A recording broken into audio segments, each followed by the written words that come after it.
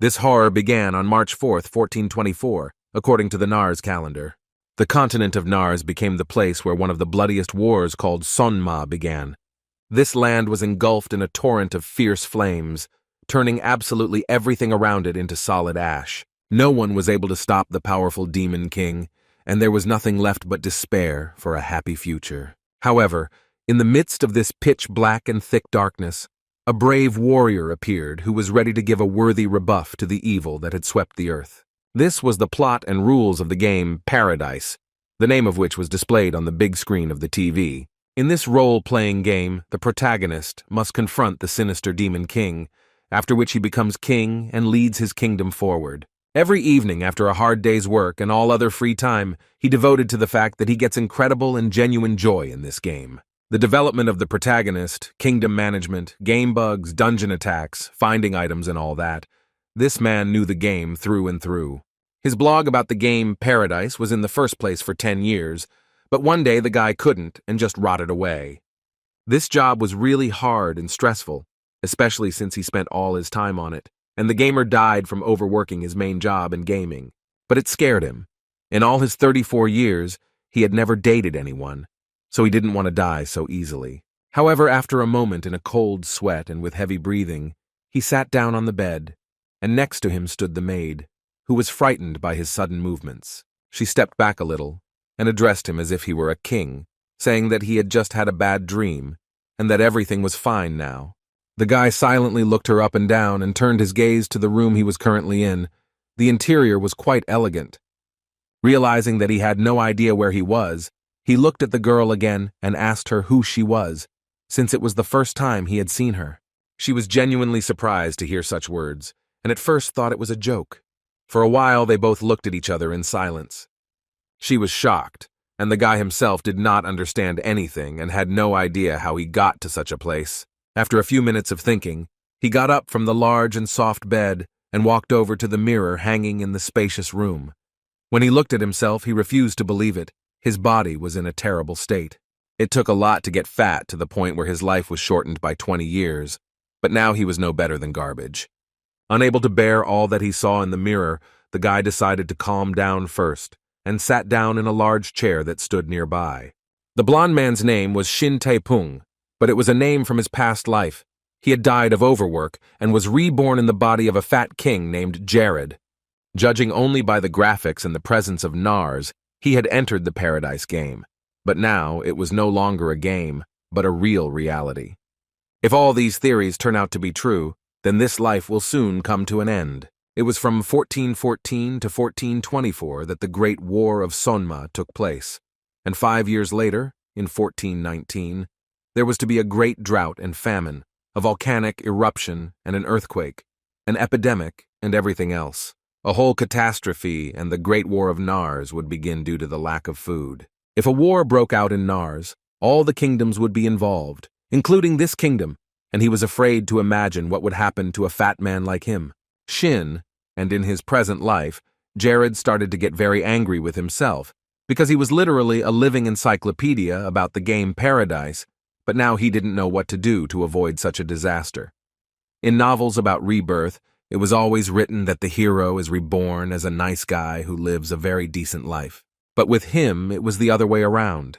He was not as handsome as described and very fat, so much so that at that moment even the legs of the chair could not stand and cracked under his weight. He fell loudly to the ground and hit his head on the floor. Without getting up from the ground, he remembered Jared as a child, and then it was already clear that this little boy would grow up to be a handsome man. But then something went wrong.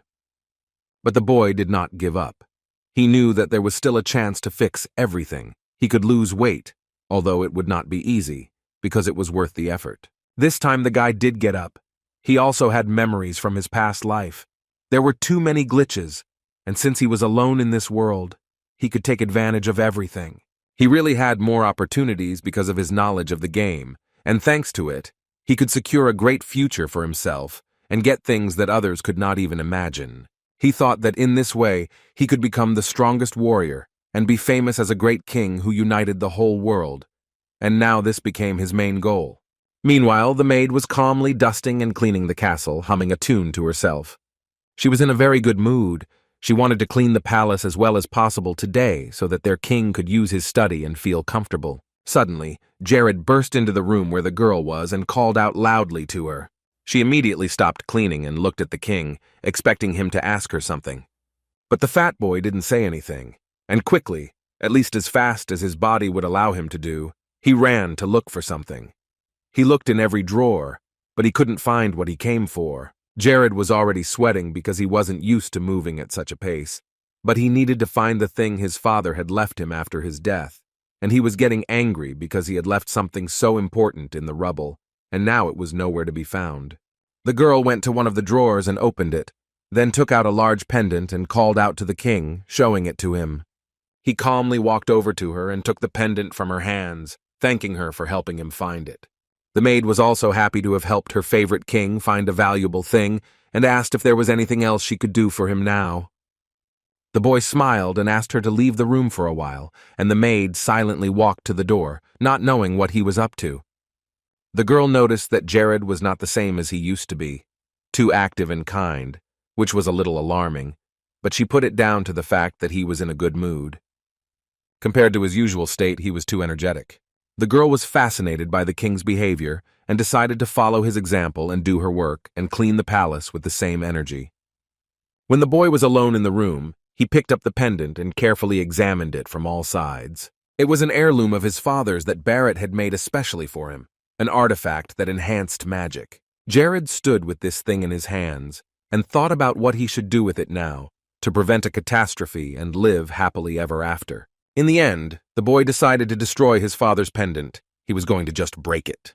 He remembered that in the game Paradise, the only achievement of the Fat King was the title of a fourth-class magician. But no matter how hard he tried, he could not summon it with his own magic. And sacrificing this artifact was now the only way to succeed and live in peace without war. In any case, in order to become even stronger, he was ready to do everything in his power, and Jared believed that his father would understand this decision. Eventually, the boy started to get it right and his magic began to work, even though he could barely stand up from the gust of wind. After a while, out of this strange brown smoke, he saw a strange monster appear in front of him, wearing a long, dark cloak, with no arms and red eyes.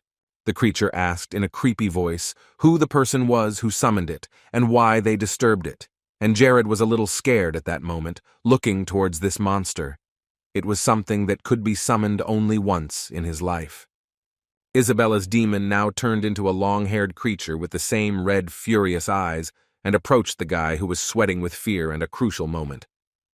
Isabella was not at all happy to be disturbed and summoned to the human world, but then the boy said that he wanted her to make the best of him. He also knew very well about her, that you shouldn't show your fear in front of Isabella, because this creature quickly lost interest in those who were afraid, and you shouldn't worry either, because she is attracted to open-minded people. Jared realized that this was his first and only chance, because if he sent Isabella back now, he would never get another such opportunity. So he said what he needed loudly and decisively, namely, he needed a spiritual eye. The powerful demon laughed, for what the boy wished for was indeed a very powerful ability that would allow him to see through people. He said firmly that this was exactly what he was missing, because only one person in the Paradise game could have the spiritual eye, so he wanted it for himself.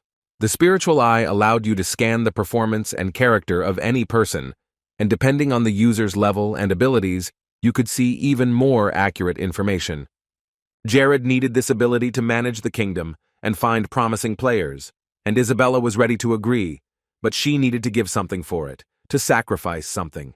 So the creature looked at the boy closely and asked him what was the most important thing in his life. Isabella, who was much bigger than the boy, approached him and ominously said that he would have to pay for everything, that he would not get anything for free. Isabella kept laughing and clearly laid out all the necessary conditions for the boy to receive the desired spiritual eye. He would only have to give away what he considered most valuable. If the most important thing in his life was wealth, she would make him poor. If it was fame, she would turn him into a slave in the next moment. And if it's family, the evil demon would be happy to eat them right now. The boy froze in his tracks as Isabella read all the memories that came to his mind. It was the worst demon curse he had ever heard. But suddenly something very strange began to happen to her lips. Then Jared laughed and told her his plan. He had been keeping something valuable in mind all along, but not as much as he had thought, because he had already known about her cunning plan and its terms. He succeeded in deceiving her, even though it was difficult to keep the same thing in mind and not get caught up in other thoughts.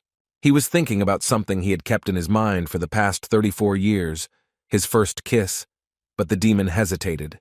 Isabella was against it. It was strange, because what kind of idiot would think about his first kiss in such a situation? But she began to be literally pulled into him like a funnel, no matter how hard she tried to hold on to something. Isabella was almost at his face, even though she didn't want to be, and Jared certainly wasn't too happy either, because it was his first kiss with a demon, and he was disgusted by the thought. Later, he succeeded, and then he felt light and proud that he had saved the whole country with this sacrifice. Meanwhile, the two maids were approaching the study. They were talking about Jared, who used to sit in one place all the time, but now he was like a completely different person. His energy seemed endless. They kept comparing their king to his previous life, when he didn't care about anything and was too lazy to even get up from his chair. There was only one occasion when he looked like a normal person, his face taking on a lively look only when he was eating. Now Jared was even able to go down to the basement where no one ever goes, and the maid had no idea why he was there. She ran as fast as she could through the corridors of the palace, and when she came across the others, she immediately yelled at them to part and let her through. Hayes was running as fast as she could, and two others asked if she needed help, but she ran past them and said she could manage on her own. Hayes was very hard-working and always did her best, but then she cried at night that the king didn't like everything and was always fighting with her, and the girls felt a little sorry for their friend.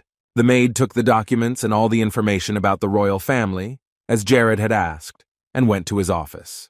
But when she was about to go on to show everything to the desk, Jared stopped her and told her to stop at the door. He was already over his new powers that Isabella had given him. He had seen right through Hayes and was surprised that her loyalty was as high as S, and that she had so many other characteristics. Now he even felt sorry to leave her as a mere maid, so he decided that he would definitely make her a healer. She also had unrequited love in her readings, which meant that she had been in love with someone for at least 10 years. Jared ran through his mind that he was too busy to have time to date anyone else right now, so he simply told her to give him the papers that Hayes was holding. As he leaned on the table and began to read the papers, she began to apologize to him, but he had no idea what she was apologizing for. She looked down at him guiltily and said that every time something like this happened to him, she had to work even harder. Jared's memories of Hayes gradually surfaced, because he had assigned most of the important tasks to her, and if something didn't go according to plan, he would take it out on her like a madman. He realized that it wasn't really him, but he still felt guilty towards the girl. He reached out to her, and the girl was already afraid that she would be punished once again for a poorly performed task. She expected the worst, closing her eyes. To Hayes's great surprise, instead of mocking her again, Jared hugged her tightly and sincerely apologized for the past. He apologized for hurting her and thanked her for never complaining about him and always trusting his words. He promised that he would never stoop to such a level again, and that everything would be much better in the future. He pulled away a little and looked her in the eye and asked if she could believe him for the last time. She was very surprised that Jared was acting like this. He was usually more cruel and didn't apologize for his actions anymore. Hayes was touched to tears and couldn't stop herself from crying. She hugged him again and assured him that she would be with him for the rest of her life. And Jared gratefully said that he was very glad that she could forgive him again. He was Jared now, and he had to take responsibility for everything he had done, and there were a lot of bad things he had done. When Hayes had pulled away and was holding back her tears, she spoke to him again and told him that things couldn't go on like this. Since Jared had decided to lose weight quickly, he was going to eat only grass, but if he really ate only vegetables, he would lose his strength and get sick before he got the figure he wanted.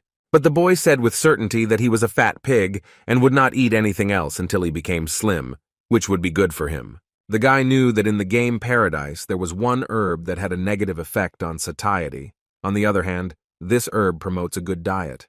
However, this herb tasted so bad that no one wanted to eat it at all. It was as if spoiled milk had been added to soybean paste, as if the armpits had been rubbed with cheese. But he ate it because he knew that consuming merlin grass helps to break down fat.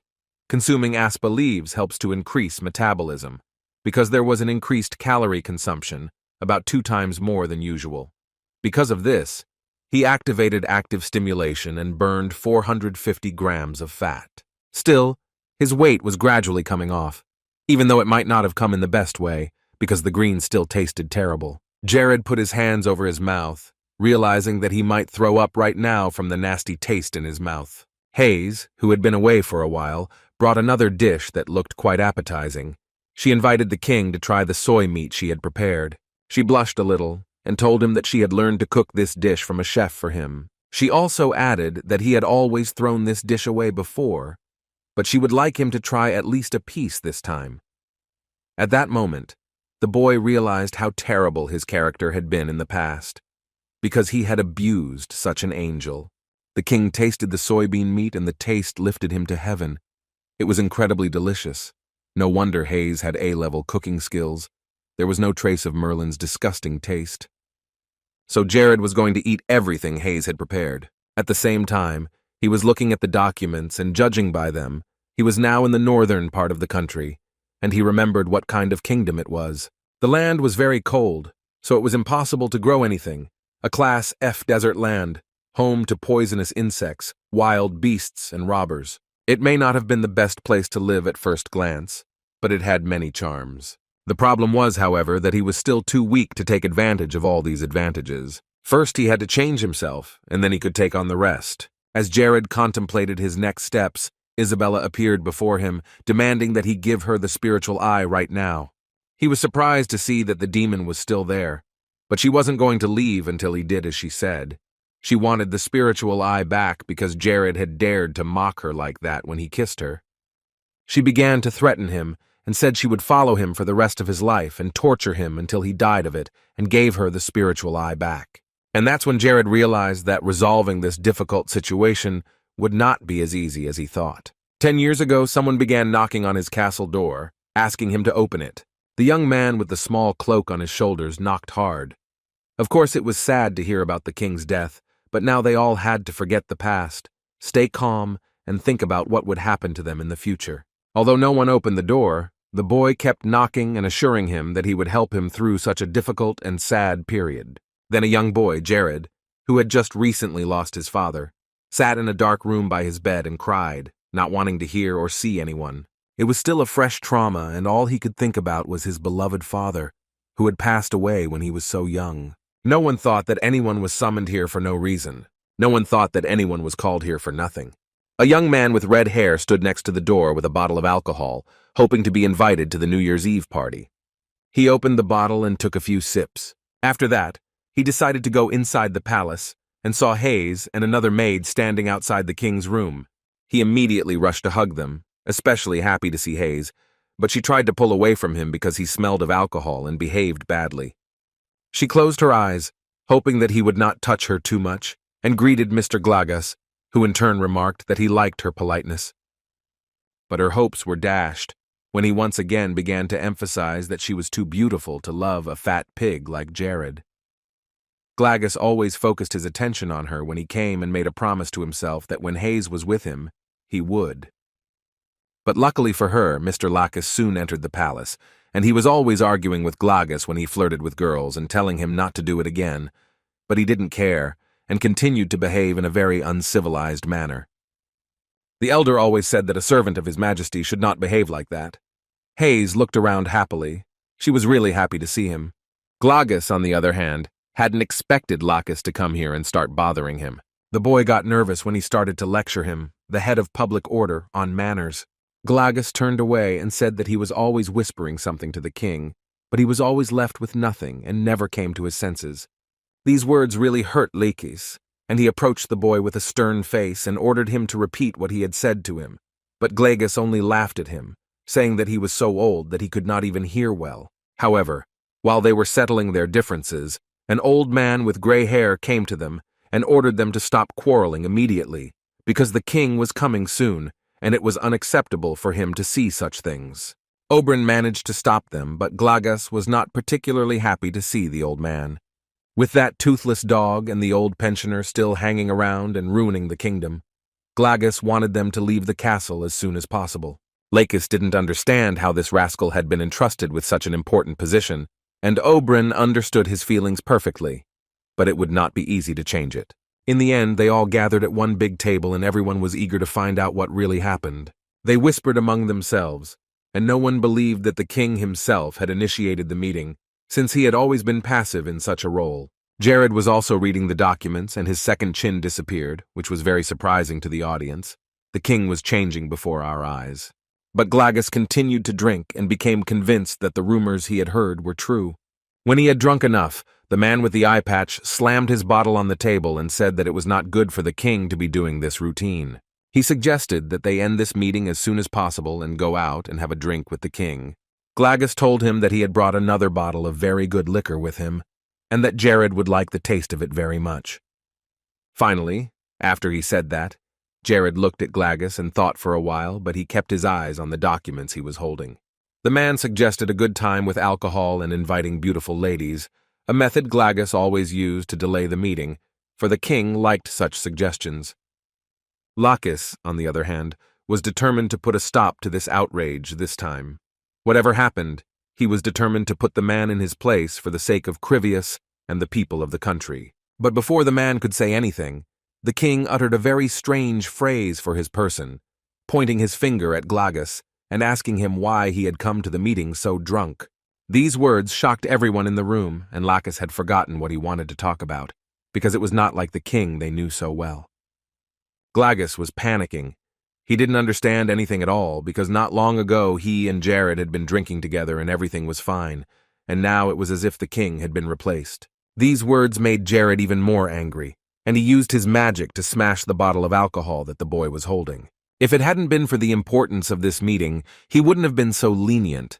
He would have dealt with Glagus's unacceptable appearance in a different way. This hurt the ego of this lover of alcohol, and even if he is a king, how can he use his own magic like this? Since there was no time for idle chatter, Jared put the documents on the table in front of everyone and continued his story. He asked if the chief of public order, Mr. Glagus, was satisfied that he could use his power to take money from ordinary merchants and use it to satisfy his needs. The boy was silenced by the truth that was put to his face. The king expressed his displeasure, because it was because of him that the population of the country became poor and the crisis began. People stopped trusting their king after such actions, because everything they had gained with such hard work was taken away from them, and they were also illegally charged. Through Glagus there was human trafficking, which was beyond the pale, and before that, there was illegal mercenary training in the territory of Crivia. Jared clearly told the whole truth about the chief of public order, who was completely unfit for the position, and the king then called down a fireball. The way Glagus was behaving now in front of everyone, the king was willing to forgive within the confines of this broken bottle. But the way he had sinned in front of the entire nation was not so easily forgiven. Jared stepped closer and decided how the boy would be punished. He would simply burn his face gently and be done with it. And when Jared threw the fireball directly at Glagus's face, he immediately backed away, trying to get away from it. He was lucky, though, and the sphere didn't burn his face, but it did hit his back and there were severe burns. Jared would have been ready to kill him for that, but he wanted to follow the law of the land, and that was what was saving Glagus. Jared decided that starting today, he would remove this scoundrel from such an important position because such a person cannot remain at the top of the country. He also said that an investigation would be conducted into all the corruption operations that had taken place in the kingdom. After these words, many people fell to their knees before the king and began to beg for forgiveness, apologizing for this discrepancy. Lakis watched in fascination. Jared was able to extinguish Glagus, who was a significant character in Crivia, with a single blow. It was the power of a fourth-class mage from the Euclides clan with deep magical roots, and such accomplishments were very reminiscent of his predecessor, Lord Barrett. While Lakis was thinking about all this, Jared called out to him. Before he knew it, Jared had appointed him the new chief of public safety. He was so shocked that he could not speak. However, he was honored to be appointed and promised to carry this important title on his shoulders with dignity. After the announcement, the king asked if there were any questions about the new instructions, but no one spoke up, Everyone was in agreement with the decision. At least Jared had managed to do something to raise the king's status, which was already below par. But there was still a problem with the distribution of personnel. There was not a single person in the right place. The Minister of Trade was appointed by accident. He had very little experience. The person responsible for trade was a skilled warrior, and the person responsible for agricultural development had a talent for storytelling. Suddenly, King Jared noticed Aubrey in front of him, looking at him in surprise. The king decided to fix everything immediately, and it was possible because he now had the spiritual eye. After this important meeting, 1 month passed, and Jared continued to solve matters concerning the future of the country and try to raise his kingdom from its knees. A miserable and beaten merchant came to a small house begging for at least some money, because without it he could not even trade. He begged to be pitied. However, the man to whom he came with his request refused and even threatened him that so far he had been good to him, so he should not annoy him. All he needed from this trader was to pay for the place, and he would be allowed to trade, but his pockets were empty. These local bandits thought that Mr. Glagas hadn't been coming for a bribe lately, which he never missed, so they assumed he had just gone on a trip to warmer climes. The money Glagas had given him, he had told him not to spend it here and to keep it for himself, but the man was salivating to spend it on his own whims. Suddenly the bell rang in their small pantry, and they were deciding who would go to open the door, because no one showed up. Finally, one of them quietly walked to the door and peered through the crack to see who had come to visit. And it was King Jared himself, standing outside the door smiling and waving. The bandit was even a little scared when he saw such a fat guy standing in front of him. But a moment later, he got a painful punch to the chin. Lacus was hiding behind the sweet king, ready to beat them and leave no living spot on their bodies. Jared said with the same joyful face that he didn't care that they were yelling at him. This blow was for the fact that they were illegally receiving money for space from merchants and residents of the entire kingdom. Jared ordered everyone to capture absolutely all the bandits who were here. Lacus was happy to fulfill this order from his king. Since he was the new head of public order, Lacus decided to start the trial right then and there. The two criminals opened their mouths, realizing that they had nowhere to go. Meanwhile, while the king and his ward were dealing with these scoundrels, another criminal was gently trying to leave the room, carrying a large sack on his shoulder. However, Jared noticed him as soon as he was closing the door, so he approached him and did not let him escape. The criminal was about to run away, letting go of the sack, but Jared wasted no time in using his magic to stop him. When the people saw this, they immediately began to applaud and loudly thank the king and the head of the guard, Lacus, because now they would no longer be deceived by these criminals. The knight in armor kept the three of them chained and handcuffed. They had been hunting for this dastardly company for a long time, but could not catch them, so they were very grateful to the king for his help. Lacus also said that His Majesty Jared had frankly confessed to his past misdeeds and promised to put the lives of his citizens first. And the fact that they caught these criminals was just the beginning of a new life. Such actions of the king should not be forgotten, because they proved that his people were important to him. On Jared's orders, bread was distributed to the hungry in the streets. At every step, the people emphasized that they should be grateful to the king for such decisions.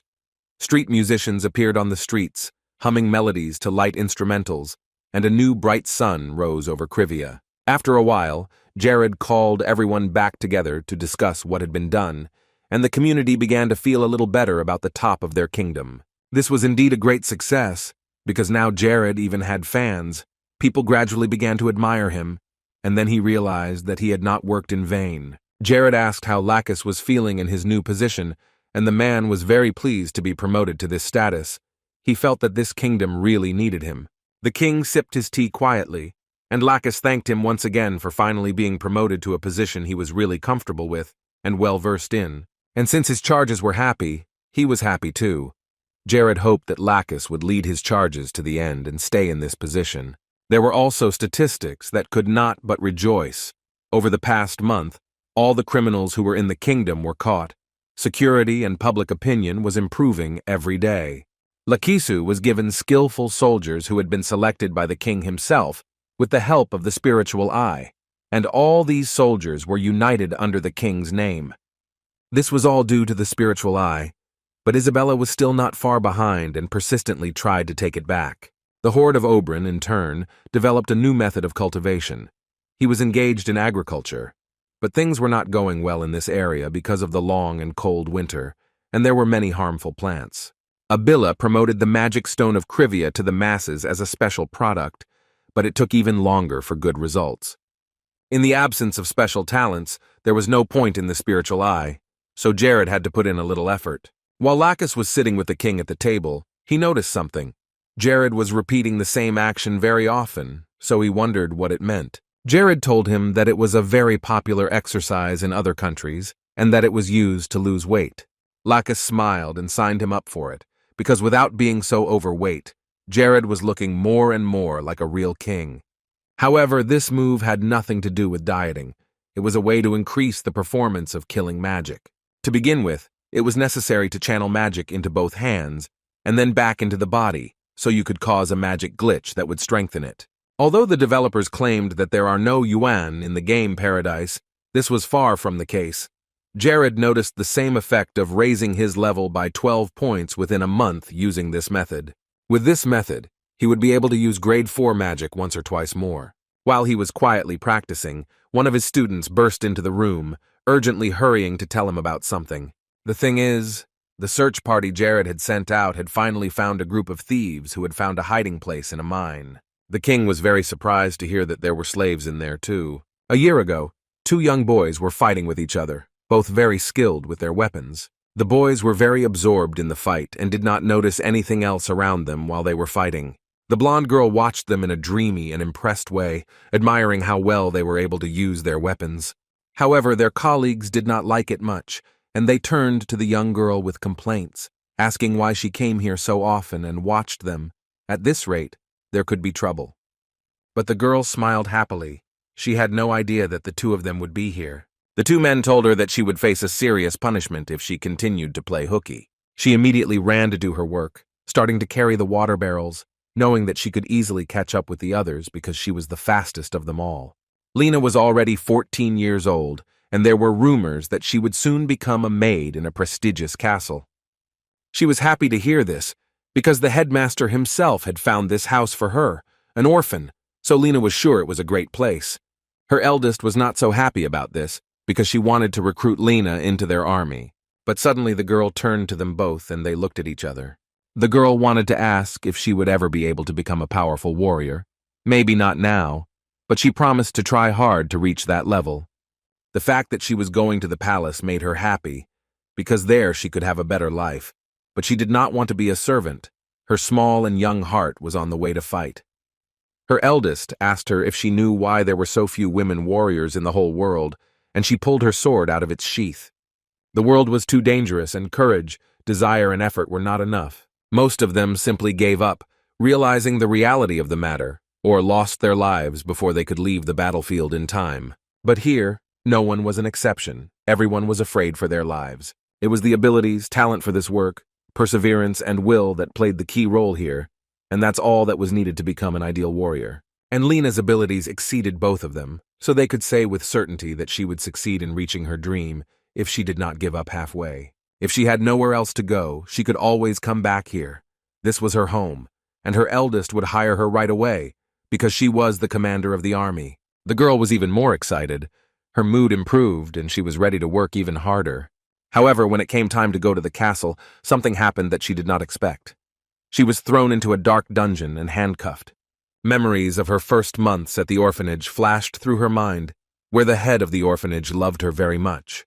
Or so it seemed. He called her an angel sent from heaven. At that time, their teacher said hopefully that he would hope that the girl would continue to support them and be friends with everyone, and she was only too happy to do so. However, everything turned out to be not so happy in the end. The director of the orphanage simply sold her. He needed money, and they were ready to pay a lot for such an angel. Lena didn't want to believe it to the last, remembering how everyone in her previous home treated her. She thought it was a misunderstanding, because she was supposed to be sent to work as a maid for a rich family. However, here she was taken out of the sky and the veil of reality was lifted. She was not just a maid, but a slave, and no one in this family cared about her. She shouldn't expect any favors from these people. They were cruel, and it made no difference to them whether she was a slave or an orphan. The only thing was that slaves should speak more politely and behave more quietly in the presence of important people. She clutched her head. Her brain did not want to accept the information that this had really happened. She knew that the director was a completely different person, who was not even close to being capable of such a thing. But all of this turned out to be a bitter and terrible truth. A month had already passed since the girl was sold into slavery. She was in a cell with other unfortunate children. During these weeks, she was subjected to physical violence more than once and spent almost all the rest of her time in a prison cell. There, she met a girl with whom she could sometimes talk, and they talked many times when they were in the cell together. The girl with red hair, when she found out where she was from, said that slavery was her destiny, but Lena did not understand what she was talking about. She said that most orphans from Majorca ended up in slavery, because that was the law in that country, and her director, in whose orphanage she found herself, was of the same opinion and had signed this law, so it was worth putting aside these thoughts and accepting reality. But 14-year-old Lena refused to believe it, and sincerely believed that no matter what happened, she would get out of here and be free. Her friend had already given up trying to convince her that it was almost impossible, because the girl stubbornly believed in her own, but Lena then asked if she wanted to be free herself. But Mani replied that she hadn't thought about it. She had lived here longer than Lena, so all they had to do was live together in this hell until they died in agony. Lena pulled away from her, her colleagues' words making her mood depressing, but Mani was realistic and soberly assessed the situation she was in. A whole month passed, and she and Mani became fast friends.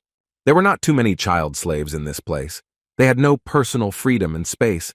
They were treated like garbage, so most of them were like soulless dolls, doing whatever their owners wanted them to do. Slaves with a broken will were much less problematic, and it was not difficult to sell them. It might have been just plain luck, but she and Mani might not have worried at all until they were 15, because they were the most expensive slaves, but Lena knew she would never give up. 6 months passed, and they became quite accustomed to the constant hard work. During these months, she also realized that Krivia was a more backward country than Majorca. The girl was grateful to Mani because she taught her a lot. Lena knew little about this world before, and Mani told her the reality that it was a desert land, ruled by a king who had no real talents. So Krivian was gradually sinking deeper and deeper with each passing month. At some point, Lena became very curious about how her peer learned about all these subtleties of life in this world. Mani always gave the same answer. She just heard everything from those who put her here, because she had very good and sharp ears. Also, there were a lot of monster hunters in Krivia, but there was no work for hired soldiers. So her appa and the ogres, about whom she often talked, would definitely not come here. However, she still wasn't going to give up. No matter what she knew, Shock would get out of here someday and start her life anew. Mani shook her head. She was amused by the whole thing. She had never seen anyone more stubborn than this girl. And she really liked that about Lena. Eventually, the whole year passed, which was more like one long and horrible day. They turned 15. Mani was sleeping that night. They didn't have a bed. The children slept on a simple cloth spread on the cold and hard floor, and they didn't even have a single blanket to cover themselves and stay warm. And it so happened that Mani got sick because of all this. Her body was literally on fire. Lena noticed it, and she tried to wake the girl up, because if left like that, it would not end well. One of the bosses of this terrible dungeon, which consisted of several prisons, was very evil. Glagus shouted so hard for them to trust him, but he himself fell so easily into the clutches of this fat King Jared. The man was drinking something hot and complaining about his hard life. Because of Glagus, they couldn't even sell these dirty slaves, and they had to hide in some dungeons. She demanded that only 1 cup of warm broth be brought to the cell, because her friend had a very high fever and was about to lose consciousness and die there. She fell to her knees and promised that she would obey orders and not say anything against it, but she needed that cup of broth, at least half of it. Perhaps he took pity on her, or maybe he was sick of hearing all these requests. In any case, Lena got her way, and Mani was given some broth. Her friend covered her with a piece of cloth because she was running a fever, and eventually Mani sat down to eat. Lena took care of her and told her to eat until it was cold, and she was given something to eat and something hot to drink.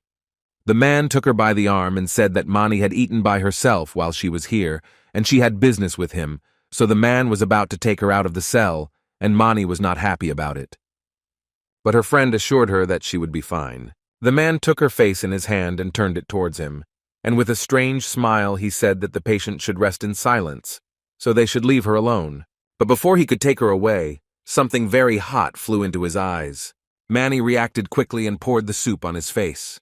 Taking Lena's hand, she exclaimed that now was the time to get out of here. The girl ran after her by inertia, but she didn't understand what was happening, because they had just asked for soup. She just couldn't let Lena do that. The other slaves were ready to do anything because they had no incentive to get out, but Lena was eager to get out. It was all she ever talked about, getting out, so there was no time to stop. This man was coming towards them. And no matter how hard they tried to get out and run fast, the guard caught Lena by the hair and pulled her to him, but this time he was very angry. Although she was shocked, the girl immediately turned to him and slapped him across the face, telling him to let her go immediately. When the man fell down, Lena turned to Mani, tears streaming from her eyes. Seeing that her friend was almost unconscious, Lena sincerely did not understand why she had sacrificed her own life for her. However, Mani barely audibly replied that her life was already too bad. There was nothing left to save, and she could not imagine herself different in the new world. And she knew about Lena that this girl could not stay here. Mani grew up among bandits. All she saw were murders and brutal showdowns, so she was not capable of anything else. And Lena had a good dream, even though she was an orphan. That's why Mani wanted to protect the girl, realizing that she needed this chance much more than she did. She believed that with such a passion, the girl could do anything, so she finally told her to never give up in the face of difficulties. Lena promised in tears that she would get out of here for the sake of herself and her protector, by any means necessary. But she did not want to stay here. But the same guard who had recovered from the blow had already come for her head.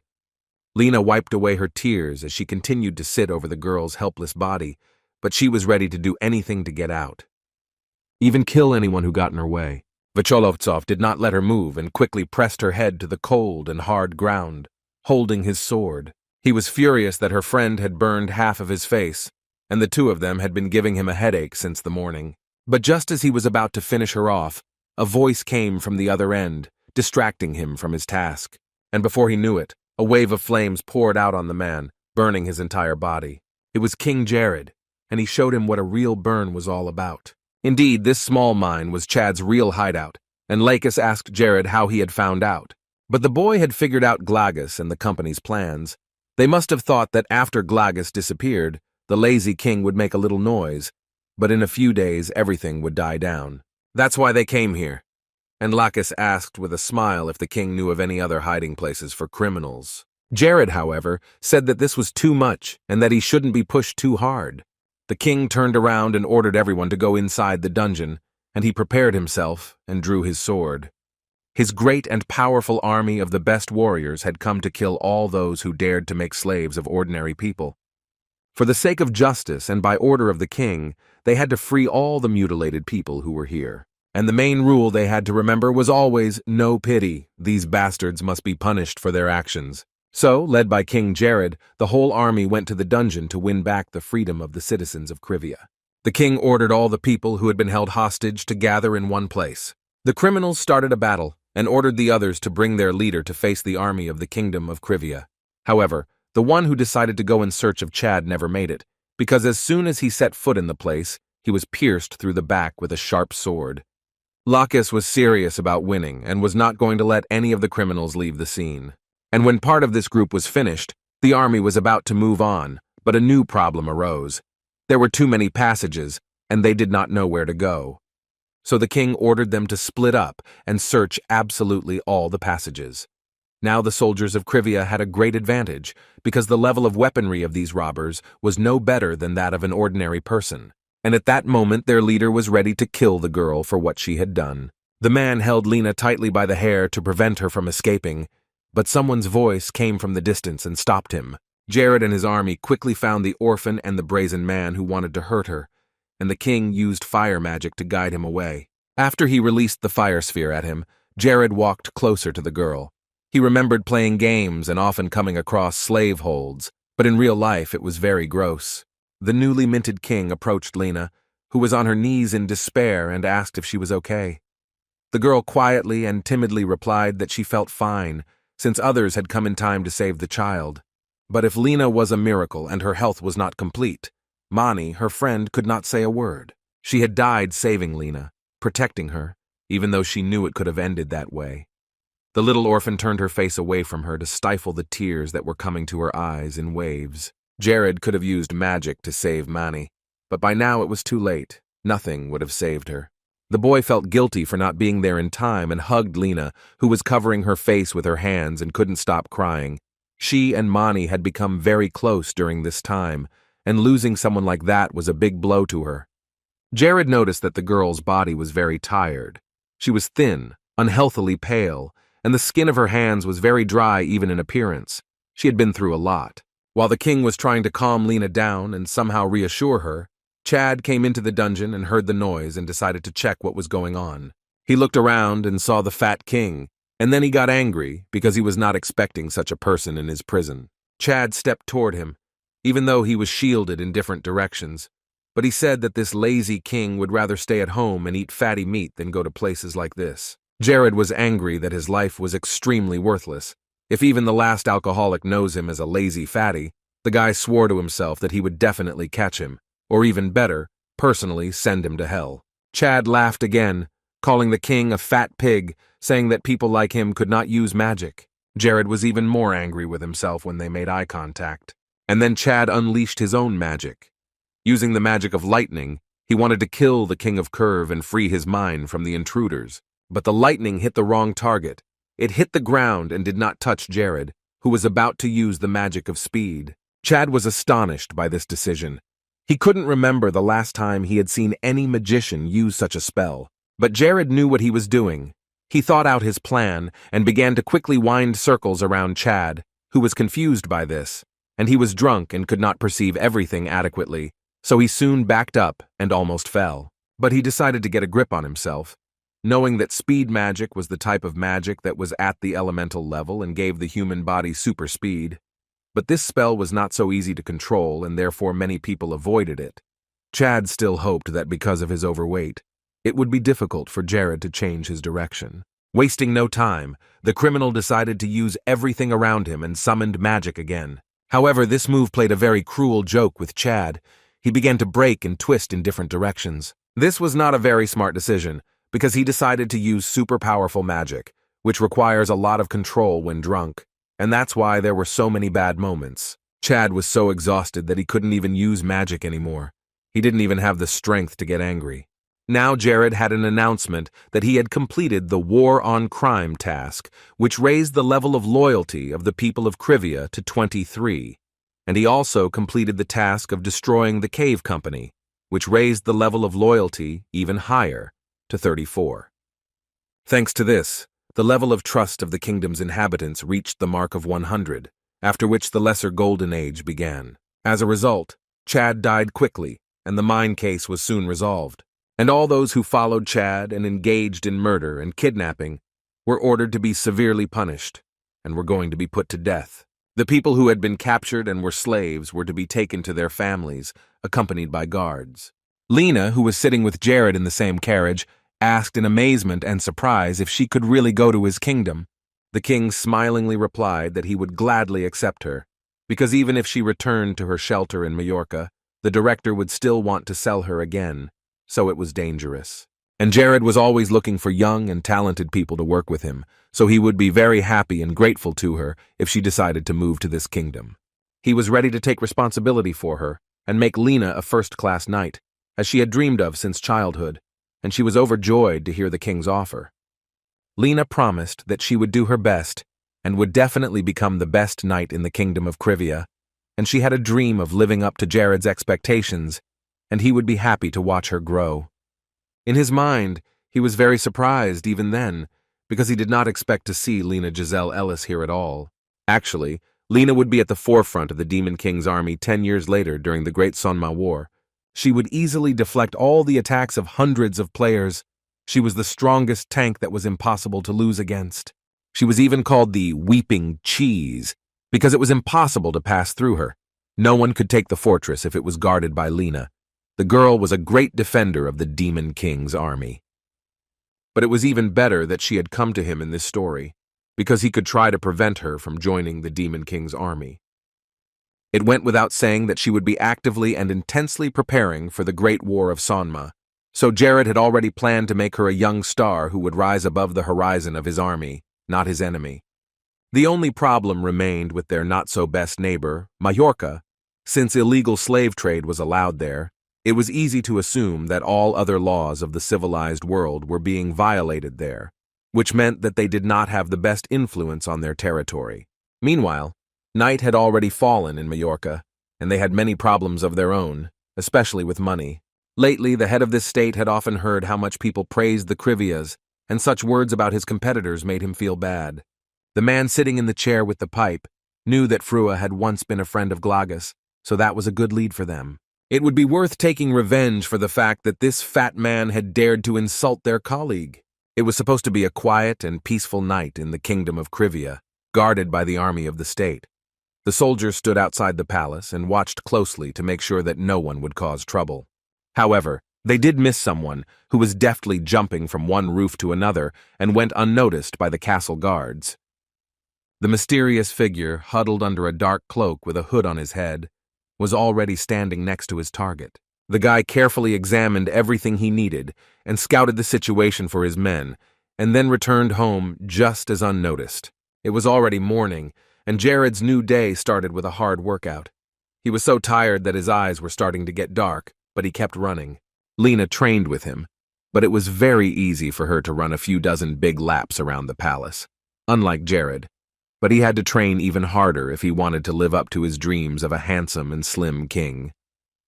He was doing his best, asking Lena if she was in a good mood after her morning run, and Lena was indeed very happy, because the air in the mine was terrible. There was very little space and no opportunity to do the sport she loved so much.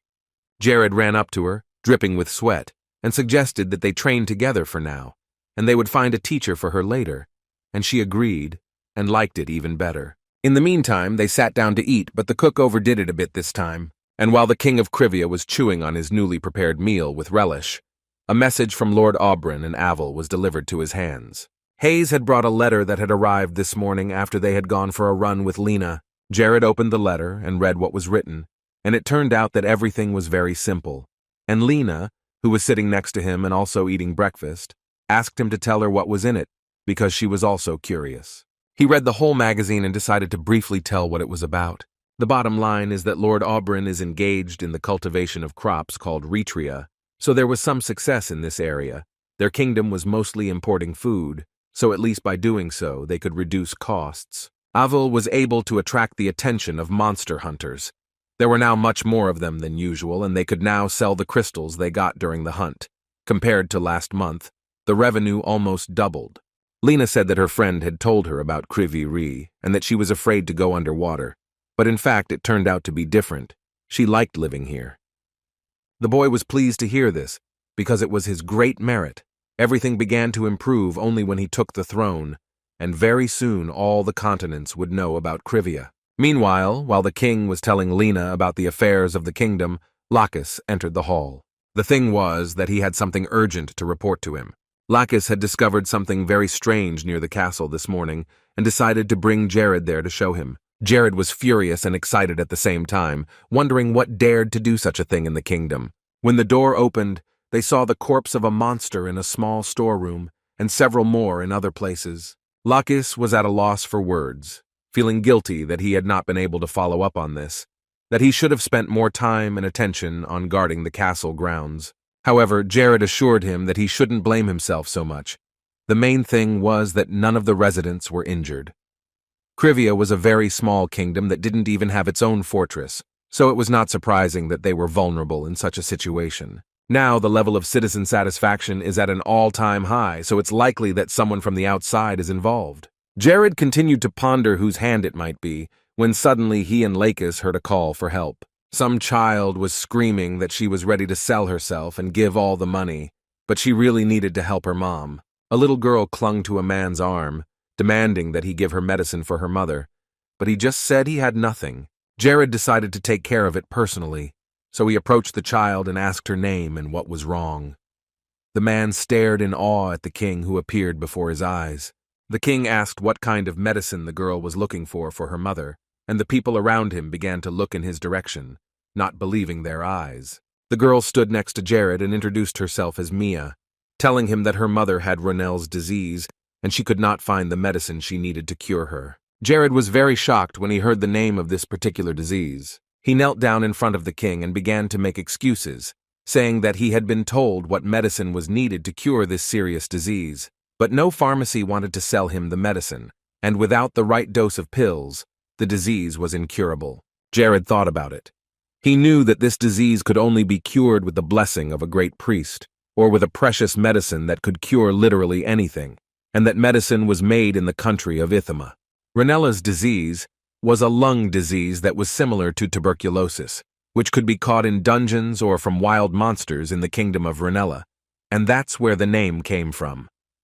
Jared sat down next to Mia and asked her to take him to her mother. At her surprised look, he said that he knew how to cure the disease.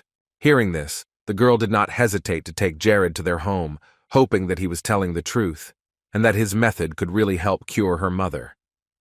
Mia started to climb up to the second floor because her mother was there, but Jared wondered if these shaky and old stairs would be able to support his weight.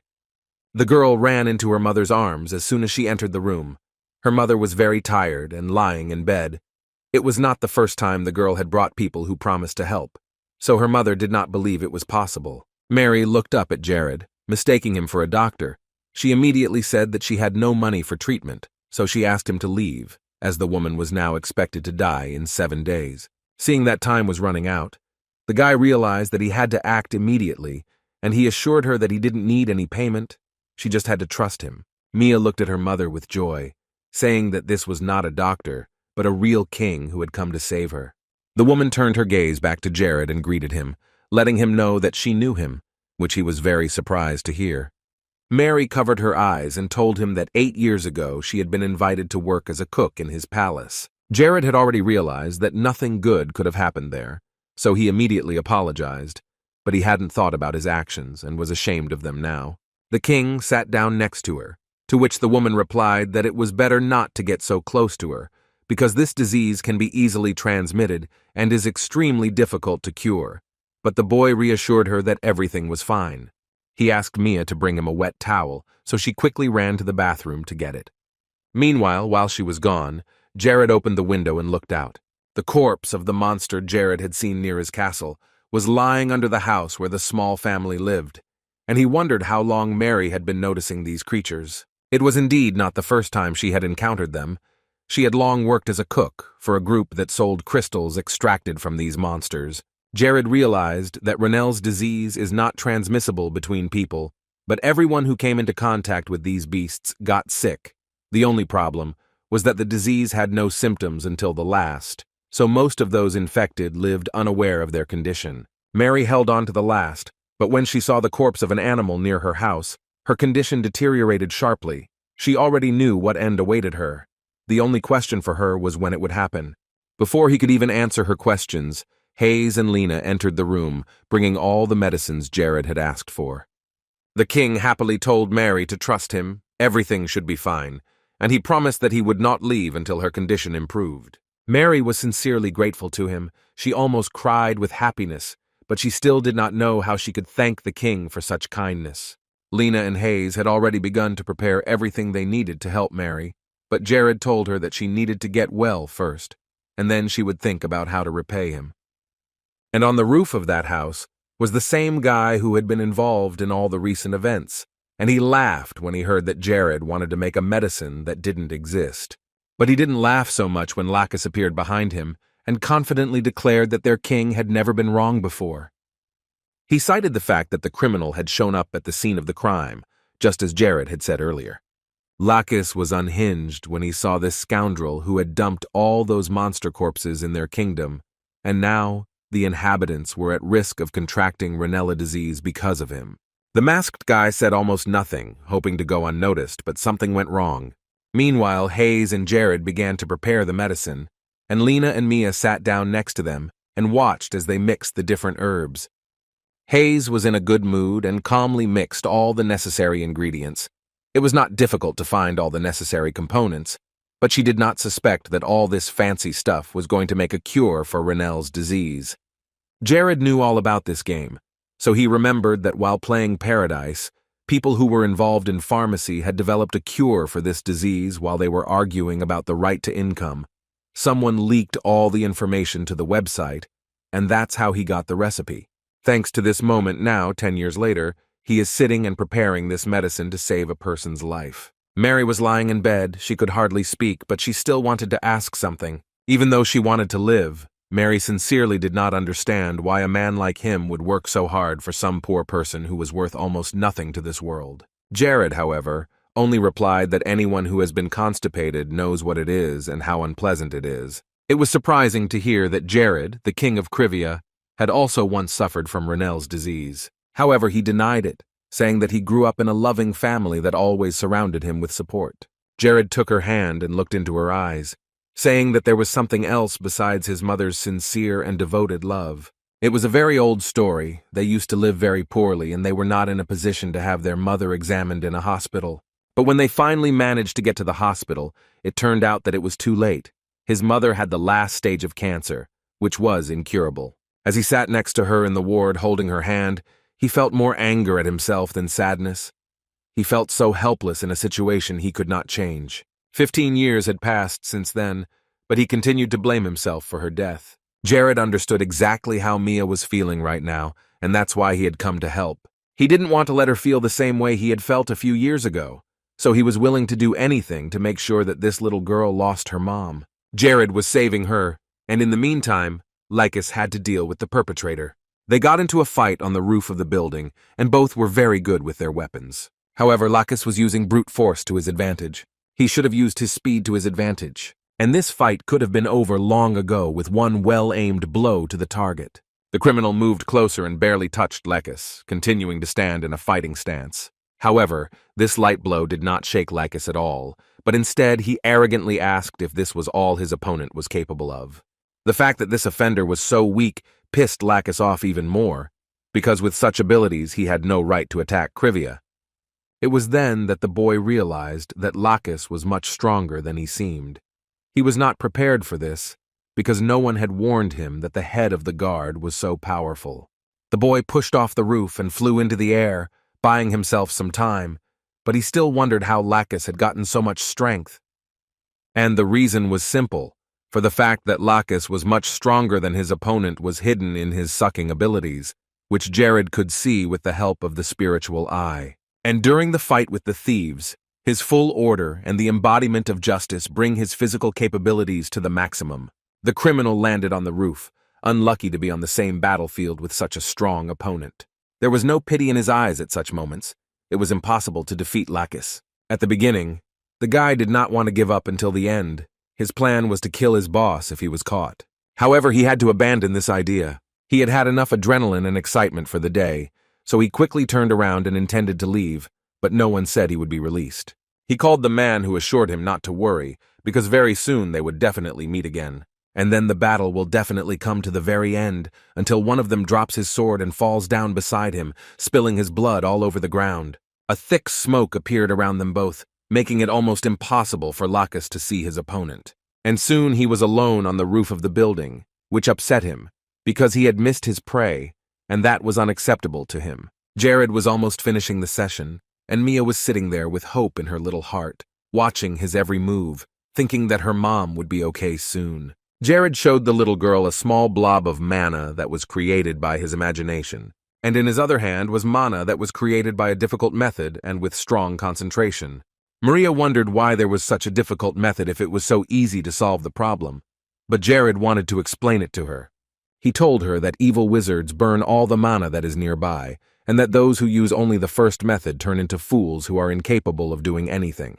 For Mia, it was hard to imagine a magician who couldn't cast magic. It was horrible in her mind. That's why Jared wanted to tell her that she needed to practice the method with strong concentration, even if it was very difficult. And Mia understood, but she was still interested in something else. She didn't understand why he wore such strange clothes and a mustache, But Jared only wanted to create a complete atmosphere since he had already become her magic mentor. But she was distracted again when there was a knock at the door. It was time for the meal, which could not be postponed, and Mia was only too happy because she was also hungry and did not care about some magic lesson that had not yet ended. Mia's mom came into the room thinking that she had interrupted the lesson, but Jared didn't mind eating, especially since he was curious to try her food. Mary was wearing her professional clothes and was beckoning for food, and she was feeling much better and no longer bedridden. However, Jared was worried about her. She had started working too quickly after such a long and serious illness. It would be better for her to rest in bed for a while longer and then start working. But Mary assured him that she had recovered completely thanks to the medicine the king had prepared for her. So as a token of gratitude, she tried to prepare breakfast according to his diet. And the main dish was soy meat, which Jared loved so much and was ready to eat several times a day. Isabella, who was never on time, suddenly reappeared, but she noticed that Jared had indeed changed a lot. In any case, a person will try to find the shortest way for themselves. For example, the same method of training that was constantly glitching. Thanks to this bank, you could raise your mana level by 3 points in one day. However, such masters had little real experience and practice because of such dubious methods, which put them at a disadvantage to others. And only a few managed to fully customize this shortcut for themselves. A method of magic control that combines training and bugging methods with the mage's mana to increase the power of magic by as much as 6 points. Now the guy needed to name this training. This method should become its basis, so he decided that it would be symbolic to come up with a name that would reflect him. And that's how the name Single-Player Bogeyman came about. Isabella was watching him, and she did this often. During this time, the demon noticed that his methods were quite different from other magicians. Isabella asked the boy if he could see certain flows that ordinary people could not notice. Although he was not playing by the rules, his mana level was more than acceptable. Isabella moved closer to the blond man and took him by the shoulder, beginning to suspect that he was not of this world. He panicked a little, and when he turned around, he began to deny her assumption. Isabella replied thoughtfully that she thought this boy had come to them from another continent. She wasn't sure, but she had heard that people from the Eastern Empire were said to have great absorption powers. Jared only replied that if you believe all the stories of their ancestors, you will hear a lot of mystical things there, and these are just legends. The Eastern Empire was a project that the Paradise Game development team had been working on for 5 years, and the guy was looking forward to the release of this empire, but he died before it happened and never had a chance to try it out in the game. As Jared recalled all this and remained silent, Isabella noticed that he looked a little disappointed. The demon touched him again, saying that while she was flying somewhere near him, something very interesting was always happening. Isabella suggested that they talk openly, since he was the only person who could see and hear her. When Jared heard this, the first thing he said was that he would not give her the spiritual eye. Maybe not even hope to. But she was already ready to forgive him for this spiritual eye.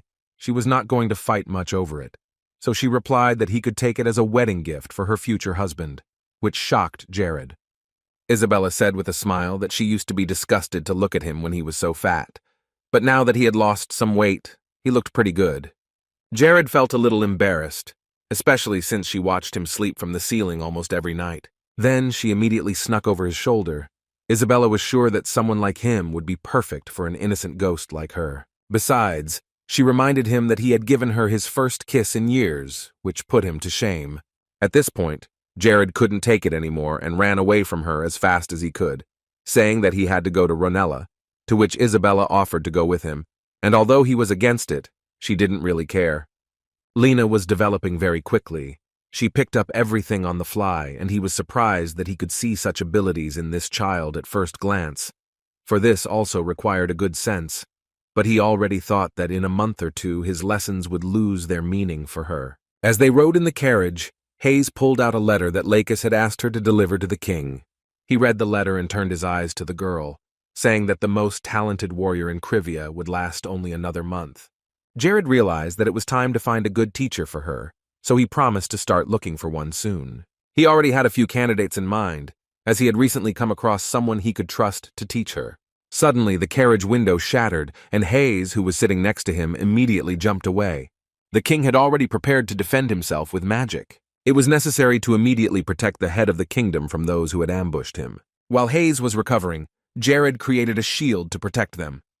At first it was easy, because the arrows the robbers were shooting were too weak. But soon the shield began to crack, and Hayes rushed to protect it with her life. Jared didn't want to let her go. If she had been hit by an arrow, she would have died immediately. But it was her duty to protect him. Even though she was only a maid in the palace, Hayes decided to take the hit. However, Jared grabbed her and put her in her seat. He forbade her to go outside, and if she did, he would kill her himself. So after saying that, she agreed to stay put. It was too dangerous to go out. If an arrow hit the target, she could die the same minute. Isabella came to the rescue, but Jared immediately rejected her idea to help. The robbers determined that a mage was riding in the carriage, which complicated the situation a bit. Tog, who was a mage assassin and robber for hire, began to suspect that their client had a lot of reasons to get rid of this guy. When Jared heard that it was about some mysterious guy in a mask, he remembered what Lakis had told him, and all the lines started to converge. But the assassins shouted that nothing would help him, and began to advance from all sides, surrounding the carriages of King Krivia. This time they had a newcomer with them, so the leader of the group was going to show his skills to the highest level so that he could see how to perform the task. He walked a few more steps closer to the carriage and was about to slash everything with his powerful magic. Jared wasn't at a loss either. Like a king, he realized that he needed to protect his people, so he decided to try to confuse Tog with speed magic again. But for the hired killer, it was just childish tricks which he laughed at and took out a magic arrow. Jared used the shield that appeared next to his head. The current battle was not easy because Mage Killer is not just a nice name. They learned certain techniques to avoid falling into their traps. However, it was not easy for Tog either, as the king was changing spells quite quickly to defend himself, so he realized that he was dealing with a mage with at least 4th-class magic. Jared, meanwhile, had to think of something quickly, because if he stopped for even a moment, he would be counterattacked, so he had to act ahead of his opponent. The king's knights stood next to the carriage, watching this difficult battle, but Tog's team was completely confident in the victory of their leader. Suddenly, Tog noticed the staff, and he immediately realized what it was. It was a magical artifact for mages, and he was in need of one, so Tog immediately launched another attack. But Jared caught the stick, pulling the enemy before him, and using magic that increased his physical strength many times over. The assassin staggered back, almost dropping the staff from his hands, and he noticed that something had changed. The mage had become too strong in his last blows, and at that moment he stopped moving at all. Jared had blocked all his physical abilities, which he had boasted about so much. Just one spell of paralysis magic was enough. Now it was very important for Jared to find out more about the strange masked man who had assigned this task to the assassins, but he suspected that Tog would keep quiet and tell him nothing. But to his surprise, the mage killer exclaimed that he would tell him anything he asked if he was spared and left alive. Jared stood beside him, the king holding a magic wand in one hand and a large hammer in the other, ready to listen to whatever Tog had to say. But there was one problem. He didn't trust criminals at all. So without waiting, Jared swung the hammer at the murderer. The little boy sitting in the cave next to the robber's lair listened intently to everything that was happening outside. He remembered the old saying that a traitor without money can't buy luck. He was talking about himself, because he hadn't been lucky at all lately. He began to knock on the door, already knowing that all the guards that had been hired were dead because of Tog. Suddenly, he heard someone talking about a drug dealer, saying that he had good merchandise and probably a lot of guards. However, any guard would have fallen before Tog's hammer. He was too strong, so it was an easy task for him to deal with a few people, even armed ones. Tog was negotiating with this stranger about the task and had already said that he could prepare the full amount, because he had never returned in defeat. But the masked man said that he would give the other 2/3 of the amount after the task was completed.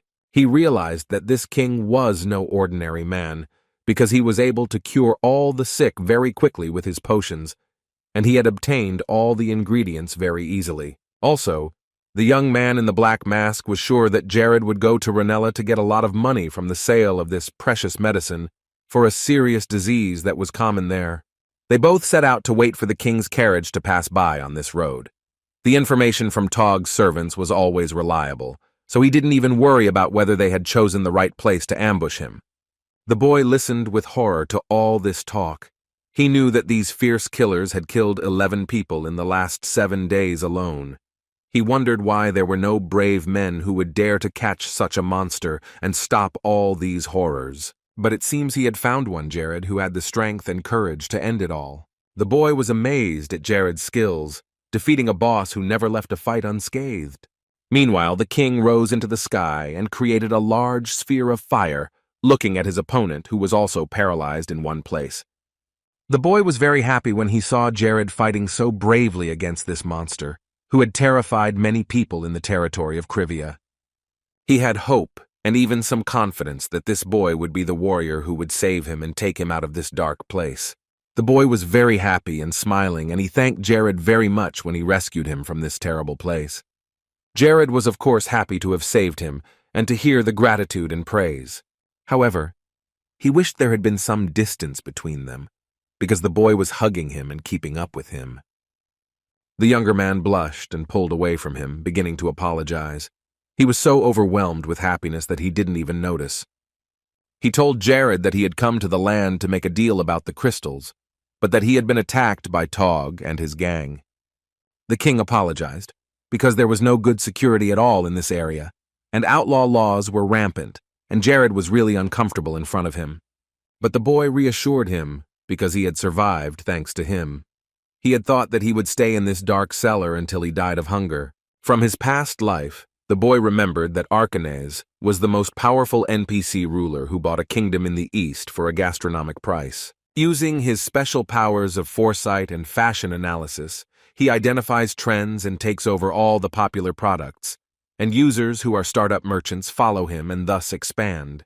Jared was surprised that Arkanez was in the vicinity of their kingdom at such a time, and he was curious to know what exactly brought the boy who would become the most popular and powerful ruler in the east to these lands. Nevertheless, Jared decided to help him a little more and offer him something, because it would be very difficult for Arkeens now, both psychologically and because he had lost everything he had. The king offered to give him 15% of the profits, and in return asked that he sell all the medicines in Ronella that he had prepared and was going to sell there. Arkenes thought it would be much better to sign a contract with him first, get him interested, and then hire him, which would be much more profitable. So after a while, the kid told him that he would refuse the profit Jared had promised him, but he wanted him to fulfill 2 requests. Hayes sat silently next to Arkenes and listened to their conversation, and the boy suggested that he could find a very good place to sell drugs, and he should just trust him. Jared immediately agreed, but said that depending on the situation, he could refuse. But Arkenes relied on his feelings, which had never failed him, and now he was sure that everything would go according to his plan and the king would listen to his request. So the boy made his first request, which sounded very strange and simple. He wanted Jared to call him Aki, and the boy blushed a little at these words. Isabella, who was standing next to Jared, could not get a word out of her mouth when she heard such a request. She could not understand how he could give up a good profit and exchange it for this. But anyway, the king agreed. But Aki had to tell his next request later. Later they reached the kingdom of Ronella, and to their great surprise it was very different from what they had heard about this place. It was not gloomy and dull. The kingdom was full of life, despite the decline. Arkenes and Hayes began to carry boxes to the carriage that they had bought from local merchants, and they contained bundles of paper. Ronella was doing well indeed, and if only the problem with the disease was solved, the kingdom's potential would immediately be maximized. Jared turned to Aki. He was grateful to him for helping them open their business in a good place, but it was just a thank you for everything the king had done, even though it seemed to him that it was not enough. Later, they put everything in its place and took out a large barrel that Aki thought was supposed to contain the cure for the disease, but it was not ready yet, as Jared had said. He took a small bottle and turned the faucet so that a red liquid began to pour into it. And when he closed it with a click, the preparation of the rare magic herb was complete, and the skill in making healing herbs rose to level 2. Thus, Jared managed to achieve the highest scores of the day. However, there was a downside, as he thought. Certain limitations were immediately triggered, which was why it took several months to complete the process when he didn't know about the glitch and had just started making the medicine.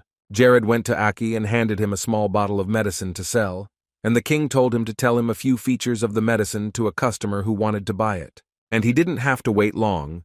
Talon came to the counter, and with the help of his spiritual eye, Jared immediately saw that the man was infected with Ronell's disease. Talon was amazed to see such a low price for a medicine that was so important for this kingdom. It cost only 1 gold. Aki smiled sweetly and said that this favorable offer was especially for him, because he saw that Talon was a very good person. But then the man began to suspect that this was just a trick, and that there might not be anything good in this medicine. But Arcanes still convinced him to buy the bottle.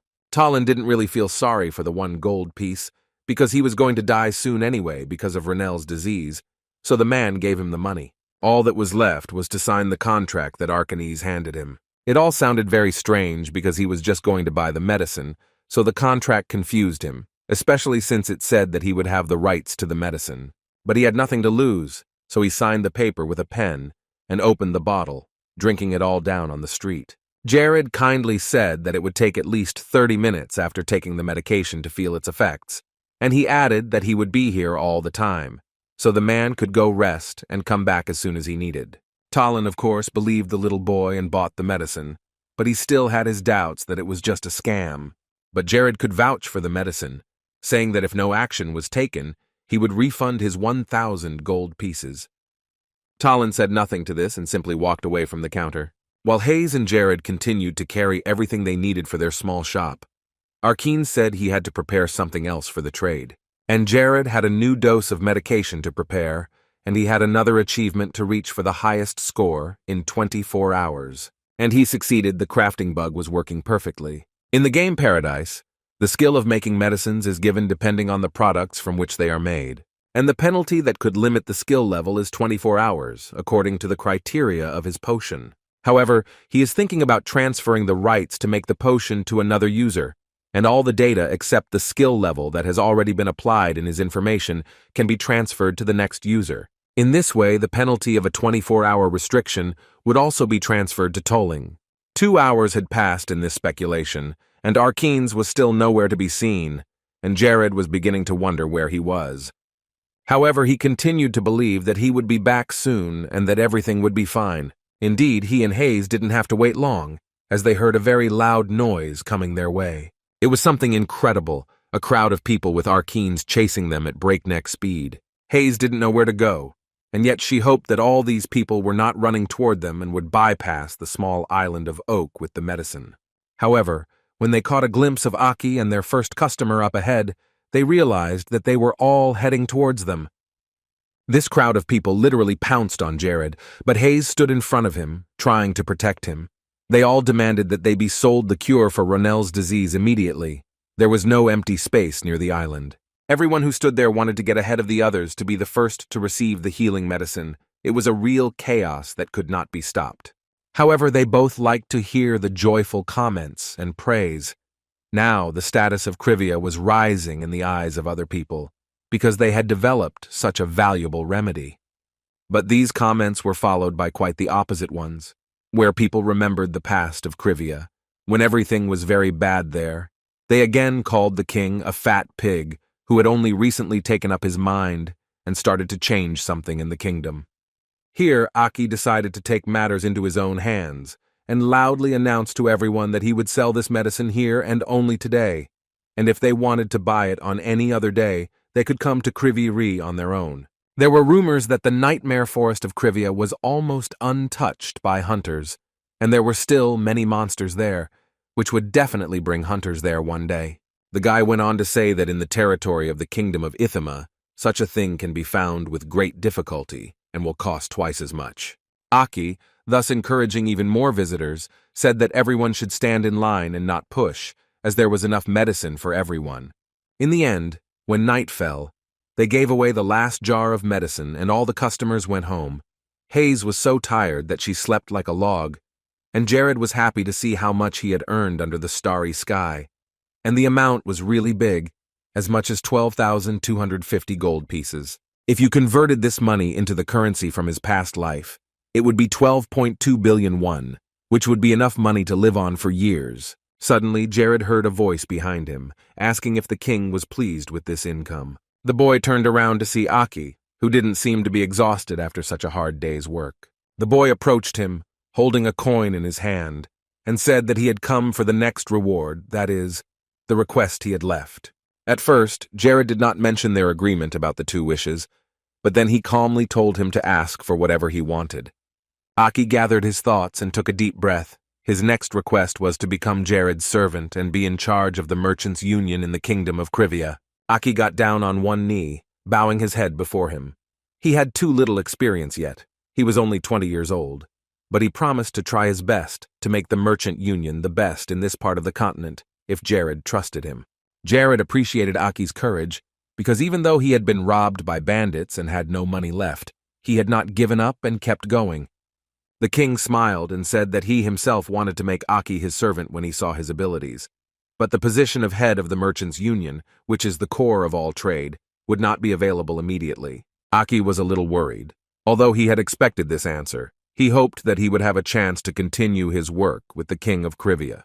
But the request had to be honored, and he was also confident in the boy's abilities, so Jared agreed and decided to give Aki a chance to prove himself.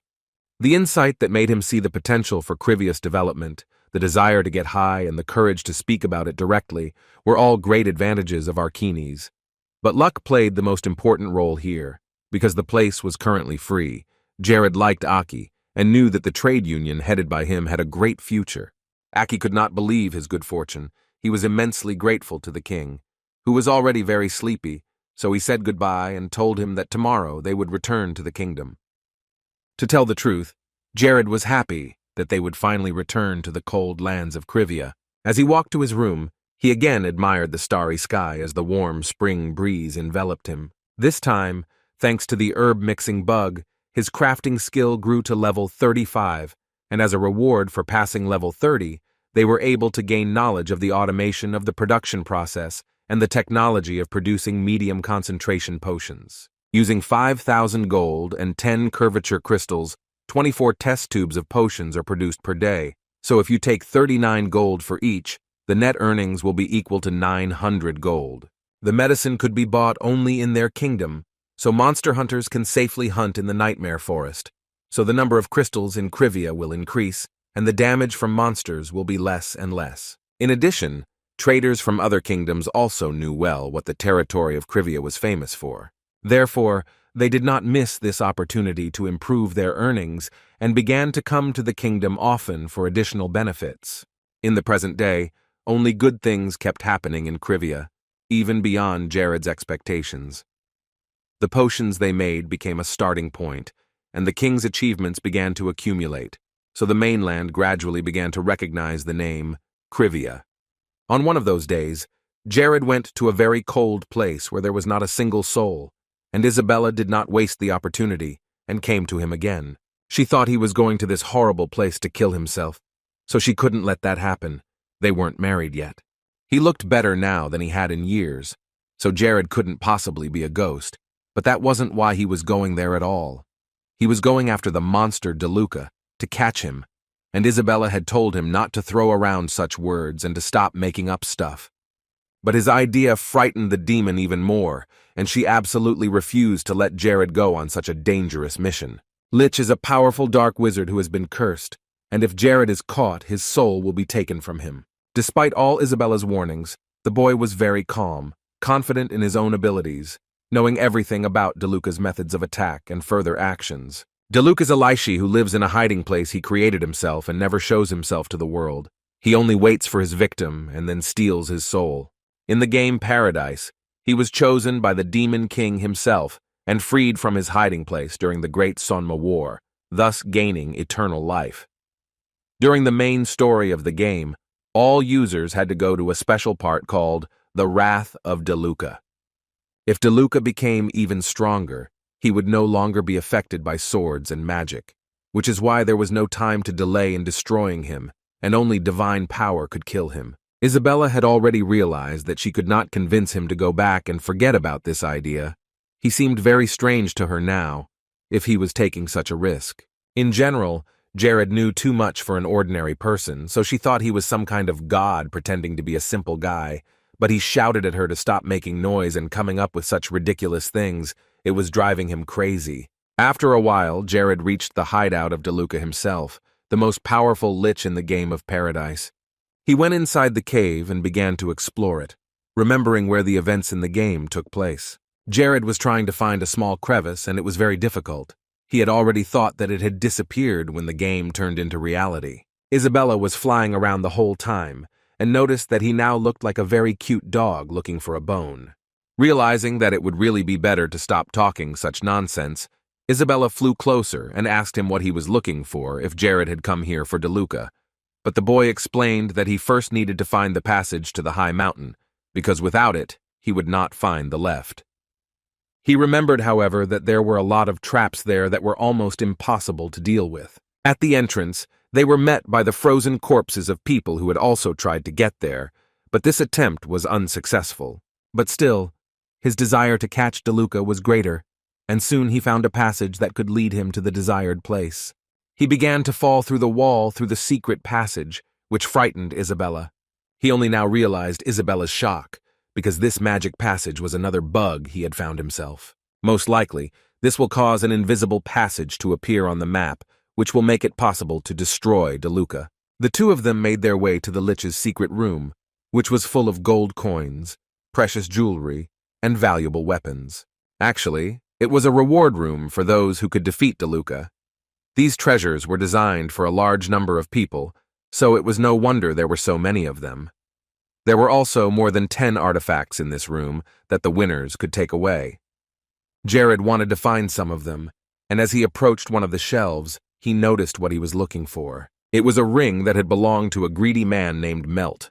And it wasn't just any ring, it had something magical about it. So when Jared put it on his finger, gold coins fell from the jewelry, almost flooding them. It was a spatial bag that could expand to unknown limits. Isabella had advised him against stealing the Lich's things. She was a powerful evil spirit herself, but she could not defeat DeLuca. But Jared didn't consider it stealing. All those precious things and money were taken from the unfortunate people who had been in trouble here. The forest had killed her on the spot, and so much had been gathered here over the years. The guy wasn't going to just take everything for himself. He wanted to punish this DeLuca on behalf of all the people he had killed in his lair. And now they were almost at the very place where the mighty evil in the form of the Lich was sitting.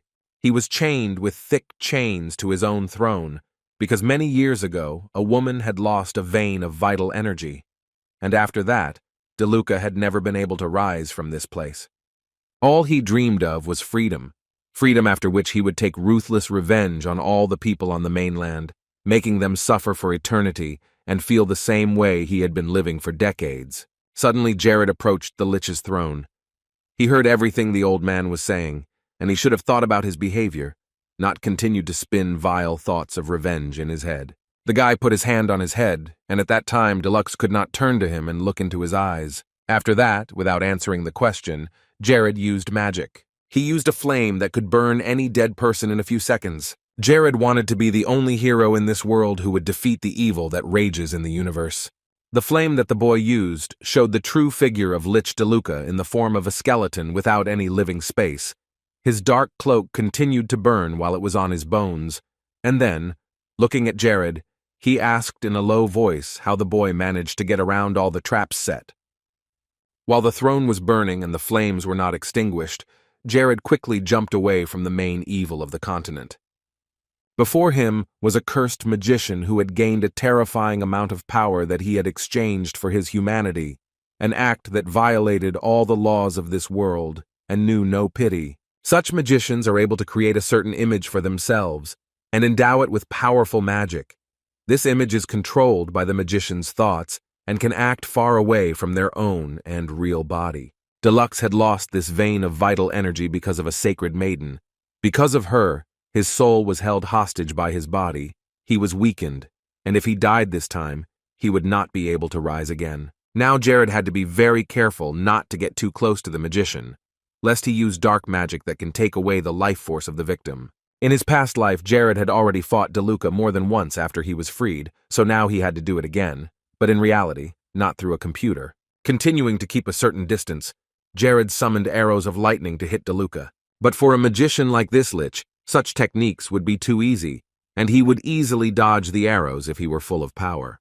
But now he was almost at zero, and Jared wasn't the weakest of opponents. DeLuca was also confused by the fact that he could feel the divine power of eternal fire in Jared's body. Now that he understood what was going on, he noticed the ring of the Holy Maiden who possessed this powerful magic. After all, as strange as this was, if DeLuca wanted to live, he had to think of something fast. Jared laughed, however, and approached him with his sword, wanting to play with the Count a little longer. Jared realized that if he didn't interrupt the attack, it wouldn't work on DeLuca. But despite the fact that he didn't manage to destroy him from the first punch, if Jared continued at the same pace, he could definitely win this fight. DeLuca noticed that the guy seemed to see right through him. He knew the techniques he was using, but it was still evil territory. To help him, Delek summoned the knights of his dark dungeon, who rose from the ground to defend him. A stranger had invaded their kingdom, so the Lich ordered them not to wait and to deal with the guest. DeLuca shouted for the guards to block Jared's path to him. Isabella panicked, appearing next to his head, saying that there were too many evil spirits here. However, Jared remembered that in the game, these knights appeared where traps were set, so he assumed that everything had changed after he had been resurrected once again. The guy reminded the Count of all the suffering he had endured throughout his years, and since he had already managed to absorb the divine flame, he offered to fight in a fair duel. Jared came up with a plan, realizing that he needed to block him in any way possible before the Lich could use higher-level magic. Isabella decided to take over all the guards that were supposed to protect DeLuca, so the demon allowed Jared to think only about how to defeat the main boss. When Isabella flew into the skull of one of the knights, he looked around nervously at the others of his kind, who slowly began to retreat. She began to control him from the inside. Of course, the monster's appearance was so-so, but the flesh was quite strong, so it worked for her. This was not good, because if it continued like this, the two of them would be able to reach the Lich in no time. DeLuca decided to deal with the additional problems first, so he threw Isabella, who was wearing the remains of the flesh of one of the knights, away. The skeleton nearly shattered into individual bones from the impact, but Isabella was unharmed.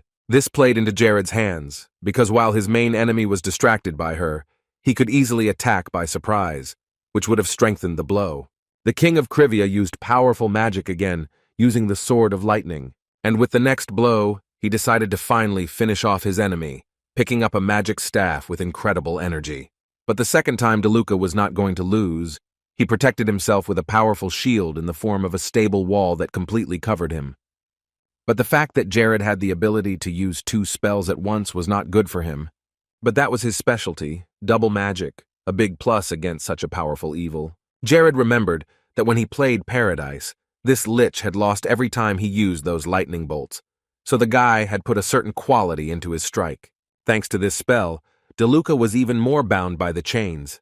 Jared stood calmly, trying to regain his breathing, and Isabella, who was still in the bones of the dark wizard's knight, looked at DeLuca, whom they had defeated, in amazement.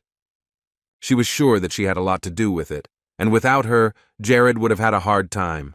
However, as soon as the boy was near the Lich, he seemed to come to life and began to move abruptly and scream loudly. Without hesitation, Jared struck his arm, knocking him back onto the throne. Jared used his ability that Isabella had given him.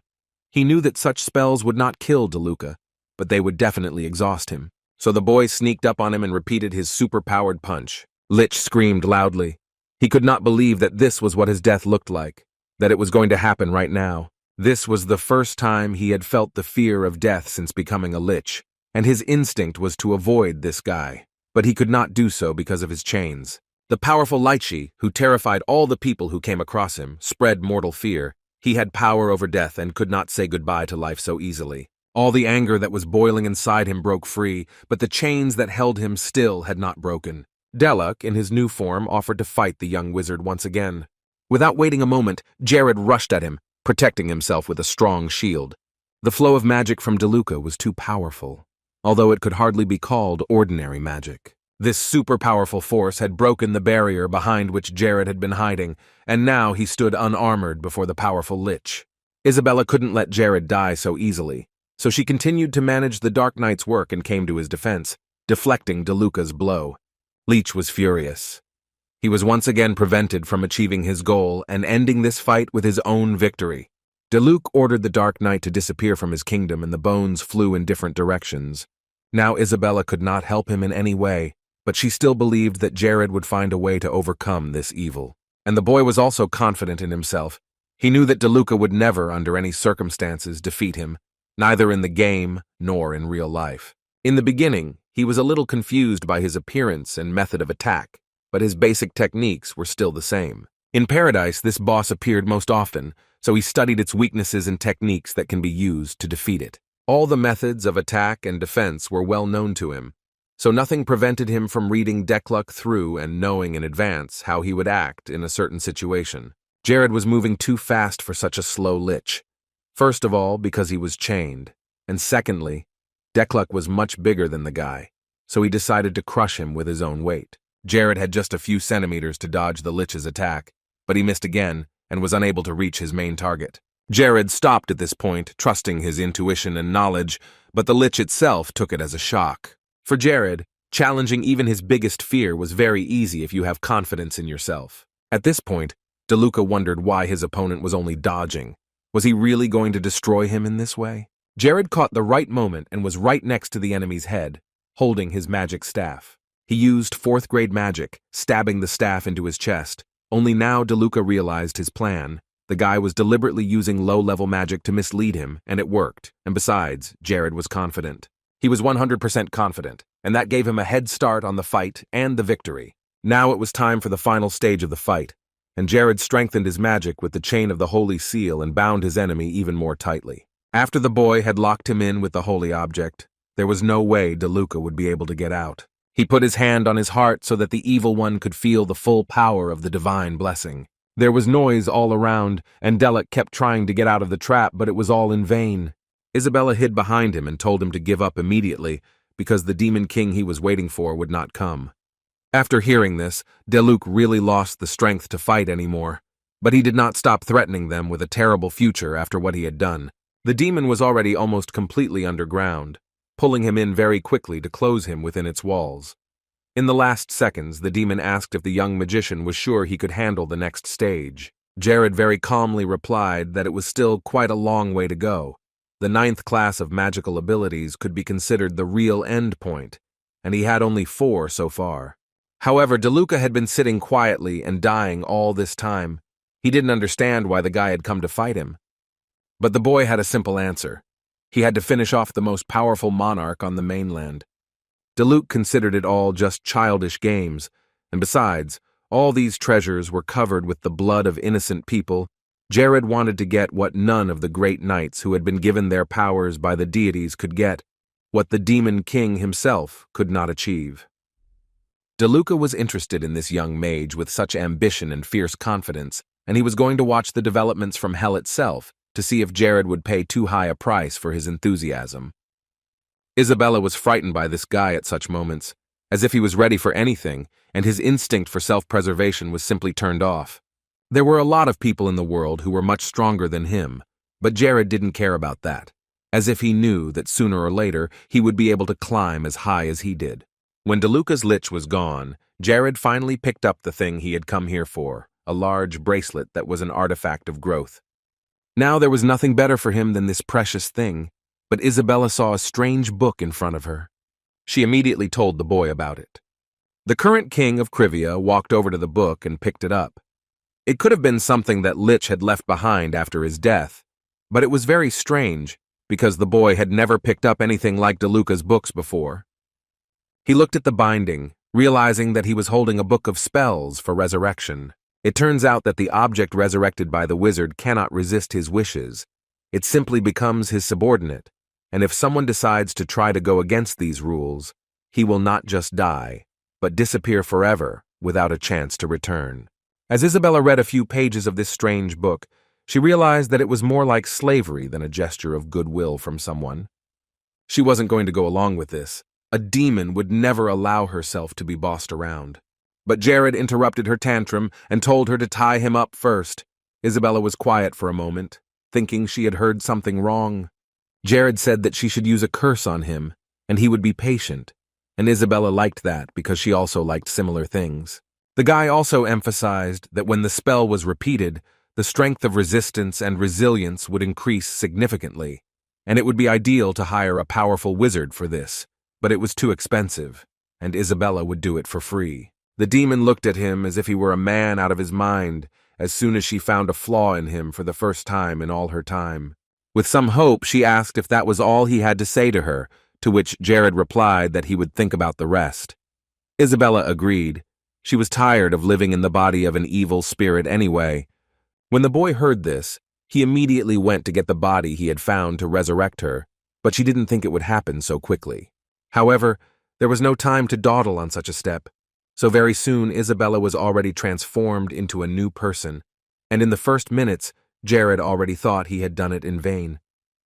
It was hard for him to carry her all the time on his back, but it was hard for the former demon to get used to a new body so quickly, and she also asked to be called Isabel. Although her appearance had changed a bit, her character remained the same stubborn and hot-tempered, and although she said she had forgotten everything after the resurrection, she did not like her old name. Isabel began to pester him to walk faster, because it was very cold. He was just as perverted as DeLuca, and if he had worn the same clothes, there would have been no difference. He was pleased that Isabel's readings remained the same, but her temper was almost impossible to tolerate. It seemed that she had become even more emotional, but she changed the subject. She was more concerned about the fact that there were so many corpses lying around. But Jared reassured her and told her that they could relax, because it was an area with traps that he had managed to disarm. When she was still in the demon's form, they came to the body Isabella was about to move into, and she asked Jared if he knew how the girl had died. And when he said he had no idea, she was glad, because he was not a know-it-all. Isabella hoped that the girl hadn't become an evil spirit, because this life makes you tired very quickly. You feel almost nothing but cold and loneliness. While they were making their way through all these passages, Isabel even thought that this girl would be very grateful to her if she lived a decent and interesting life in her body. She suddenly decided that she would eat a lot of delicious food, go on adventures, and dress beautifully. She hinted that she could not get away from Jared because he was never boring and sometimes even dangerous. She leaned against his back. She felt good now, and Jared was happy to have a good partner. Meanwhile, the number of monster hunters was decreasing significantly. And the reason was that the cure for Renel's disease was only available in Krivia, and they all went there. But the king of the kingdom was very disappointed and angry, and he specially allocated a large sum of money to hire specialists and produce a similar medicine to bring the hunters back here. But the problem is that in Krivia, they are very careful not to let the information about the healing potion leak out, and they barely managed to get one copy, but it was not enough. But the man was too angry. He didn't understand what his wards were doing if they couldn't even do that. He threw open the door and kicked him out of his office, telling him to get out. This little Jared was so brazen and had absolutely no fear of anything, which did not please the head of this state. But he decided to try his own way, which he had recently invented. He sent his men to Majorca to negotiate a treaty with them. However, such actions could provoke a war, and if this happened, they would be guaranteed to lose. There were very few warriors who were ready to tear the enemy apart, but the ward said that they had 1239 soldiers who would be ready to do anything to protect the king. However, this was still not enough to strike a fatal blow and defeat the enemy. They said that Jared himself had level 4 magic, so his army would be very powerful. Now this was not that stupid fat pig, and if he had known that things would turn out this way, he would have ordered Glagus to kill him immediately, but he was no longer there. The assassins sent by the master had destroyed Glagus. During this time, while the question of the army was being decided, the one for whom Horgus had been waiting for so long came to the hall. The magician Akron returned, bringing with him several people. These were powerful magicians whom they had gathered on Horgus's orders, and it had already taken a lot of money, but the king had given permission to spend as much as necessary. Horgus approached one of the magicians, who was wearing a cloak, and asked him what class of magic he had, and the man replied that he was 3rd class. So if they were to attack Krivia now, that kingdom would disappear in a day. This was great news, and finally they could go into battle. Meanwhile, Jared had just entered a forest in the northern part of the continent. His men had heard that he was going to establish diplomatic relations with neighboring countries. However, he denied it because it was unlikely. Their closest neighbors were Majorca and Ranella, with whom they always had disputes over wages. So Jared was going to negotiate not with kingdoms, but with tribes. Very soon, everyone will know about everything. You just have to wait a little bit. And when that moment came, the king's ward almost fell off his horse. He was very frightened. The man saw a flock of red goblins holding weapons and not being very kind to the guests. Oberyn, who also went on the trip with them, was also shocked. He knew a lot about these places, but this was the first time he had heard that red goblins were found here. Now there was nowhere to go. Their vehicle and all of them were surrounded by a tribe of red goblins that were getting closer by the second. The elders immediately shouted out to the knights not to think too long and to defend his majesty from the enemies, who were so numerous. Lycus, who led the whole team, ordered them to be ready to defend themselves and never attack first. It was strange that they were preparing to defend themselves against some monsters. But now the knights calmed down a bit, because the head of this tribe came out to them, who seemed to be in the mood for negotiations. Ibanaba was the leader of all the goblins in the tribe and was ready to discuss the issues with which the guests had come to them. Aubrey was surprised that there was a goblin who could speak Nara. But Jared stepped up to him and introduced himself, saying that he had come from the kingdom of Krivia specifically to meet him, and that Ibanaba remembered the leader of that kingdom, but he looked much better than he thought. Jared made his request. They wanted to start diplomatic relations and exchange their own resources for their gold and iron. The leader of the Red Goblins was really pleased with this desire, because Jared was the first person to offer such help. But the tribal king had a sixth question, and it was important to him that the boy should be able to accept their estate and soul. The next moment, a cartload of nightmare stones appeared beside them both. Jared wanted to show his friendliness and get them to make a treaty between them. King Krivia's wards were embarrassed, because they were just ordinary stones, which were plentiful in the nightmare forest, and had no value at all. And Lacus knew that the nightmare stones were only beautiful on the outside, and hunters often took them for themselves, but as a souvenir, so using them as a bargaining chip could have serious consequences. Ibaneba said what Lacus had been thinking, and he also knew that the nightmare forest was full of these stones. Usually, no one wants these stones at all, but the king brought them as a barter item, and at this point it was clear that they were in big trouble. But the head of the tribe did not need anything else. He was so happy that he had been brought just such a thing. Ibaneba shook Jared's hand and said that he was very grateful to him. The boy had brought the nightmare stone, which was so important to them, the goblins. This creature signed the treaty, and they became one big family in the north. Jared was ready to say goodbye and move on and thank the wisest king of the Red Goblins once again. He hoped that their friendship would only grow stronger in the future. Ibaneba called out to his men and told them to bring the gold and iron they were to exchange. They were showered with these resources from head to toe, and the goblins were so happy to receive the nightmare stones that they had already made jewelry out of them for themselves and could not stop admiring them. Their hearts beat even faster, just thinking about how they would grind these beautiful stones. It turns out that these goblins have a lot of mines, since they can extract such valuable resources in such quantities. There was already a thought to drive them out of these lands and take possession of them ourselves. And just as Jared was about to leave, he was stopped by Ibaneb, who said he couldn't just let them go, because they had signed a treaty today, and there was going to be a big party to celebrate. After that, the leader shouted a little louder to those who were hiding in the bushes. They no longer needed to hide their presence here and could safely show themselves. After a few seconds, a few strange creatures appeared, a little timidly. But still, they looked more like humans, but they seemed to be not so friendly compared to the others. They were dark elves, a warlike tribe that alarmed people a bit, because they mostly lived somewhere in the depths of the forest and did not treat others very well. But the king knew about them too.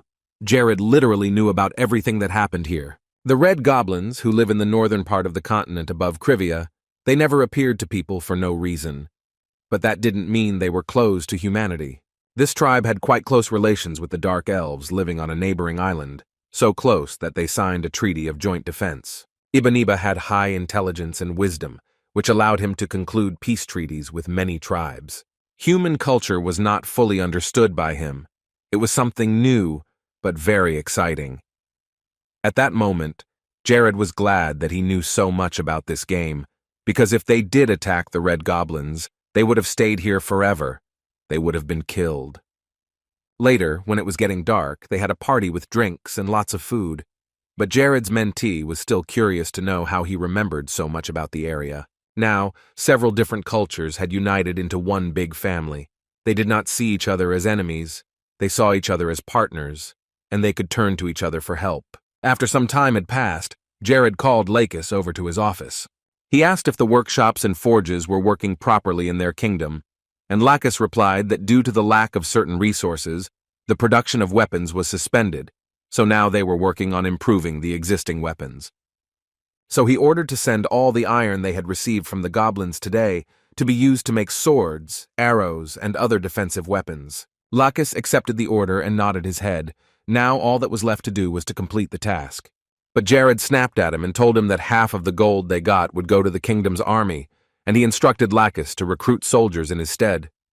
Ibaniba, who was sitting next to them drinking something, overheard their conversation and asked curiously if they were going to fight Majorca. There was only one reason why Krivia needed so many resources: war.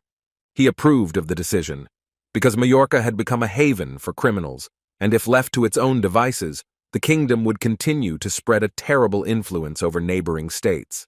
Jared apologized, thinking that he might be upset that they were preparing for war using their resources, but Ibaniba assured him that he didn't mind at all.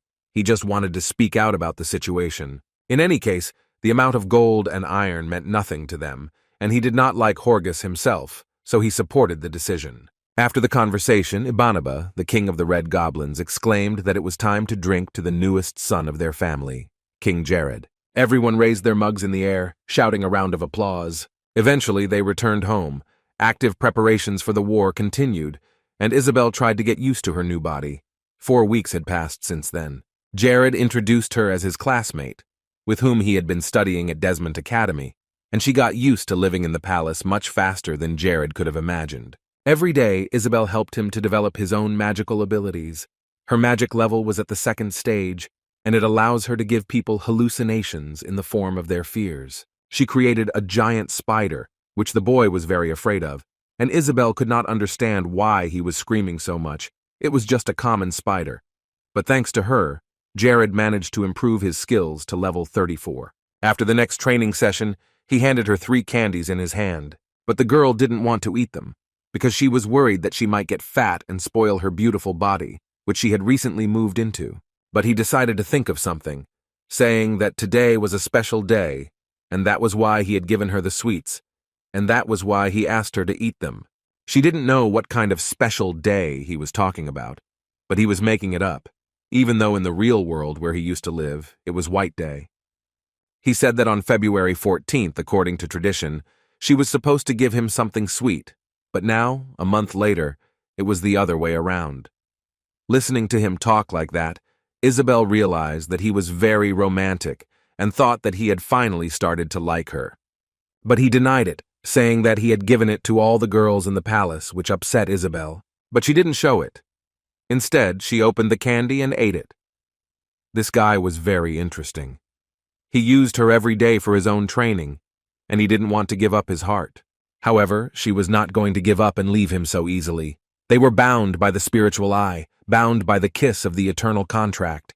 In general, there was no time for jokes, so he pulled away. He needed to continue training, and since he had increased his defense, he suggested that he increase his magic by a factor of 2, to which Isabel agreed and said she would push him with all her might. She was using the magic of lust, which she knew just fine from her past life. But Jared screamed with all his might to stop her from doing it.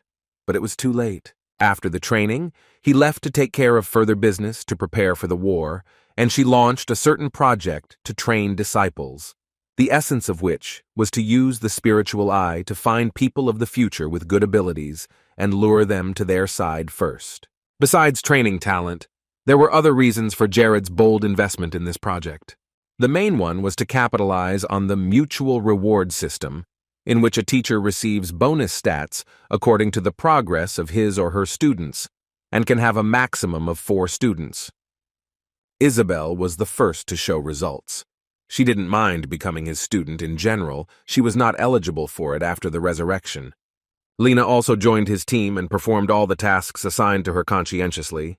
She was ready to do her best. For Mia, it was something new, very interesting, like a big game. She was very happy to be taught such magic. And when Jared saw his students practicing hard and making progress with the traps he had also taught them, the plan began to go incredibly smoothly, or so he thought. But there was a but. Hayes walked into his office. She was a mere servant, and did not think she had the right to call the king her teacher. It was impossible for her, and that is why the unforeseen circumstances had arisen.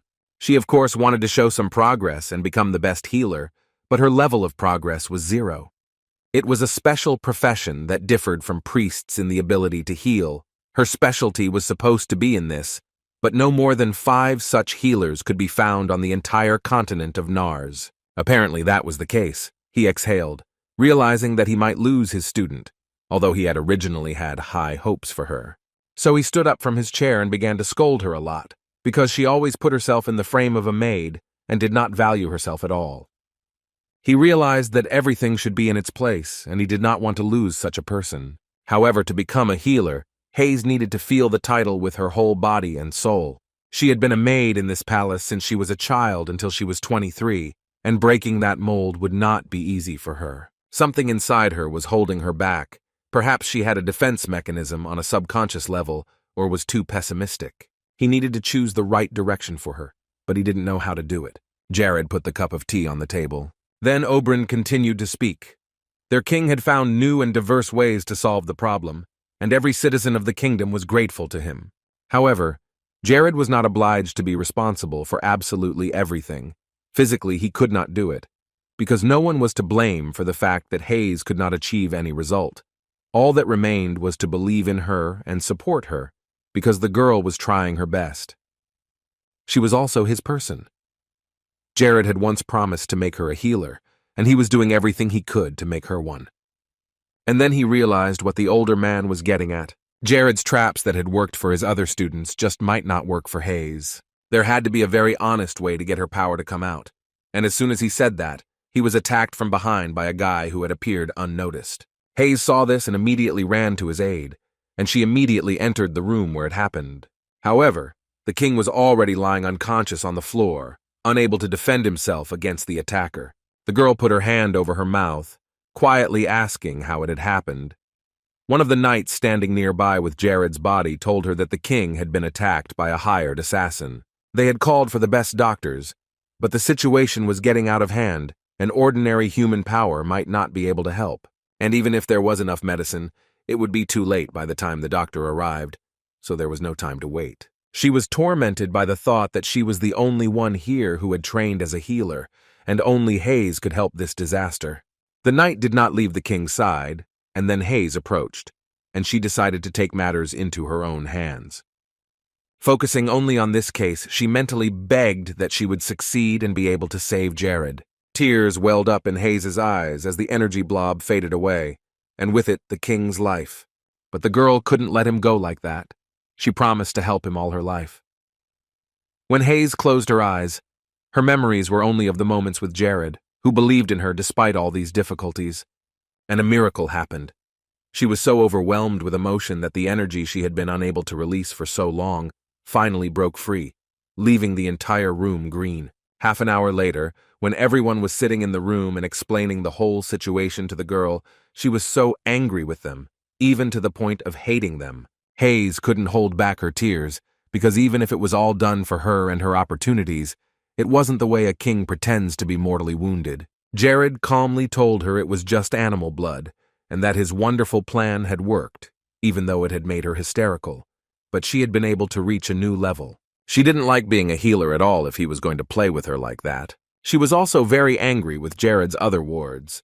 Even if it was the king's order, how could they scare her like that? Unable to withstand the pressure, she ran out of the room in tears. Oberyn, who was standing behind her, said quietly that he didn't quite mean it. That scene was too cruel, but the project to educate the students was going really well. Meanwhile, Lakis was wandering through the snowy lands of the kingdom. There was an extremely strong blizzard, and he was almost blown away by the wind. Suddenly, he noticed a bright light in front of him. He didn't expect to see anyone else in such a blizzard, so he decided to check it out and walked on. And when he got close enough, he saw a bearded old man who obviously recognized him. Mr. Olson invited him into his home to warm him up and give him tea, and he remarked that the younger man had grown a lot since they had last seen each other, and that it would no longer do to call him a little boy, since Lakis would be turning 40 this year. When they got the fireplace going and piled wood on it, Olsen asked how Lakis had ended up in this nightmare forest. Lakis had a mission to accomplish here, and he thought of Mr. Olsen very often, so he wanted to start by giving him a gift he had brought with him. From his bag, Lakis pulled out a bottle of red liquid, Ranella's medicine, a necessity for those who stay in the nightmare forest for a long time. Olsen had heard a lot about this medicine, as rumors had spread throughout the kingdom and across the mainland. The old man heard what people were saying, how much they praised the medicine, and he wondered how such a stupid king could come up with such a brilliant idea. But Lakis told him that Jared had repented of his past, and now he had changed his mind, which was why the king had sent him here to ask Olsen to return to the kingdom. The man laughed.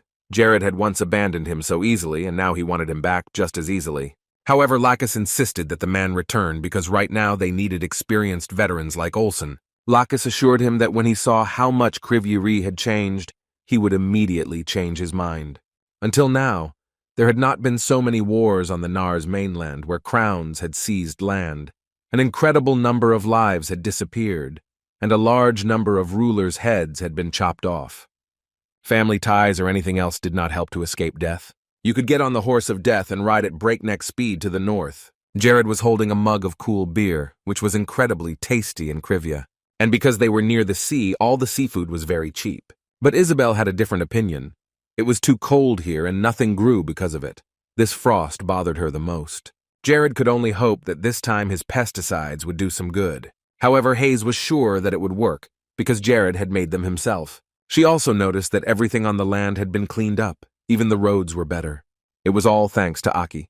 He said he would set an example for others and keep everything clean and tidy. But some people were sure that Jared was the only one who had made the kingdom of Krivya rise from its knees. If there is a cure for Ranella, a potion, and full support from the kingdom in case of Ranella's illness, things will only go up. So Jared was asked to think about expanding the territory. It would be great to move their Hunters Guild headquarters here. It was something to think about, but it was good to see that they had found a lot of valuable things in each village. But Jared looked off to the side. A girl exclaimed loudly that the beer here was delicious, just incredible. She held up her mug and asked for another round. She turned to the girl and asked her if she wanted another beer, but she was sitting next to her, chewing quietly. Jared kept his eyes on her. He remembered this character. It was the same strange sword warrior named Ella. This is a very famous character in the game Paradise, who constantly helped the main character to solve difficulties. But for money, Ella tried to persuade her friend to take another cup of beer, but she resisted, saying that alcohol blocks the brain and mental abilities. But that's all. This beautiful character had her flaws. For a good amount of money, she was ready to help even the devil himself. Then Jared turned his attention to the girl sitting next to Ella, someone he had seen somewhere else while playing Paradise. Her name was Chloe, and she was quite calm and quiet, and so she was called the Queen of Silence, but it was not clear what she was doing in a place like this.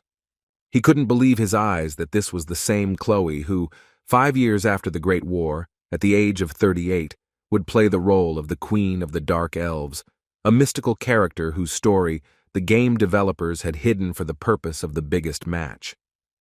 Jared didn't remember Ella appearing in the north, and he shouldn't have known about evil at this stage.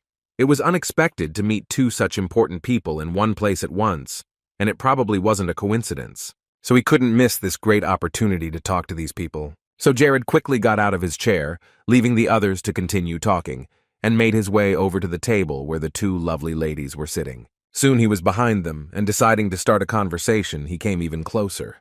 But before he could say more than 2 words, Ella sent him away, saying that she was not interested in babies that way. The plan was a failure. Such a quick end was not expected. Jared collapsed to the ground, and Hayes ran to him in a flash. She put her hand under his head, telling them to be a little more polite to him, because Jared was a high-ranking member of the Curve. Everyone in the room immediately looked at him, realizing that he was none other than King Jared of Krivya, and it was hard to believe that he was sitting in such a place. However, Ella did not like Hayes's response at all. She was just a maid and did not dare to address Ella herself in such a way. She also held a high position, and there were many places like this in the world. But Jared got up from the floor and gently put his arm around Hayes's shoulders, protecting them in front of Ella. He was willing to pay her a lot to accept his request.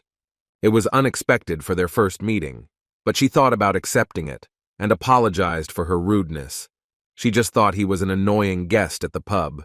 Jared assured her that everything was fine and suggested that they go to a quieter place to discuss the terms of the agreement. In the study, Jared made his request.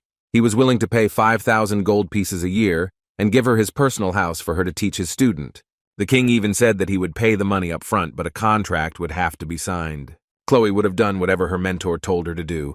No matter where they went, people lived the same way. This request was a little strange, not knowing these people at all. The guy asked Ella to do this. She herself had just recently started teaching Chloe, and it was all new to her. The girl asked if he trusted her to sign such a contract. Jared, of course, didn't trust either of them yet, but he had his own plan for all of this. Besides, he trusted who he paid. He knew perfectly well that Ella would not refuse the sum of 5 billion won, which was the currency of his previous life. However, he also remembered from the game that in the future, she failed to gain recognition among the influential characters because of her character. It was the most tempting offer she'd had in a long time, so she accepted without hesitation. Chloe drank her tea in silence and waited for the child who was worth 5,000 gold pieces to enter the room. Jared was happy because the problem of finding a good teacher for Lena was solved. It was very late, but the boy was still awake. Thanks to Gorgias's pendant, Jared didn't feel tired when he wore it. He had forgotten a lot of information, too much for one person. Today it was hard to even remember Wicked, who is a popular character. Perhaps, given the rapid development of the kingdom, it would be very difficult to record anything about him. In fact, he wanted to leave the notes in Korean so that no one could read them. It was a book that held the knowledge of the whole world behind its cover. The next morning, Lena and Chloe trained together. It was a little difficult for the girl at first, but she remembered the promise she made to the bark and especially to herself, so she kept going and kept moving forward. It was indeed a hell of a workout. Jared only hoped she wouldn't become an overly pumped-up and murderous monster if she kept up the good work. Chloe was working just as hard, but she didn't even seem to be tired. Ella replied with satisfaction that the world was too big for Lena to be the only talented child in it. There were many equally or even more talented individuals. Whoever had taught Lena before, she thought, was a bad teacher. Ella could have killed anyone in 5 seconds without hesitation when she looked at Lakis, who looked like a weakling to her. But at least he deserved 5 seconds. Despite the fact that Lena didn't study with the best, Ella recognized that the girl had a rather high speed. She instantly grasped everything thanks to the magical tools. There were 4 homing elemental spells that were enclosed inside. They were very well suited for training the ability to use the shield. Jared was asked a lot of questions about how he was able to find such a perfect training for Lena, and he only answered awkwardly that it was a special way of training on the Eastern continent, due to a certain system. If you use the same training method, the experience growth will decrease over time. But if you use 4 different elements, the system will recognize them separately. This bug bypassed the anti-macro training system. However, Jared was very impressed that Ella had somehow recognized Lena's condition without even using the spiritual eye. But he was sure that there was nothing to worry about. Given the pace at which Lena was progressing, the training was very effective. In the meantime, Mr. Oberyn returned to the kingdom, and the other servants and knights were very happy to see him back. The old man came back only to check on the progress of the crops, and everything was as usual. After they had killed all the pests in the fields, everything was going like clockwork. And because these pests were migrating to the territory of the kingdom of Ronella, the neighbors were eager to learn the secret of cultivation. These people were very grateful to Mr. Oberyn and their lord for the fact that they could work in these beautiful fields every day.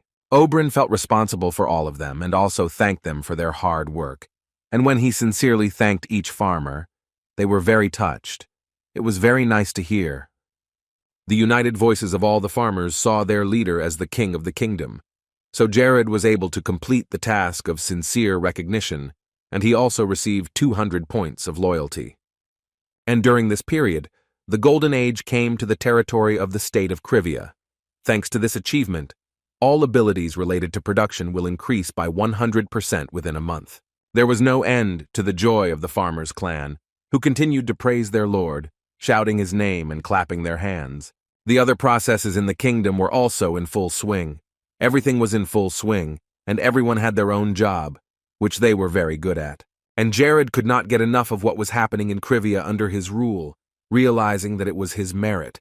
The smile just did not fall off the guy's face. And of course, there were many envious people who could not rest because of such a good reputation of Krivia. But recently, there was little known about the welfare of this kingdom. Despite the fact that both lived in the northern region, they were definitely ready to die for such landscapes and destroy everyone who lived there. The man had come from a neighboring kingdom and bowed low when he saw the lord who came to meet him. Akron was from Majorca, and he had come to the kingdom of Krivia to deliver a personal message to the king. Jared smilingly welcomed him into the palace and shook hands with the man, after which they began to discuss the relationship between their kingdoms. Jared asked if the previous amount satisfied the lord of Majorca. Akron hastily replied that the lord was very pleased, because given the poor relations between Majorca and Coivia, Jared's decision was commendable. The boy didn't say anything, but his mind was in chaos. Akron made it sound like Majorca was superior to Coivia just because they were being honored. Lacus stood next to the king with a very dissatisfied and stern face, not letting a single word pass from either of their mouths. After all the points discussed, Jared asked if he could see the message that Akron had brought to the kingdom. The man immediately took the envelope in his hands and handed it to the king, telling him that the letter was written by the lord himself. When it was in Jared's hands, the boy opened the envelope and began to read. Lord Mayokri wrote that after looking at their relationship, he realized how badly he had treated the king and his territory, but he still dreamed of peace and harmony between their vast and wonderful lands, so the man suggested that they try to build further mutually beneficial relations between the kingdoms. A great friendship began with small steps. In his mind, Jared was very angry with Horgus because he was basically holding him to nothing by suggesting such an idea. The boy dreamed of peace between all countries more than all of them together, so he was outraged by such words. Still, Jared said that very soon he would send the best crystals from his entire kingdom to confirm the beginning of a strong friendship between the countries. Akron looked at him with satisfaction. Having fulfilled his lord's main order, Horgus must have been very happy with this outcome. Jared, despite his irritation, smiled gently, saying that she would always be welcome in Krivia. And after the representatives of the neighboring kingdom of Majorca went home, Jared went outside with his bow and arrows to hunt prey. It was already evening, and the sun was setting. His target was a deer that appeared out of the woods, and an arrow immediately hit the animal. One of the warriors standing next to Jared shouted loudly to the others that the king was down. The guy was also an excellent archer. He was a multifaceted person who was constantly developing. At one point, Lacus approached his king and quietly asked why he was so submissive to these bastards from Majorca, when the agreement was that they should have been distancing themselves from their influence. But now he had to think about his life. Sooner or later, someone would be the first to take up the sword in the battle arena. So for now, it would be better to wait and put on a smile. Now Lacus understood Jared's plan. He thought that the enemy would let their guard down and become more secure if they hid their true intentions for the neighboring kingdom at the beginning. As they both stood a little distance away from the others, Jared emphasized that the last blow is always the best, as long as you don't put so much effort into the destruction and preparation for the process itself. So he quickly turned and suggested that everyone celebrate their province's rapid development. A huge banquet could be thrown. Perhaps if Lacus learned and fully realized the relationship between Krivia and the kingdom of Majorca, he would not be so worried about the coming wars here. He played along with Jared and smilingly said that he would not have any worries, especially since the golden age had come to their country. It was too safe for Jared and the rest of Krivia to say that, but it played right into the hands of their enemies. For now, they could enjoy the moment, but hell was about to break loose for the entire kingdom that had just risen from its knees. The next glass they would drink from would be filled with their own blood, and they would just have to wait for the right moment. Thanks to the spiritual eye, Jared could see right through the guy, and he knew the thoughts that were going through his mind. Jared was prepared for spies to roam their territory, and this guy was well into his character, having a good background in intelligence. As soon as the spy gave all the evidence to his lord, they would immediately go to Krivia with the army. Jared was already waiting for this moment, when they would come to their territory, and then realize who they had contacted. After a few glasses of alcohol, Jared felt sick and went to a tree, leaning on it with his hands. Lycus again blamed himself for the king's condition, because he could have taken better care of him. The banquet was over, everyone returned home, and the whole month, which had been full of expectations, passed quite quietly. And it happened today. The enemies took up arms and marched with the whole army to Krivia to destroy their rivals. They were all full of enthusiasm, and the desire to take the lives of the people of Krivi drove them crazy and gave them even more thirst and confidence in their own abilities. Lena was training with Chloe as usual, and she stopped for a moment to rest and noticed that the whole castle was very suspiciously quiet today. The girl asked Chloe if she had seen where everyone had gone, but she didn't know and didn't really care. Suddenly, her mentor appeared behind Lena's back, and Ella said a little angrily that she had not allowed her to open her mouth during the training. These words were followed by a punishment. Ella ordered the girl to run 20 laps around the training ground, so Lena quickly ran to fulfill the task. Ella already knew about Jared's intentions, but she didn't understand why he hadn't told her about his desire to start a war before. He wasn't thinking at all when he didn't tell her. She couldn't just sit still if something like that happened, even though Jared might have been against her hand in the war. And suddenly and unexpectedly, something flew at the warrior who was supposed to be keeping a close eye on the territory of the kingdom. It happened by surprise, and because of their unpreparedness, the soldiers of Krivia decided to fall back to save their lives and inform others. The watchtower of the enemy of Majorca was destroyed, and it was necessary to redeploy the guardsmen and possibly even a special unit as soon as possible. However, their lord objected to these ideas. It was not worth wasting so much time and manpower on such trifles. He already thought that Jared had only 1 battalion. So he was very happy, although if he had known earlier that it would be so easy, he would have captured his kingdom much faster. The other soldiers found a very good supply of alcohol, which hundreds of soldiers kept in their storerooms. This news cheered the man up even more, because Jared seemed more and more worthless with every step they took forward.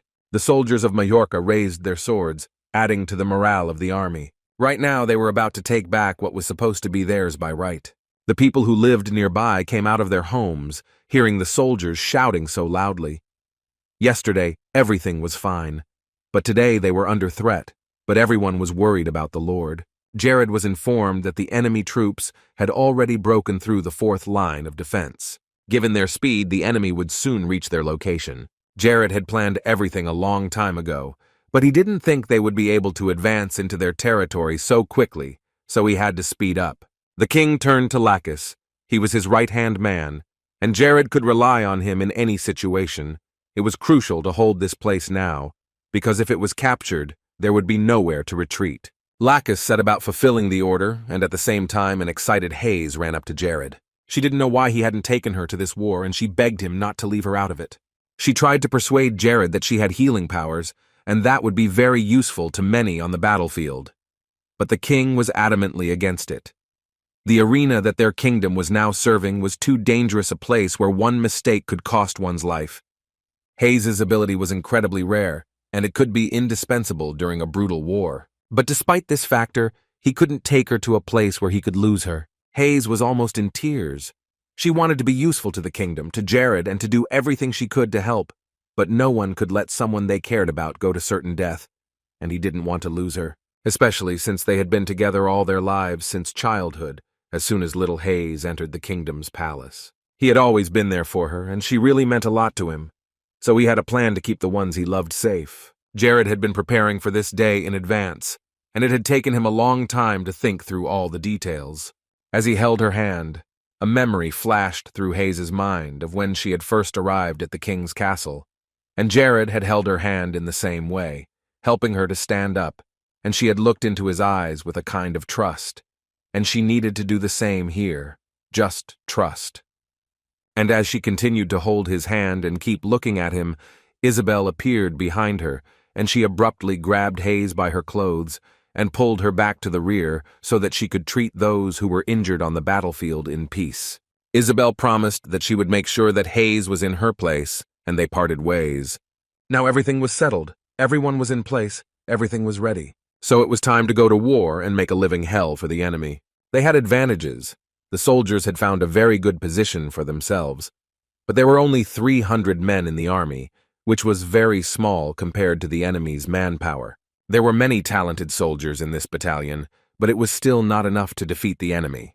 Lacus stood at the head of the entire army and directed further actions according to the king's orders, but now he was too thoughtful. It all confused him. An army that included so few people, 100 of them farmers, that they were not at all suited to fighting. They didn't even have decent weapons or armor.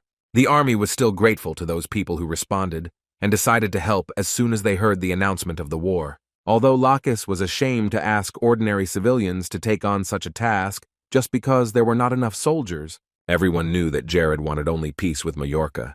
He even offered them a truce, but despite all the Lord's efforts, the enemies still tried to capture them and take over the territory. Even now, about 1,200 trained soldiers from Majorca with all their equipment and gear were approaching their positions. That is why all the civilians who were afraid did not have to be ashamed of it and could leave the battlefield of the great battle in peace. Lacus remembered his past, when he was called to leave the kingdom and forget about Krivia. They told him that everything would soon fall apart, that the former king was dead, and that Jared was too foolish to rule the entire kingdom, but Lacus stubbornly insisted that he would stay.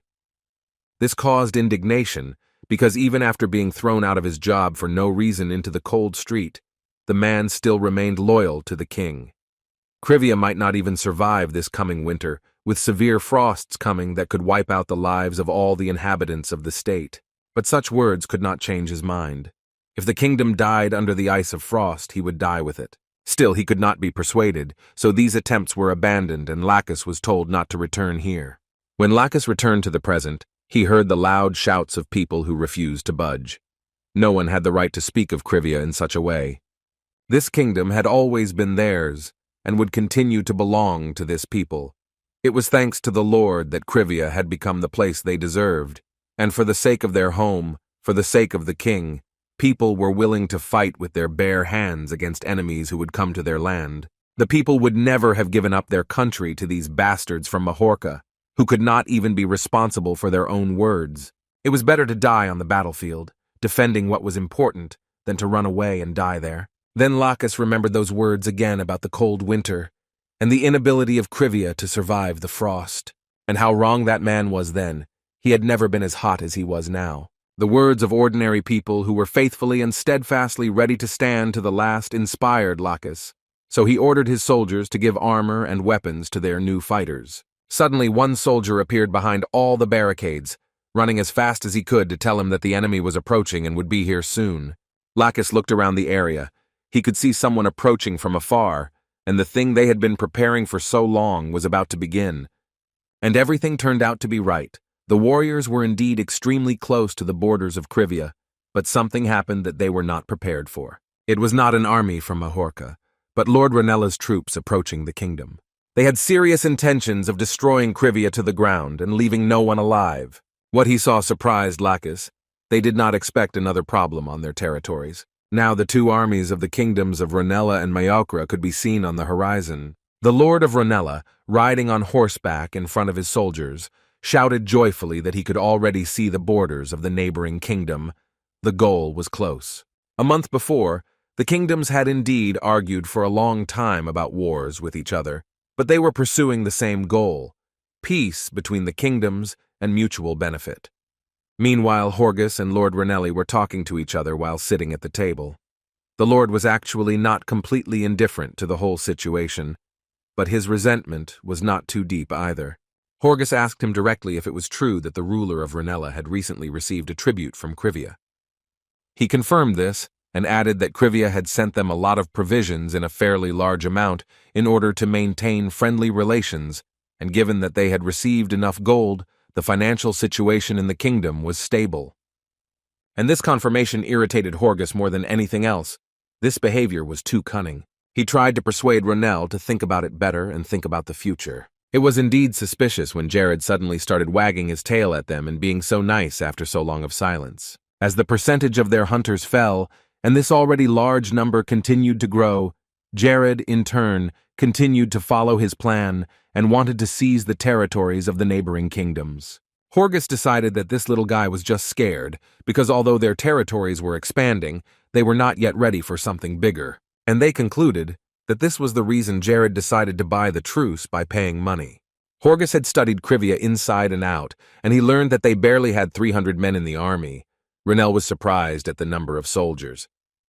But this information only confirmed their theory that Jared was going to buy peace between them all by paying them. So they decided that if Curia offered them a round sum, they would be satisfied and not attack. Or at least Jared would think so. He sent Akron, a scouting mage, because the kingdoms had decided to declare their kingdoms allies. Ronell was even more shocked. He stood up from his chair, almost knocking over his cup on the table. But this action was planned, so right now they are starting to prepare for war with Krivia. A month should be enough time to prepare, and then they will attack them unexpectedly. It was just a brilliant idea. They decided to create a united front, so they could crush Jared and his men more easily. After these negotiations, Ronell and Horgus formed an alliance and shook hands. At first glance, it might seem like a united force of more than 3,000 soldiers, but they had nothing in common.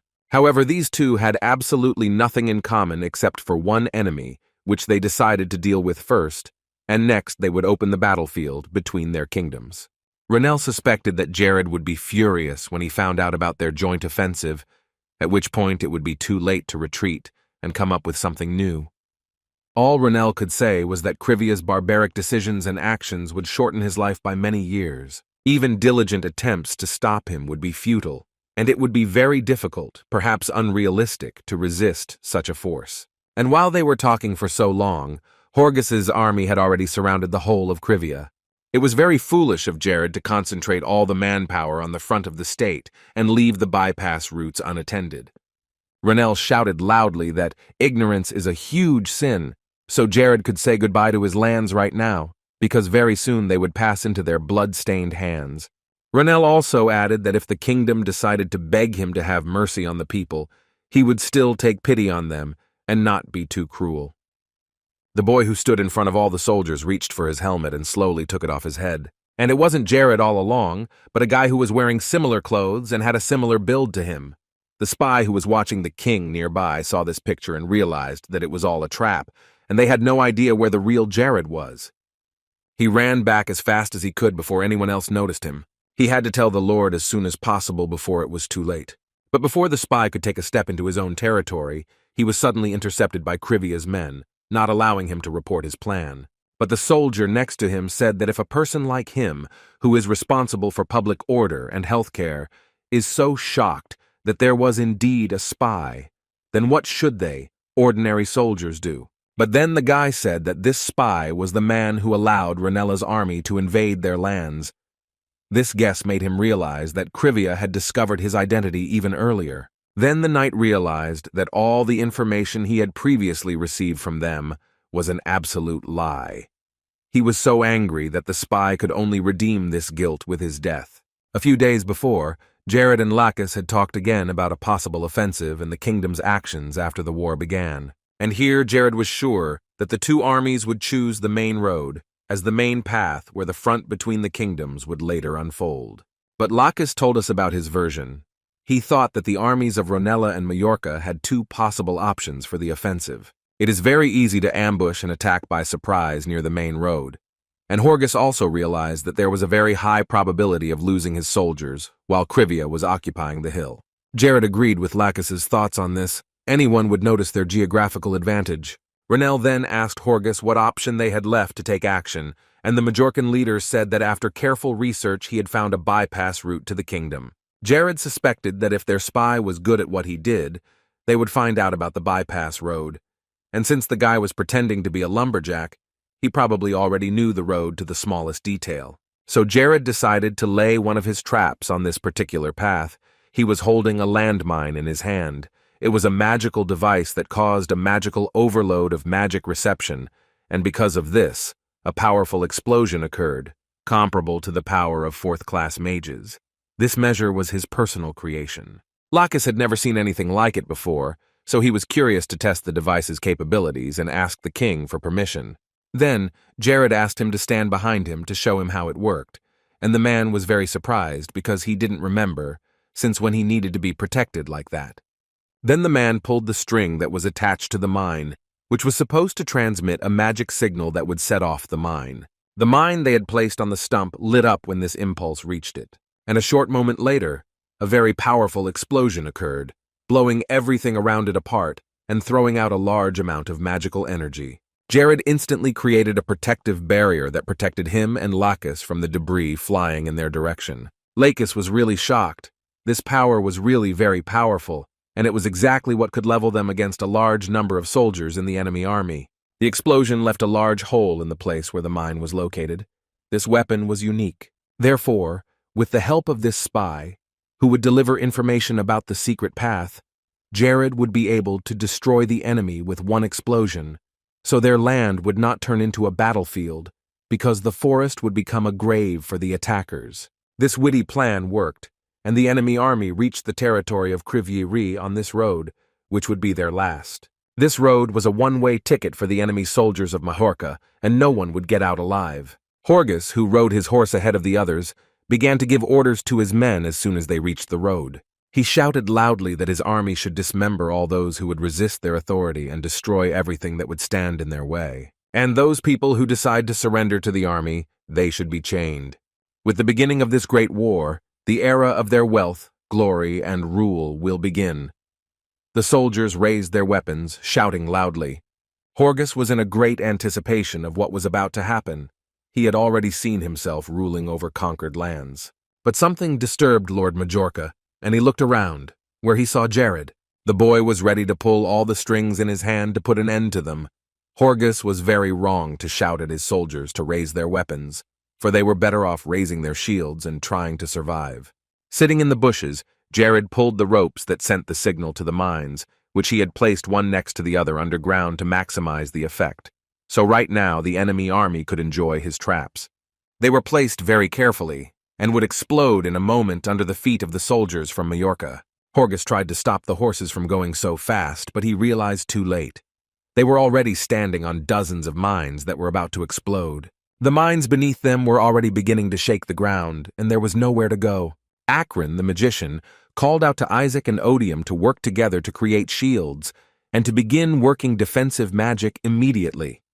Half of their army was already burning brightly from the mines that had exploded under their feet, screaming loudly as they were burned alive. The three wizards quickly stood in the middle of the road and created a powerful barrier to protect those who were still able to escape. And then, Renell heard a loud explosion from the side of the bypass road which startled him. Now they were the only ones who had significantly less advantages, not Crivia, who remained on the defensive with an army of 300 men. However, even without Majorca's support, Renell had 1,800 soldiers, so he did not think to stop.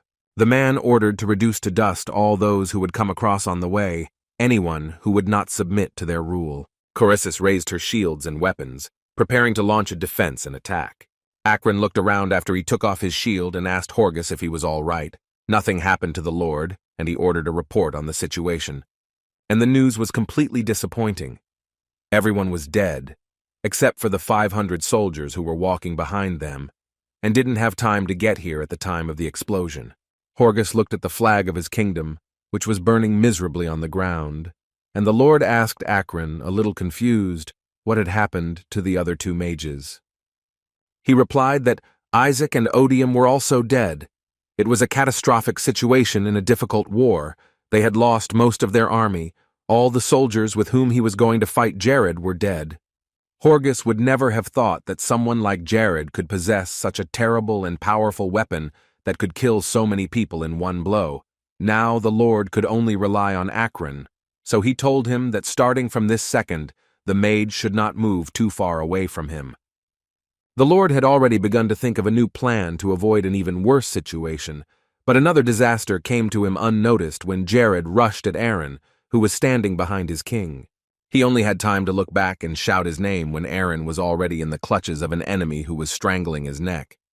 Jared lifted him into the air, still squeezing his neck, and Akron realized that this appearance of the king of Crivia was just a staging to mislead them. But now it didn't matter if he realized anything or not. It was too late for him to know. Jared soared into the sky, never letting go of Akron's neck, and only went higher and higher. And this height was enough. So Jared let go of Akron. He started to fly down. The king of Crivia gave him a choice when he used ice magic against Akron.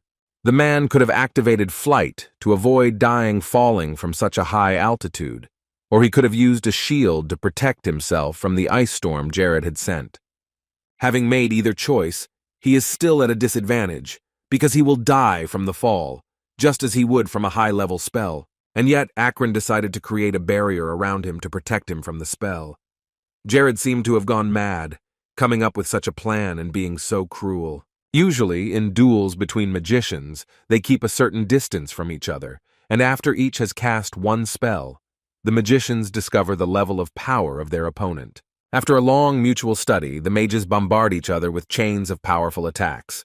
And this is mostly how all the duels between them went. But Jared had no common sense in this situation, and he was driven by a strong and indomitable desire to defeat the enemy, who was preventing him from building a life in peace. The guy simply ignored the common-sense vision of the fight and decided to get rid of his opponent in a bloodthirsty way, not giving him the right to live. After Jared grabbed him with both hands, they flew down together. Akron did not realize where this situation would go, so they could both crash. But it was actually part of Jared's plan. He had created another magic circle while he held his enemy tightly in his arms. It was only then that Akron realized his intentions, although it was not clear whether it would have helped him in any way, because with every second the meters to the ground were becoming fewer and fewer. After a general overview of all classes of mages, the fourth class is definitely not the last among them. Even Horgus, who had filled the ranks of Majorca with criminals, was not strong enough for mages of this level. The Lord of Majorca spent a quarter of his fortune to hire third-class mages to do his work in his territories. But nevertheless, Jared had two reasons why he had screamed in horror when he saw his body in the mirror for the first time some time ago. In the past, his strength had been enough to conquer the transformations of the Lich DeLuca, who was famous for his power more than once. And in comparison, a fat sack like Jared could only use fourth-grade magic once at most. His skills were balanced to the max, making him a perfect match for a mage of his level who was proficient in fourth-class spells. Although Akron's fighting skills were lacking, he was on par with Jared in magic. And this man was not as easy as he seemed, and to defeat him you had to try very hard and give it your all. Jared used the shield again, which would protect him from Akron's attack. If you keep a good distance, it would really work. But this barrier had its drawbacks. It was very easy to break in close combat. So Akron punched Jared's magic shield with all his might, and it shattered into pieces in an instant. Now the mage knew who he was dealing with. Because Jared had already used his own spells many times, he could study his magic perfectly.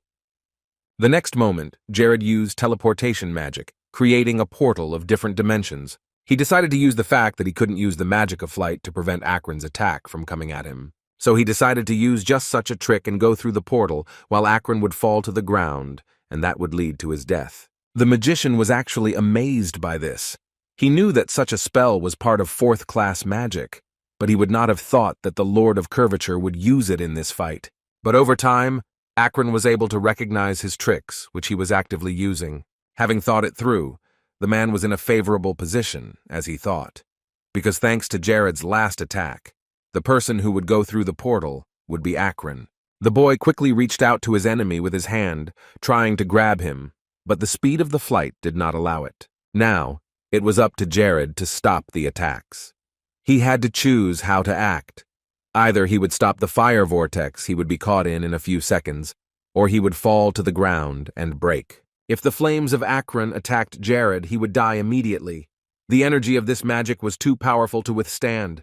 Regardless of Jared's choice, he was bound to meet the same end, death. Akron was about to fall through the dimensional portal, and Jared was approaching the fire trap he had created. The magician of Majorca was very pleased with himself, because even if the boy had survived, he would no longer be able to use the portal to get to another place. And even if he somehow managed to do so, Akron had a plan for that too. He would simply stop him at the entrance and destroy him completely. But this overconfidence played a cruel joke on him, and Akron eventually fell, not into the portal, but onto the sharp spears that were stuck in the tree.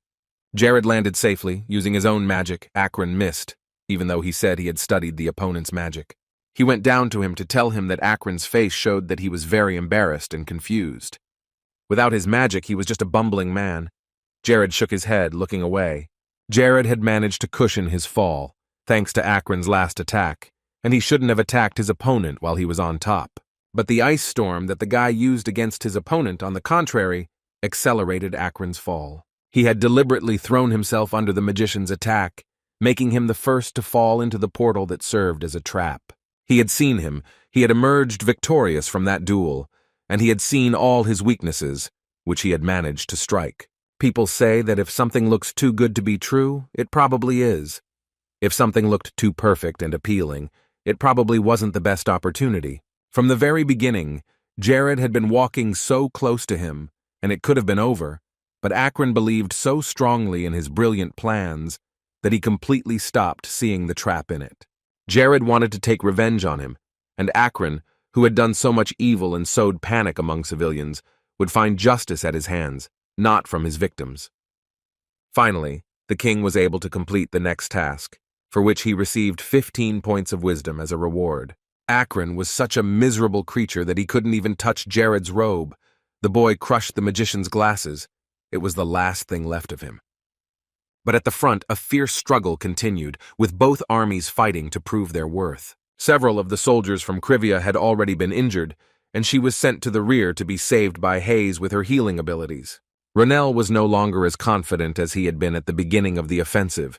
He had lost an ally for this fight, and the Krivian troops were already closing in on them. The fierce struggle continued. Jared's men had already managed to finish off several dozen of Ronell's soldiers. But they needed more men in the center, so the warriors turned to Lacus.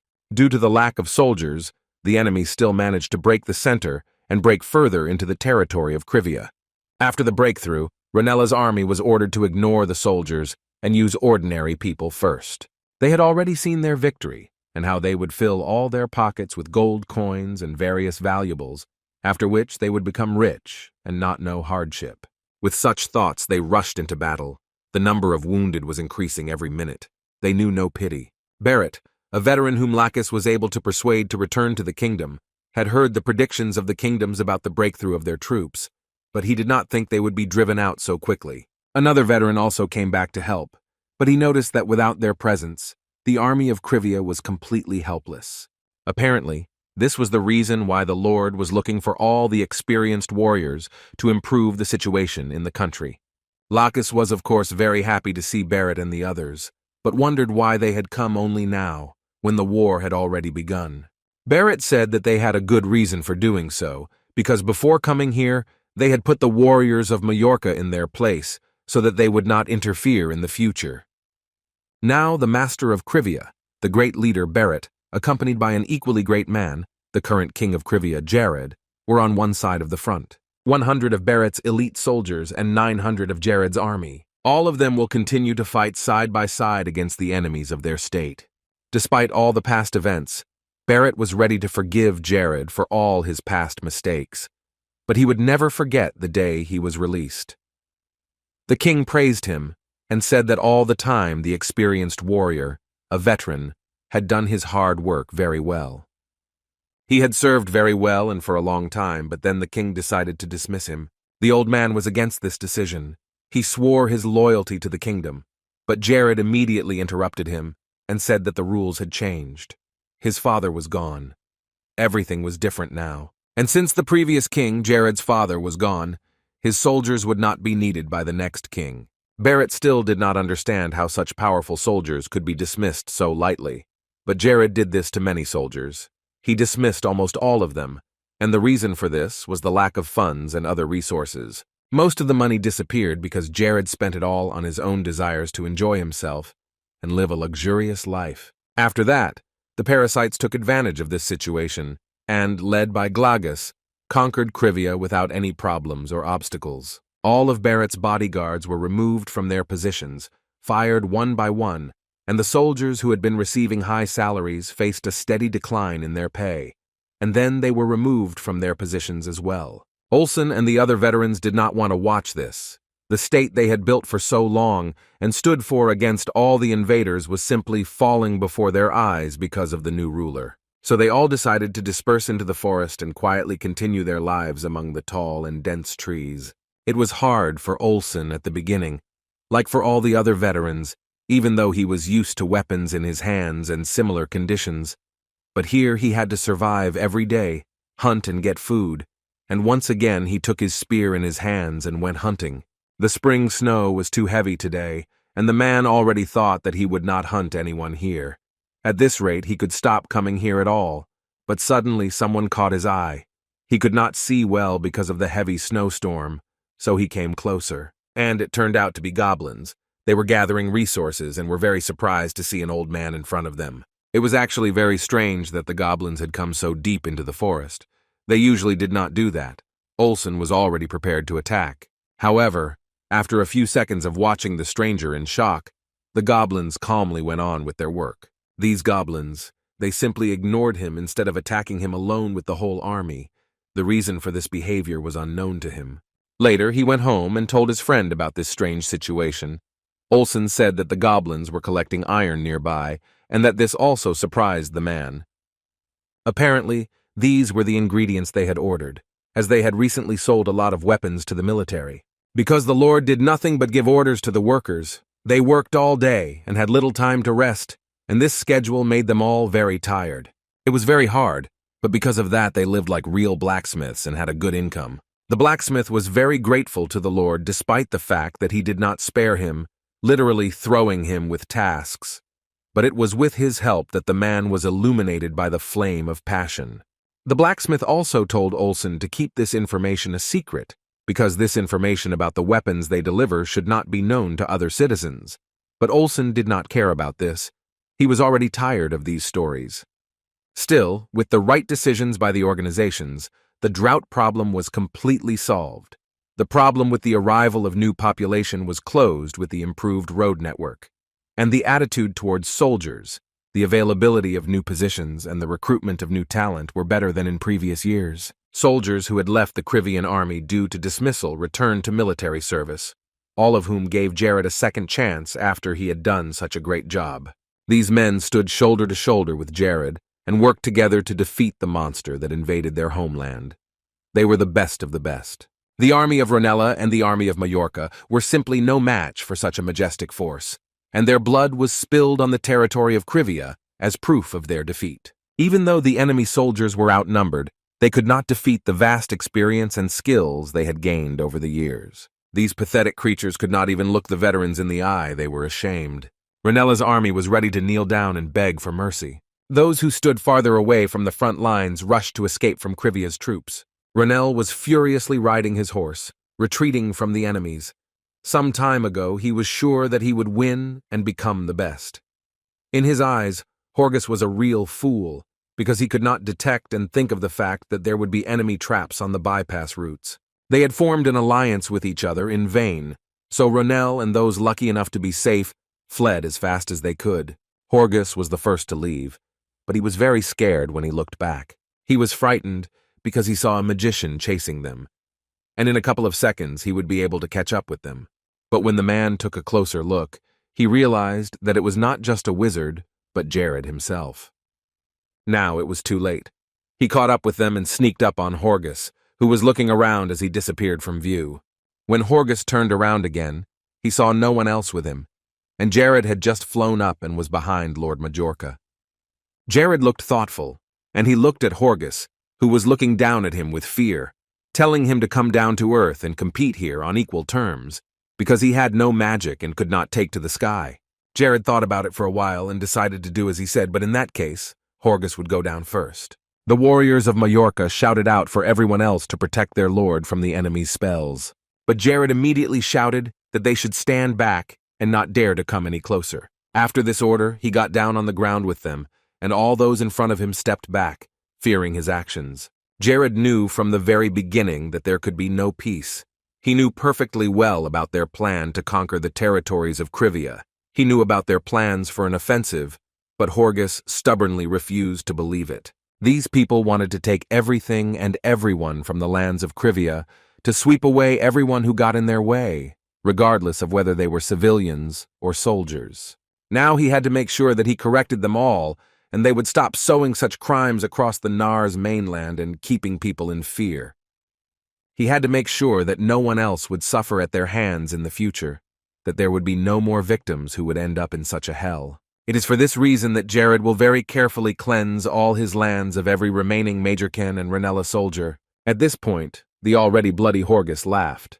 The plan Jared had just told him was almost unrealistic. The boy had stepped up to the enemy, and he admitted that he had made mistakes, but he was sure of one thing. Even the old Jared, who had been so irresponsible with his royal obligations and the workers he had given a huge amount of work to, was better than this.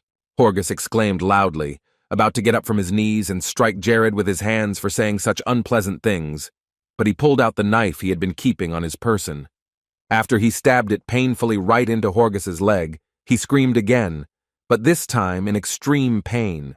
But Jared managed to calm him down and bring him to his feet, so that he wouldn't be so rebellious. He was writhing in great pain, but he warned him that it would not be over so easily at this stage. If the general of all the knights found out what Jared had done here, he would surely bring his mighty and large army to take revenge on Horgus and his army. Meanwhile, Jared took out of his pocket the small green book he had been poring over for so long. He writhed in great pain, but he warned that it would not be over so easily at this point. If the general of all the knights found out what Jared had done here, he would surely bring his mighty and large army here to avenge Horgus and his army. Meanwhile, Jared took out of his pocket the small green book he had been poring over for so long. Jared pulled out the small green book he had been poring over for so long.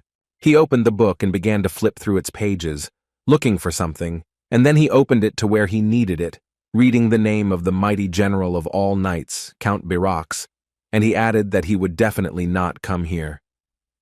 Horgus, who was still sitting with a knife stuck in his leg, had already forgotten about the pain when Jared heard the name of the Count, and he asked him in shock how he knew his name. Jared calmly replied that it was a book he had spent countless nights reading, and that its pages contained various records of people and events. He also found out that Horgus and this Count Birax were related. While he was writing all this, thanks to this book, there was little that could be hidden from him. Then Jared began to proofread some more things and flipped through the pages, and suddenly he laughed out loud when he came across another line, the words that Horgus had used to threaten him and say that the general would kill him, and he was very amused. He abruptly closed the book, glaring at his opponent. It was wrong of Lord Mallorca to think that a general of a knightly order from the Ithima Empire would come just to save his nephew. Jared was now talking about traveling more than 5,000 kilometers, overcoming the borders of all 4 kingdoms, and it was simply impossible to cross so many territories. Besides, it's unlikely that Birax would be very sad about his nephew's death and would want to do something to avenge the situation. For a man like him, who only pursues power, fame, and wealth, for Birax, Horgus was just a thorn in his side. Jared asked Horgus another question. Would anyone regret the death of their lord, or would everyone be completely indifferent to all the recent events and his name would be forgotten in the next few days? Moreover, most likely, everyone will only feel relieved that such an executioner, a tyrant, is no longer in this world and people will be able to breathe easy. Horgus's life was so miserable that there was not a single bright spot that he could have clung to. It was time to end this war, for which Jared was much better prepared than the other kingdoms, despite having fewer soldiers in his army. Jared stood over Horgus and nobly asked him what words he wanted to say in his last moments of life. At least he gave him that opportunity. But at that moment, Horgus lost his mind, pulled a knife from his knee, and prepared to attack Jared, screaming at him. But despite his efforts to rush forward and somehow harm the boy, he could not do so, because Jared immediately used ice magic and waves of snow knocked the unfortunate Horgus off his feet. After the snow had melted a little, Horgus stood frozen, looking like an ice sculpture, and now he would not be able to move and cause Jared any trouble.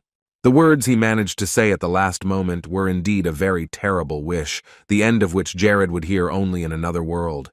After he touched the frozen body of Horgus, Lord Mallorca was snowed under even more, and began to crumble to dust in the snow. In the end, the task of the first successful defense was completed. He was well rewarded for it, and the value of his territory increased by 50%, regardless of how good the state of internal affairs was. Now Jared could at least breathe out calmly for a few minutes. With a sigh, the guy fell to the ground and closed his eyes, realizing that it was not over yet, and that he had a lot of work to do. The Majorcan warriors, who were standing behind him and silently watching him, tried to be as quiet as possible so that he would not pay attention to them, but suddenly, Jared turned to them with a displeased face.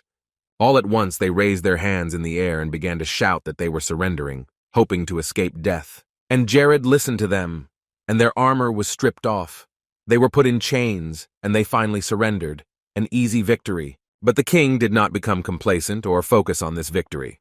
Instead, he disguised himself as a resident of Majorca with Lacus and continued to move forward. From the very beginning, he devised his plan in such a way as to achieve his main goal, which he persevered in spite of all troubles and obstacles. He wanted to take control of the kingdoms of Majorca and Ranella, so he did not stop at killing the leaders of these kingdoms. And as a result of another struggle, Majorca fell to its knees under his army. The remaining soldiers begged for captivity and surrendered. On this day, the leader of Majorca changed. Such great changes happened very quickly. Now, Krivia was a free and independent state, of course. Those who wanted to capture it did not disappear, but they all realized that they could face a terrible ending in this case. That evening, Lacus approached his lord and asked what he was going to do in the future. Ranella no longer had any fortresses left, and the entire army was smashed to pieces by the army of Krivia. It is unlikely that they will have the strength to resist them in the future after such events. Jared turned to him, and Lacus was right, because the battle between the kingdoms always came down to the number of soldiers in the army. And now Ranella was losing to Curia in that regard. So Jared was determined that their next move would be to invade Ranella's territories, and they had to do it as soon as possible, so that they wouldn't have time to come up with any plans and the fight wouldn't drag on for too long. However, after he had already made this decision, everything went wrong. The plan was shattered by the unexpected appearance of one man. General Capre, who served in Miseria, knew that the genius of this war, Horgus, had been killed by Jared, and his lands were under the rule of King Krivia. And when they captured the lands of Majorca, they thus lost the reason to wage war and achieved very good results. However, Jared thought in a completely different way than this man. He was sure that it was not only Horgus who was responsible for the decision to go to war. He started to bleed, but he began to say something incomprehensible to Lord Capra, though he was confused by his excitement. But the latter did not even listen to him, understanding what Jared wanted. Capra said that in this case, Lord Ranell should pay a considerable fee, because as a peace-loving pacifist, he would not want to see his neighbor's territory involved in a bloody war. Jared did not express this opinion, but he suggested that Lord Capre of Miseria had long been planning to seize Ranella's territories. And all these stories about peacefulness and pacifism were just a cheap show, but Ranell agreed to such terms of compensation and was very grateful for such an outcome at least. But Jared was not at all satisfied with this decision, and he reacted quite aggressively and was already preparing to attack both lords. Without waiting another minute, Jared immediately cast the spell Ice Storm and wiped the two idiots out of his sight. And he wasn't going to stop there. Jared used fire magic to release a fiery arrow from his hands. And then he decided to end the fight completely and shouted the spell Lightning Bolt, releasing it towards the enemies. But Lord Capre calmly walked out of the cloud of dust and chaos that rose behind him, not even a scratch on him. Instead, Capre ran past Jared and struck him with his sword, which was now bleeding from the impact. Jared suspected that this magic might not hurt Capre. He was a B-ranked tank, and unlikely to be affected by something like these spells. Capre was also the leader of the Central Territories, with a large army that outnumbered Krivia's by 2 to 1. So Lord Misery asked Jared again if he agreed to all the conditions. The boy had no choice but to agree to all the conditions, because it would be very foolish to start a fight with him and his state. It would be sure death under the feet of the enemies. So Jared just bowed his head and tried to accept the fact that he could not do anything about it now. Besides, if he wanted to move from the north to the central parts of the continent, he would have to pass through Miseria. That would happen. But later, Jared promised himself that one day he would kill Capra with his own hands and put his state to rest. Everything was calm in Krivia for the moment. It was a quiet night, and Lena was sleeping peacefully in her bed, very tired after the hard training she had been doing under Ella's guidance. Ella was sitting outside in her bathrobe, sipping wine. Night was her favorite time of day, so she was just enjoying herself. After taking another sip of the sweet wine, she looked to the side, quietly asking her friend what she was doing out so late. Chloe calmly stepped outside to get some fresh air, her voice monotone and quiet as always, barely a trace of emotion in it. The younger girl sat down on the chair next to her, and Ella noticed that Chloe had been very thoughtful all day, and not the first day either. She asked what was wrong, and if it was the war that was affecting her so badly. The girl's face was lit only by the dim flame from the candle on the table next to the bottle of wine. Chloe was not really worried about anything. She didn't even care about the war, but she still couldn't answer the question about Jared not calling Ella to help in the great battle. Kola cared much less about that question, but she assumed that the king wanted the guests to simply defend his home, not to take part in a dangerous war. Kola was a powerful warrior, but she had come here only to train Lena. Chloe didn't understand why a warrior like Ella wasn't even asked to take part in the fight.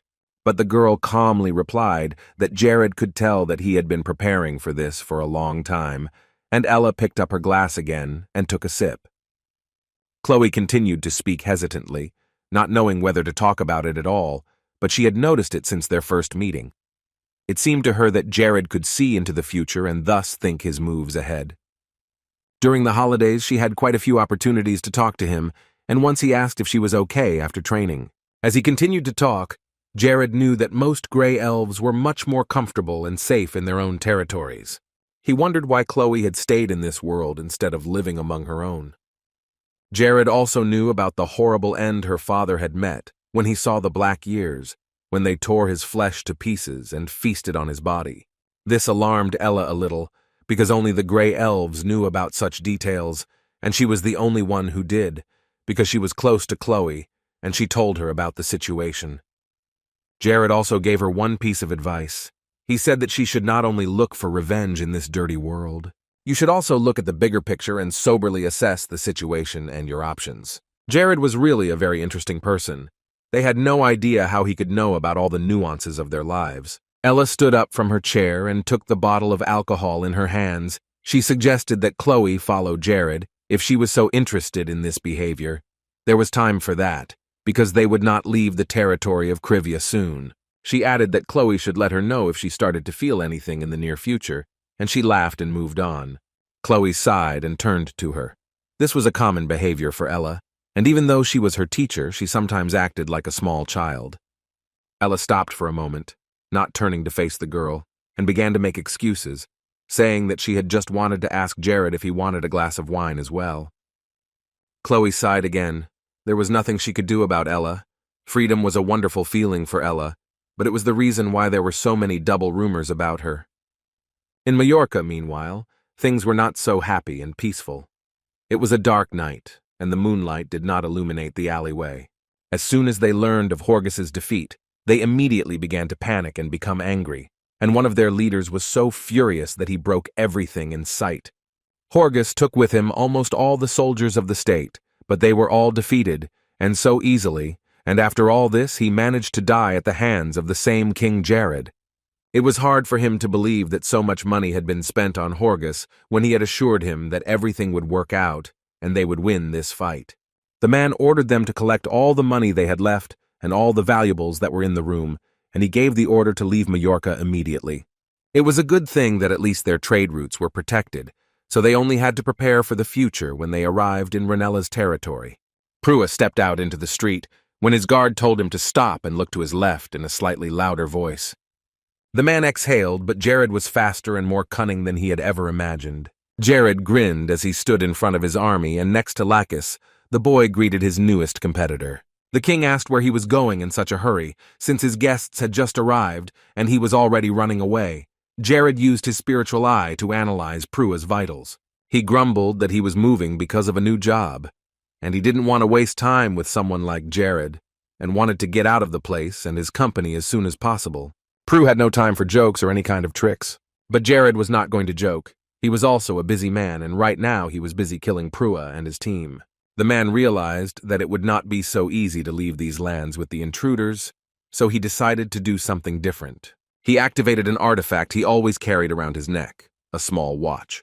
Prue created a dome, thanks to this watch, which distorted time, and Jared's magic stopped before it could reach his people. Lacus was very surprised to see that he could use spells, because he was sure that Prua was not a magician, and Jared confirmed this.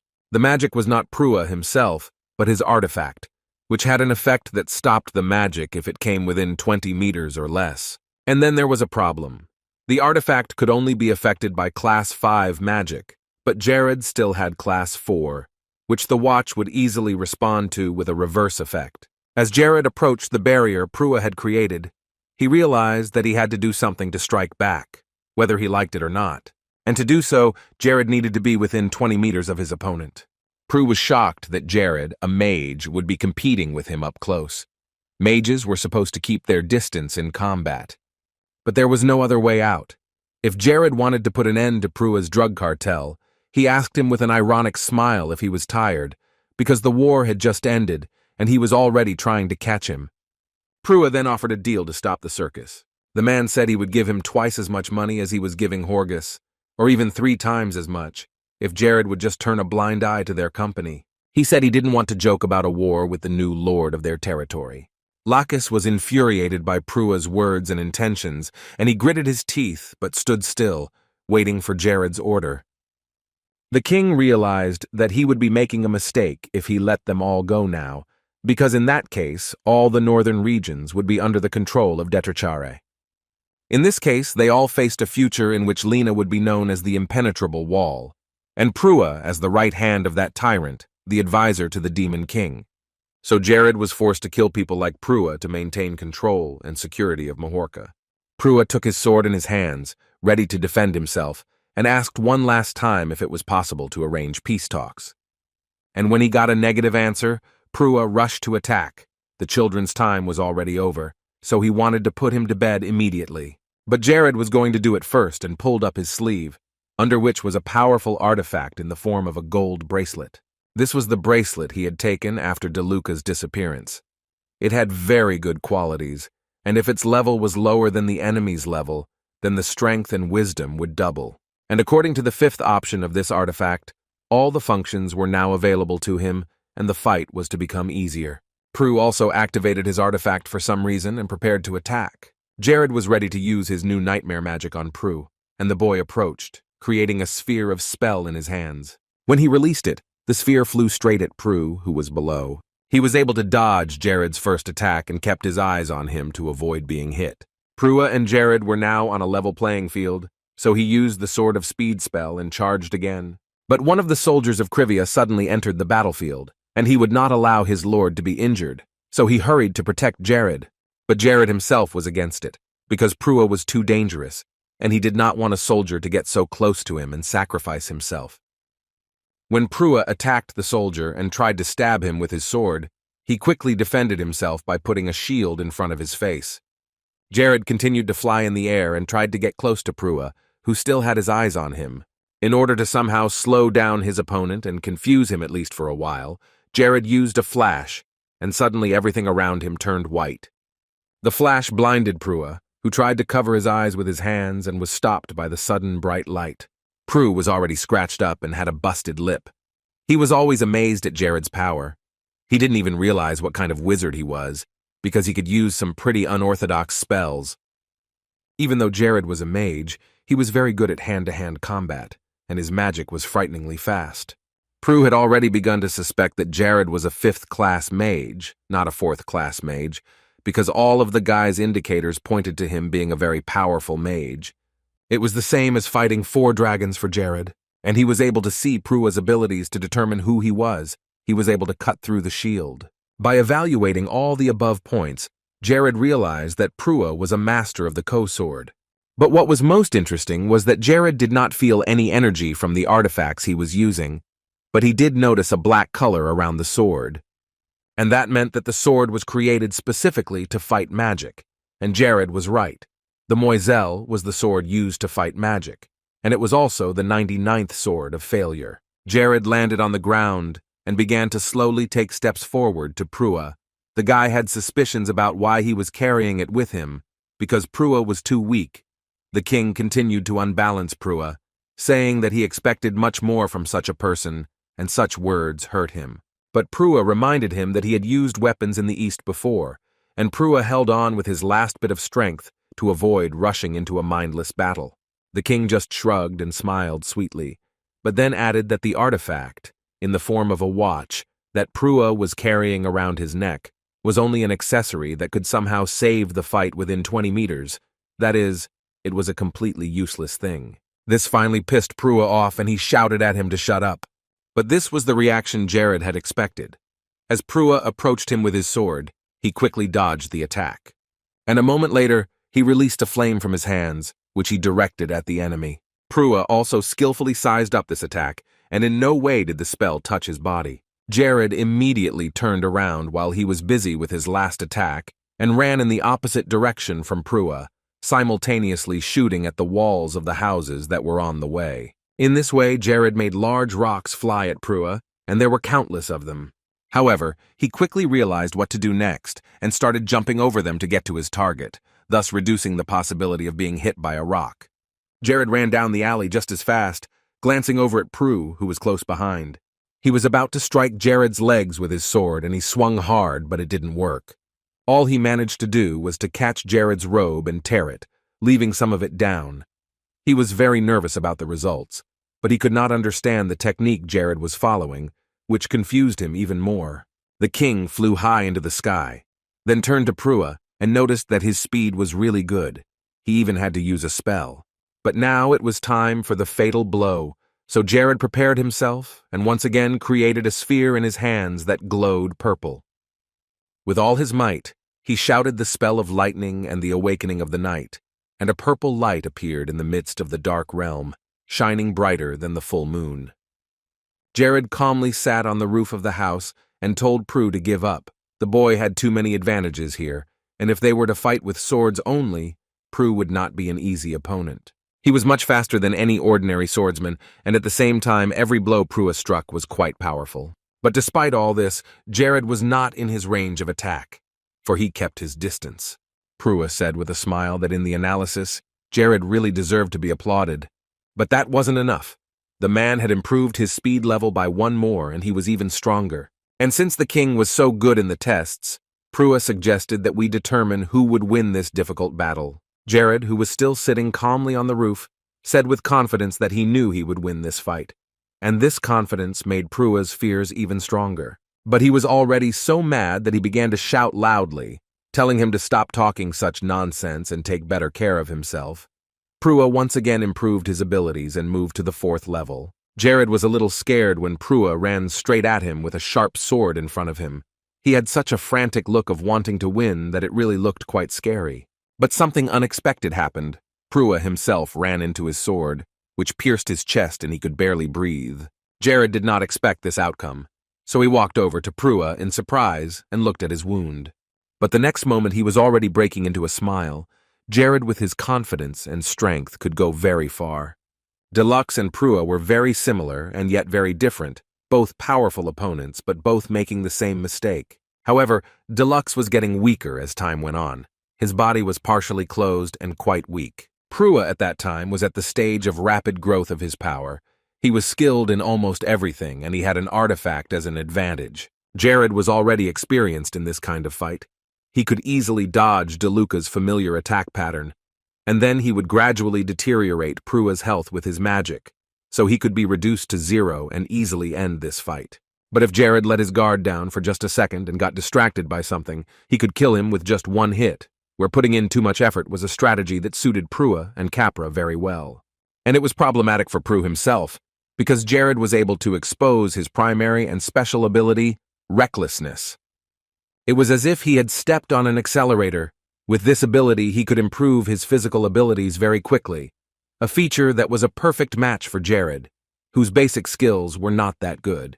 Jared laughed, realizing that everything that had happened was the best that Prue could do. This artifact was the only thing that gave him a chance to win, but he couldn't help and save the situation either. Jared was deliberately taunting Prue, telling him things that got to him, so that he would hurry up and be reckless. And the plan was slowly working. Prue had once admitted that he was stronger than Akron. He continued with this sore subject and reminded him that he had been pushed away by a mage in close combat, while mages were not very good at that. Prue had been dragging his feet for too long. The sun would soon be up before he decided to do something. And yet, this was the last straw for Prue. He took off running at Jared, his head filled with nothing but reckless actions. After such a successful operation, Jared used the magic of space to strike at Prua with his own weapon. In this fight, Prua made a mistake that he would not have made in an ordinary fight. But here he could not think straight, and this played a key role in his defeat before the King of Krivia. Jared stood at a distance from him, saying a phrase he had heard many times before. Keep your cool, but never forget your good heart. He asked Prua if he had ever heard that expression. After that, the boy held up a bag of drugs that had killed many people to whom their entire company had sold these illegal substances. Those who did not have any more money started to give it up, but they were very much in pain because they were drawn to buy another dose of drugs. Jared went up to Prue and shoved the bag of drugs directly into his mouth. It was his parting gift before the end of Prue's life, which he would have liked very much. In the end, their whole company was very proud to be in this business and to sell this stuff to people. They said that anyone would be willing to die to feel this high just once more. The powder started to turn to foam as Prua, he started to have a hard time with it. Jared proudly proclaimed that Prua would be beheaded because it was a great sin to try to claw at the future of a nation and a people. All the other people of Prua who remained downstairs, they surrounded the Krivias from all sides and did not allow them to escape the scene. They were ready to deal with these scoundrels. And in a few short minutes, Lacus reported to his lord that all the criminals had been captured, and now they stood with their hands up and surrendered. However, the case was not yet closed, because just because they had defeated Prua and his entire group did not mean that other similar groups would cease to operate. Although this one was the most powerful, it was worth destroying all the criminals to keep them close to Majorca. Jared said confidently that by sunrise, none of these groups would exist anymore. And if anyone opposed the army, Jared gave the order to kill them. Such people could not be left alive. Above all, he ordered their heads to be cut off for any protest. Lacus was tired after all the lives he had taken in the last few days. His face was covered in scratches, but he continued to follow his lord and his orders, wiping the sweat from his brow. Jared always surprised him, because every time the boy exceeded his expectations, which seemed impenetrable, and every decision he made was veiled in mysterious wisdom. However, this time Jared showed a sharp and confident yet spontaneous nature instead of wisdom and prudence in his actions. The people of the kingdom looked at him with wide-eyed wonder, seeing him as a true leader.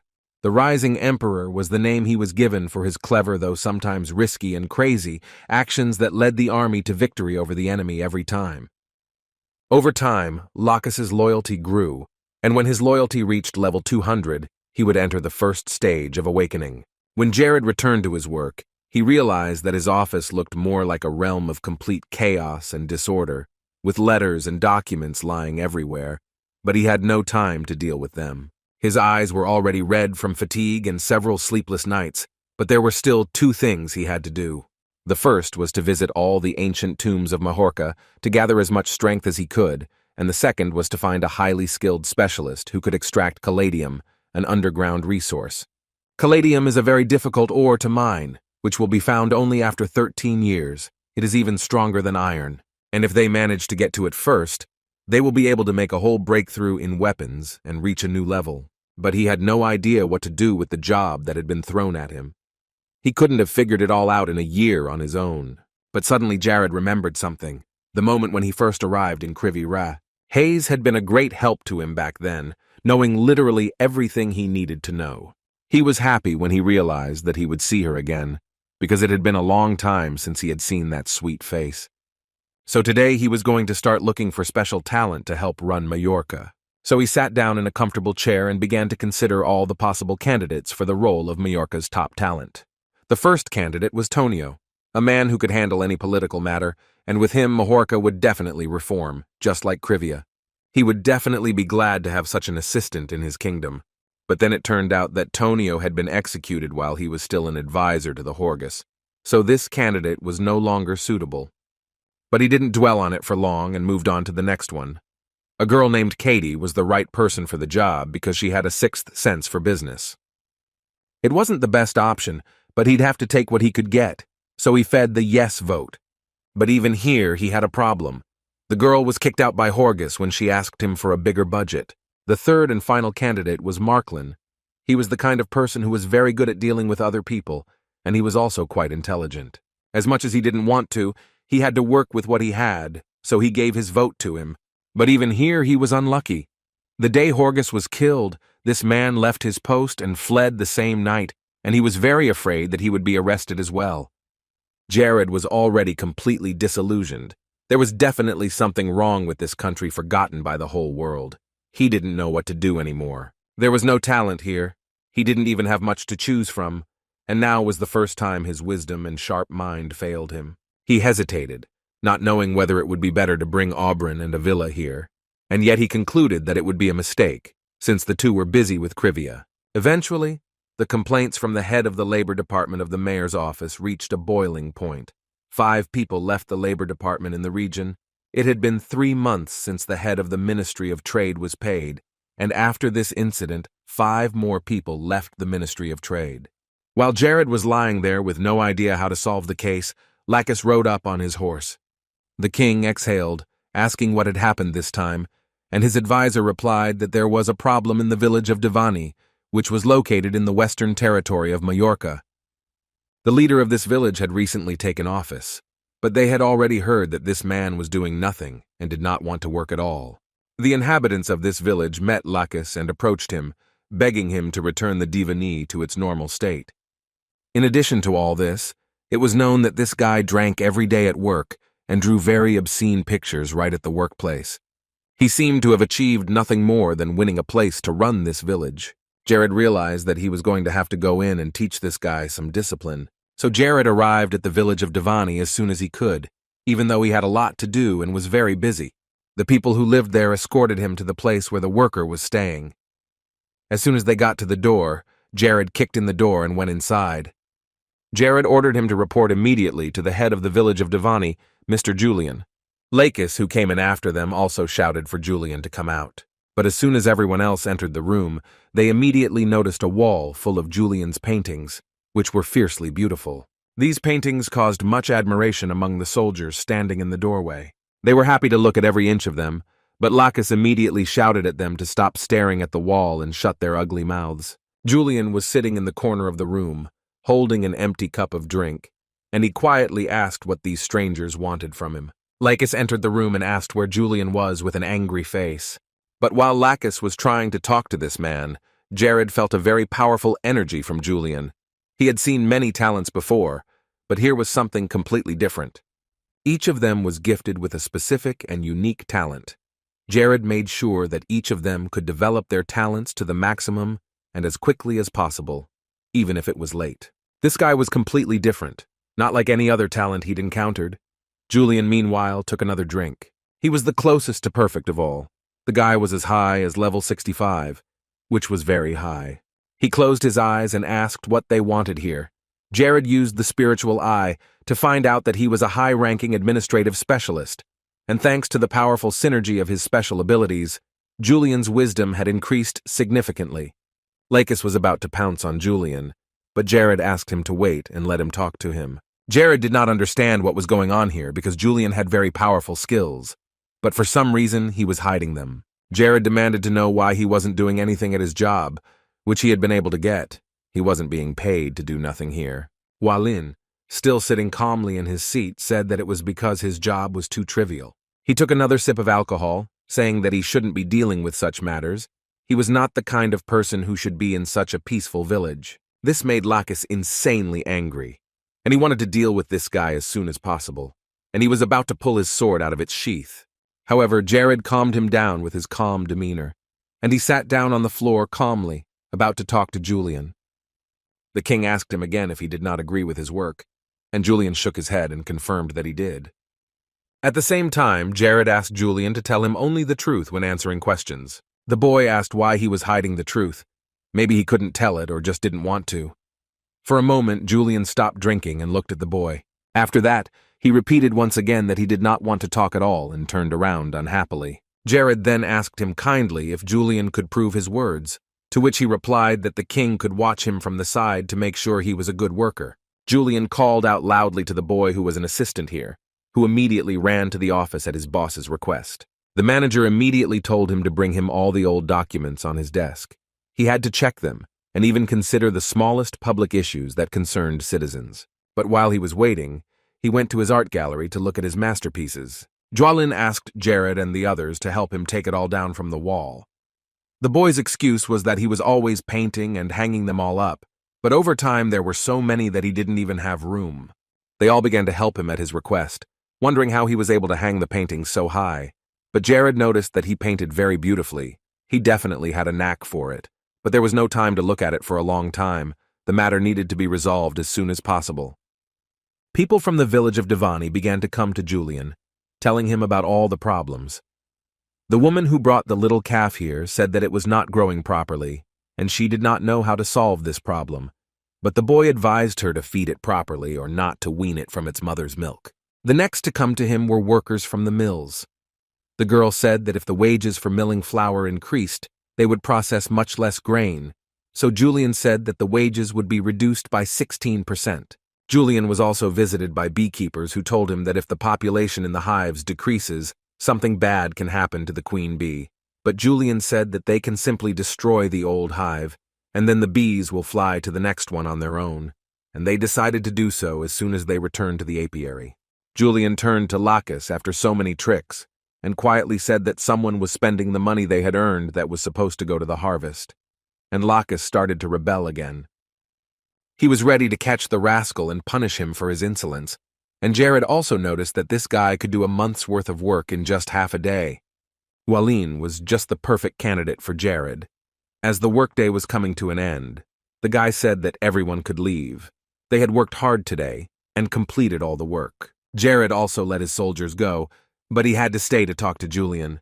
When everyone had left and the two of them were alone in the room, Jared and Julian sat down at the table. The king now realized why he was so confident. He had already studied his course of action. But Julian spoke first. He said that only now he began to realize that until now he had not even tried to manage the village. All this work would not take too long if he solved the problems as they came up and put his heart and soul into it. All this time he had been putting off the work for later, and then never got around to it. Then Jared praised him, saying that he had managed to do his job perfectly when he was already here, and then the king asked if he had any idea what he was sitting in front of him, and Julian laughed a little, not knowing what to say at first. But Jared immediately continued to talk about it, not even letting him answer the question, and told him that he had some business to attend to. Julian exhaled heavily and asked what the Lord wanted, already imagining in his mind what conditions he might be given. He remembered all the other lords who had come to him with similar requests, but none of them had treated him like a normal person.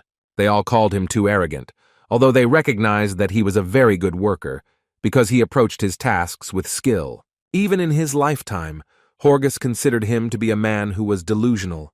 He brought him here to revive the nation, and Julian had all the qualifications for this because he was taking a test to manage an empire. But such arrogance spoiled him. The ambitions of the leader himself must be much greater than those of the entire nation combined. And even he, who served his master, felt very small and helpless, no matter what he did. And then Jared told him his greatest wish, which struck him deeply. He wanted to become a hero of the continent of Nars. Instead of remaining a nameless lord of a small territory, he wanted to become a world hero. Julian did not believe the king's words at first, because it sounded too good for him. But Jared was very serious. He was very purposeful in his pursuit of this great goal in his new life. He wasn't some insignificant person who would lie about it. Words like that drove Julian crazy. He wanted to be useful and influence everything that was happening around him. He wanted to help, not just follow the Lord's little orders. The boy opened another bottle of strong alcohol and poured them both. He had wanted a lord he could look up to for a very long time. If there is a vassal who looks up to his master and who makes a mistake, it will most likely be the lord's mistake, not his ward's. So he smilingly told Jared to become an earl by the end of this year, or head a conglomerate of territories, so that Julian could make sure he got his dream. Then the guy handed Jared a drink, saying that he would definitely prove that he could do a lot. When the glass was in Jared's hand, he invited Julian to watch from the sidelines if he wanted to see exactly what the boy was capable of. He laughed, saying that he would never betray the trust of a lord who had earned his complete disgrace from the first. But he would. Julian would have left if he did fail, and Lacus stood outside the door, listening intently to every word of their conversation, even though he should have been home with the others. They made a pact that they would stay together forever, and then they toasted their decision. So he decided to take him on as acting head to manage all the internal affairs of Majorca. Very soon they returned to the castle. Mia had already learned a lot during this time. She had special abilities to sense and control mana. Despite her age, the little girl did not study new things intensively. Everything was calm in Krivia. The sun was shining, illuminating the roofs of low buildings, and the noise of people and merchants could be heard trying to sell their goods to passers-by. Every day, Hayes diligently performed her duties, not forgetting to practice healing magic, and she was looking forward to the Lord's return to his mansion. Olsen and Avila entered the spacious room where Hayes was cleaning, and they were actively discussing something that interested her, so she listened. Olsen knew that even if the Lord decided to install a single vassal as acting head to rule the entire territory, they would see it with their own eyes. Oberyn, who had just entered the room, heard this loud conversation and looked at Avila, who exclaimed that they all needed to leave for Majorca immediately. Then Oberyn asked Hayes if she would like to come with them and say hello to the Lord, whom she had not seen for so long. The girl thought about this suggestion and stood silently in the middle of the room for a while. Still, she decided to go with them because she missed Jared, and soon they all arrived in Majorca. Jared was busy as usual, writing something as he sat next to Julian, after he had appointed the guy as the acting head. Majorca had achieved stability in a very short time, and Hayes had been working hard all along. For the past week, they literally lived in the office and never left. On one of their most routine days, Hayes came into the office and brought in a tea made from the Carlacus flower. She had heard that this tea was very useful for weight loss, and Jared smilingly thanked her for it even though his diet had been completed for a long time. Hayes asked if Jared was tired and she offered to massage his shoulders, while Julian watched them silently. Soon he decided to break in and told Jared to take a break from work and get some rest, but Jared assured him that he was fine and could continue working. Julian insisted, however, that Jared take a break because this concentration of work was taking all his energy and would negatively affect his ability to focus. Julian stood up from his chair and bowed, saying that he would go meet with the other vassals and return. Jared's vassals from Krivia came here to Majorca as soon as they heard the rumors, eager to see for themselves, worried that such a young administrative official could create global problems in the administration of the territory. However, they quickly got past this stage of acceptance of Julian's skills, and now everyone praises him. When he and Hayes were alone, he asked her to have tea with him, as there was another cup. The girl shook her head, feeling uncomfortable with the offer, because she still thought she had no right to do so, being only a maid. But Jared had already told her 100 times not to worry about such trifles when they were alone. Eventually, she agreed, but she still felt awkward. After a moment, she sat down at the table and picked up her cup, glancing over at Jared, who was savoring his drink. She gently picked up the plate and brought the cup to her lips, taking a sip, at which point her name was called, and Jared spoke it. While he was calmly sipping his tea, she had already doused herself as soon as she heard him suggest that she quit her job as a maid. She started to shake, but she tried to show that she was not worried at all, even though she was already sitting there covered in tea from head to toe. Hayes was beginning to worry that she wasn't doing a good job as a maid, but Jared wasn't going to let that slip with his offer. The girl had already begun to make up all sorts of excuses.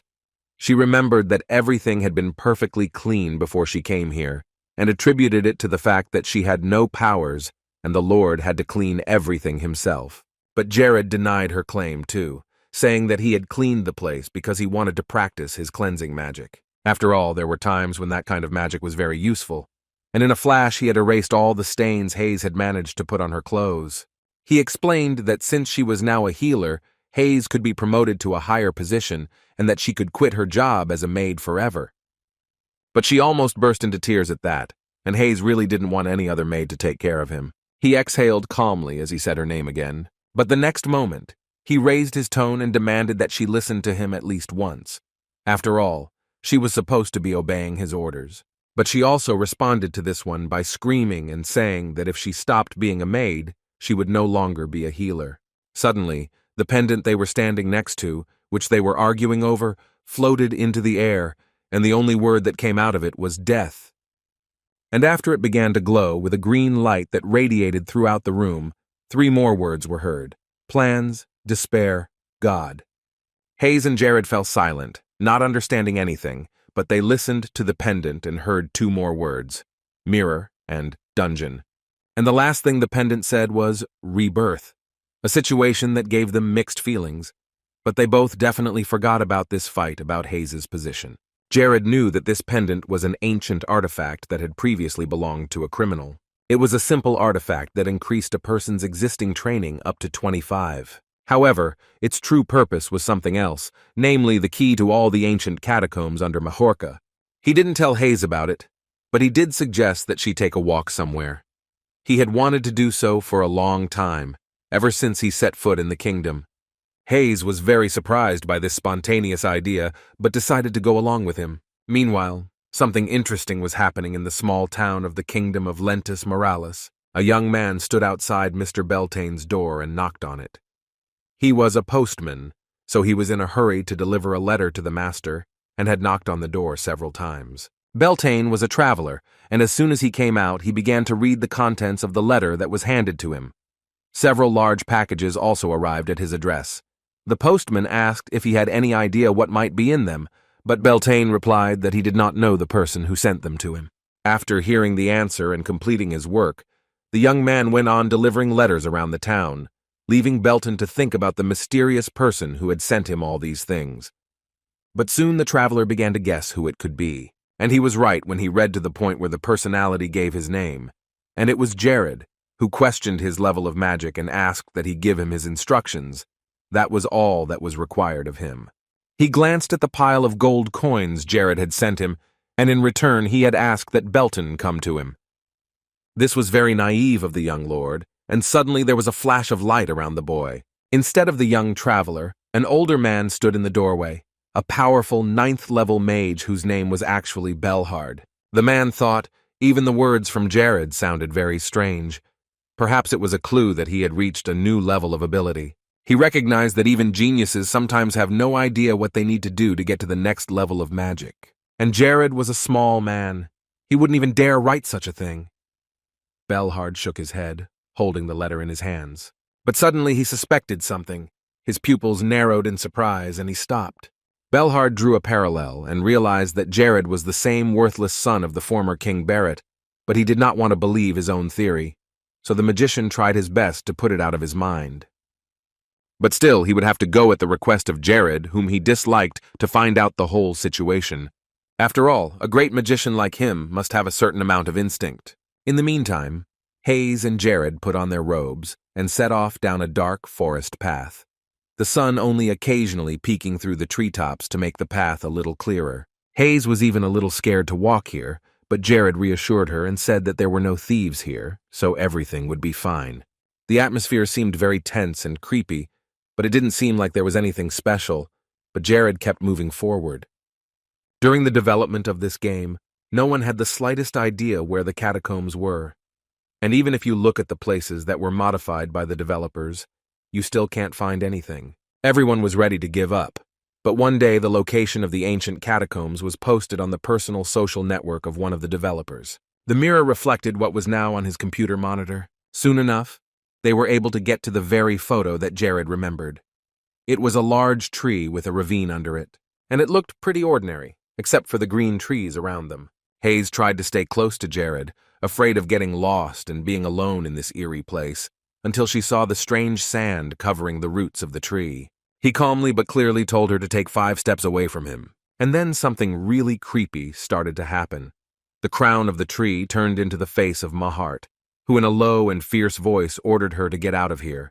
No one had the right to break into the catacombs of his kingdom. Jared had seen his name before, and even this appearance did not faze him, but he stayed away. Mahart continued to speak in a dead and soulless voice to them, a cursed boy who did not belong in this world. Jared continued to stand still, not taking his eyes off his head. Mahart turned to Jared again, and he looked down at him with bottomless gaze and was silent for a moment. The fact that the two of them had met didn't bode well. Mahart continued to talk about how Jared was cursed. Now that this has happened and the two curses have collided together, this world will cease to exist. The end will come through great chaos, and everyone's death will be terrible. Jared was now even more confused in his thoughts. He definitely did not expect Mahart to know who he really was. He couldn't figure out if Mahart was talking to the Jared inside him, or if it was part of the game, because he remembered a similar moment when he played Paradise in his past life. Jared wasn't really scared. He was more curious to know what it was all about.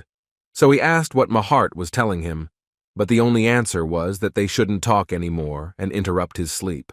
The guy remembered the events of the game, and now he was sure that these words of Mahart's were absolutely identical to those he says to every player at this stage of the game. Since he would not have gotten anything out of him anyway, Jared decided to end him here and now, so that he could enter the coveted and mysterious catacombs without any obstacles. Such actions infuriated Mahart, a path that Jared had already taken, and one that meant only one thing: death. Despite his rage, however, for some reason he did not act immediately, but Jared quickly used magic against him. He blew off a part of his head, which was also made of sand. Mahart did not say anything because he no longer existed here with them. Instead, the boy managed to open a passage to the catacombs and suggested that they move forward.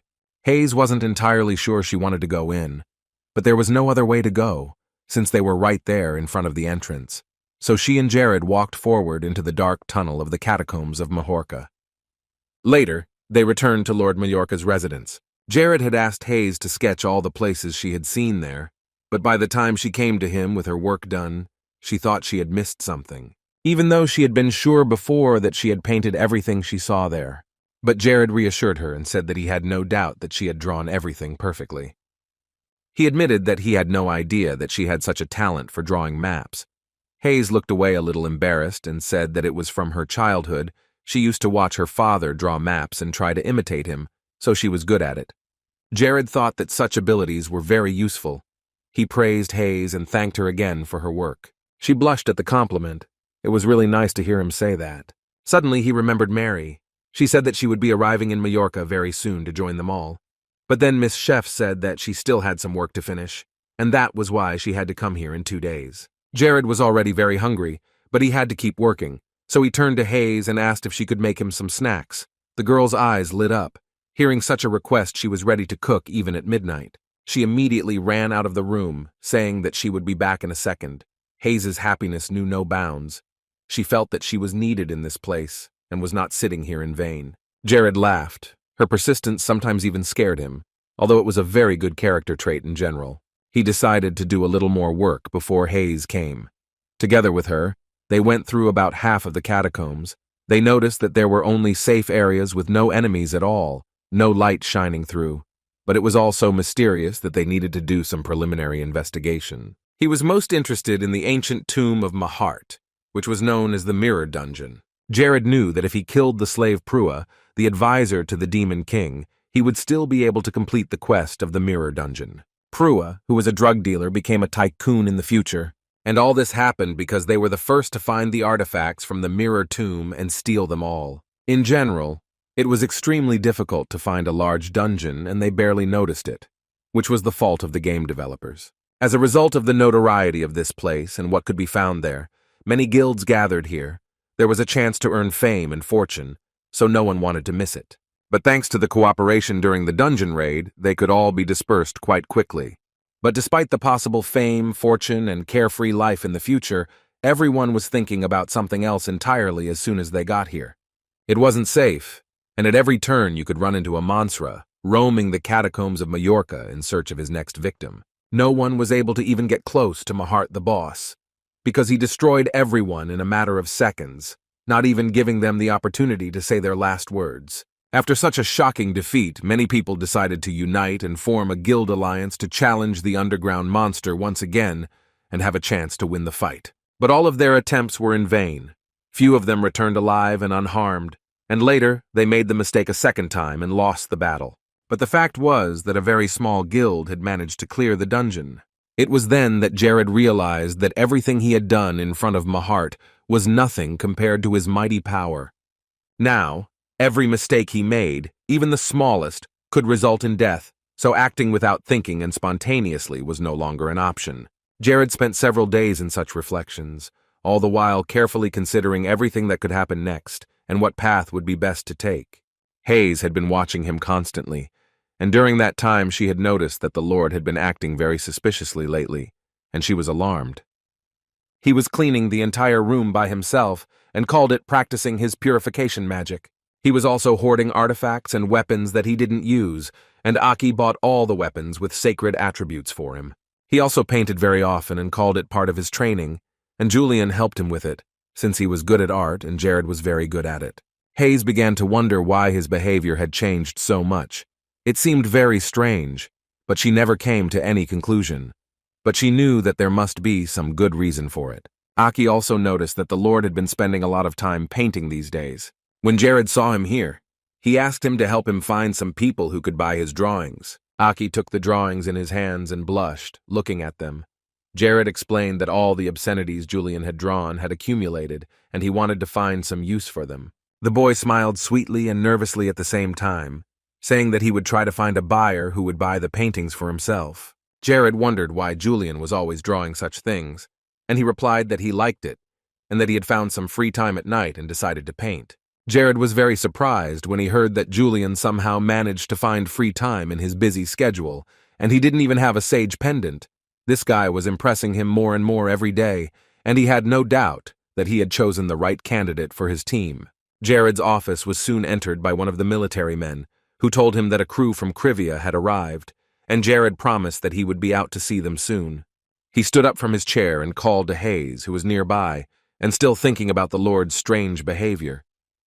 He told her that he would soon need to go to a place, and Hayes realized that Jared was talking about the same catacombs they had visited together recently. Hayes very hesitantly decided to ask if she could come along, but she was already expecting a negative answer. Jared didn't want to offend her, but the place they were going to this time would be better with fewer people. Hayes was very worried about him. It was a very dangerous place, and she would not want him to go there, risking his life. He also knew very well that this place was very dangerous, because it was a reality, not a game where you can turn back the passage of a certain stage. But there was no other way out, and he had to go there. But he was doing it all because he really needed the reward of the mirror dungeon. So this time he was going to take the best fighters he knew. As Jared was walking down to them and thinking about it, he heard Isabel's voice loudly telling him that he was late. It was very rude to be late when he had already promised to come, but she decided not to make a big deal of it. Ella and Chloe were standing next to her, already packed and ready to go to the dungeon. They didn't talk too much. They had a clear goal, and the team quickly reached the triplets, stopping only before the entrance to the catacombs, looking at the passage. Jared said that he had already walked around the dungeon with Hayes, so all they had to do now was follow the map, and Isabel suggested that they get it over with and go home as soon as possible, because she had already missed him. Chloe still wanted to clarify something before they went in, so he stopped and came over to her. Meanwhile, Ella and Isabel stepped into the catacombs. It was very dark, and she didn't know if they had brought a flashlight, but Chloe was interested in something else. Isabel had come with him. She was a powerful sorceress and a great swordsmanship teacher, so she understood why the two of them were here. Chloe had no idea what she was doing here, though. But Jared calmly told her that she was devaluing her skills too much. She was just as important here as everyone else. She didn't say anything to that, and gave him the same tired look as he headed into the dungeon. Actually, they didn't all like this place very much. Some of them hated the demon realm and the blood of the Church of Darkness, but that wasn't really important right now. Ella, on the other hand, suspected that Jared had come here for more than just the power of darkness. But all Jared had told her was that he was only interested in the ancient artifact, and had no need for any dark powers. Ella calmly walked on, and he could breathe a sigh of relief, because if the answer had been different, they would have most likely ended up in a fight. He started to feel a little nervous, but it was really a relief, because it wouldn't happen in reality. He definitely didn't want to fight with this girl. Ella was quite sensitive to light. She wore dark glasses almost all the time, but he didn't know if it was only after she was injured or if she had it since childhood. Isabel was walking next to Jared, and she noticed a light at the end of their path, which meant they were nearing the exit of the maze. But after the maze, there was only one way to go, Mahart, and to get there, they would have to pass by every cell. And soon they reached the gate, the raid of the dungeon. There was no turning back. They had to start. Once inside, they were greeted by clay soldiers who seemed to be looking at them through their armor and accompanied them with their lifeless gaze all the way. Jared suggested that they use the tactics he had suggested earlier when they had discussed the whole plan. Isabel crouched down next to him and summoned the spirit of a black body. Something black began to appear from her hands and began to move towards the clay soldiers. This entity started pushing the clay soldiers in different directions and kept jumping. This stirred them up, and the soldiers began to say something in a language that everyone else could not understand, and they got into a fighting stance and were ready to defend themselves. Jared stood in front, and behind him was Isabel, and to his surprise, all these soldiers passed him. They were not even going to touch him and ran on. They ran on to Isabel. She got to her feet and was surprised and couldn't do anything. Jared, meanwhile, quickly knocked the bastards down, and they fell on top of each other, never reaching the target. In a moment, all of these clay soldiers shattered into dust and gems flew out of them and hit the ground. Isabel exhaled calmly. They were really only aiming at her, and she didn't like that because they were just bypassing Jared and coming straight for her. Jared didn't fully understand why they did that. These knights had attacked dark wizards and sorcerers first, so maybe they were just familiar with this black magic and attacked her because of it. So they had dealt with these gate guards, and now it was time to change. Chloe and Isabel, he had given them the magic stones that were left over from the warriors, and they went to change their clothes to look like the glossy gatekeepers of the dungeon. After a while, they put their helmets on their heads and were ready to move on with a disguise that would help them avoid trouble. Breathing was difficult, and they could see almost nothing through the small holes, and Isabel was already tired. But despite this fatigue, they moved forward and entered the next stage. Ella immediately noticed that there would be at least 2,000 soldiers here. She could not even imagine that there could be such a large army under the ground where she lived. They wondered where Jared got this information, but there was no time for idle chatter. Isabel asked a little unhappily if the thing she was wearing on her head would help them, and Jared assured her that the longer it was on her, the longer she would be fine. Together, they started to fight their way through the army of clay warriors, which were so many. Jared knew that there had always been about 2,500 soldiers here, but now there were even more, because they had to make up for the guards who were standing at the entrance to the dungeon. So now there were 2,504. When the Guild Alliance consisted of 500 people, there were 3,000 soldiers here. So we can conclude that this group of people started a very dubious battle. Since there were so few of them, they didn't look too suspicious. And there was another important thing. Thanks to the camouflage effect that Chloe had put on them, by making masks for them, they could get to the right place very quickly, even without a fight. As they passed through the crowd of these strange soldiers, Jared turned to Isabel, who had questioned the need for the thing on her head earlier, and assured her that it was the reason they hadn't had to waste time fighting. Chloe was at least a little pleased that her masks were useful, but she didn't know that it was a necessity, not just a bonus. Even though the helmets made it very difficult to see, as there were only small holes where the eyes were, if they walked around without them, they would be noticed immediately, and the defense would begin. Chloe's voice sometimes made it hard to tell what mood she was in, and now you couldn't see her face. Jared told Chloe that the room where they would fight would be located, and he was counting on her. But Isabel was not happy that he was focusing on her so much. Since she had also been a big help in this situation, she threw herself at him with a complaint. Jared could not react to this in any way. Her character could not be changed, so he just had to accept what was. But still, he decided to cheer her up a bit and told her that she was a great girl for using her magic to help, while he spun around funny in place, imitating her. Chloe and Ella stood in silence in shock and watched this ridiculous spectacle of their lord in the mask of some strange warrior running around in place. But his tricks were over when a large clay statue appeared on their horizon, and it seemed more important than these soldiers. All these creatures were somewhat similar to evil spirits, but they were different, as Isabel had noticed. This was because they were born of a curse that was not related to dark magic. Even before the monarch Mahart fell into a long sleep, he had cursed his wards to take on a form that would not age at all. Many of them simply stopped fighting and lost their shape because they could not accept their new identity, which is why they became clay soldiers. If all these soldiers were subjects, then Mahart was definitely not the best king in the world. But Jared also warned that there were some clay soldiers who had managed to keep parts of their real bodies, so they should be very careful. They were no safer or stronger. The large figure standing next to them turned his head towards them and looked at the team of people carefully. For a moment, they were all quiet in the moment, hoping that this big clay thing would not suspect them of anything. Suddenly, the monster broke free of its chains and rushed at the team. It jumped on them, smashing everything in sight. Jared immediately took Isabel in his arms and ran away.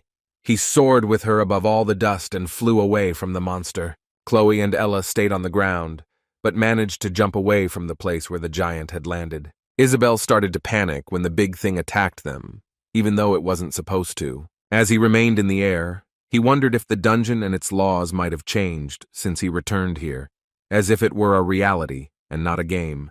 Meanwhile, the monster started jumping at them again. Although it was large, it still behaved and moved quite nimbly. Jared's helmet was already pierced, so he could see better, but there was still a problem with that monster jumping all over them. It could easily get to them no matter where they ran. While Jared was trying to keep Isabel safe, Ella took the situation into her own hands. She told everyone else to run away from that monster immediately so she could strike. Taking her sword in her hand, she stepped closer to it and prepared to attack the big monster. Her sword was very powerful, magical, and as soon as Ella slashed it through the air, a green glow appeared behind it, and she struck the monster with it. She managed to hit the target and slow it down, at least for a while. But that was the most she could do. For some reason, it didn't do any damage to the monster. Although the monster was resistant to electricity, nothing happened to it at all. It didn't even move when Ella attacked it. But in a matter of seconds, the clay giant ran straight to Ella to attack her, moving very fast as before. However, this was even more to Ella's liking. She liked strong opponents, so she decided to let him show all his strength and power. She used a special technique called the Mahart's greeting and put her hand out in front of her, shouting loudly. The monster stopped at the same moment, even though his fist was almost at her side, but everything suddenly stopped. This giant stopped raging and fighting. He leaned over to Ella, gazing into her eyes, and she also stood steadfastly in front of him. In a few seconds, he stood upright again, but he was still calm and did not even intend to attack them. And very soon, the giant turned around and walked in a completely different direction from them. Neither Ella nor Jared had any idea what had just happened, but they were still happy, because now there would be no battle with this monster. She didn't know if it was magic or what, but the war doll backed away after just one phrase she said. She began to suspect that it was some kind of password, after which the monster calmed down and returned to its place, and that it was some kind of completely different clay doll than all the others. It was impossible to defeat this monster. It was very rare that this giant was endowed with such invincible powers. This can only happen with a probability of 0.1% per person, and if there are 4 of them, it's 0.4%. So in the end, they should forget about what just happened, but it can't be erased from their memory. It was the first time Chloe had ever heard of such a concentration of power in one creature, and it was a little scary, but Jared explained to her that these monsters were created from a curse, so the side effects could be quite scary indeed. There were 2 options here. Either these monsters cannot leave the area to which they are attached, or their creator dies and they go to the next world with him.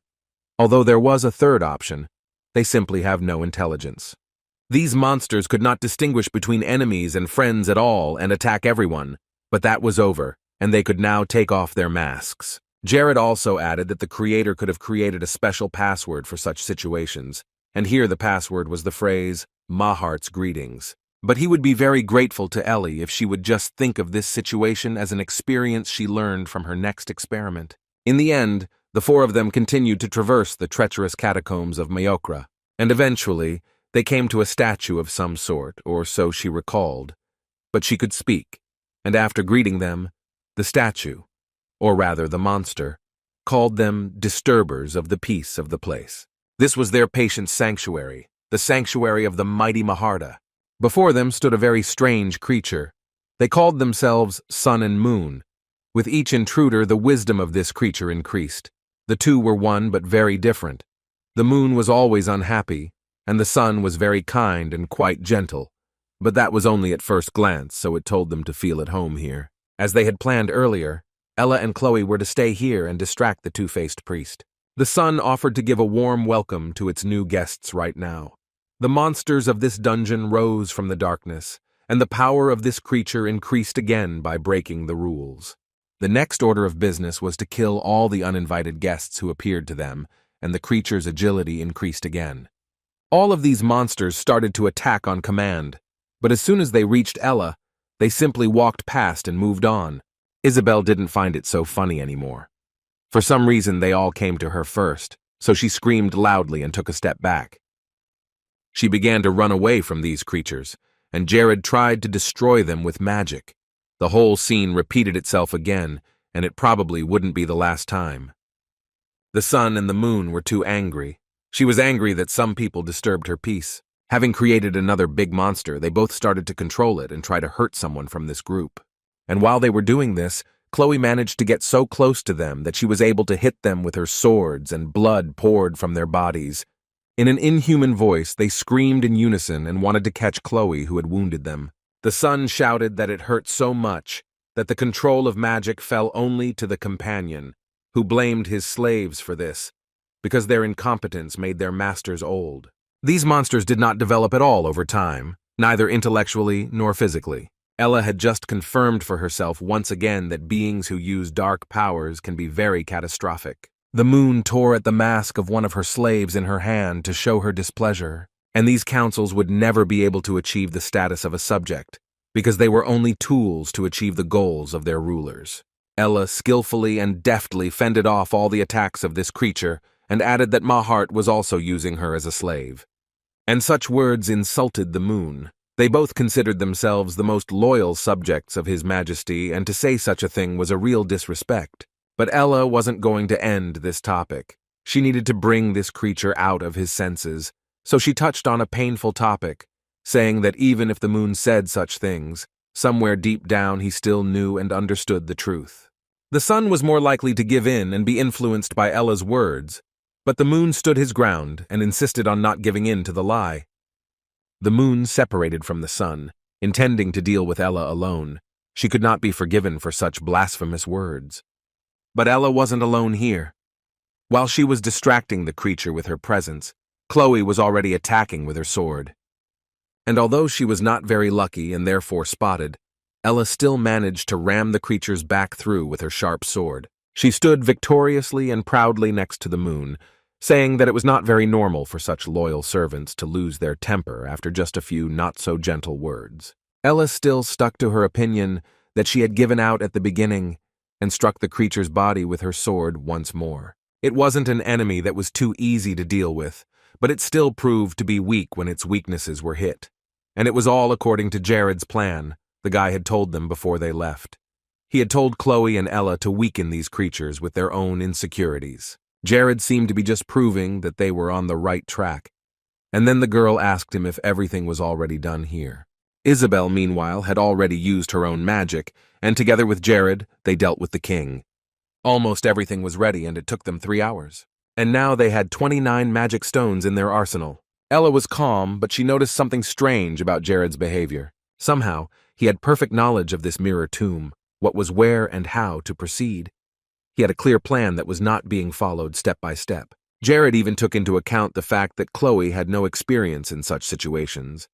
But he gave her some responsibility, and left her on the defensive with Ella. Thanks to Jared, Ella had easy money, and her discipline grew in strength, which was very cool. But still, she was here as a bodyguard, not as a vehicle for the magic stones, and it was too much to ask of her. But there was no time for all that. Jared approached the closed gate, behind which there was only one armed soldier. The plan of attack was very simple. They had to aim at him at the same time, and they would be fine if they managed to hit him hard enough. Isabel was a little surprised by the simplicity of the plan with such a strong enemy, but they didn't have a lot of options for attacking. Even in the game itself, this monster could easily repel an entire guild alliance raid, let alone the 4 of them, and cheap tricks wouldn't work here. However, they were already here, and there was no turning back, only forward, so they opened the gate and entered. The hall was very large with high walls, spacious and eerie, knowing that their strongest enemy, the boss of these catacombs, was here. He sat next to a huge pile of sand and held his weapon in his hands, and these were the last peaceful moments for them. This armed soldier of Maharta was called the Golden Hulk. His skill should increase in proportion to the number of his opponents. This soldier was very strong, and with one blow could sweep them out of the way if they made a mistake. The man only said that they should not dare to interrupt his master's sleep. His voice was low and echoed throughout the hall. As soon as Isabel entered the room, she could feel the powerful energy he was radiating. It seemed to her that the presence of this Golden Hulk completely absorbed everyone, time, and everything around her. The Golden Hulk turned to the sun. He felt it was a betrayal that he and the moon had failed to deal with this group of rogues. But the sun shook his head nervously, trying to think of something to say. Chloe had already drawn her pea and was ready to defend herself if necessary, and Sun replied that there was a very good reason they had brought these people here. As Chloe listened to their conversation and kept her eyes on the soldier, he fired energy at the traitor he had called the Sun. Now the creature was smeared against the wall, headless, and a pool of blood spread on the floor. Whatever the reason, the traitors still had to be punished, and they all had to put their lives at risk if necessary to protect their lord. Jared realized that there was no time to waste, so he said that they should somehow try to distract the Hulk's attention and attack him from the back. Without waiting a second, he threw a powerful fireball at him. When it hit somewhere, there was a loud explosion, and for a moment everything was too bright to keep your eyes open. However, this attack did nothing at all to the Golden Hulk. Absolutely all the criminals who did not need to be warned or protected from him had to be punished. All these people had to face death one-on-one. Jared shouted to the others to be very careful and cautious. This enemy was very strong. The boy decided to use the magic of the nightmare and the magic missile to try to strike again. Several of these rockets flew in the direction of the Golden Hulk, and Jared put all his strength into them. But despite all this, none of the nightmare missiles harmed the opponent. His armor repelled all the attacks, but Jared did not stop and continued to attack him. However, Mahart's soldier was the first to do so, and used a very powerful magic against Jared that could have swept Jared out of his sight. But the boy managed to dodge in time, and at the same time he remained alert, and closely followed all the movements of the enemy. When Jared landed on the ground, he immediately used the spell Flicker. Everything worked out as he had planned it before. The proximity of the strike of the already powerful Golden Hulk increased his strength by 1 level. This ability instantly increased the strength of the attack by 1,000%, which was a deadly challenge for all the soldiers' opponents. Jared was well aware that even if the Hulk managed to hit him even slightly, he would be saying goodbye to his life, because such a blow would cut him in half. The Golden Hulk was faster than Prua, and compared to Capri, he was even stronger. Although it seemed that there was no room for improvement, Jared did not give up and confidently moved towards his goal. Still, Jared was not alone. If he had to compete with Prua and Capri one-on-one, he had 3 powerful warriors behind him, in whom he was 100% sure. The soldier knew that no one would be a worthy opponent for him here, but overconfidence was not a good quality at the moment. Chloe was able to get very close to him and was already prepared to attack. This character was a pest who had kept no one from the throne for a long time, and who had put many in danger, someone who shouldn't exist at all. While Chloe was distracting this monster, Isabel used one of her most powerful spells, which began to work on him when Chloe landed next to her. The Golden Hulk's vision began to fall asleep instantly.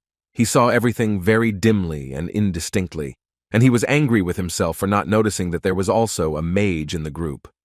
Seeing how they began to implement a frontal attack together, the monster lost its caution and speed of reaction, and Jared seemed very talented to him, despite his young age. Now that Hulk had analyzed the serial's attacks, he realized that in the beginning, Jared had blocked his line of sight when he used the fire spell. And after that, when he started to slow down a bit, they all surrounded him from different sides so that they could launch a continuous attack, so they could test whether the monster would react to the blow. Jared was doing the basic attack, and Chloe was supposed to deliver the fatal blow. It was a very good and impressive fighting tactic that was only available for a limited number of faces. None of them ever stopped attacking the monster. It was the only way they could achieve maximum results and defeat the Golden Hulk. While the others were doing their job, Chloe threw her swords at the Hulk's back and plunged one of them into his flesh. But the soldier didn't give up. He was angry at them and at himself for letting this happen and being surrounded. After Chloe's punch, Jared used his attack and blew up the soldier's armor. Now he didn't have any decent armor, but he wasn't going to give up his position. This warrior would definitely stand to the last to protect his lord and not let him down. Now it was very dangerous for him, because at this rate, his already decomposing body would not last long. So the Hulk came up with a strategy. He decided to kill one of them first, so that they could no longer sustain a joint attack. And when their tactics began to fall apart, he would start killing the others. As he began to approach, Jared ordered everyone to move aside and give him space. He had to overcome the magician, the leader. He had to kill him alone. When Jared was very close to the Hulk, he used his special ability, detection. With this, he determined what Jared was going to do next and preemptively struck him with his weapon. He knew that Jared was going to attack him and reacted smartly.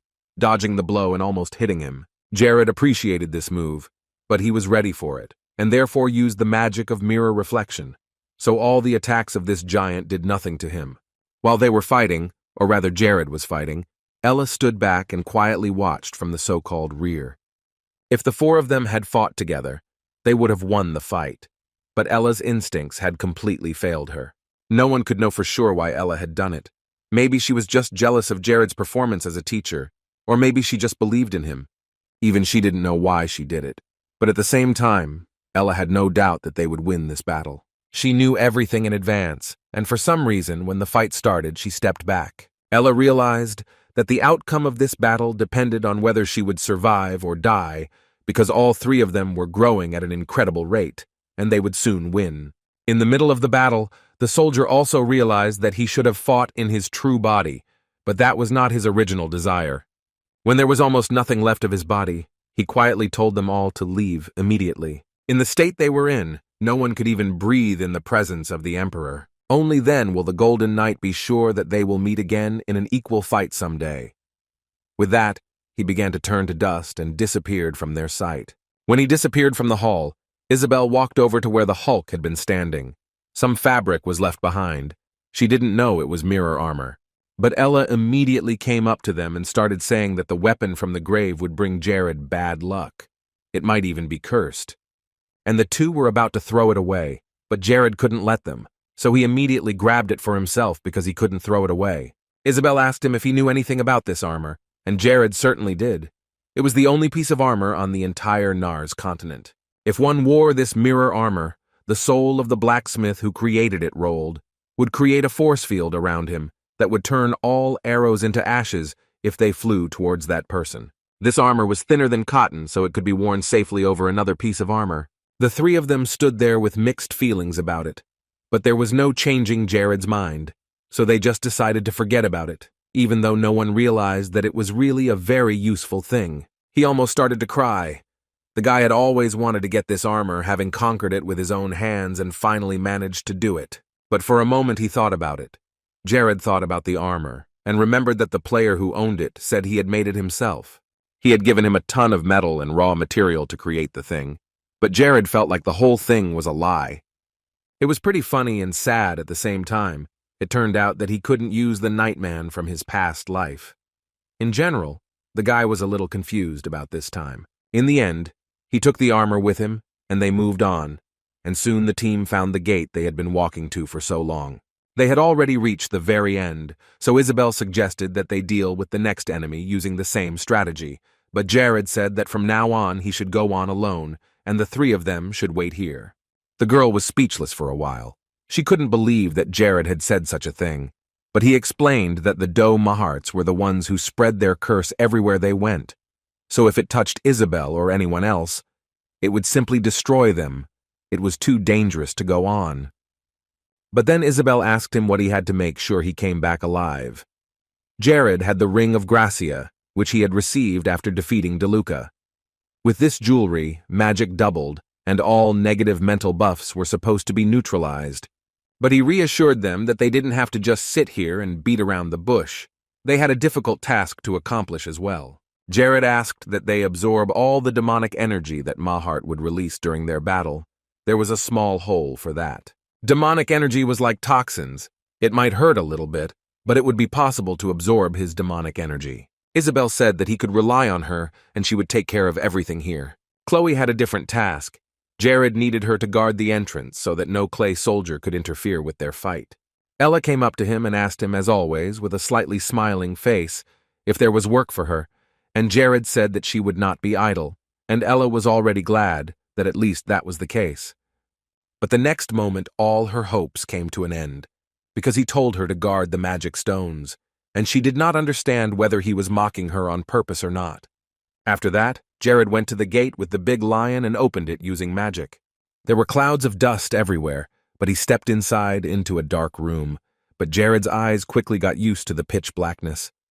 He turned to Mahart, saying that it had been a long journey to get here, and he might have died several times already. Mahart said that he would not mind if Jared decided to take a little revenge for all the fun and adrenaline rush, so the boy took his magic wand. which had many good functions, and went on. When Jared went further, he noticed that the tomb was glowing green from the inside. It was slightly open, but he could not see anything inside. Hen Mahart himself appeared. He stepped out of the tomb and onto the ground. Jared was the one who had broken his peace, the one who had entered Mahart's realm of tranquility, and he praised him for making it all the way here. Mahart was standing quite far away from Jared himself. He started to say something else to him, but suddenly fell silent. He looked at the boy and asked what he was doing here, watching him in surprise. Mahart was really shocked and very angry at Jared's behavior. All over Mahart's grave were many pictures that Jared had just drawn. Mahart became even more angry, because no one dared to offend him so much. It was vandalism, and he almost turned red with anger. But Jared confidently said that today's appearance was the last appearance of the tyrant Mahart. The guy was here to end his life, which was filled with murder and blood, so there was no point in setting any other mood in this situation. Mahart, in turn, said that he had created this place with great difficulty. It was made especially for the soldiers he had come to love. But Jared knew all his true plans. Mahart simply wanted to resurrect and conquer the mainland. And as for love for his subjects, it even sounded ridiculous, because he made them work very hard and drove them to death with his orders and attitude. And when all the subjects in that place died, he simply left their bodies to rot further. But he said that giving their lives for him was a blessing. Jared couldn't take it anymore, and exclaimed that it was all a social lie. Mahart was so afraid of his death that he began to imitate immortality. But Mahart was also on the verge of destroying the place, and he didn't even want a pathetic guy like Jared to say his great name. And then, when Mahart managed to get a shot off, Jared's magic began to work. The mental curse disappeared, thanks to the effect of the Ring of Gracia. Even though Jared fell to the ground and seemed to be in a trance for several seconds, the artifact had worked and fulfilled its function. But Mahart didn't stop there. He wanted to finish the job, saying that he would brand him an eternal sinner, and he released a dark force towards Jared. The large black skull from Mahart's hand began to approach the boy, who had just barely gotten to his feet and managed to recover. It was still unusual for him to feel the effect of this artifact. But he quickly gathered himself, seeing this stigma that would eat a person until he died. Even he could not dodge such a thing, because this thing would pursue the target until it caught him, and there was no point in running away. Within seconds, the stigma was on Jared's face, and he looked his rhinestone in the eye without wavering. He had a plan this time, too.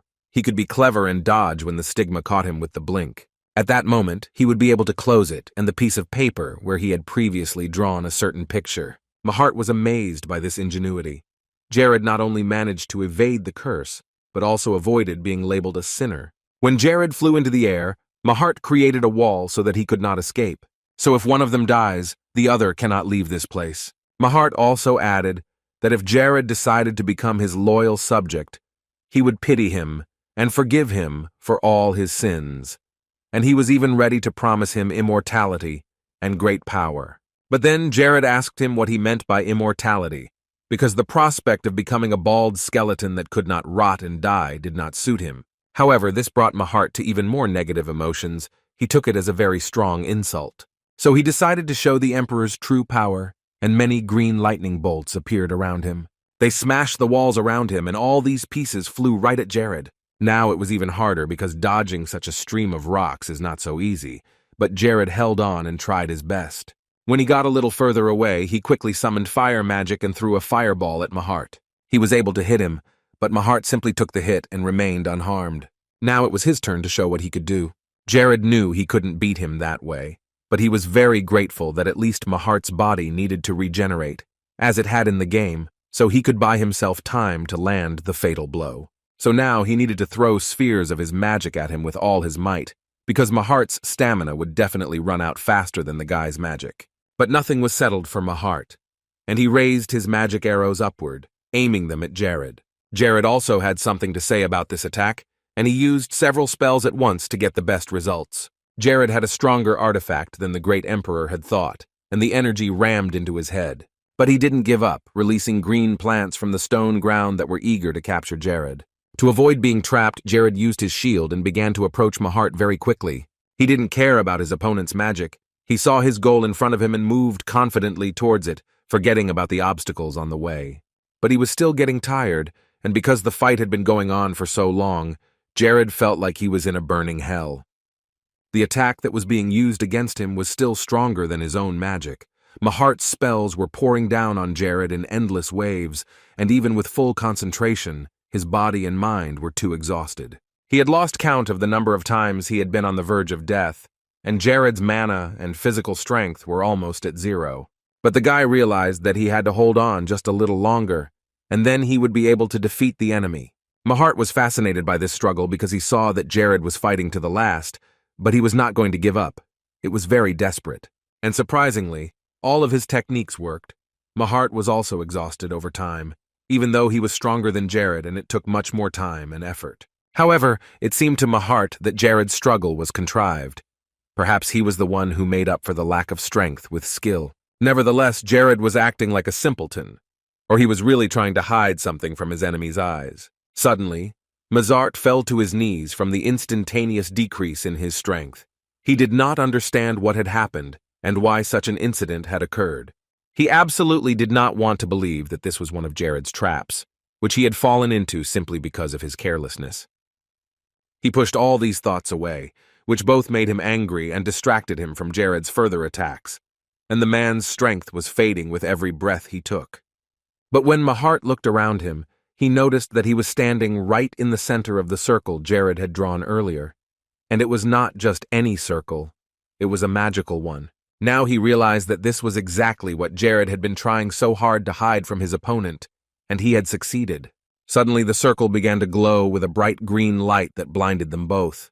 Mahart realized that Jared had closed him in a magic circle that allowed him to turn the enemy's attack against him, and the fact that Jared was on to him was not good news. For such friendly methods, Jared should have been severely punished, and Mahart was about to make it happen. Jared merely replied that it was arrogant of him to talk about other people's dirty methods when he himself had committed so many crimes. And then Mahart was instantly at the side of a tired Jared, who was trying his best to end the fight with a victory. Mahart managed to catch Jared with his chain. He grabbed him right by the leg because of the guy's exhaustion. As soon as the great god of the catacombs descended to the ground, he pulled Jared down with him, holding the magic chain tightly. Jared flew down in a flash and hit the ground painfully, his face and armor covered in numerous scratches from all the blows he had taken. And before he could get to his feet and recover from the fall, Mahart stepped on a large demon that was advancing on him very quickly. He had no time to do anything else but fold his arms across his chest to deflect the blow with magic. The next moment, however, he was already flying to the ground from another hard blow. Mazar had once again managed to hit his target. This attack was one of the most powerful and painful for the guy. He grabbed his arm, gritting his teeth to keep from screaming. His arm hurt so badly that he could hardly move it, and at that moment Mazart came up to him and hit him again. This finally knocked out what little strength Jared had left after everything he had been through in the catacombs, and it seemed that Mahart was just starting his game, because it was all just a warm-up for the real battle. Mahart hit him in the face, punishing him in this way for everything the guy had done. Jared was already bleeding. It was everywhere. But his opponent didn't stop. Maybe coming here was his biggest mistake that would lead to a fatal end, and all dreams would fade away in a moment. Once Jared stepped through the door, there was no turning back and no time to enjoy his life. A small sign appeared, informing him that Jared had less than 10% of his health left, and he needed to get treatment immediately, or at least leave the battlefield. Already almost exhausted and at a complete loss as to what was going to happen next, he tried to use magic to give himself a chance to hold out a little longer. However, Mahart quickly came up to him and gripped his hand tightly, preventing him from doing anything. That was it, that was the end of it. Jared would not be able to use his magic, which was so weak against Mahart, and he would not be able to think of a way to lead his enemy into a trap. But with all these thoughts running through his mind, and all the memories of what he had already accomplished, and where he had been able to go, Jared gathered himself and tried to hit Mahart with all the strength he had left in his hands. But unfortunately he failed. His body was too exhausted even for a simple punch. Unlike Mahart himself, whose anger was boiling in his blood, he had gathered his magic and was about to end this unequal fight. But as soon as he swung, a small but sharp dagger flew out of the ring. Jared thanked himself that he had managed to put the accessory on his finger before Mahart attacked him. He had a dagger in his pocket, and there were many other ways to win, And besides, Mahart's body was very soft and resembled ordinary sand. It was very easy to plunge the swords into him, one after the other, and they would pierce the enemy's flesh. All these weapons had divine power, which increased the power of the blow. Each dagger was equipped with a purifying magic that penetrated the flesh of Mahart. This magic began to spread throughout his body, and since there were many weapons, it happened even faster. Mahart irritatedly said that Jared had a low level of magic, but he interrupted him and did not let him finish his sentence, saying that only the weakness of his demonic energy was noticeable at the moment. Demonic magic was also subject to purification magic, and it didn't matter how much of his energy he lost at this stage. Eventually, Mahart would still die. The energy was already reaching every point of his body, and it was impossible to do anything about it and stop this effect. Mahart realized that now he had nowhere to go. He was caught again, but this time it was much more serious. So he ordered his army, which consisted of countless clay soldiers, to protect him. But in order for the army to get to the king, they had to pass through Chloe, who reacted immediately to the visitors and rushed to deal with them. While they were marching in time to the hall where the fight was taking place, Chloe managed to get around them all and completely break up the group of soldiers, preventing them from getting to the leader. The girl managed to do her job quickly and accurately. No one stopped Jared from fighting Mahart. And the Lord of the Catacombs of Majorca himself was very angry when he felt that all the soldiers approaching here were destroyed right at the entrance to the hall. Jared smiled, mentally thanking Chloe, and Mahart now knew that he was not fighting against Jared alone, because he had at least one ally. However, even this information did not deter Mahart's desire. It only made him more eager and determined to win. As the energy continued to spread through his body, he summoned an immortal army from the portal, a spell of soldiers who were able to escape the clutches of death. All he wanted to do was leave this world, but Jared suddenly appeared out of nowhere and began blocking all the entrances and exits. Mahart's main goal was to take over the entire continent. Listening to all these words echoing in Jared's head, he plunged another dagger into Mahart. His eyes could hardly see, but there was also a destiny. He had to win this fight.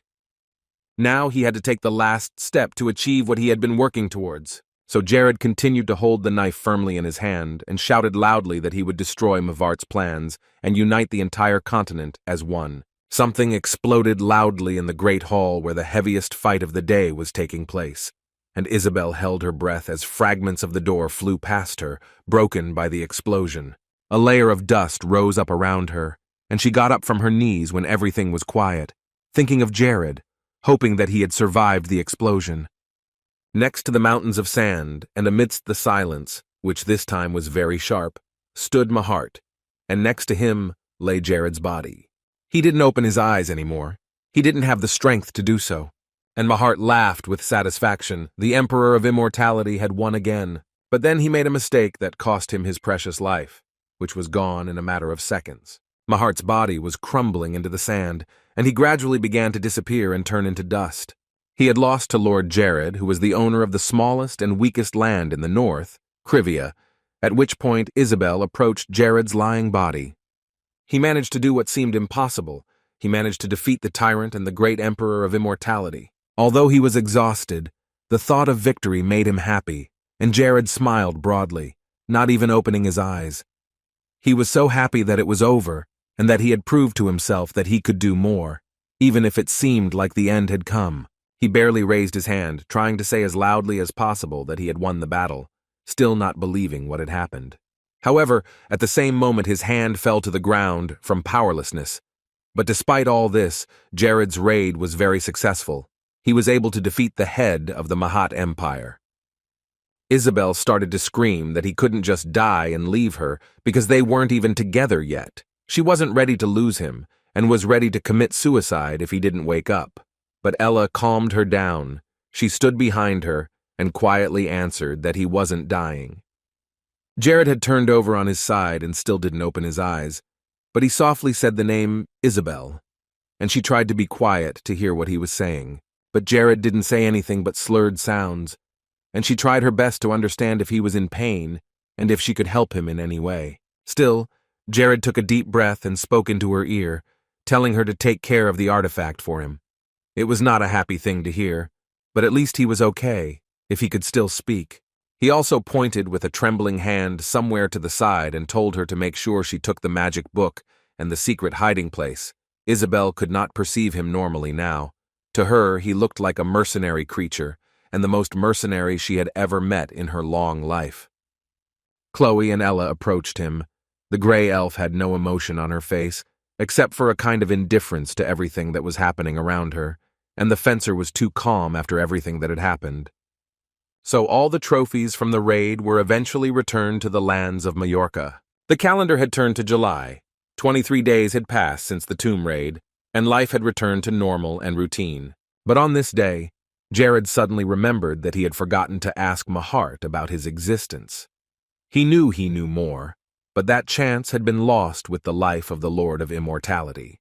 Julian was sitting next to him working when he heard Jared exclaim, but at the same moment the Lord told him not to be distracted by trifles and to continue working. So Julian continued to read the results of the raid.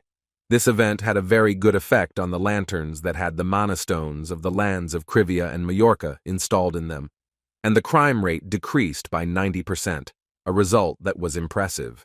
There are very few blind spots left, but given the pace of new deliveries, lanterns should be delivered to other places this week, in addition to forests and areas abroad. All the residents were extremely grateful to Jared.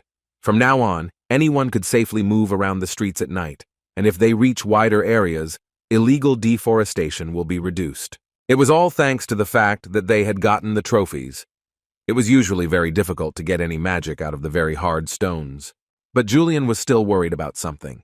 The wound on Jared's left arm from the fight with Mahart hadn't healed yet, even though it had been a long time. Jared knew that it was an unusual burn, so he doubted whether it would ever heal completely, and he could consider it a small price to pay for the victory. After that, Jared turned to Aki and asked him about his new clothes, and the younger man was very excited because he was looking forward to this question. So he readily answered that it was very fashionable now. They said that such things are now at the peak of popularity among the nobility of Cinders. He had bought it all to explore the latest fashions and expected to be showered with compliments on his look today. He was in a good mood, expecting a standing ovation. But instead, Jared could only say that everyone's standards of beauty were different. He didn't want to offend Aki, so he decided to stop there. These clothes weren't Jared and Julian's style, so they couldn't say anything exciting about them. Aki collapsed on the floor, crying at these comments, and Jared asked what he had learned about the collection he had asked to study and research. The guy told him not very happy news. All the items from the collection were sold, and he forgot to tell him about it earlier. So Jared asked who was the buyer of all this wealth. The answer was not too surprising. Mr. Abanaba had bought everything from the shelves. As soon as he looked at the contract for the purchase of the Nightmare Stones, he couldn't resist and bought everything there. Jared was very upset and surprised. He didn't understand why the Red Goblin King, who seemed friendly and nice, would buy all of this stuff. He still hoped that maybe Abanaba would decide to return some of these items, but the thought that the Goblin King didn't take him seriously just because Jared was human was running through his mind. Aki also had something to tell him. Just yesterday, the Sanders soldiers had sent an official request to them. They really wanted to create a long-term contract for the exclusive export of Jared's landmines to their kingdom. The Lord firmly replied that they don't do that kind of thing, so it needs to be passed on to the Sanders soldiers. Jared wasn't going to agree to any other contracts than a monthly delivery. Aki nodded his head, saying that the kingdom that had asked for a deal with them had a lot of interest in the Lord. This was not without reason, for Jared had pesticides, mana potions, and a cure for the terrible disease Ranella, which was considered a death sentence for many. He also had crystals that were collected in the territory of Krivia and mines that he had invented himself. But Jared thought differently. It seemed to him that people were interested in his territories only because the kingdoms were very close, bordering each other. He was sure that there was a reason for all this, and that something was happening in the kingdom of Cinders, and that this something was not good for Krivia. Aki didn't understand any of this, but Jared thanked him and said he would keep an eye out. Jared remembered that according to the storyline of Paradise, the king of Cinders Decad was supposed to die soon, and after the death of Decotus IX, as many as 4 princes would claim the throne of the kingdom, and that was when the battle of the throne was to begin. By law, the new king, who would be named Decotus X, would be Prince Phthalin, which would not have ended as well as one would have liked. The problem was that he is a follower of the black magic religion and thus an ally of the demon king because of this. And this Umbraism could be the cause of the downfall of his state and the king himself, because it was the followers of this faith that had once started the Holy War. At the time of the Holy War, all states fell under the pressure of Umbraism, and judging by the fact that the demon lord is seizing power, he can easily become the main enemy for all kingdoms. Jared decided that he would keep a close eye on the situation, and as problems arose, he would make some decisions and take action. Since he was not a subject of Cinders, he could not interfere in the political affairs of the state. He needed to get a special invitation to begin with. Suddenly, Hayes flew into the room, opened the door, and ran to him. He was surprised to see her in such a state, and she told him that something had happened. She closed her eyes and revealed that the King of Sind had given Jared a personal letter. However, the fourth prince wanted to deliver it personally, rather than pass it on through others. He and his servants were already approaching the palace, while Jared was trying to take in the situation and decide what to do. Julian could only assume that this visit and the news he was bringing would not be a pleasant one.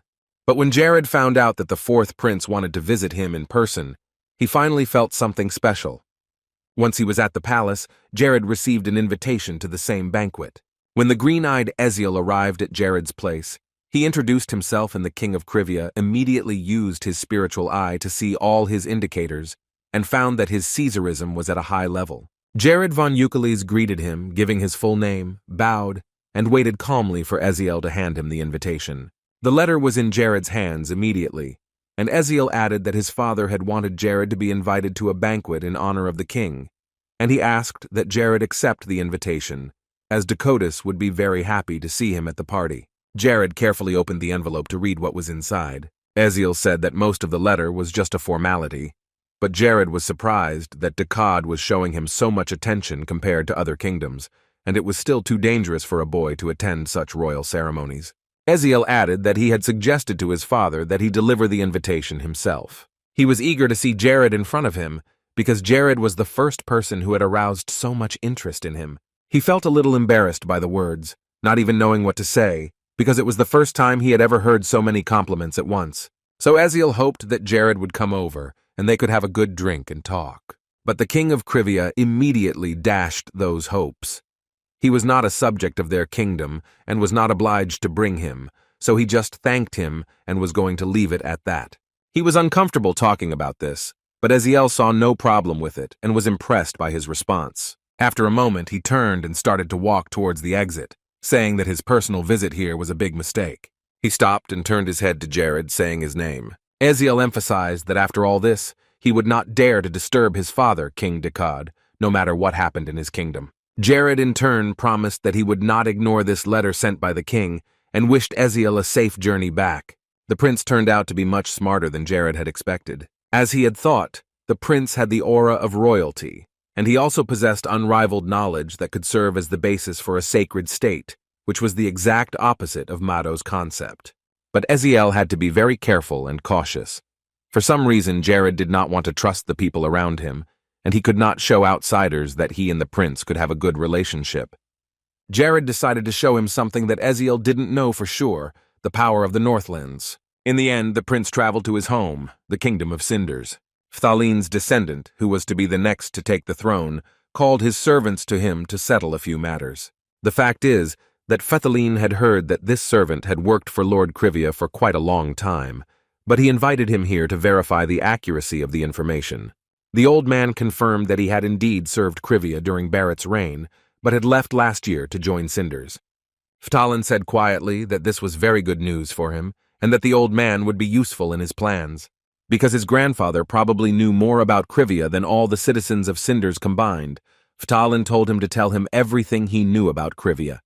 Meanwhile, in the kingdom of Majorca, Mia had already learned to use her magic.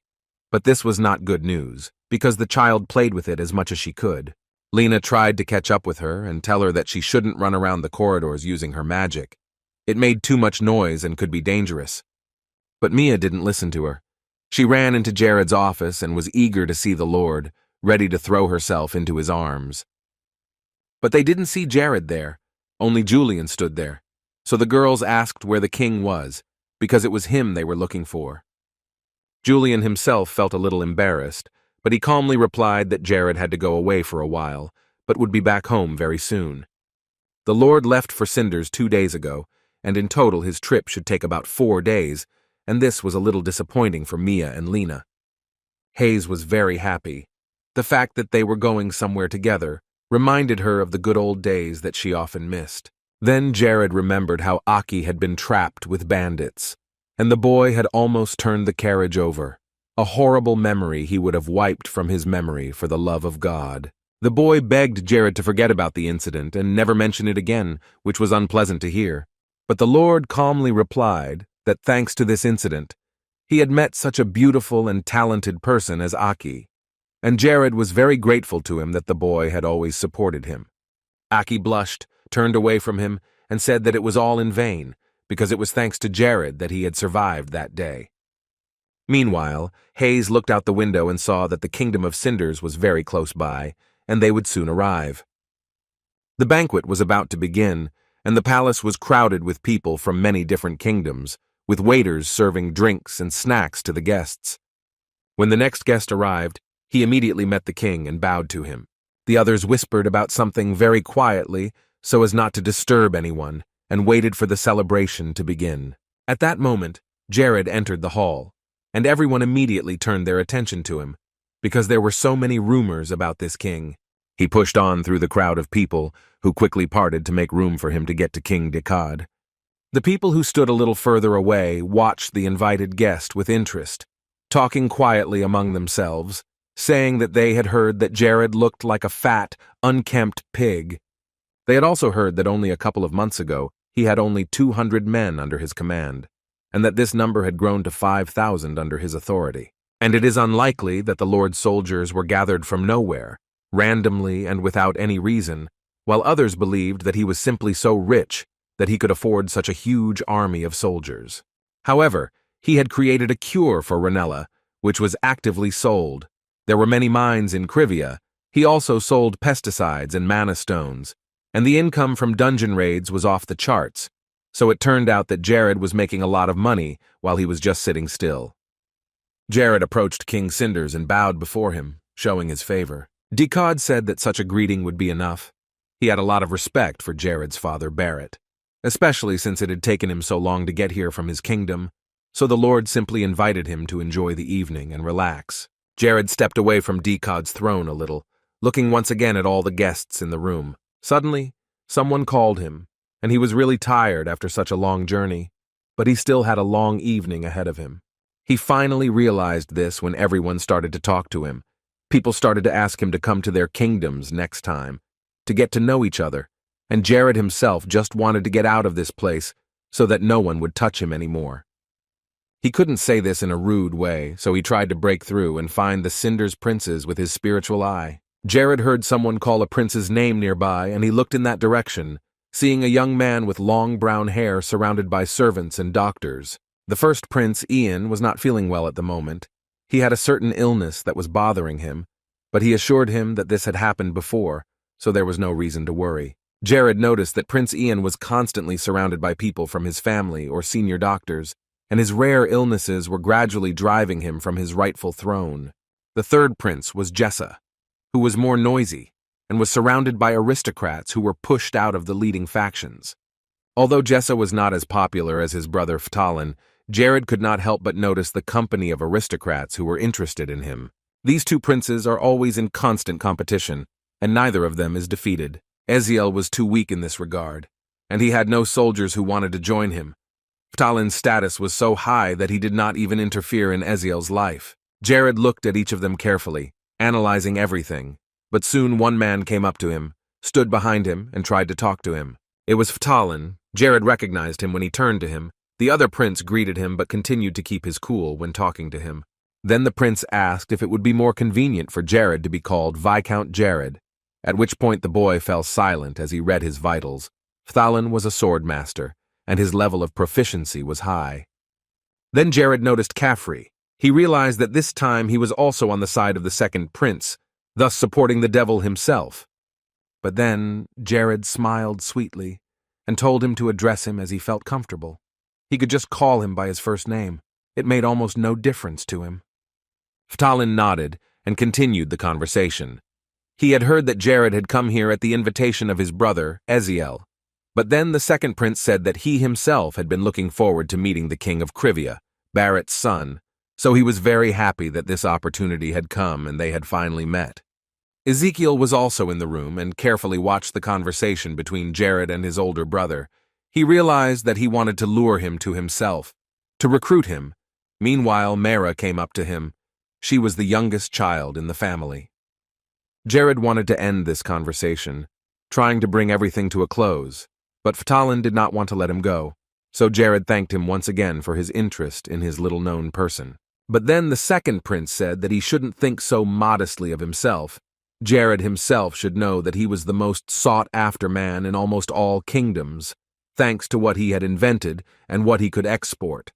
But the guy with the same smile stretched over his ears assured him that he focused all his thoughts and efforts on improving his lands and didn't pay much attention to such a supposedly respectable status. Ftalin then moved on to the next topic. He had heard that Jared was not involved in foreign political affairs, but somehow he had managed to get the lands of Majorca to join him. Jared only laughed, justifying this situation by saying that he was just lucky and still the weakest in the north. Ftalin said it in more polite words, but with his eyes and tone of voice he seemed to insist that they should cooperate in the future, once they found a common language. The second prince called him a very ambitious person, and he personally came to this conclusion knowing all the nuances about Jared. However, he assured him that it was all just a desperate struggle at a time when neighboring lands were trying to seize his territory.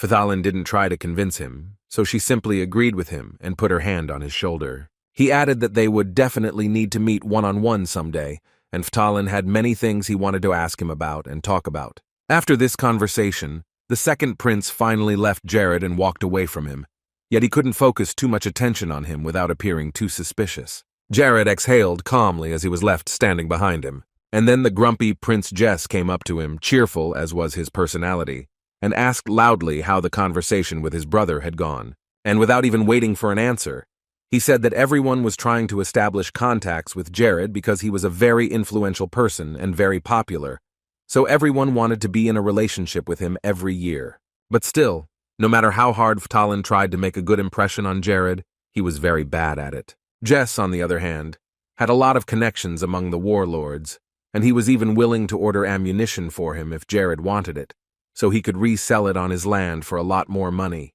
But then Jared said he didn't want to sell under pressure from someone else. It would have hindered him, even if the price had been agreed with the person in charge.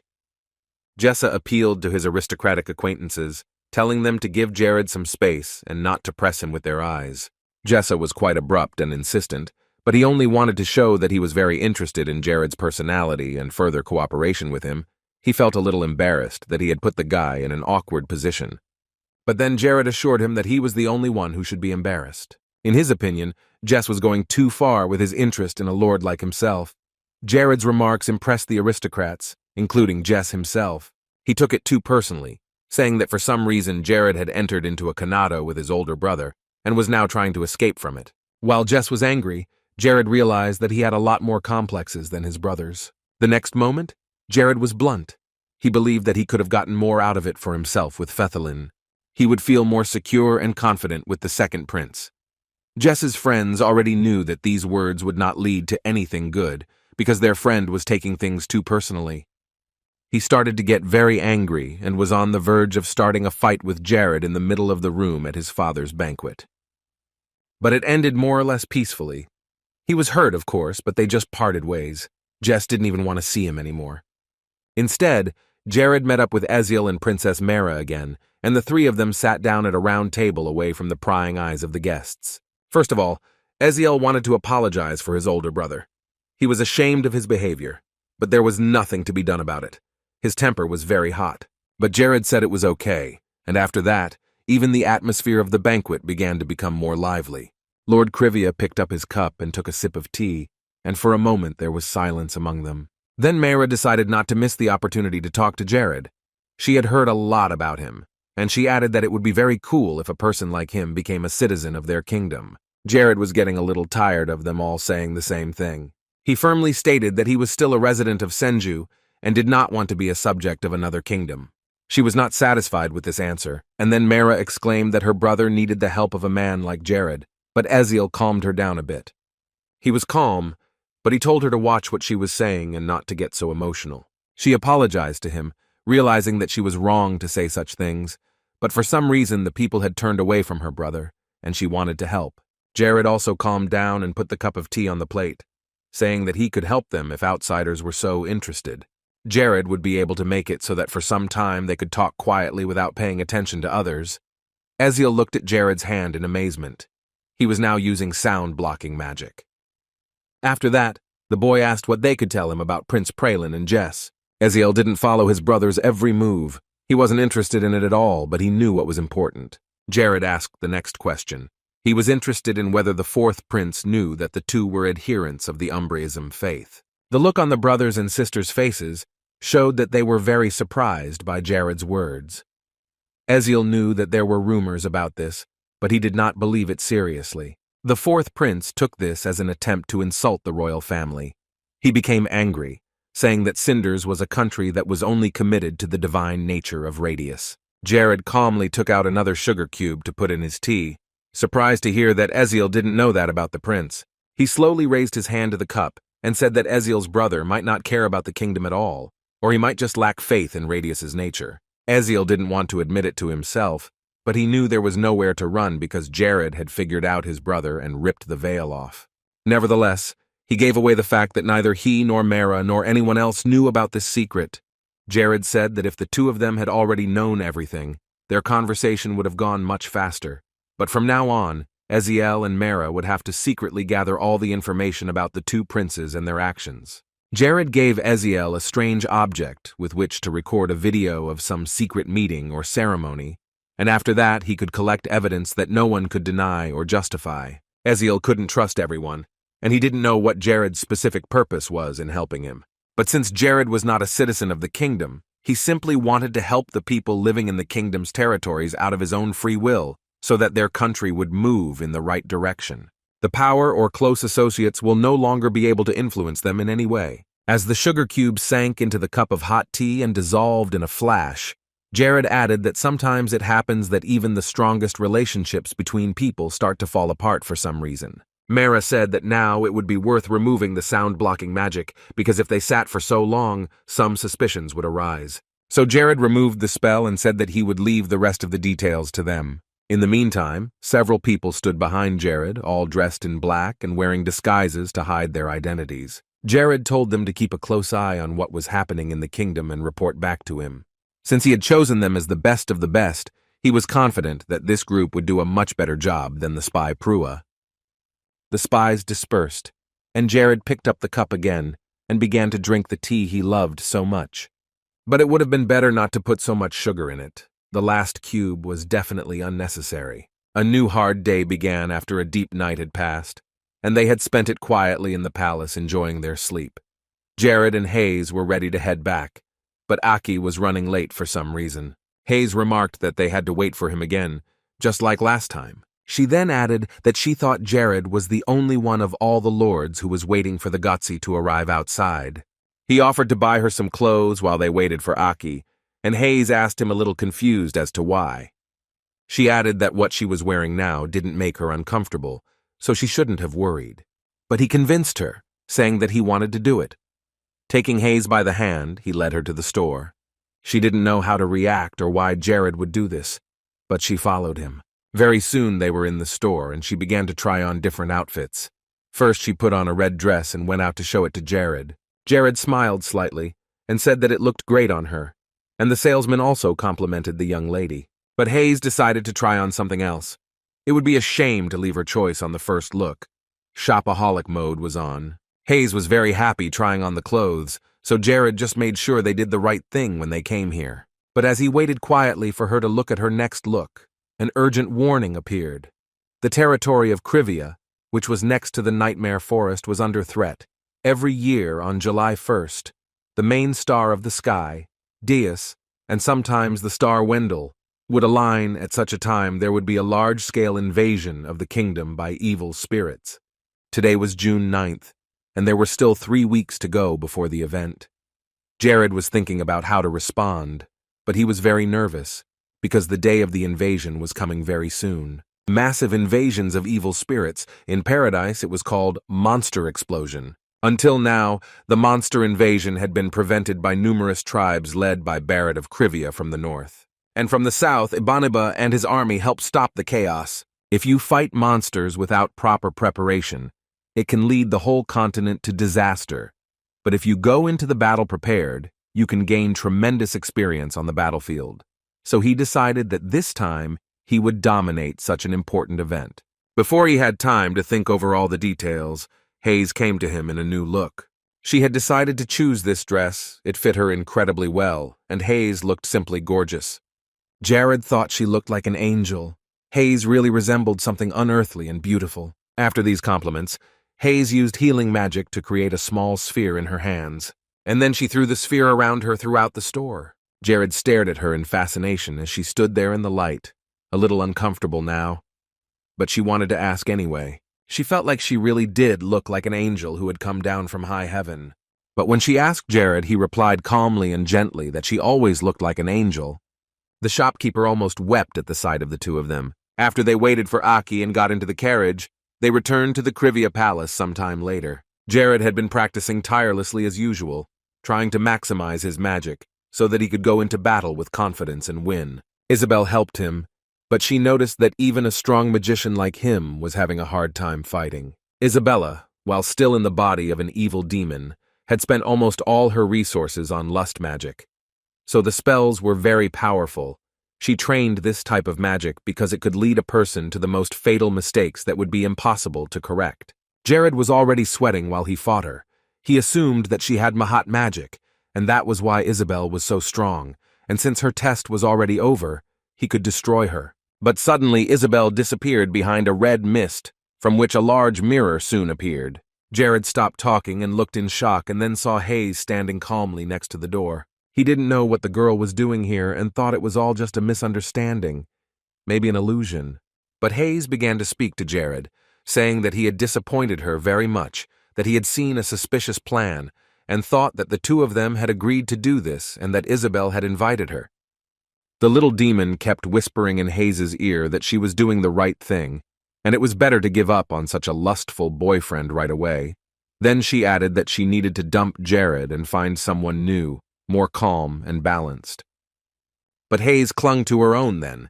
There was no reason why she couldn't wear such clothes, but it was too much to do. Isabel immediately shut her up. She didn't understand what the clothes and everything else had to do with it, and insisted that Hayes say everything gradually and without any nonsense. After that, Jared decided to end it all, so he approached Isabel. She had already passed the stage of magical training, but she still lacked power. He told her to train even more to increase her strength. But she responded by hitting him, telling him to shut his mouth and stop bragging.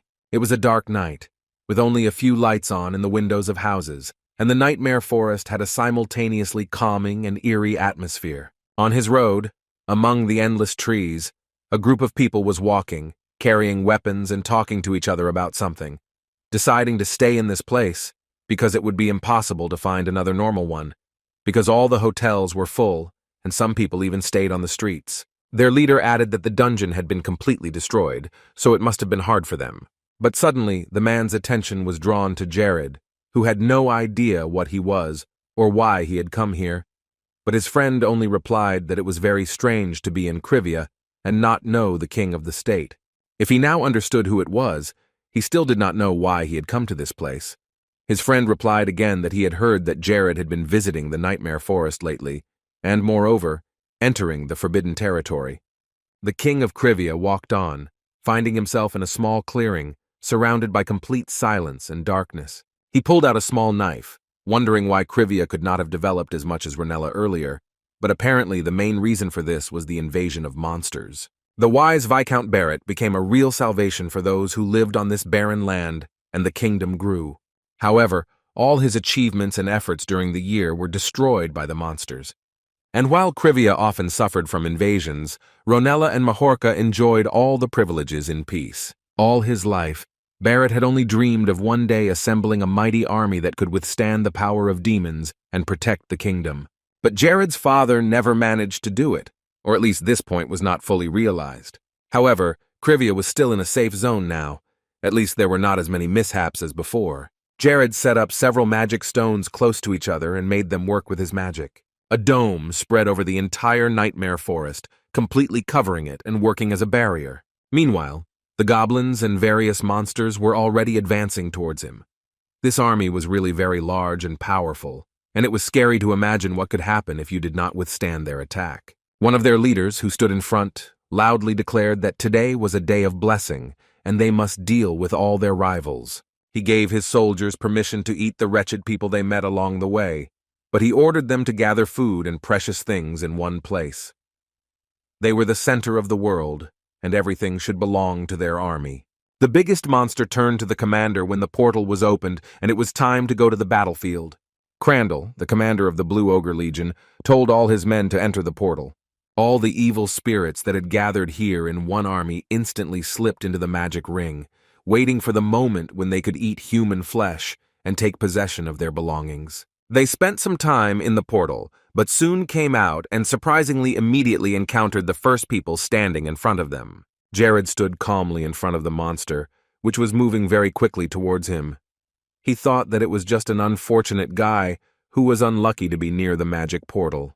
He was ready to attack him and make a chop out of his body, but Jared continued to stand there as if he didn't care about anything that was happening. Meanwhile, more and more evil spirits began to emerge from the portal, seemingly endless in number. The ogre, who was the commander's right-hand man, came up to him and said that their warriors should have already cleaned up the surroundings of this place. By the order of the elder, they were all supposed to hurry to the nearest villages where people live, but Crandall stopped them and told them to look around. It was a very strange place. They had planned to go somewhere else, but they ended up somewhere else, and Crandall looked around. He said in surprise that there must be another land somewhere nearby with people living on it, and Jared, continuing to stand calmly away from them all, said that this was a warped world that he had created using mana crystals as doors to other dimensions, and that he had done a great job. The evil army could consider this an obstacle they would not be able to overcome, because he had clearly indicated all the coordinates for them to return to their world, which would happen as soon as they passed through the wall. Crandall listened attentively and was glad to find the culprit of the terrible situation they were in. Jared stepped closer and said that he had come out here as a representative of the humans to greet them and welcome them to the new world. Crandall also stepped closer and asked who he was, knowing that ordinary people could not possess such magic.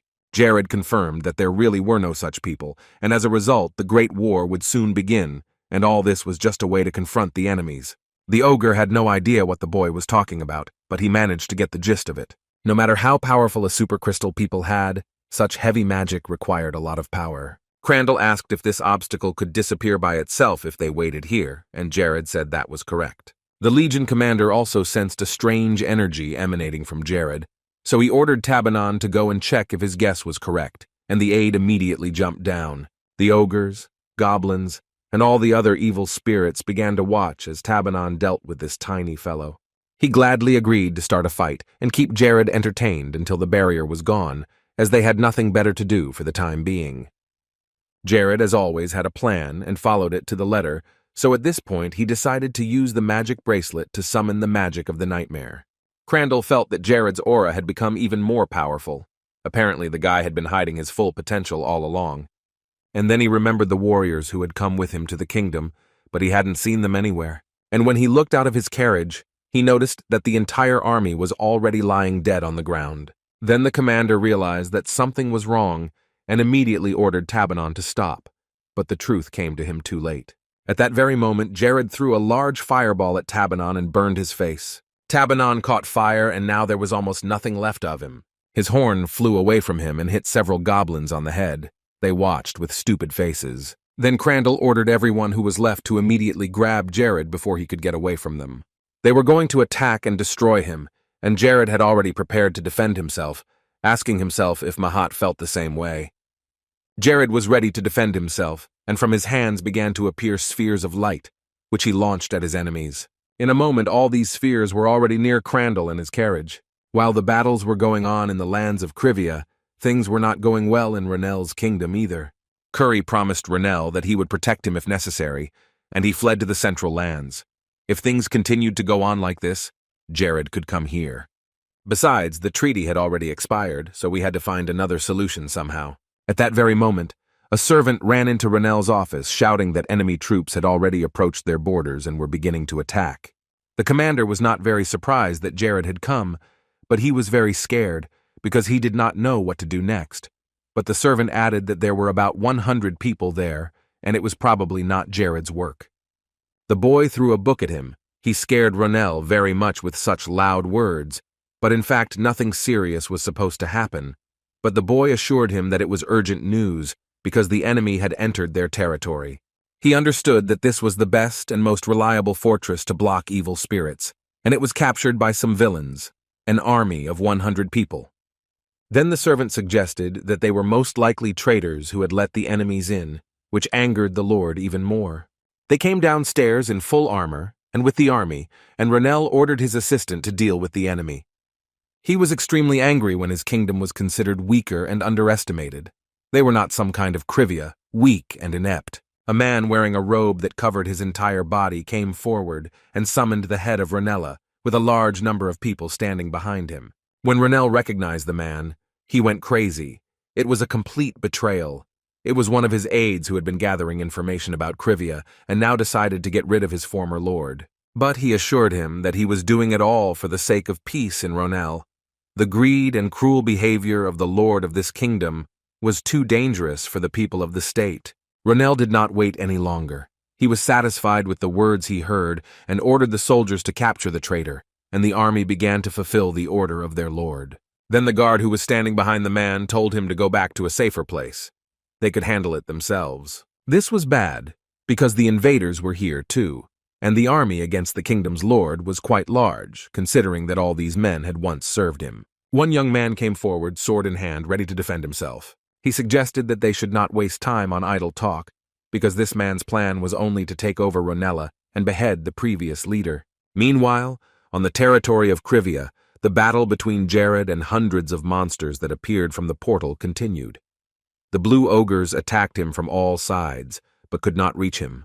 Jared was a really strong opponent, and didn't even let them get too close to him, immediately neutralizing the enemies with magic. However, one of the goblins managed to hit the boy.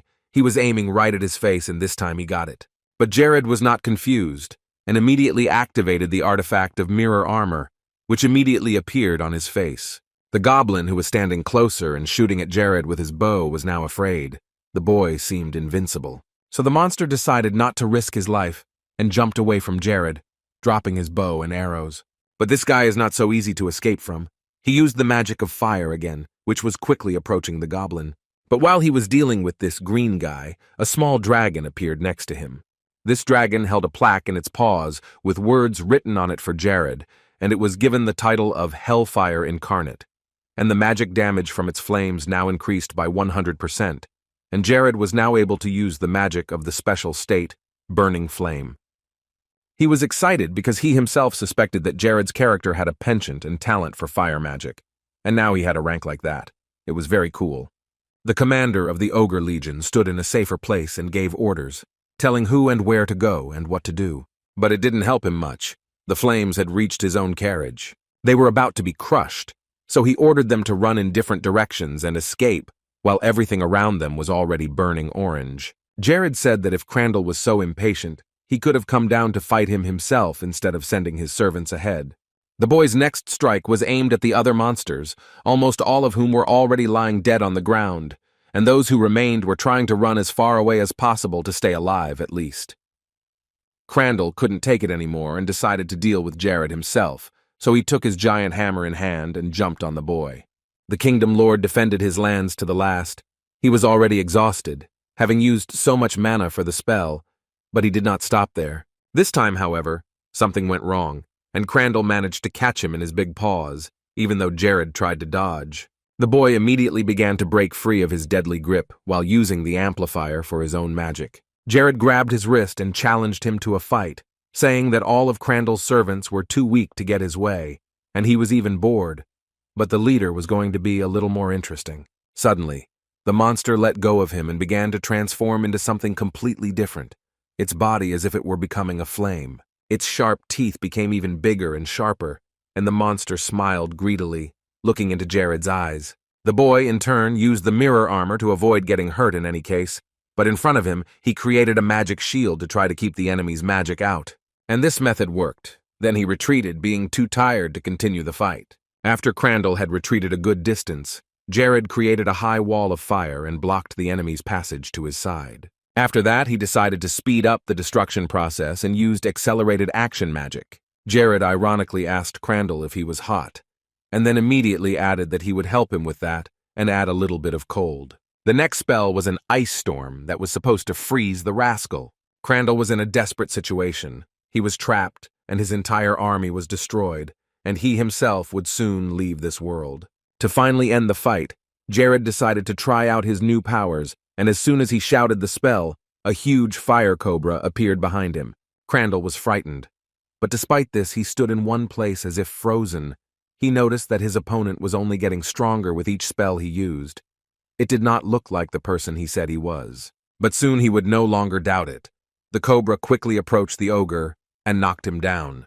All the other monsters in the army that were standing nearby realized that they had better get out of here now, while they still had the chance, because once Jared was done with the leader, he would come after them. But they made this decision too late, because Jared noticed that they were trying to escape and stopped them. Suddenly, however, he was confused and distracted, although he did not yet understand what was happening. A dark portal appeared in front of his eyes and pulled them all in. Soon, everything disappeared, and Jared found himself alone on the shelves of a dark and dense forest. He did not expect his enemies to leave so easily, but he had accomplished his main mission. He had defended his kingdom from the attackers. Jared was blown off his feet by a very strong wind. He couldn't even stand on his feet and fell to the ground. The portal was closed. Some of the monsters managed to escape and save their lives, and the boy could not give a clear explanation to himself of what had just happened. But he breathed a sigh of relief. All Jared knew was that it was impossible to close the portal from the inside without a Demon King level, but it was strange that such a powerful mage had decided to stand up for them on his own. The Demon King wanted to cut all ties with him, but he was grateful for something, because he had made all that evil disappear before the blocking stopped working, which would have been a failure for Jared. Of course, it was a shame that his experience points were gone too, but it was good that it ended on such a note. He now sat quietly under the starry sky with his eyes closed and remembered his father, that is, the father of Jared's character from the game. Of course, the boy didn't suspect anything, but he wasn't alone. He was standing right next to him, hiding behind a tree, watching his son defend Curve. Ranella would not have been so easy to defeat, though. Only a few dozen men managed to destroy his army, leaving their lord almost face to face with the enemy. These men did not even get tired during all this time. They introduced themselves as soldiers of Krivia. It was the strongest army of Agrecio, which the king himself created. Still, there was no time to stay here for long, so the boy took the lord by the hair and pulled him along. The king of Krivia wanted to meet him in person at his castle, and they all didn't care that the lord was talking about a pardon.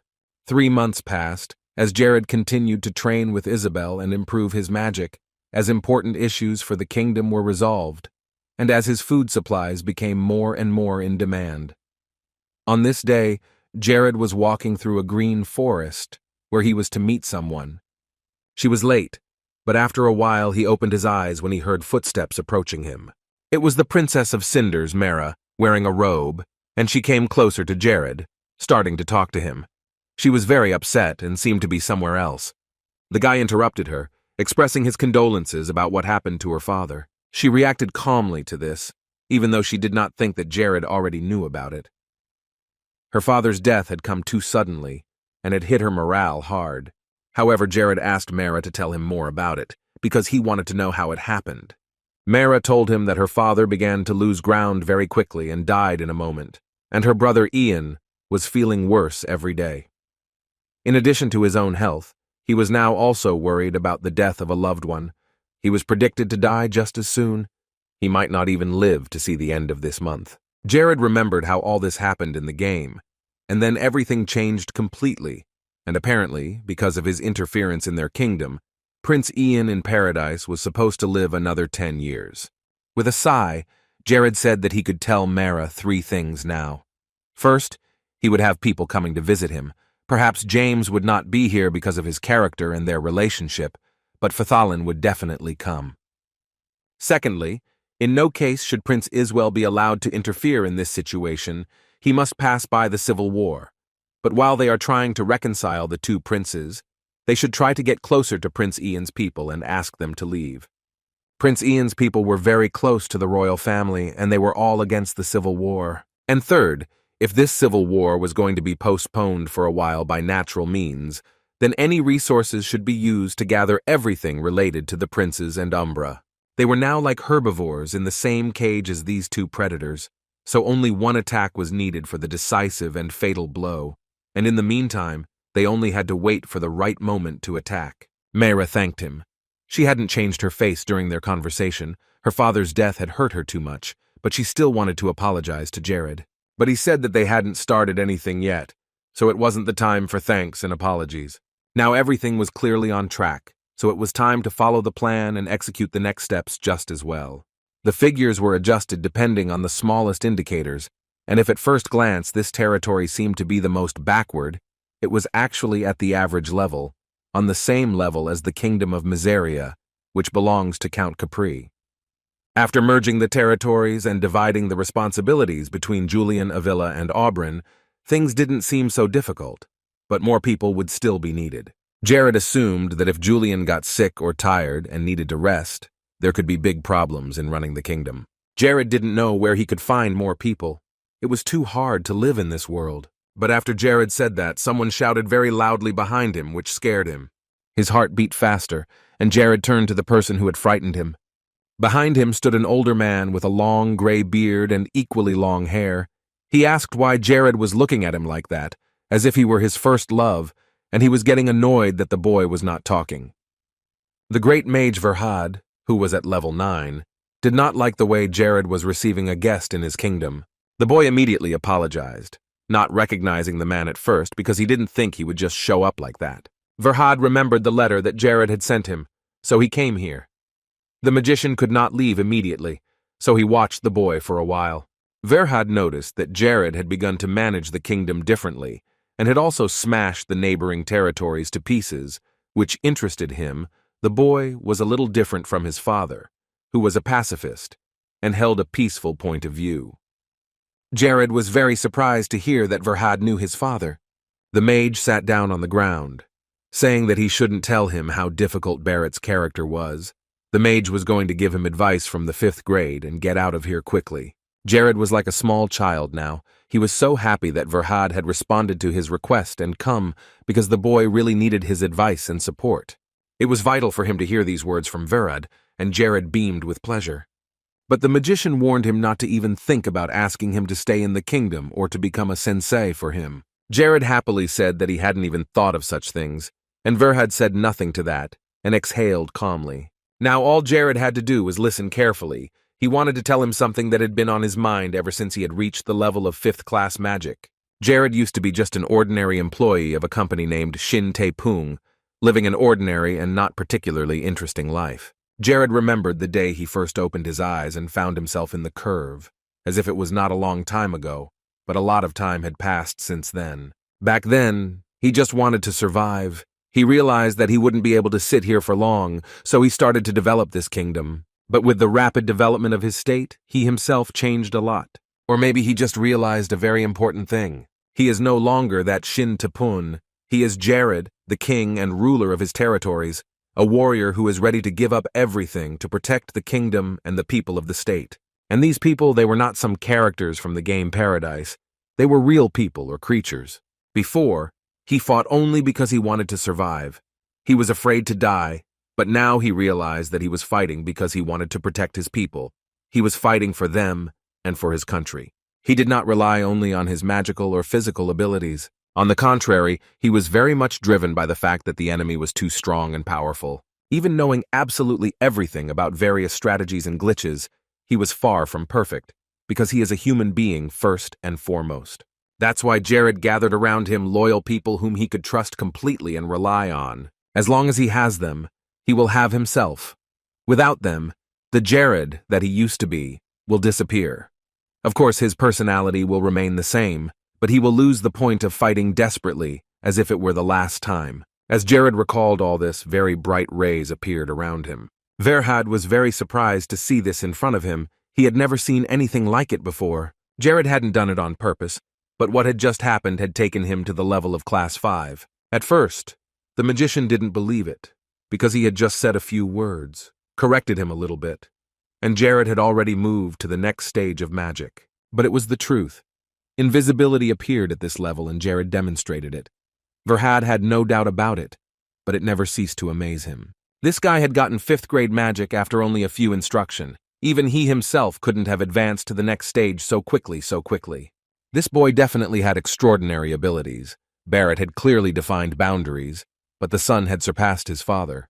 It's not a sin to be a teacher of such a capable and talented student, but maybe later on you'll even feel a little jealous. Verhad stood up and tried to convince himself that Jared could handle everything himself, that he would just have to watch him from a distance. Jared asked him timidly why he was leaving so quickly, hoping for at least a few more tips from the 9th grade wizard. But Verhad replied that they had already reached the desired goal. He had already given a lot of advice. It was worth and honor to know. One could not ask for too much. It was even impolite. Verhad concluded by saying that they would see each other again someday, if fate so desired, and Jared offered to see him off. But the man assured him that he shouldn't, but Jared insisted. He was also curious about Verhad's plans for the future, but the magician did not want to reveal all his cards to him now and tell him about his future intentions. Jared just wanted to know where he was going, so Verhad decided to tell him. He was going to visit the eastern continent, and the man kept walking forward with Jared following him. January 1st, 1415 came on the Nars calendar. A new year had begun on the mainland. The man died in his past body of Shintapun and was reborn in the not-so-great body of King Jared of the Curve. And from that moment on, exactly 1 year passed, not the easiest, but very productive and definitely more interesting than in his past life. Time flew by very quickly. Jared decided to celebrate this small anniversary and have a drink. He reached for the rapier potion, the experience potion they had obtained from the tomb of Mahat III, and drank it all in one go. But if you pour plain water into the empty bottle of this potion, then every year, on January 1st, this water will turn into a potion. So the year started off very nicely, with leveling up, and all the characteristics that Jared would gain after that, he was going to put into mania. There was always room for improvement, so he had to invest endlessly. You could level up in just one sip, it was incredible, and it was also very tasty and sweet. Jared's scores increased significantly, rising to 63. But just as he thought, his level was still too low. Because of DeLuca's bracelet's ability, he had been putting off leveling up, but it seemed like now was the time to do it. He decided that as soon as he finished his work in the kingdom, he would need to take his students with him and go through the dungeons. Julian actively and deeply studied the management of mysterious objects, and after that he received an epiphany, and Jared, as his mentor, received a reward of 10 points, which he could distribute as he wished. Months ago, there was a feature in the Paradise system. When you increased your class level, you could get a certain reward for it. Depending on this, you could choose several rewards. However, Jared had long ago decided what kind of reward he wanted to choose as soon as he reached Class 5. He made this decision at the moment when he was thinking about how he could get the most profitable reward. And his decision was to improve the learning project. That is, it had to be passed on from teacher to student. He was going to be taking care of them anyway, so he was well worthy of reaping the rewards. At the moment he had 4 students, Hayes, Isabel, Lena, and Mia. All of them had good abilities and were quick to learn new things, which pleased him. Julian managed to master not only management standards, but also higher skills. He was very grateful to his sensei. He was able to learn a lot from him. He could not help but think of Jared as his mentor. Aki diligently repeated after him, although he thought that such contact would be more like some kind of slavery, but he agreed he was pleased to work with Jared. Lakis, on the other hand, had overcome the obstacle called age, so he was also developing successfully and confidently. He was taking his cue from Jared, and the king was really inspiring him. Now Jared watched his students develop, and it seemed to him that everything was going very well. This time, the boy believed in it again. However, there was a but again. Chloe also offered him to sign a contract. It was not just like that. There was a reason for this decision. It would be a small oath between the two of them. Chloe said that she would be able to pass on special fighting skills and knowledge to him. He had previously thought that a cold wall had grown between them, with no feelings, so he didn't think it would work out with her here. But Jared didn't know how to explain it to her gently, so that she wouldn't get offended and kill him on the spot after such a rejection. She could tell by the look on his face, but she wanted to hear his final answer. She asked him directly if he could make her stronger and help her develop her potential even better, because Chloe realized that although she was already a strong warrior, she was capable of doing much more. Jared replied that he would help her and be ready to answer any question she had honestly. That's what you call being a true mentor. But when he looked over at Chloe, who had picked up a sword, Jared was already afraid. He moved back to stand next to the tree and stared at her fearfully. And while Jared could barely hold the piece of paper in his hands, she calmly signed it, cutting her finger. The thing is, she had been taught since childhood that important contracts had to be signed not with ordinary ink, but with her own blood. Jared couldn't move for a while from the shock. It was something out of the ordinary for him, and he should have been warned about it in advance. He exhaled when it was over, and Chloe asked him to teach her everything her mentor Ella didn't know, to give her the knowledge and experience that would make her stronger. Jared hesitated, not knowing what to say to her. It seems that this contract was indeed one of the most important in her life. Of course, she hadn't mentioned it before, not knowing if he would accept, but Chloe had wanted Jared to be her mentor for a long time. When it was over and they had broken up, Jared had gone on to do his own thing, and it was hard to process all of this, and he had a lot of other unfinished business to attend to. He was sitting at his desk with piles of books next to him, using magic to make his work easier. Paradise had a certain ability that very few artisans have the ability to use. If you disassemble several artifacts, you can combine them to create a single but new one. It was a higher-level craft, but there were some restrictions on the number of artifacts you could use and the body parts you could apply it to.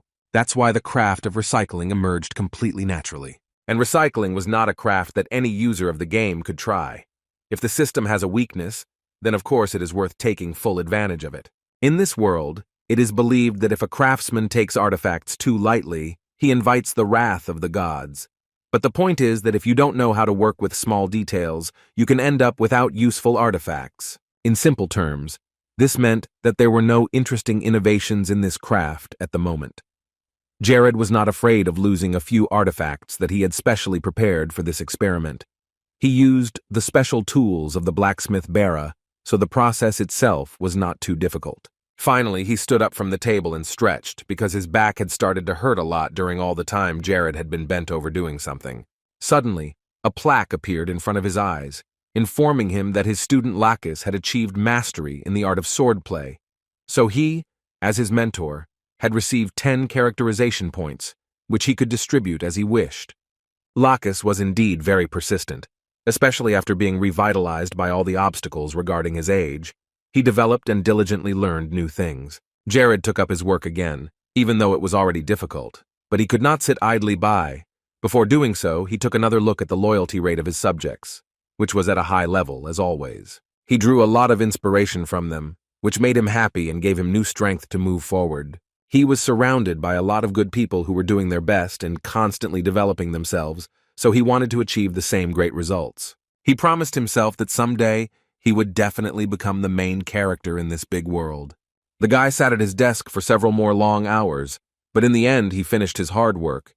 The fusion process was complete, and Jared could invest 3,000 magic points and finish the whole process. Once the core fusion was ready, he could get a new artifact with a different name and level. Now he had enough magic points, so without waiting, Jared channeled them all to finish the job. Finally, he held the item he had been working on for so long. It was Bera's ring, which was a master of the art of splitting into microparticles. Now a new opportunity had opened up. He could split the cores of artifacts that were at the 7th level and higher in the classification school.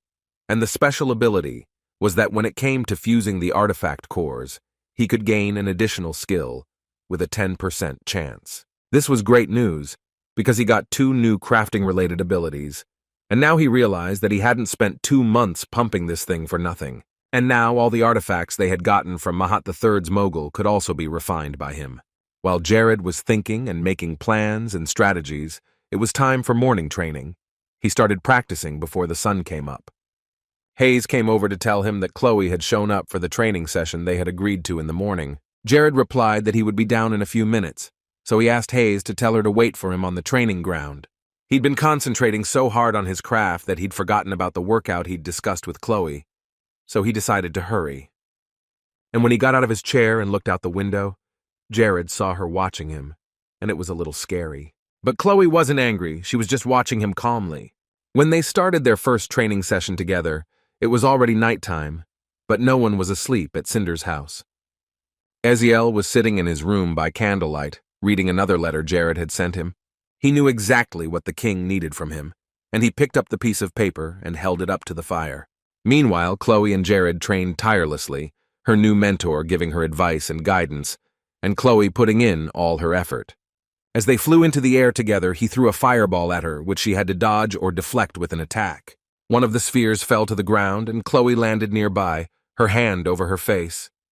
Jared told her to dodge all the spheres that would come at her, because he wasn't going to play with her. This was serious. She jumped into the air and promised that she wouldn't give in either, if she got the chance. He was also ready to fight and defend himself to the very end.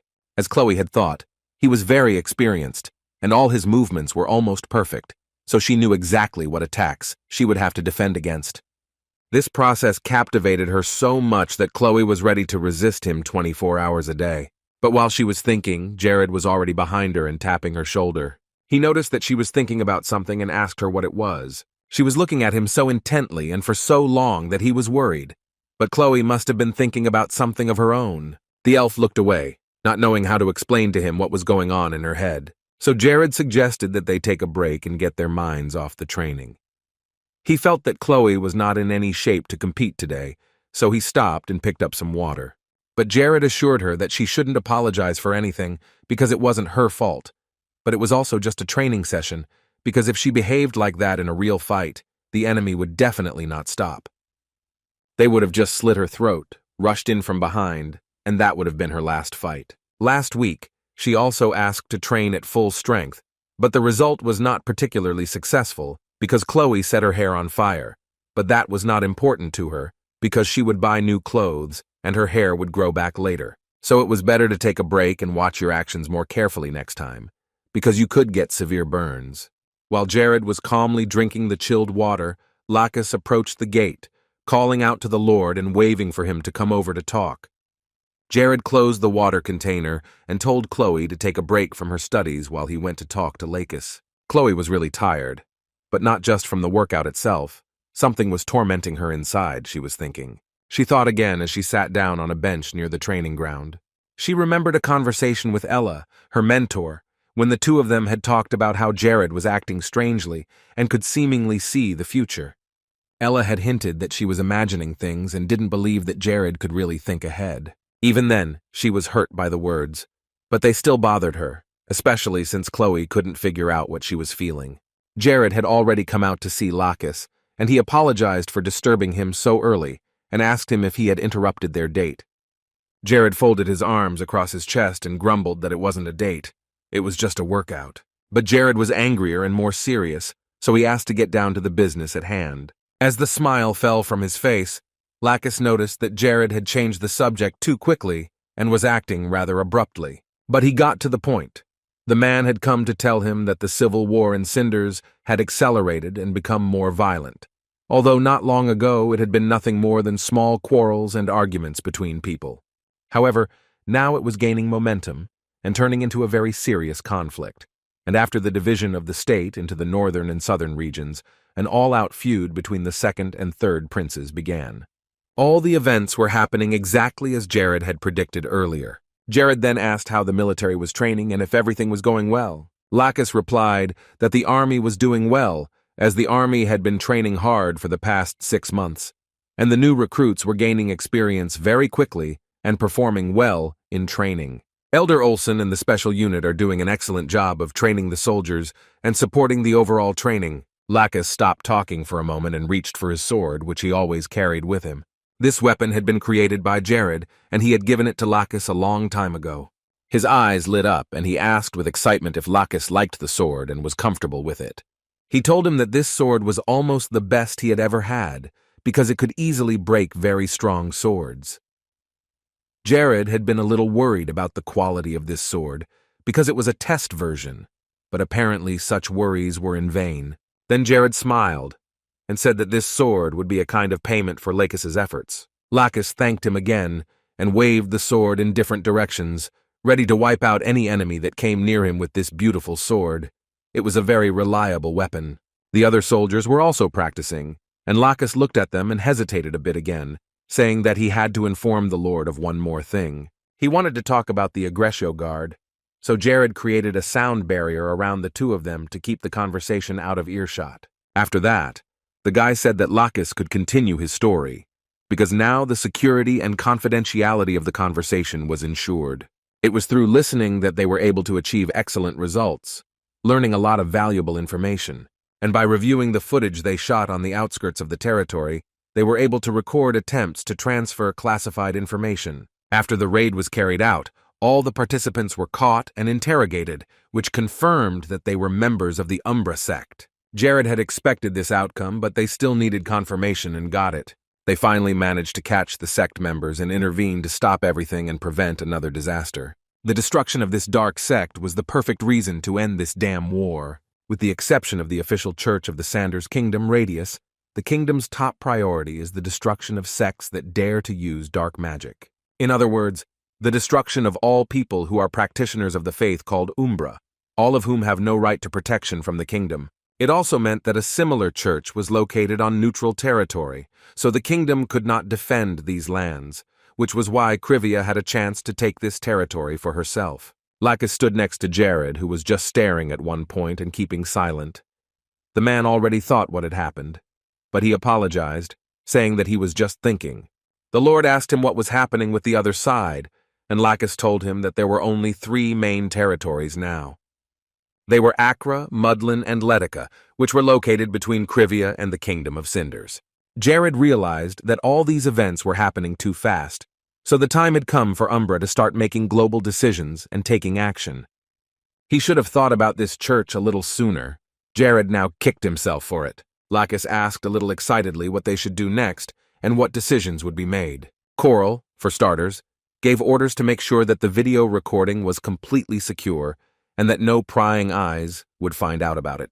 After that, it would be necessary to concentrate all our forces and invasion on the 3 territories that Lacus had mentioned, and it was for this moment that Jared was preparing the army of Krivia.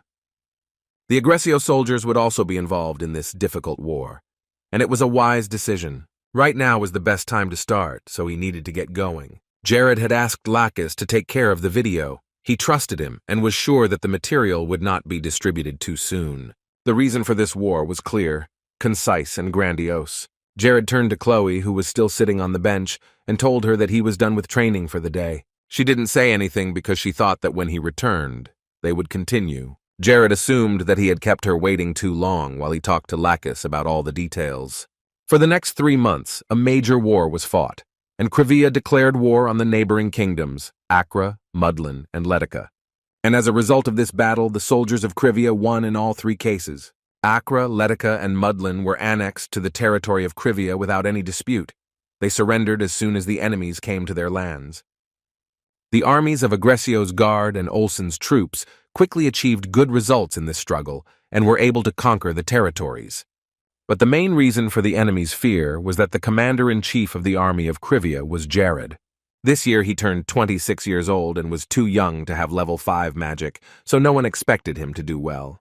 Then all the residents learned that Prince Fathalin was a practitioner of dark magic and was on the side of Umbra, and Prince Jess supported him in this. After this development, both of them were no longer respected. The citizens gave them double looks and despised them, but Eziel felt pain for his brother, even though he had made a big mistake in his life. Suddenly, Princess Mayra came up to him, and his sister asked him excitedly what had happened and what he was thinking about. Eziel immediately turned to her, because he did not even hear the girl enter the room, but he calmly replied that he was thinking about a scenario where Lord Jared could lose this war. In fact, it seemed to him that he himself was worried about it more than Jared. But Mayra said that these were all vain worries, because if you look at the indicators, then Krivia and his army won a huge number of victories in battles, and Jared showed a video with real evidence of the communion of the Umbra sect, which was the key to his victory. Eziel agreed, because everything really became much easier with the video evidence that Krivia showed the world. The accused party simply could not justify it, so the neighboring territories, despite their good relations, did not want to oppose joining Krivia. In the end, the Kingdom of Cinders was the state that followed the Church of Radius in everything and despised anyone who went against this path. So all of this was a strong warning to the two brothers who decided to go down the wrong path, which ultimately destroyed them. Soon Ezekiel was alone in his room and sat down in his chair reading the documents.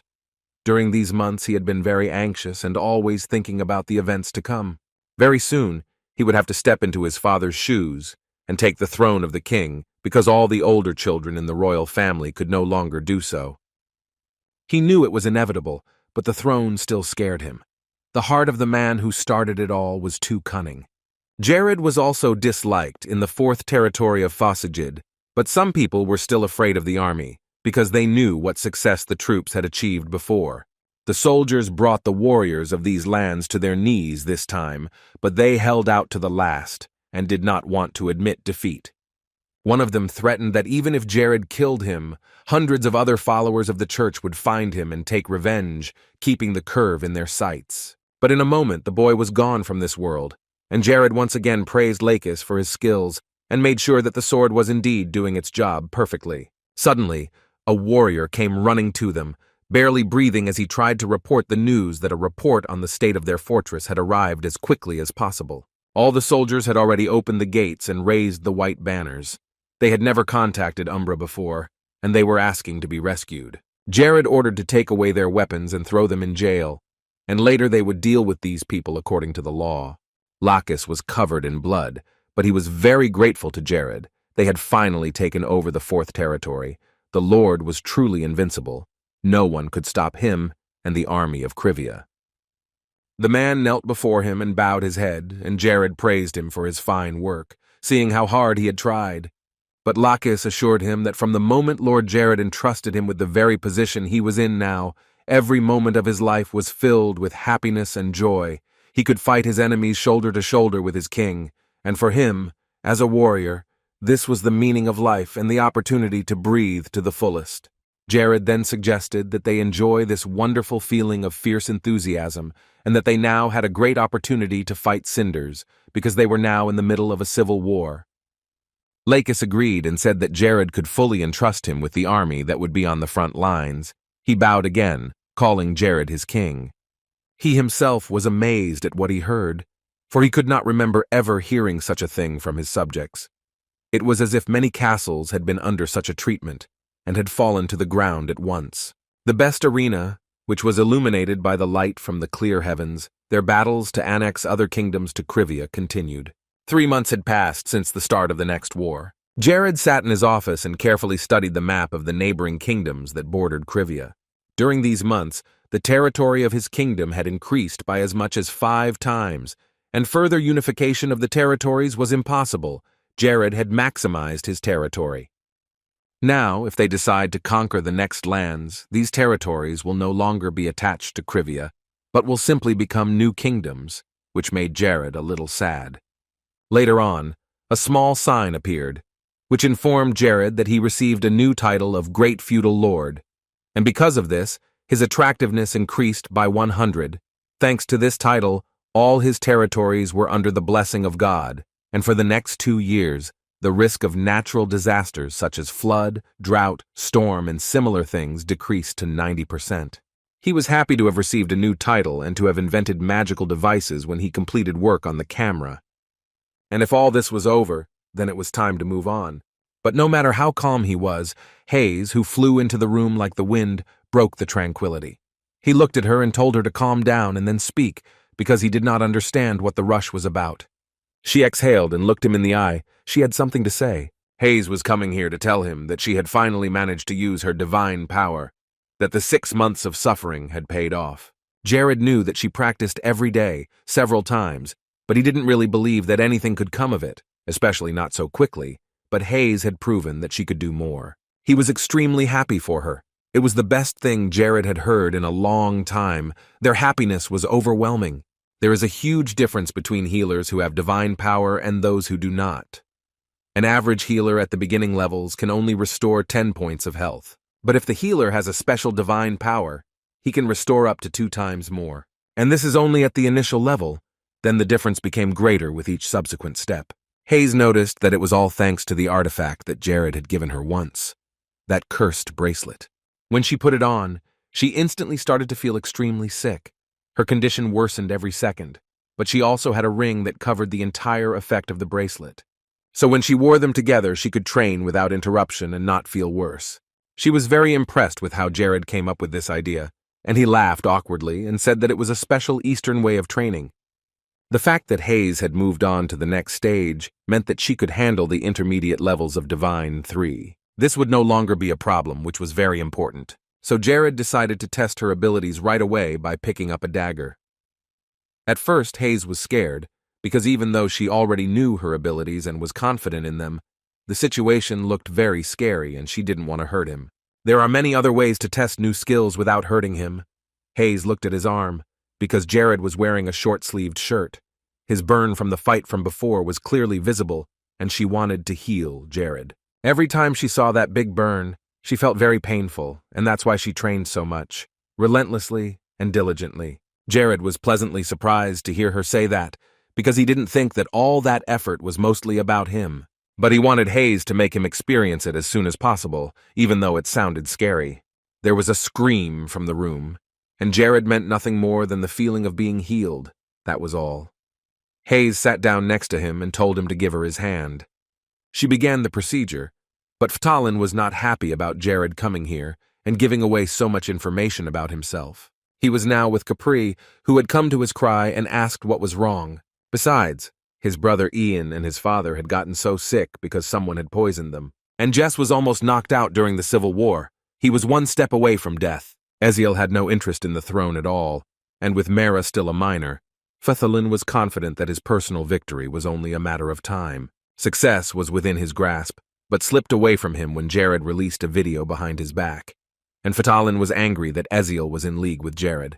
Everything was on the verge of a major disaster, from being fine and not boding well for anything, to being worse because of this horrible recording system that Jared had invented. Capri stood silently next to Ftalin, not saying a word, until the Prince of Cinders called over an old man who had served in the Krivii. The boy began to express his complaints and reproach the old man for not knowing anything about the recording devices. It was impossible that they had been able to invent and install these devices in just the last year.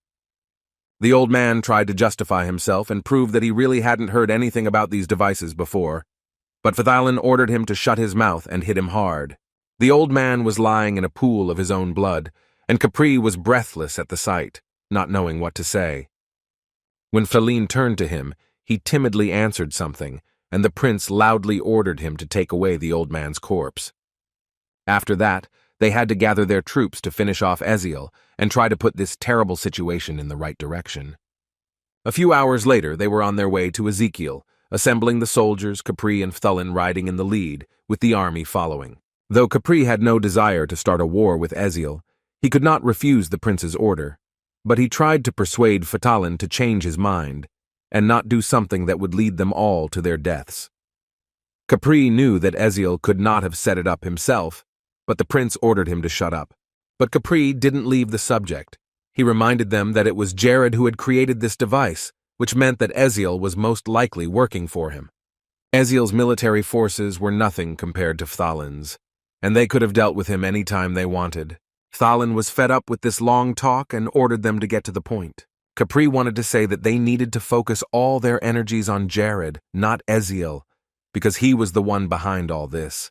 But Ftalin stood his ground and was sure that Jared was not interested in meddling in the affairs of their kingdom. Capri realized that there was no way to convince the prince now, because his sober mind had completely left his head from such intense anger, and all his efforts would not have made the situation better. This was not at all what he had sent in his intelligence report to Prince Eziel. It was all just a game, and they were only now realizing it. The curve was so much higher than all of them. Ftalin wanted to get to his brother as soon as possible, so they immediately set off for the capital, They had to destroy their enemies before they could prepare for their arrival. They all shouted in a chorus that they would soon destroy the traitor of the kingdom, Eziel. But at one point, Phtalin shouted loudly for them all to stop, but it would have been no use. They arrived at a very strange place, and what they saw made them stop. One by one, people in the town learned that Prince Jess and Phtalin were using black magic, but none of them wanted to believe it. It was hard to accept that their leaders had betrayed the entire kingdom. The second and third princes contacted the Dark Church.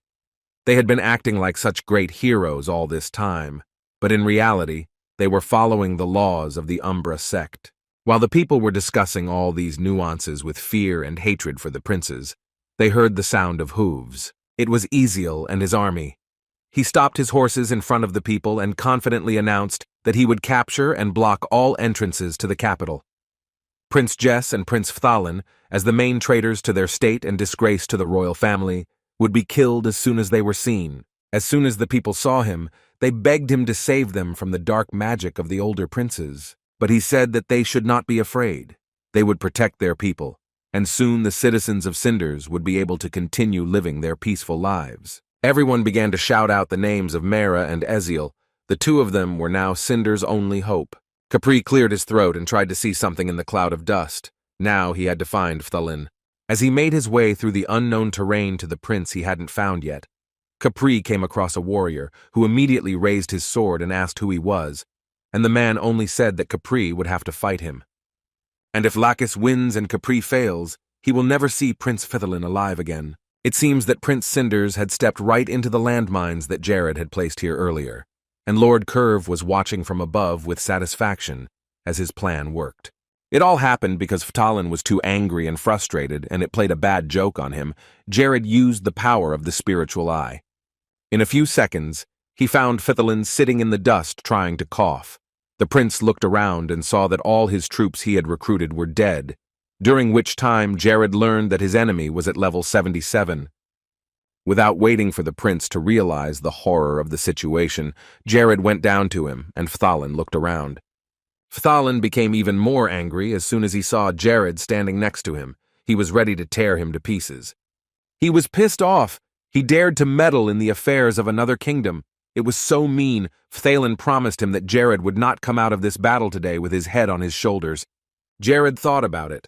He was certainly no fortune teller or prophet, but he thought that today was not the day for him to die. But there was news for Phtalin too. Jared said with a smile that from today on, Phtalin had no reason to be so angry, because he would no longer have any business with the kingdom of Cinders. Since it so happened that he met Jared first, the prince decided to deal with him first, and then finish with his younger brother. Jared was happy to hear such words. It was not a game of chance because he knew he would win, but still he was very interested in competing with this opponent, so the boy prepared to attack. Jared was annoying Phtalin with every word he spoke, and the prince was already eager to kill him and smile at the sight of his spilled blood. So he instantly rushed at him, sword in hand. Jared had his own advantages in magic, which he always actively used, and this case was no exception, so Phtalin had to resist the still existing magical power. He skillfully defeated the first sphere, but he felt that Jared was not an easy opponent, and that victory would not be easy. The next time, the Prince of Cinders used a special technique with his sword that could dispel magic. He was very good with swords and dark magic, so after defending himself, Phtalin began to attack. But all Jared noticed at this point was his robe, which was torn by Phtalin, and Jared was upset. But after a moment he laughed, and asked if it would be better to call Phtalin not just a prince, but Umbra's dog. Just as Jared had thought, the prince was upset, even though he was already feeling very upset. And now it was Jared's turn to attack, so he flew Phtalin away. As he remained on the ground, the prince fired dark fire toward Jared, but Jared managed to create a small shield in front of him in time to stop the attack. However, Phtalin was sure that Jared's magic was no match for his sword technique, which was excellent at blocking magic. The boy knew what he was talking about, namely armor that was resistant to magic, even though her sword techniques were also good. Perhaps if Jared hadn't been wearing DeLuca's bracelet, his enemy's abilities could have caused him some trouble, but for now, everything was going well. As soon as Jared took off his shield, the Prince of Cinders was almost right next to his face. Though it was unexpected, the blond man managed to dodge the sword and jump aside. Jared realized that this was not going according to the scenario he had envisioned in his head, because all he could do now was dodge, and Fthalin was only a 4th-level mage, so the guy should have had some advantages, he thought. But Jared had a way to move on. He didn't get confused and created a shield again, starting to distract the enemy and try to get him emotional again, so he would get an advantage over him. Fthalin was not giving in for now, and only repeated that his special sword technique specialized in blocking magical energy. But Jared kept using the same traps to fight him. But the young magician did not listen to him, and continued to follow his own plan, and then he used a fire blast that blinded the enemy and threw him back several meters. Fthalin opened his eyes only later and saw the fire varieties wrapped around his arms. Undaunted, he again used the secret technique of his sword, the swift sword. However, it did him no good, for the demon Jared had created immediately regenerated and was ready to attack again. Thalen screamed as the fire demons attacked him again from different directions. He realized that his magic was powerful, but Jared was still too strong. The prince didn't give up and started swinging his sword to the side to get the fire devils to leave him alone. Jared used a power projectile while he tried to deal with the demons. Fthalin screamed as he looked on, already realizing that his chances of winning were diminishing with each enemy strike. Suddenly, everything started sparkling, and for a moment the prince was blinded and could not see anything around him. After the next blow, Jared shot fire arrows at him, which appeared one by one from his hands. Fthalin stood in front of him, no longer having any strength to run away or defend himself, and the flames were already closing in on him. After the arrows filled almost all the space around him, he began to worry, because there was no way to get out of here. Meanwhile, while Fthalin was trying to do something to survive, Jared took to the air. He didn't stop and kept casting more and more spells against his opponent.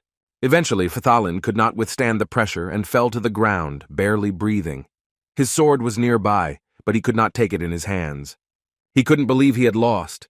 His self-confidence instantly faded as soon as the first drops of blood began to fall to the ground. Jared stepped closer to him, and Fthalin managed to fend off his arrows, but then Jared used the moment when the enemy opened up and then launched a power projectile at him.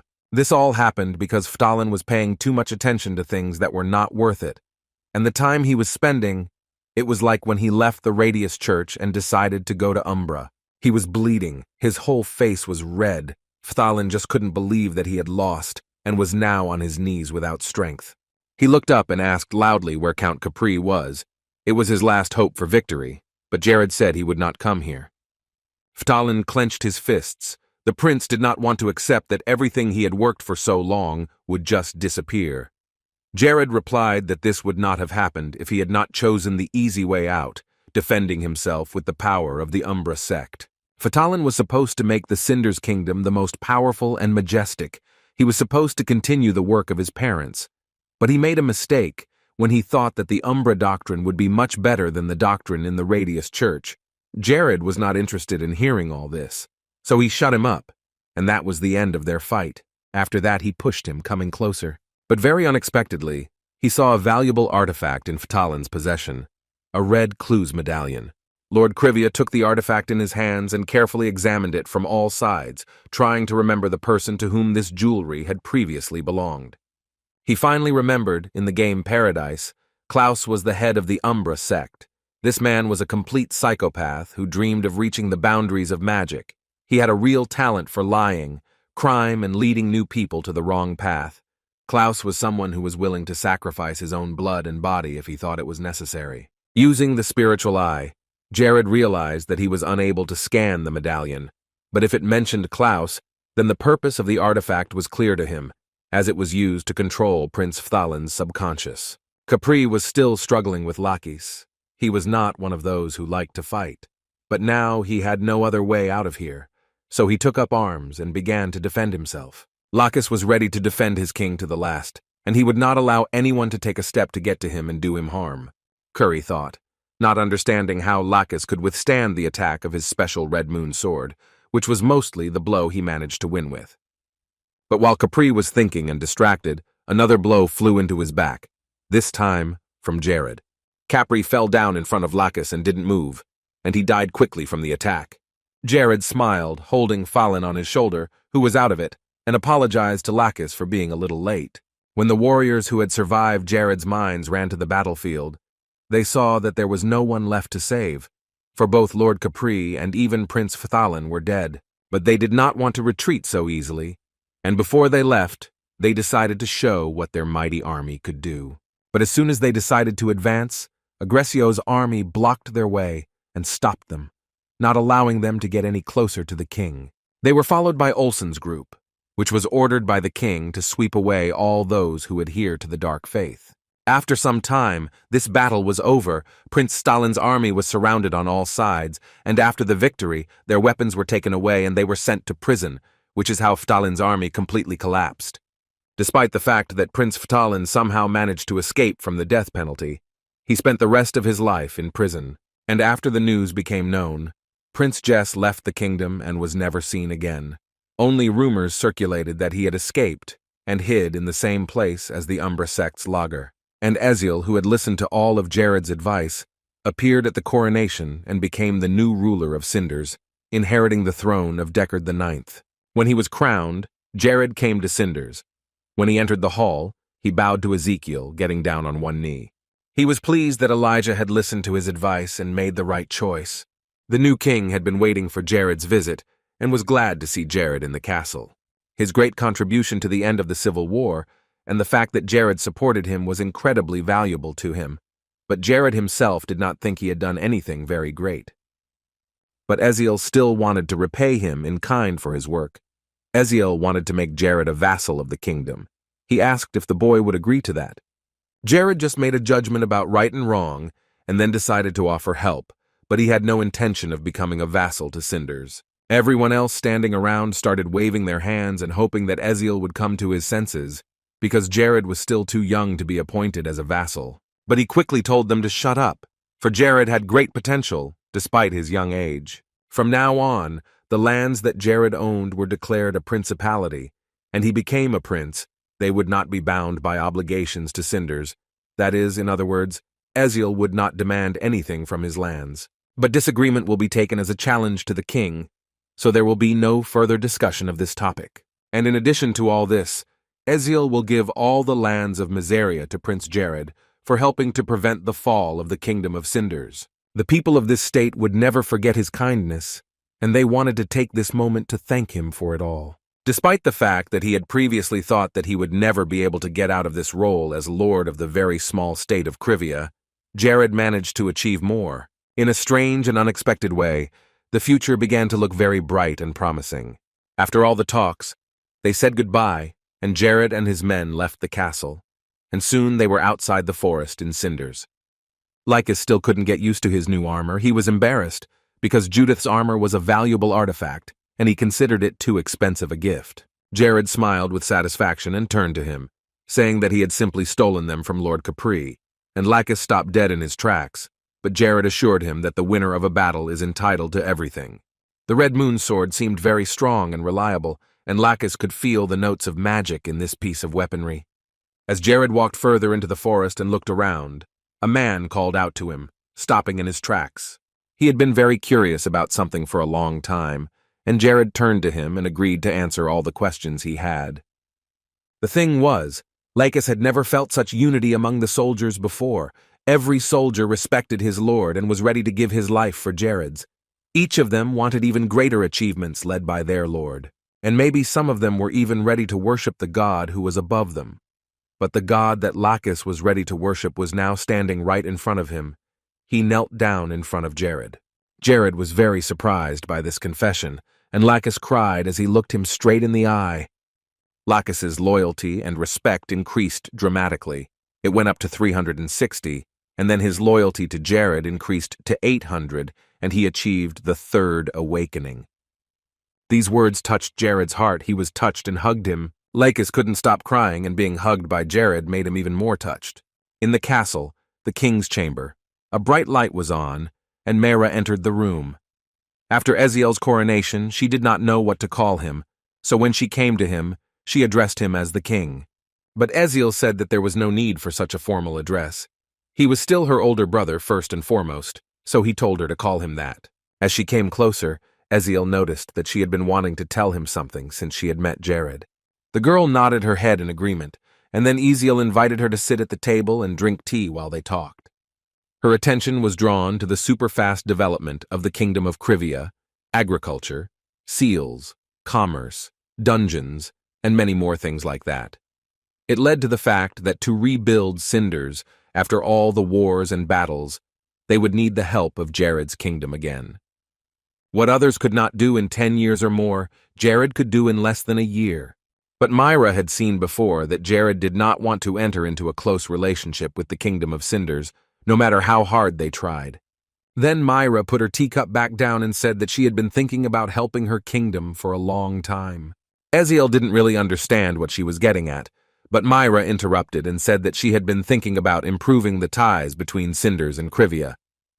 They needed to improve their position and make a political marriage. Eventually, they invited Jared back to their castle and started talking about it from afar. Eziel said that he himself had almost been tempted by the devil and had miraculously not taken all the titles and rewards after the battle to himself. But he knew that Jared would then turn his back on Cinders for sure. Eziel was behaving rather strangely and could not decide to get to the heart of the matter. He knew that even if their kingdoms were to become enemies, he should repay Jared for everything he had done for them. Eziel thanked him once again for all his work. Mara said that thanks to his intervention, their kingdom was now flourishing and returning to a peaceful life. She also expressed her gratitude to Jared and added that she would do everything to rid Cinders of Umbra's traces and dark enchantments. Mara and Eziel realized that it would have been better to move on to the main topic for which they had called Jared here, but no one could decide to do so, because Jared's answer and reaction were unpredictable, but he smiled and assured them that they should not worry and that he would listen to their requests. Eziel exhaled and Jared looked at him, waiting for him to continue. Then Eziel asked how Jared felt about becoming his younger sister's husband. The new prince was shocked by the offer, to say the least. They both wanted to establish a friendly relationship with Jared and had long admired his actions. Mayra was strong in her decisions, especially those that affected the lives of her people. However, Jared apologized and put his cup on the table. He could not accept the offer. And even if he had accepted, the northern part of the Cinders kingdom was very weakened and in a very precarious state, and Jared understood what was so troubling to them. Despite everything, he was always ready to help them in any way he could to rid the country of all the consequences that Umbra had brought.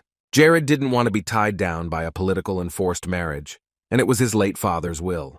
Of course, his father had never said anything like that in his life, but Jared believed that his father would understand his decision. Then Eziel realized that Jared was willing to build a strategic relationship with them, but he refused to do anything more, and since this was a directive from the previous ruler of Krivia, there was nothing he could do. Jared didn't think he was good enough for this marriage. He was sure that Princess Mara was just a beautiful person, and in his opinion, he was not worthy of such an honor. Mahira immediately denied his words and said that she had never thought of anything like that.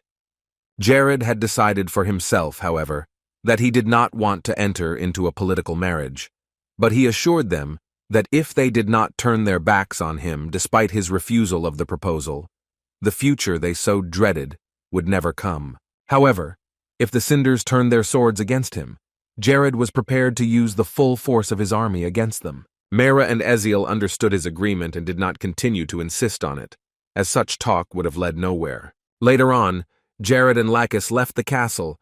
It was raining very hard outside. It was dark, and Lacus offered to use the teleporter to get home.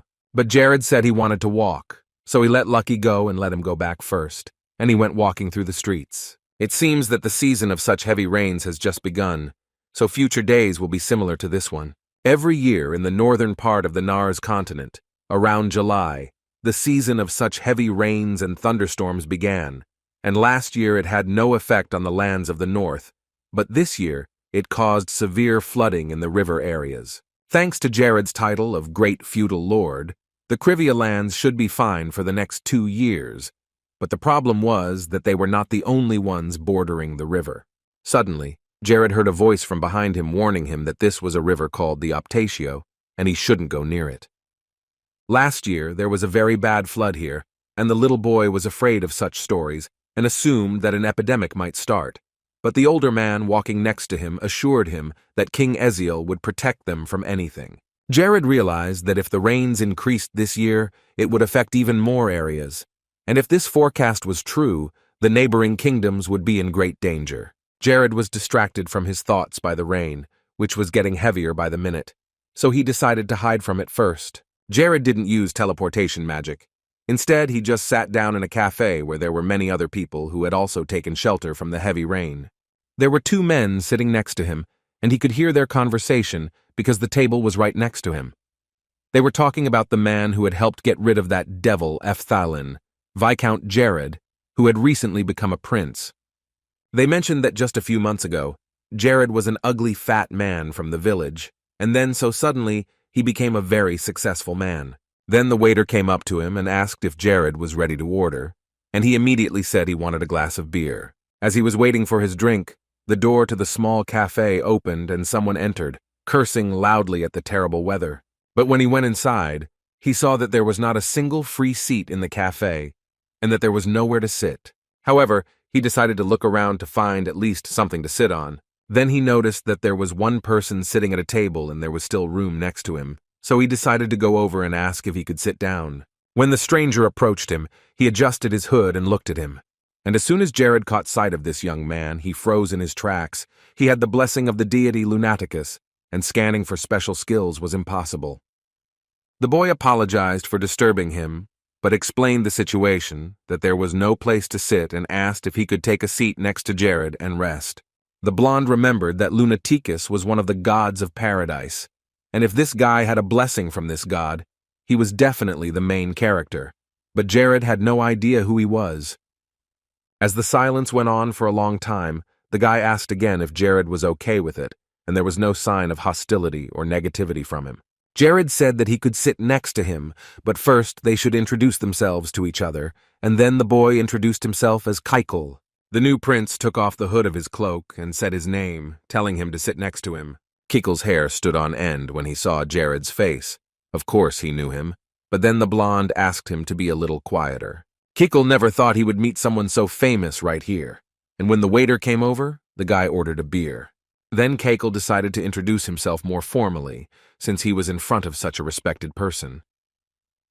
The young man was from a family in Charlotte County, but in fact, he was kicked out of his home because his background was not the best. And Jared remembered his father, Bachman Charlotte, who owned a lot of land in the South. If the boy meant the man Jared was thinking of, he knew that he owned land and most of the jobs in the territories, and he had many children, so the fact that Jared had never heard of Kyle was not surprising. After thinking about it, Jared asked why Keikel decided to leave the South and come to the territories. When the beer was brought to him, Keikel paid for himself and his new friend. He decided to give the rest as a tip, which the waiter was very happy about because his salary left much to be desired. Jared assured him that such a gesture was not necessary, but he would gratefully drink with him if Keikel decided to treat him. In addition, the guy added that Jared looked very young and that he would have turned 26 this year. But it was hard to believe because the Prince of Krivia looked very young. This made Keikel feel very uncomfortable. His cheeks turned red and he tried to smooth over the topic. Then he admitted that he was even a little jealous of Jared because he could own such a large territory. It seemed very attractive, and Jared himself noticed that this guy was too insecure for a person who had the blessing of the deity Lunaticus. This young man could really become the main character if he worked on his self-esteem, which is clearly low, and he was even curious to see what the path of someone with the blessing would be like. Jared decided to lighten the mood and asked where Keikel was going to go next, to which the young man replied that he wanted to join the Arachne mercenaries. He had heard that the mercenaries were gathering a group to attack a ruined underground cave, and the dungeon was the best place to make a lot of money. The Arachne mercenaries were a talented group of people who gathered to raid the most difficult dungeons. Others even laughed that if you got injured during a raid with their company, they would just throw you out. But despite all the horrible rumors about them, they were called the best mercenaries. The crumbling underground cave is a place that looks like an ordinary cave in the north of the kingdom. As far as Jared remembered, it was one of the 3 most hated dungeons in paradise. All of these names were familiar to him, but he couldn't recall any clear details at first. But after a little thought, Jared realized that the crumbling underground cave and the demon army's haven in Miseria were dungeons he definitely wanted to visit someday, and he had dreamed of visiting many caves. He lifted his beer mug with a smile of satisfaction as he looked at Kyle.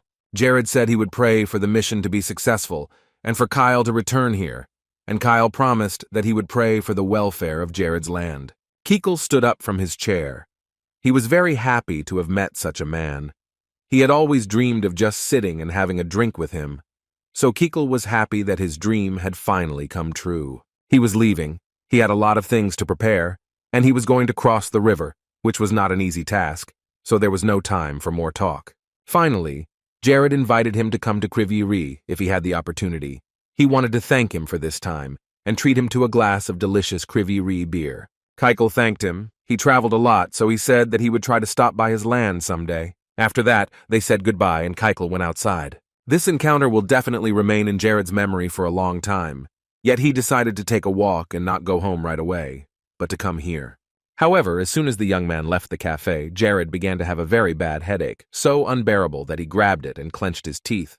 He did not know where the pain came from, there was no explanation. He glanced around at the people sitting there, trying to figure out where this unbearable and sudden headache had come from. Jared began to breathe nervously and couldn't calm down. He tried to find the source of this energy that was doing this to him, and finally he found it. His eyes fell on a girl with black hair. She was the Red Queen, around whom many people were hanging around. She was also gifted, and had the blessing of the demon deity Gerizes. Other than that, Jared couldn't scan anything. But the fact that he found another deity's blessing in this place surprised him greatly. He thought he must have found the secret protagonist. Jared realized that this main character, who was growing further, was unusual. It seemed to him that this girl had used an instant debuff or some kind of curse on him. An ordinary person would have collapsed from such pain, but he was able to keep his feet on the ground because of Grace's ring. The girl was holding a glass of alcohol and finally turned her attention to Jared. Jared was drinking his beer so fast that it was almost spilling out, and he was very annoyed that no deity had offered to help him. Even though he was doing just fine on his own as he made his way, he would have been glad to have some of the higher beings contact him. Suddenly Jared stopped when he saw that the Red Queen was about to leave the place. Now was the time, so she stood up and made her way to the exit of the room. These men were either the Red Queen's attendants or subjects. They did not seem to have any special characteristics, only sword skills that they had practiced for years. Now Jared wondered who the Red Queen and Kekal were. He believed that this meeting had not happened for nothing. He picked up the mug of beer, which was almost gone, and looked at the girl who was already at the door. She was also interested in Jared's figure, but she made no sign of it, and neither was he. She decided that they would definitely meet again someday, but later. Jared later left the cafe as well. He found a place with goblins where he started to level up by killing them. This year started off somehow too boring. Last year there was a huge influx. So Jared hoped that this time he would only increase his momentum, but it seemed like there were fewer monsters. The Devil's Sign reminded him of the escape that took place on the 1st of July. That was the day when he first decided to use the spatial force bug against the monsters that had come to take over his territory. Back then, he had the opportunity to use a bug that developers will never fix and should be used as often as possible. But Jared began to worry that there were fewer monsters, and perhaps their leader was afraid of something and acting more cautiously. But whatever the case, he would not know the answer to this, at least not now, so he left these thoughts behind. It was better to get on with balancing his data to celebrate his passage to level 70, so Jared sat down on a large rock that was lying around. His eyes were shining with joy. His level had risen because of the extra points he'd gained from his students' hard work and his frequent defense lessons with Isabel. He even began to doubt whether it was real, because it seemed too good to be true. Not everyone had magic defense, and Paradise had different ranks, ranging from beginner and the weakest to professional, the strongest. He was probably already at a level where he could afford to ignore magic that was at level 3 or lower. Although his physical defense was a bit weak, he could use an artifact or something similar in times like this.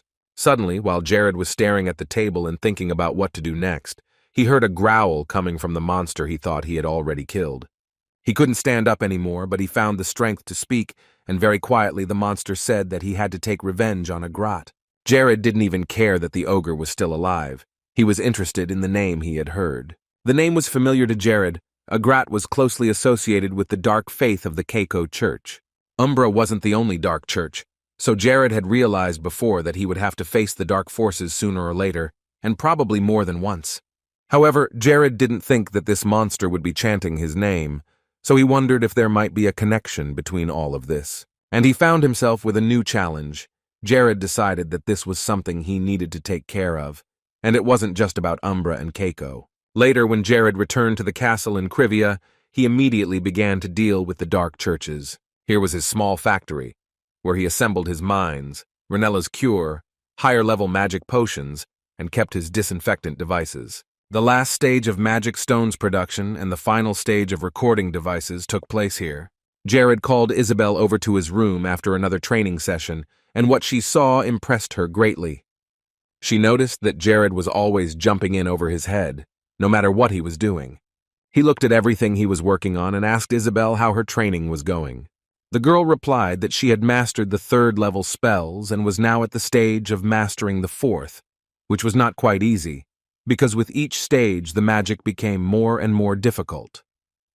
So Jared reassured her and told her not to push herself too hard, because even the 3rd level of spells is enough, and she can easily earn a living and have a good income with it. But this statement irritated Isabel very much. She did not learn all these difficult spells to earn money with them. She had been haunted by something called the Rock from her past life, and she lowered her voice at this. Then Jared came up to her and asked why she hadn't told him about it before. He was touched by the topic and began to worry. 65 years ago, when she was in the body of a demon, they wanted to burn her. Isabel did not bother anyone and did not use her power to harm anyone, but the people of the kingdom still wanted to destroy her. She could not do anything. Her hands and feet were tied and her eyes were blindfolded, and as soon as the fire started, she screamed. The happiness of the people that day knew no bounds. They rejoiced that they would finally get rid of the demon, and their kingdom of Transylvania would live a good life again. Isabel didn't want Jared to know about it. It was painful for her to mention it, and there was no thought of stirring up interest in her in this way. Jared didn't like to hear this. Isabel is very talented and strong in magic. She is mostly cheerful, but maybe due to frequent spell training, she is becoming more and more gloomy. This made him feel guilty, but he decided that he would try to cheer her up a little. After some thought, he happily asked her if she had any questions about controlling magic. Isabel replied that she couldn't use it casually, but if she concentrated all her attention, she could do it and managed to hold out longer. Jared used his spiritual eye again to look at her characteristics. Jared was silent for a minute and said that he would be going on another raid soon and was looking for a team. They need to focus on the same level as the tomb of Mahat III, which interested Isabel greatly. She asked where the place they were going to visit was. Jared named the dungeon. He had spoken of the demon army vault before, and Isabel had heard of it before. Her mood immediately lifted. Isabel promised that she would train harder and get ready for the raid. She had heard the name so often that it was ingrained in her mind, and she was eager to be there. She immediately flew out of the room, explaining that she needed to study. Her mood was not very good, but after this conversation, it became much better. Jared said goodbye and smiled. He was glad that he had managed to improve Isabel's health. Now it was time for him to get back to his work, which he had already accumulated a lot of. He walked over to the shelves where he had many different jars of potions. Suddenly a thought flashed through his mind, and he stopped in his tracks. Then he immediately ran to the recording device. Taking the device in his hands, he joyfully exclaimed that he had an idea. His territory was less than 2% cultivated, and he wanted to improve or compensate for this in some way. So he thought of playing the movie with a display device, a military visualizer to be used for cultural purposes. He already liked the idea of it very much, but he still needed to make it a reality. He wanted speeches that would win the hearts of the audience and evoke emotions from the depths of their souls. And given the number of viewers he could gather, the price for creating the product would be high, with some even asking for 500 gold pieces a month. Others wanted the highest possible position, at least to be in a position no lower than chief administrator. And there were some people who did not support this idea at all and called it too ridiculous to implement. The speaker also wanted a high salary, because no one can compare to his speeches, and it is not an easy job. Then Jared sighed and realized that no one would help him in this matter. They all wanted only money and nothing else. But he had reached the last candidate, so he had no choice but to meet with him. Later, Jared went to Arkine's pub, which was in the heart of Krivi Rai. There he saw Aki, and he asked for the attention of all the customers of his pub, saying that he had invited a great speaker, Valdez Hanspeter, to speak today. Everyone began to give him a standing ovation and clap their hands, and Jared sat at one of the tables and listened intently. Aki himself was standing on the stage behind Valdez, waiting for him to speak, watching the audience's reaction. Suddenly he saw Jared standing in front of him, which surprised him, and he stepped closer to him. Now Aki was not even listening to what Valdez was saying. He was too excited that Jared had decided to come here. But the speaker did not stop his speech, which was about the vast territories of Krivia that were constantly being improved and expanded. Valdez suggested that he address this topic because it was relevant and remains important to every citizen of Krivia. Valdez said every word loudly, filling it with emotion. Jared looked at Aki without saying a word and continued to listen to Valdez, who was actively gesturing. Later, when the speech was over, people started discussing what he had said. They really liked what he had said. The speaker suggested expanding the power by sea rather than land. And now it seemed more worthwhile to deal with the real estate of the Curia. Jared was also touched by this speech. He listened carefully to everything the man said, but the young man was more skeptical than the others. He had felt the strange energy that Valdez radiated. Although it was not surprising, Jared expected him to have the magic that could win the hearts of the audience. In Paradise, he was known as a propagandist representing an army of demons, a criminal with a criminal record who had deceived countless people. Many people did fall under the influence of his magic and sided with the Demon King, and they lined up to get Valdez's autograph. He immediately began to talk about how the allied holy forces were corrupt demons, and unlike Lena, who in Paradise sided with evil, Valdez had decided to join and become a propagandist for the demon army, and that was why Jared did not want to meet him. When Jared was about to talk to Valdez, even though he didn't want to, he was stopped by Aki, who quickly ran up to him and asked what exactly brought Jared here. The blonde turned around and said he was here to see someone. Aki quickly realized that it was Valdez, but the boy didn't understand why Jared needed him. However, he wasn't going to ask too many questions and gladly offered to show Jared to a special guest, since Valdez was the speaker at their pub and had his own private VIP room. When the guy was about to show Jared where to go, he stopped him. Jared asked if Aki remembered the island he had recently talked about, an island called Tatar. Of course, Aki remembered everything. Dark elves lived on this island, and Jared had also told him that this place was very good for maintaining friendly relations with the Red Goblins.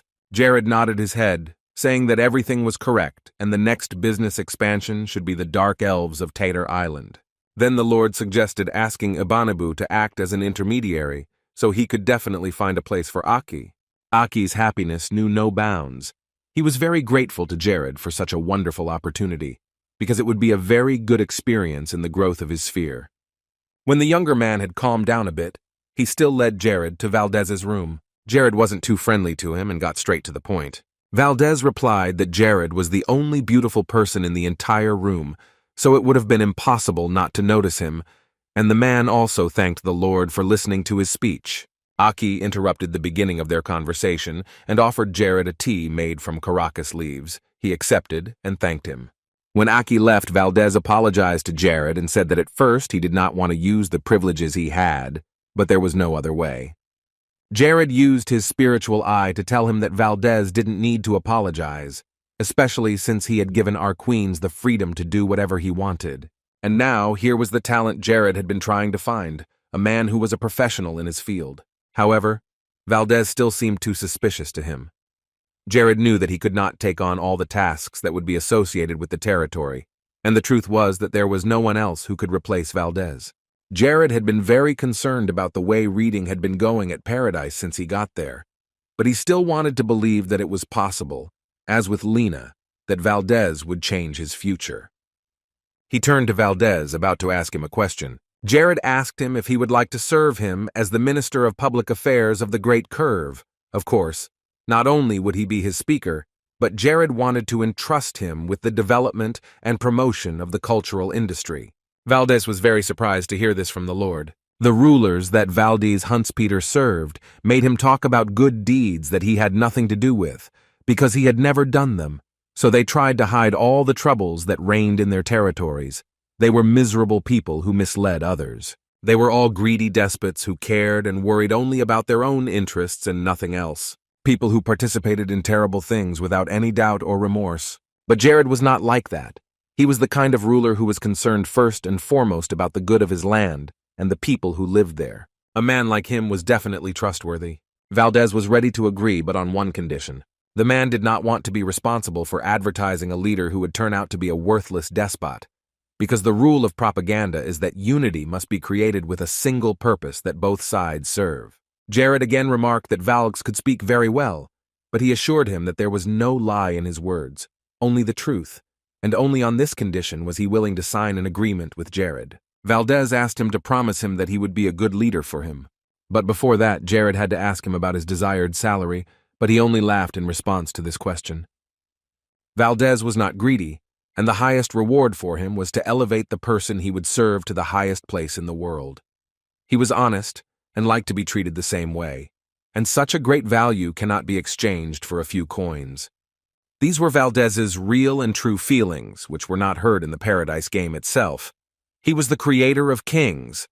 In Paradise, he was the only one who spat blood and constantly shouted at his spectators from the rostrum, which was probably why he wanted to raise the demon king, whom he had served for so long. Jared then promised him that he would become the kind of leader he wanted to see in front of him, and if he ever lost motivation, Valdez could leave him at any time without any explanation. The man thanked him when he heard these words, and in turn promised to fulfill all the wishes of his ruler. Jared knew the man's past history, and he would not have trusted him in the game, but here he had some hope that he could get on the right track. At that moment, Aki came into the room and brought Jared some tea with kombucha leaves. He was really surprised by what he saw in front of him. It was strange to see how Jared quickly hit it off with Valdez, and for a moment the boy stopped. But he was glad that another talent had found its place next to the Lord, and now it would not be lost among the streets of the city. Valdez assured us that he was already familiar with the concept of the film, and that the development of the film industry would be a new stage in the improvement of Kriviri. Unlike a play, there was nothing more enjoyable than enjoying a good video from afar. Valdez suggested starting with the prosperous life of the Krivian army, as well as the military prosperity that no other kingdom could boast of. And then he suggested that the first minutes of the film should be devoted to Jared's achievements. The guy thought about it. It was supposed to be a promotional movie. Valdez immediately assured him that he was not going to use the film for propaganda purposes, and that it was probably better for them to start with an easily accessible movie, and then promote it in every way possible. In addition, several of his friends were discussing the development of new cultural content with each other, and Jared was pleased to hear that these people could help them with the film. After they decided on the beginning, Valdez paused for a moment and finished his tea. He had another idea that he wanted to bring to life. He had been thinking about implementing it for a long time, but no one wanted to take responsibility for it. Jared gladly said he would listen to him, so Valdez could start talking. His idea was to have the Lord write his autobiography, to describe all his thoughts and beliefs about the development of his territories in a competent and interesting way. And Jared listened to him carefully. And he really liked the idea, so he got ready to start right away. Valdez explained how to put everything on paper, and that the first step was to write an introduction to his autobiography, and Jared started to create. They stayed up all night, sharing stories that could not be shared with other people, even those with whom they had spent their entire lives. Valdez was a talented and pleasant person to be around. At this point, Jared had gained another good friend to talk to. Aubryn and Avila were also impressed with Valdez's skills. He was the perfect speaker for their neighborhood and could be trusted. Thanks to Valdez, they did not have any disruptions during the appointment process. He was accepted quite easily and then took over as Minister of Public Affairs, after which he immediately began working on 2 projects. First, he had to make a high-quality and engaging promotional film, and the second part of the job was to publish Jared's autobiography. This project progressed very easily, like a boat sailing on calm waters. But Jared still had some work to do, namely another raid on the dungeon he had been dying to visit. So early on the morning of July 5th, he opened the map of the Demon Army Vault. However, looking at it, the guy realized that this task was harder than he thought, even more difficult than the last raid to the tomb. Chloe came into his office very quietly and also looked at the map, standing a little behind Jared and confirming that it really wouldn't be that easy. Jared was so frightened by the unexpected visit that he jumped away from her to the other side of the room. He started to panic, saying that she scared him a lot. But what he was even more interested in was why she didn't knock on the door before entering. Chloe calmly listened to all of his spontaneous questions, and then briefly said that the door to the office was open. Jared laughed awkwardly and was already grinning as he looked at Evil and realized how ridiculous he looked right now. He decided to postpone the briefing until later because it was better to see it for himself right now. The demon hideout is a kind of underground tomb that was created by the followers of the demons, and it was a little darker and more eerie than the tomb of Mahat III they had been in.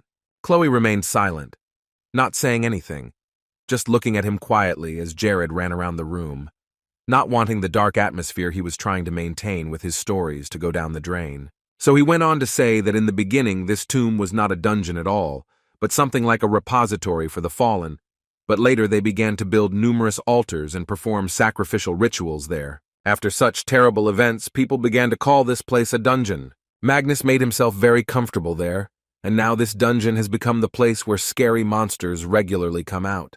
Chloe had also heard about this dungeon, and she remembered that in those caves, monsters were famous for their strength. It was true to a certain extent, but in fact, they could be killed with a slight swing of the sword, which would cut them in half, but they still had good strength when attacked. And the most important fact was that they were very afraid of death.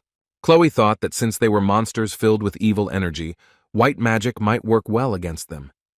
But Jared immediately assured her that she should never use white magic against them. It was strictly forbidden. Then the girl became curious about this rule and wanted to know why it was forbidden. He told her everything, and then added that she should not worry, because he had a way to deal with monsters, and she should think about how to use her powers to the fullest. That was all she had to say, but Jared asked if she had anything else to add. Chloe didn't say anything, but she turned away from him, and Jared noticed that her face was red. He didn't understand why she was so suddenly confused because a minute ago she was fine. She was starting to feel shy, and maybe it was because the excitement in her subconscious was triggering feelings for someone. And Jared even had an idea who it might be. There were a couple of good-looking guys in the Aggressio Guard, so maybe she had a crush on one of them. While thinking about all this, Jared noticed Chloe's shoes, and he noticed that he had never seen a Tranquillus artifact like that before. But Jared remembered that Tranquillus was Chloe's brother.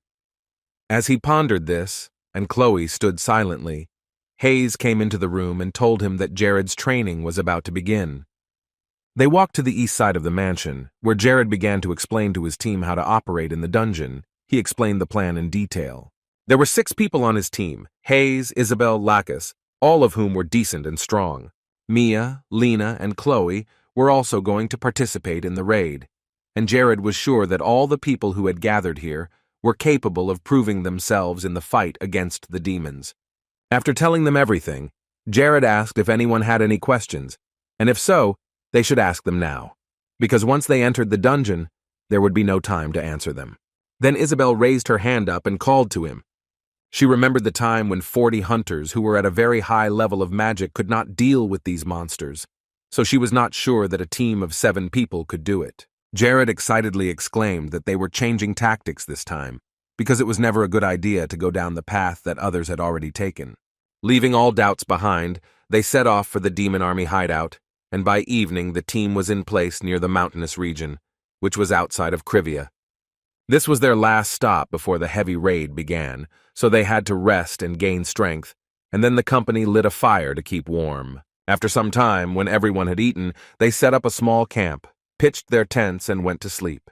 However, not everyone went to bed. Alvarez stood outside watching to make sure that no monsters came. Later, Lena came up to him. She couldn't sleep, so she decided to go for a walk in the fresh air. Together with Jared, she walked next to their tents. They talked, and her mentor praised her for her skills, which had improved significantly. Lega really spent a lot of time on training. He recalled that when he first met her and rescued her from the underground mine, she was like a little chicken. Since then, more than a year had passed, and she had really grown up during this period. Lena thanked him, saying that he was a very good teacher, and Jared asked her if she was happy with herself. She replied that she wasn't quite yet, because she had room to grow and wouldn't stop there. But she also recognized that she had gotten much better at using her powers. and she really wanted him to teach her from a different perspective, not just as a little kid, but as a real warrior. Jared stopped in the middle of the path they were walking on and praised Lena. He was very pleased that she had been able to exceed his expectations. He patted her on the head. Jared was really proud to have such talented and strong students. But Lena was proud to have such a smart man as the king of Krivia.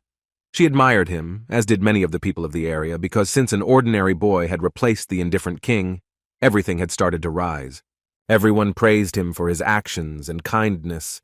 He cared about his people and their safety and comfort.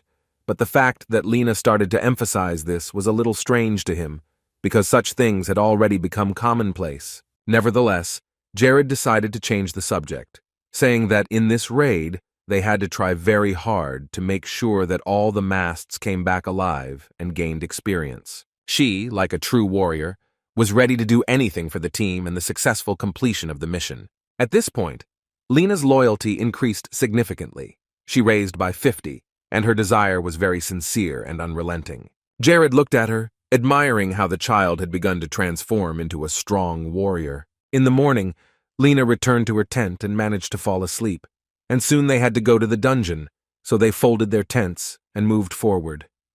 In a few hours, the team was there, and the very beginning was not particularly encouraging, because at the very entrance to the cave, there was a very strange and unpleasant smell. Lacus was also confused by this, but they all moved on, cautiously stepping further. In a few steps, they came across a big surprise, but an unpleasant one. They came across a huge pile of skeletons, skulls, and bones, lying in the middle of the cave, which stopped them for a moment. Jared walked closer to the bones and cast a cleansing magic. It should help to reduce the horrible smell. Hayes stood next to him and offered to use her white magic to help, but Jared objected again, just like Chloe had earlier. He also repeated this at the meeting before the raid. If you use white magic when attacking, the damage to the monsters is twice as big, but their attack then becomes twice as strong, and thus you can only go into the red. Therefore, it was better to forget about white magic and not use it at all, and there was nothing to worry about. Jared assured them that they would compete in the same conditions. While they were clearing the way to move on, a light wind began to blow from the depths of the caves. Isabel was surprised and turned with confusion to the source of this wind. It turned out to be Mia. She was using the magic wind. The girl wanted to help in this way, because then the bad smell would go away, and they could continue to fight. Jared was more and more impressed by his students. Mia was still at level 1, but she was able to use wind magic, which becomes available only to level 2 mages. He was proud of her. In that case, now we can go further. The presence of the hunters could be felt on the first floor, so there was not a single monster around. They were all full of energy and desire to win, so they did not hesitate to go inside. Jared once again explained their plan of action as they walked through the dark corridors of the cave. Lena was to help defend their rear, and Jared gave the order that no one should go ahead of him until he said otherwise. Lena felt a great responsibility. It was her first raid, and not an easy one either, so she wanted to show her strength. The company continued to move forward when suddenly Jared came across some jewelry among all these stones and piles of bones. He picked it up, looking at the ring. It was an artifact, a ring of luck, enchanted with the curse of flare. Jared knew about it, that when the artifact was not near its owner, it would begin to consume its new owner. The ring would kill the person inside who touched or wore it, and thus that person would die within the next 60 seconds. But he also remembered that in order to prevent this curse, the ring had to be worn by 4 different people within 1 minute. Hayes noticed that Jared was very nervous. He tried to resist the curse, but the effect of this artifact was very powerful. The Ring of Luck was not at all what it seemed at first. It was created by the developers of Paradise, but it was hard to believe that it actually fell into his hands. Now it was clear why there were so many corpses lying at the entrance to the dungeon. Jared was only getting worse, and Hayes was already getting nervous, and since the ring's curse had been activated, the object that was to be sacrificed would be deleted from the system. But he had one more thing to save him, the artifact of Saint Grace, which made him immune to the curse, and the same thing happened the day he met the Red Queen. And now the cursed jewelry has been transformed back into a ring with Flair's blessing and light energy. Now it was truly a ring of good fortune. Jared silently thanked all those hunters who had died here, giving their lives for this artifact. This development was a very good start. He would do everything he could to protect this dungeon, and the deaths of these people were not in vain. After such an experience, they moved on. The team was still on the first floor, where they entered the fifth stone room, which is where Jared started looking for the secret entrance. Lycus felt proud to be here. He looked around. Usually other hunters died on the way to this stone room, but they managed to get here, and it was very easy to get in. Hayes was also excited about this, and they could all be proud of themselves for taking the first step toward completing the task. After a while, a flock of red demons appeared in the room, telling Jared what he should do to move forward. These little demons had the ability to explode, and Jared had specially called them all here. These monsters quickly flocked to the place like bees to sweet honey. Then these demons exploded in front of the team, hitting each other. They all exploded. Hayes stood and admired Jared, and she was impressed that he fought 20 demons at once and was able to defeat them easily. Chloe was also amazed by the sight. She knew that Jared was a good magician, but these monsters were also at a high level. Isabel had heard that this was possible, but she was still surprised because it was the first time she had seen it with her own eyes. Meanwhile, Lena looked around the area and approached the others, asking what exactly Jared was going to find here. But before she could get an answer, Jared shouted excitedly that he had found what he was looking for here. He put his hand on some tiles in the stone wall and called everyone to look. As soon as he pressed lightly on the wall, it immediately shattered into hundreds of small stones that fell on them, and a strong gust of wind came up with it. But soon it was over, and they were looking at a passage that would allow them to enter the deep caverns of the dungeon. The road that led directly from room 5 of the first floor to room 8, which was located on the 4th floor. The creators of Paradise created the shortest paths, but at some point, they stopped building them, and only barely noticeable paths remained. And since the road here is only through a small and narrow tunnel, and it was completely unnecessary, they left everything as it was, not seeing any prospects for creating something more. And besides, using this shortcut, Jared came up with an idea, but such machinations would not have worked if he had not met with other Paradise users. Jared was also very worried about the Eastern continent, which Berhard had recently mentioned, even though it wasn't something he should be worried about at the moment, but it was too hard to put it out of his mind. As he was so absorbed in his thoughts, he didn't even notice that the road in front of them was no longer there. Only Hayes and Lena noticed. He immediately turned to them and loudly announced that from now on they would have to dig their own way out. He then picked up the mines he had created, but these were modified. Unlike the usual mines that explode when stepped on, these were like a time bomb, designed to explode after a set time. Before placing them, Jared emphasized that they had to be very careful as they walked through the tunnels leading to room 6. If this mine went off, the red demons or other evil spirits would react and be able to get here from the other side. After this warning, he scattered several mines on the ground, moving a little further away from them. Not a second later, they all exploded together, blinding everyone around them. Immediately after several explosions, the team heard the sounds of demons approaching, and they were doing so very quickly. Although Jared had warned them, Mia was having a lot of fun. She only saw it as a game, so she began to use her magic to throw the little creatures away from her, laughing out loud. The demons kept flying on, right towards her. They were angry that someone had invaded their territory. Lena intervened in this situation. She stood in front of these red monsters and put up a shield. In this way, they hit it and fell in front of her feet without hurting anyone.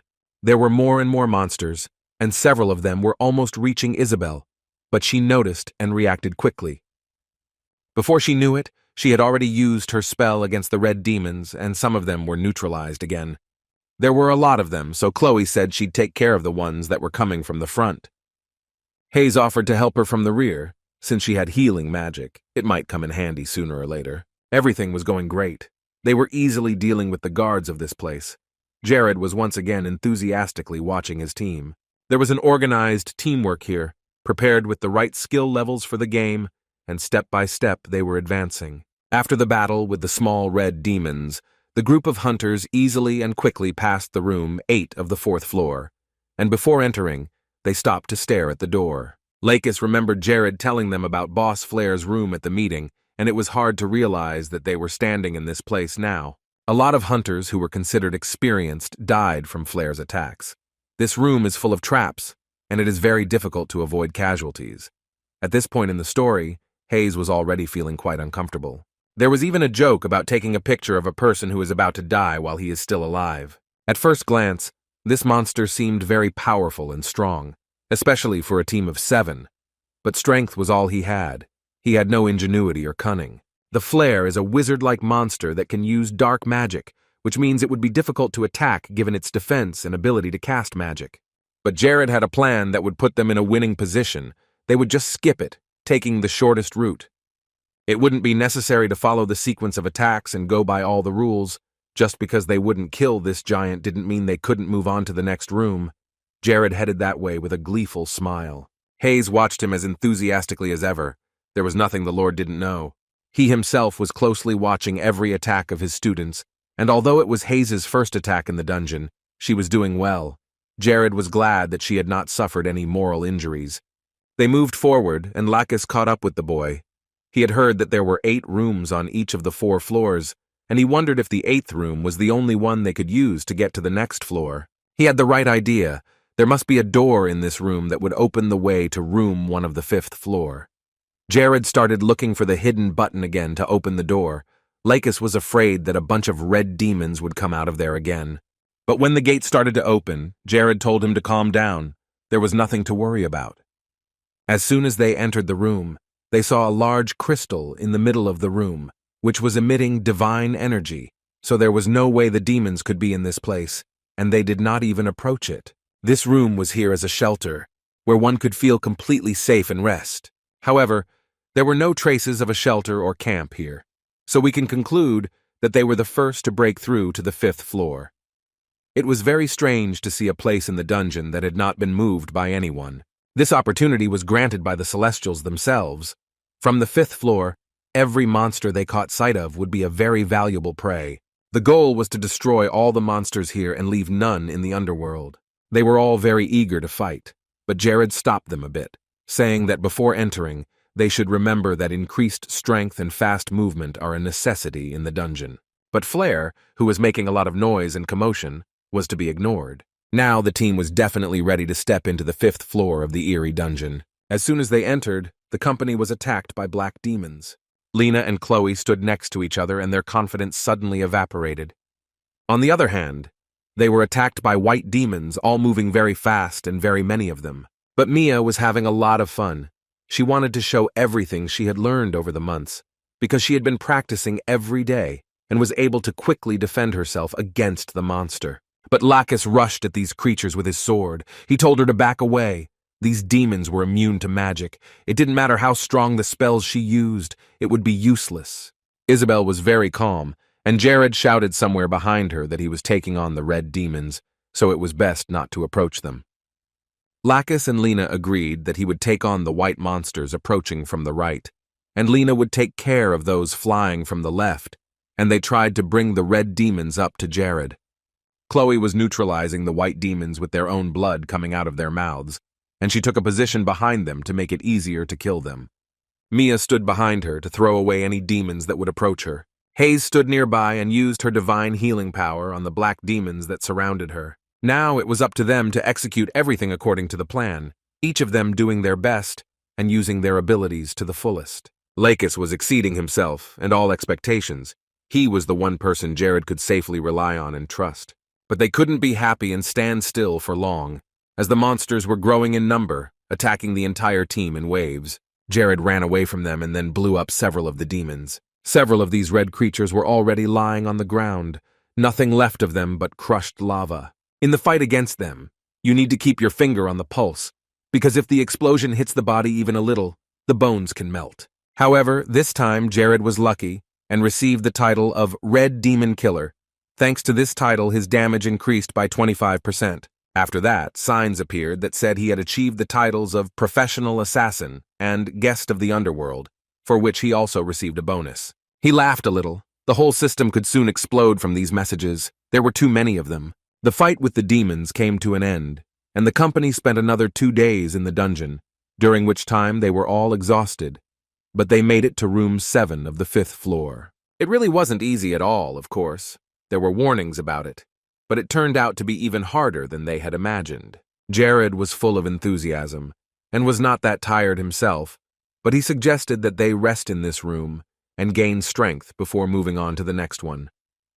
There was no one following them anyway, so they could relax and take their time. As soon as they heard such gentle words for their ears, they immediately fell asleep, despite the fact that there was no bed, or at least no comfortable conditions for this. Jared had a privilege here because he always carried the gorgeous artifact with him, which made him not need sleep.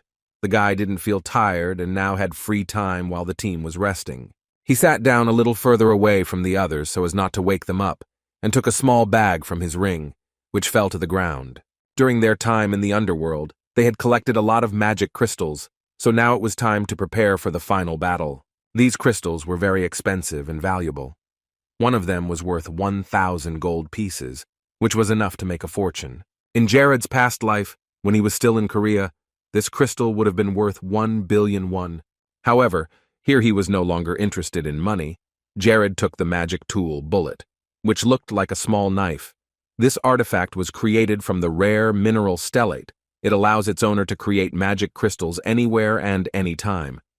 He began to carve some symbols on the crystals, and although Jared was destroying something that was so expensive, he felt at ease because Paradise had thousands of such crystals. He was just used to them and perceived them as an ordinary stone. However, if he was a salesman from his past life, he would have already fallen down here and lost consciousness. But here, in his new body, he wanted to end his life with dignity, and there was still a long way to go. From the very beginning, as soon as he moved into the game, his main goal was to become the main character, no matter what, and he was confidently moving towards the goal. Jared went up and put some crystals with symbols in the stone wall. In a few hours, he woke up the whole team. It was time to move on.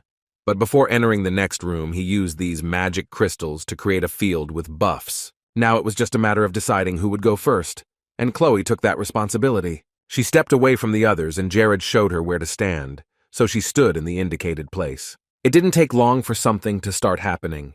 You have to wait a little longer, and only then you can feel the effect. Jared created a magic circle, standing in which strength, speed, and health would increase, and Chloe confirmed that the effect of the buffs was indeed felt here. Everyone else happily exclaimed that they also wanted to try it and do it as soon as possible. Of course, Jared was very pleased that his team was so confident, but he wanted to hurry up and get a good rest before the last battle. As soon as the attack on the boss begins, demons will start appearing from all corners of the cave. Their numbers will grow by the minute. 5 of them should split into 3 paths and take care of all the demons, while the other 2 deal with the final boss. Lena took on the left side, and Mia was to help her with that. Chloe was on the middle part, and Lakis was on the right, so the 3 of them were divided. Lakis assured that Jared could rely on him, and he would do his job to the best of his ability. Jared told Isabel to help the 4 of them fight the demons, and Hayes' head was already starting to swell. She started to make a fuss about not having a role, and Hayes was worried about it, and she thought he would ask her to wait off the battlefield and rest. But he calmly told her that the 2 of them would take on the boss, something they had talked about during the meeting, and Hayes calmed down a bit. That was the key to victory, working together as a team. So the 5 of them stayed in the room, and Jared and Hayes went on to meet with the big boss, Gapages. He did look a bit intimidating, and for a minute they stood there looking at the giant. Hayes tried to be very quiet so as not to attract the attention of this monster, but Jared told her that she shouldn't do that. Gapages is in a deep sleep and won't wake up until Flare attacks. Hayes was a little worried. It was her first experience and everything was happening too fast, but Jared used a level 2 spell, releasing shiny dust. They would be able to wake him up as soon as they touched one of the lasers that the magic dust had detected. So, Hayes had to go through all those lasers using her unique flexibility, but she wasn't too happy about doing it herself. It was too scary to act so drastically right now. Jared was uncomfortable with the fact that if he was now at level 6 magic, they would have been able to move together with the help of a multi-teleport. It was a pity that this way was the best option for them now. Hayes gathered herself. Now was not the time to panic. She tied her hair up so that it would not get in the way when passing these traps. After that, the girl took off her robe and was ready to start. They would be there very soon. Lena wanted to say something, but her tongue was tied as she watched Hayes walk fearlessly toward the lasers. The others were also standing there, marveling at this, trying to keep their voices down so as not to distract her. Hayes was very flexible as she walked between all the lasers, everyone else watching in amazement at her skillful work. She moved forward quite quickly, but sometimes her own panic let her down. Her mind was full of the fact that if she made a mistake somewhere, she would touch a laser, and that would be the end of it. Lena started shouting something at her, which distracted Hayes from the task a bit, but also got her thoughts going. Not so fast, but very carefully, Hayes walked under the laser beams and with each step brought her team closer to the goal. When she was almost there, everyone held their breath. She was almost at the throne of Gapagis. Just a little more to go, and she was doing better and better. But just as she was on the final straight, she was distracted by a strange sound that almost led to a fatal mistake. Jared was already near the monster, noticing that Hayes was about to touch the laser. He immediately told her about it, and everything went back to normal. The sound that surprised her was a rubber band in her hair. It broke and flew off her head, but Hayes caught it before it touched the beams. Jared was already very scared, but when Hayes got out of the situation, he exhaled calmly. In a few seconds, she was standing next to Jared. Hayes had done her job well, and now they both needed to join forces and launch an attack on Gapagis. There used to be a saying, the slower you go, the farther you'll go, which means that even one small drop can cause a disaster by creating a crack in the mountain. This proverb was the key to their victory over Gapagis, and Jared asked Hayes how long the average divine healing lasts. If the girl used it without resting, it would take 30 seconds. This was a very good result. She had definitely advanced in her abilities. Just a few months ago, she would not have lasted more than 10 seconds. It was all thanks to the method that Jared had advised her, and he had decided that it would be better to use a sound-absorbing spell. And after this conversation, they were finally going to start the last battle, and first, they would have to climb on top of Gapagis' head. Jared flew upwards, being at the head of the great monster in seconds, and called Hayes to him. She came closer and was very surprised that there was such a strange device on this throne. Soon she was at his side, and soon her magic and healing skills would come into play. Jared felt that Gapagis would definitely wake up when they attacked him together. But for now, he was sleeping peacefully. That's why the two of them were the perfect combination, because attacking and healing are the keys to winning this boss battle. Jared already knew everything about this monster, because he had spent his past life studying Paradise, and Hayes didn't really know what he was getting at. While the two of them were at ease, the rest of the team was already suffering from demon attacks. Jared had said that they would start appearing as soon as someone touched the throne, but there was really no end in sight for these creatures. All the damage was distributed evenly after they used buffs and pumped up their strength and health. Chloe killed the demons one by one, even though there were many of them, but she easily dealt with them all. Everyone else was not far behind and confidently slaughtered the Monsras, keeping them from reaching the throne where Hayes and Jared were. And even if they did get some small wounds during the fight, they healed in no time from the buff spheres, which made the task very easy. Since they were in an area where the magic stones did not stop working, their combat attack doubled, but you still had to be careful. They had a very difficult mission. If these demons broke through this defense, they could hit the signal lines and wake up Gapagis, so they needed to continue to protect Hayes and Jared. They were risking their lives now. But no matter how hard they tried, the influx of demons was huge, and they did miss one. The little guy started moving quickly towards the laser alarm. Chloe's attacks on the earth demons were not working at all, so Lena suggested attacking them with magic. The two of them used spells, but Jared came to the rescue with a spatial door spell and a fireball.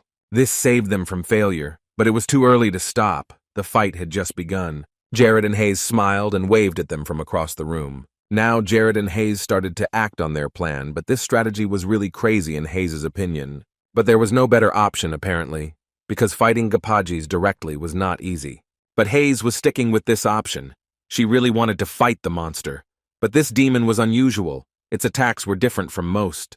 Jared was shaking when he heard that Hayes wanted to fight this giant one-on-one. The thing is, if you want to attack the demon hideout in the best and most profitable way, the number of people they had on their team would not be able to do anything. First, you need at least 30 hunters who are at B rank. You should prepare for the fact that Gapagis may wake up early. Then it won't end with him calling all the other monsters from the first floor of the dungeon into this room. In addition, the force field surrounding the room would instantly disappear. allowing the mad monster from Flair's staff to rush forward to protect his master. Jared realized that he needed to end this right now, that he could take advantage of the first attack. This trick was quite simple in itself, because in order to wake up this giant Gapajis, only two conditions are needed. The first was to touch the signal line in front of the monster's throne, and the second was to strike Gapajis 3 or more times. However, the problem was that the basic attack that Jared used took about 5 points, but if they could add a skill that would restore 2.5 points per second, it would be possible to adjust the strength of the blows for less than 3 points. He warned Hayes that if they went any further, they would see the part connected to the brain, so they couldn't stop now. She nodded, asking if she was doing well now, and Jared praised her again and told her to synchronize their breathing and keep going. Hayes was thrilled that they had made it this far, because even if a whole pack of hunters had come here, they wouldn't have been able to take down Gapajis. But it was so cool that they were now killing this monster, albeit slowly. And that was the advantage of this trick, so all that was needed now was to finish off this monster and take all the rewards. Gapajis had a perfect recovery, which is why he was always in a state of sleep. But recently he started to feel a very strange sensation.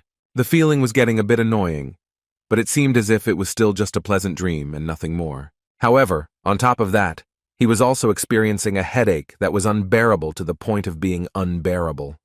He still blamed it on the dream, but it couldn't go on for long. Jared and Hayes were about to finish their work, and he suggested that they finish the monster right now and deliver the final blow before it woke up. However, when they joined forces, Gapajis screamed very loudly, a mixture of screaming and animal growling, and he was tormented by a feeling of fierce pain in his head. The monster raised his hand. Now he was no longer in a state of deep sleep. But it was all over for him, because before he could strike, Hayes and Jared quickly finished him off with magic. The two of them clapped their hands, laughing with joy. The mission was successful. It was a very sad death for the king of these demons. The two of them had just crushed his skull. The others who were fighting the demons had already noticed that the main boss had been destroyed, and the small creatures in the form of demons of various kinds began to fly chaotically from side to side, not knowing where to go. As always, Lacus admired his lord. He could do anything, and Jared had gained a lot of experience thanks to this victory. And yet they succeeded. Despite the complexity of this mission and the danger of the raid, they worked together like a real team.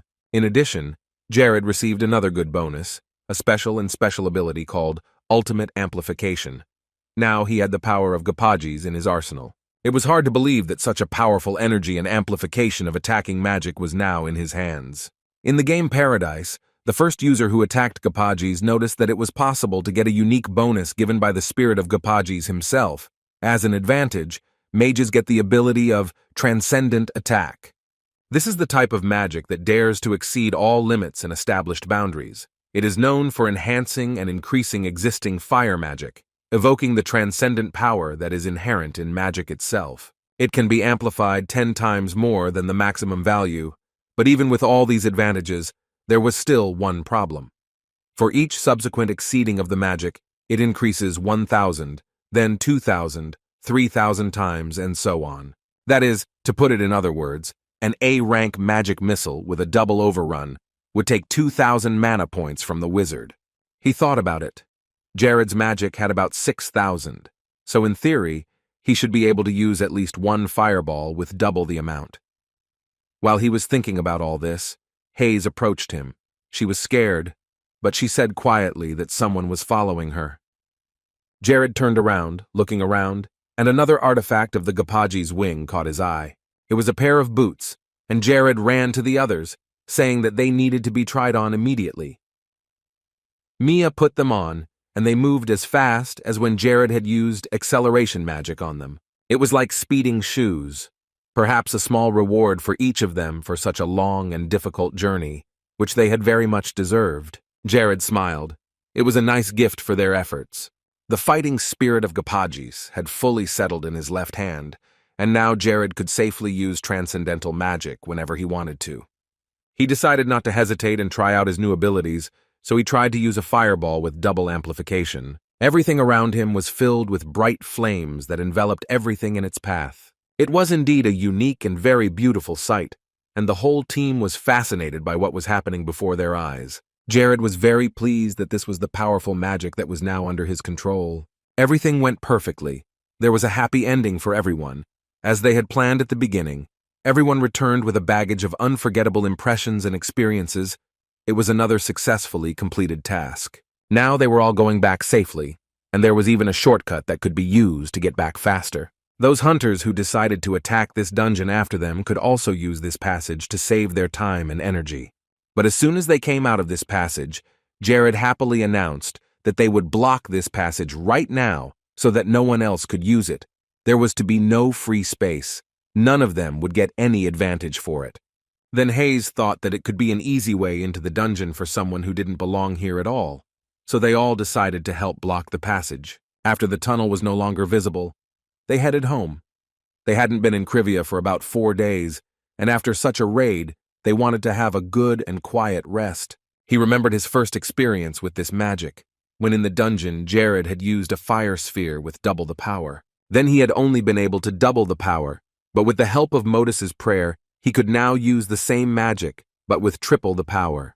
Now he will have to use the staff more often, as the amount of mana required for use will increase each time. Long ago, during a fight with the mage criminals at the beginning of his stay here, he had gotten this staff, and now it was useful to him. Jared had saved Aki on that very day, and now it seemed like a long time ago, even though it had only been a year.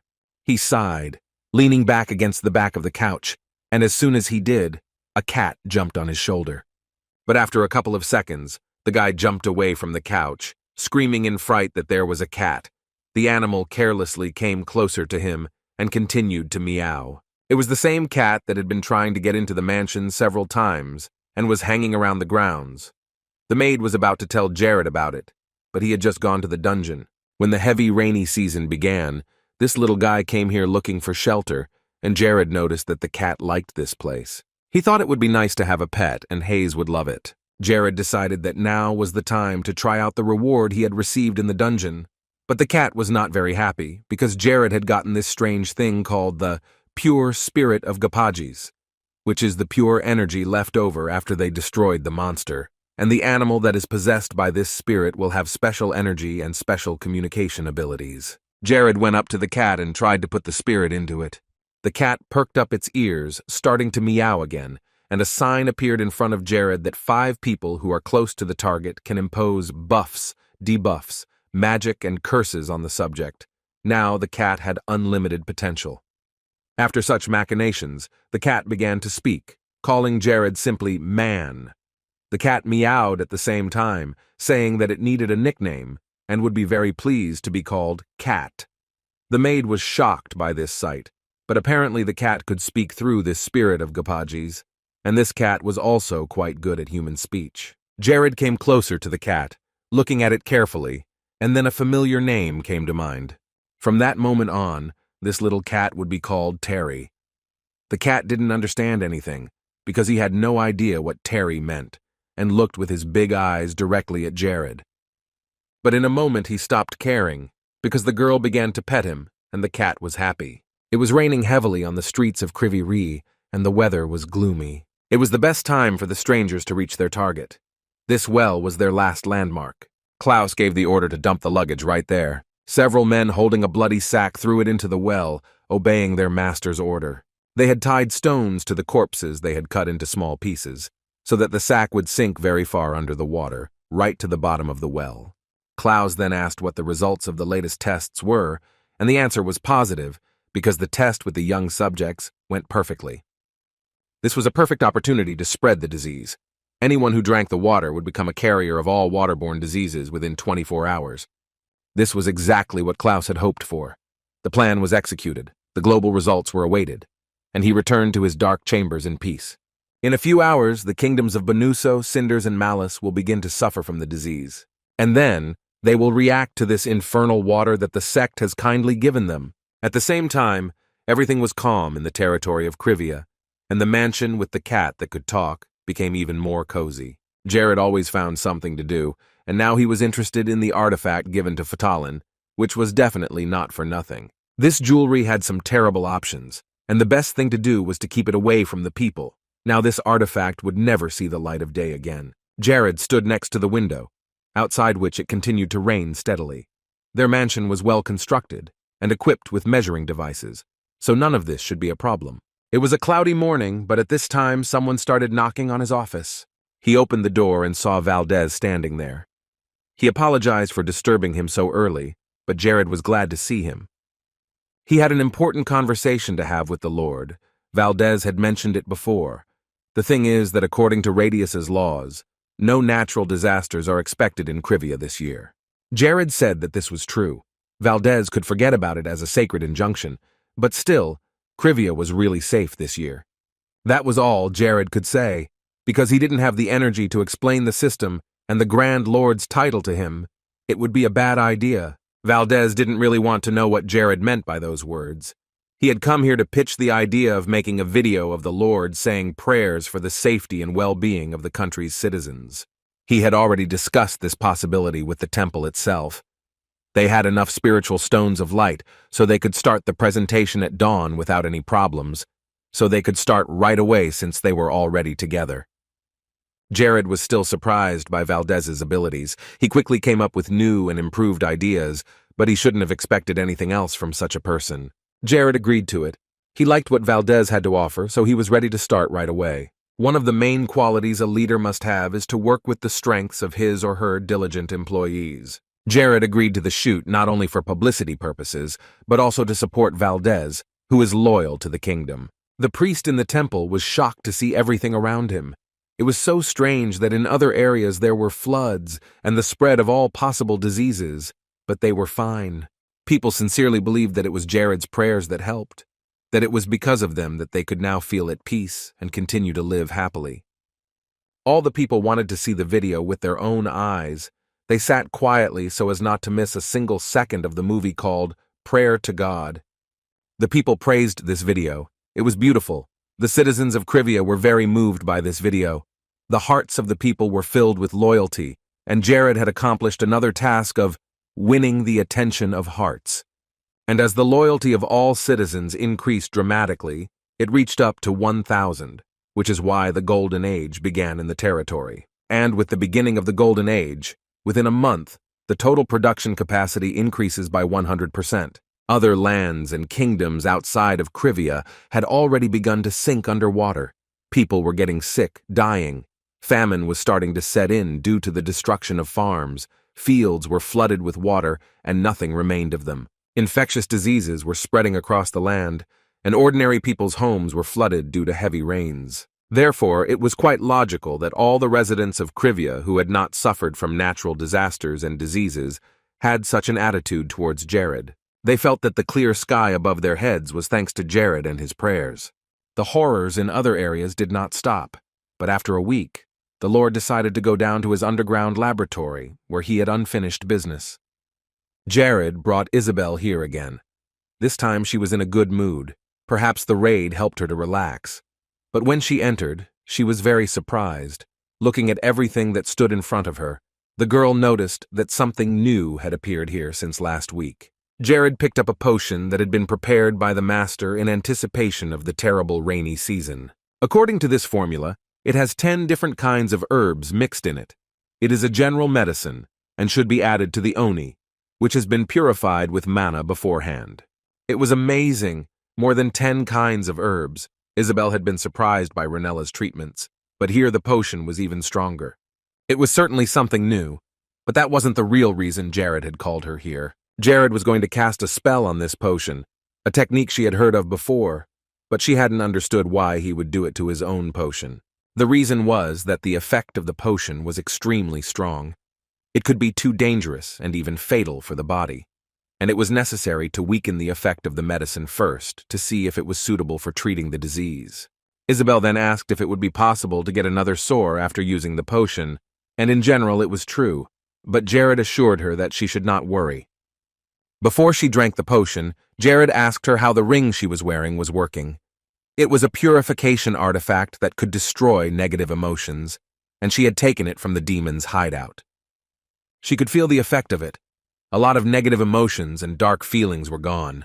It was as if hatred and a crazy need for something disappeared, which meant that the ring was fulfilling its function. She felt much better before, as soon as Isabel saw him, Her emotions would explode and she would get angry. She still liked Jared, even though she was sure it would fade away with time. He had no desire to start a relationship. He had enough on his plate and no interest, and he wasn't as soft and white and fluffy as she'd imagined. Despite the artifact she was wearing, Isabel seemed to snap. She started screaming that he had no right to pry into her emotions. He shouldn't care whether she liked him or not. She was the expert, and she could handle it herself. Jared was startled to silence, looking at her. Now she had completed her emotional monologue. She wasn't as pleased as she had been at the beginning, but she asked if Jared had thought about how he was going to use all these potions. There were at least 1,000 of them. No, but he had a plan, as always. He had it all mapped out and knew what was going where.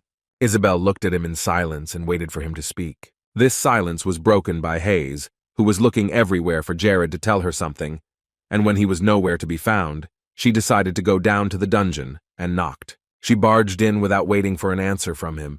It was urgent news.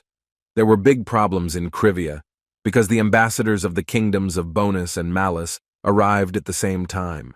Jared and Isabel had to postpone testing the cure for a while, to receive the guests, so the Lord and the representatives of the other kingdoms entered the VIP room. The two also did not expect to come here at the same time. The ambassador of the Malice kingdom was a young boy who looked very tired. As the representative of the Bonuso kingdom, he was also very tired after a long journey. As they entered the room, they could not start a conversation for some time. They looked at each other, not knowing where to start. One of them looked at the room, and it seemed too big for him to call it just a living room.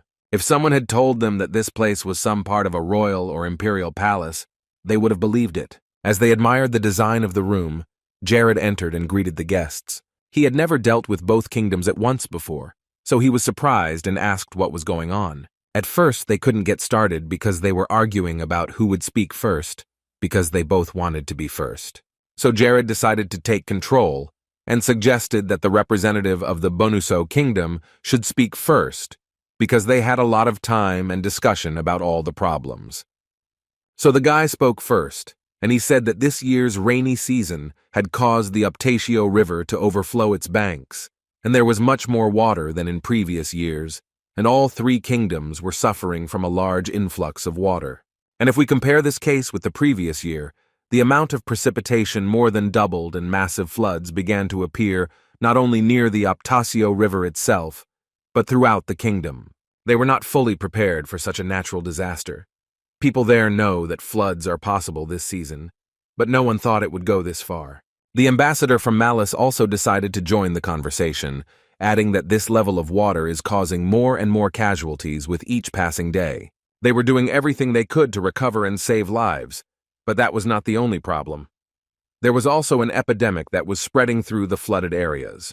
3 days ago, he held an official letter from the mercenary corps of Arquines, stating that the Lord had recently created a certain remedy that could cure infectious diseases. Jared didn't say anything. He was frightened by Aki's speed. He had leaked all the information about the potion that hadn't even been tested yet. But since they already knew about all this, they had to make fresh decisions, so the conversation promised to be short. They were not asking for saviors, but for a cure that would save people's lives. And the Kingdom of Malice wanted the same thing. The price didn't matter to either of them.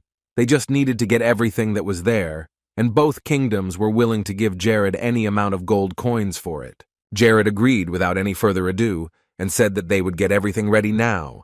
The promised amount of drugs would be transferred to the border between the states, and depending on the severity of the symptoms, the potion could be distributed to 5 people, but the effectiveness of the medicine would not be reduced at all.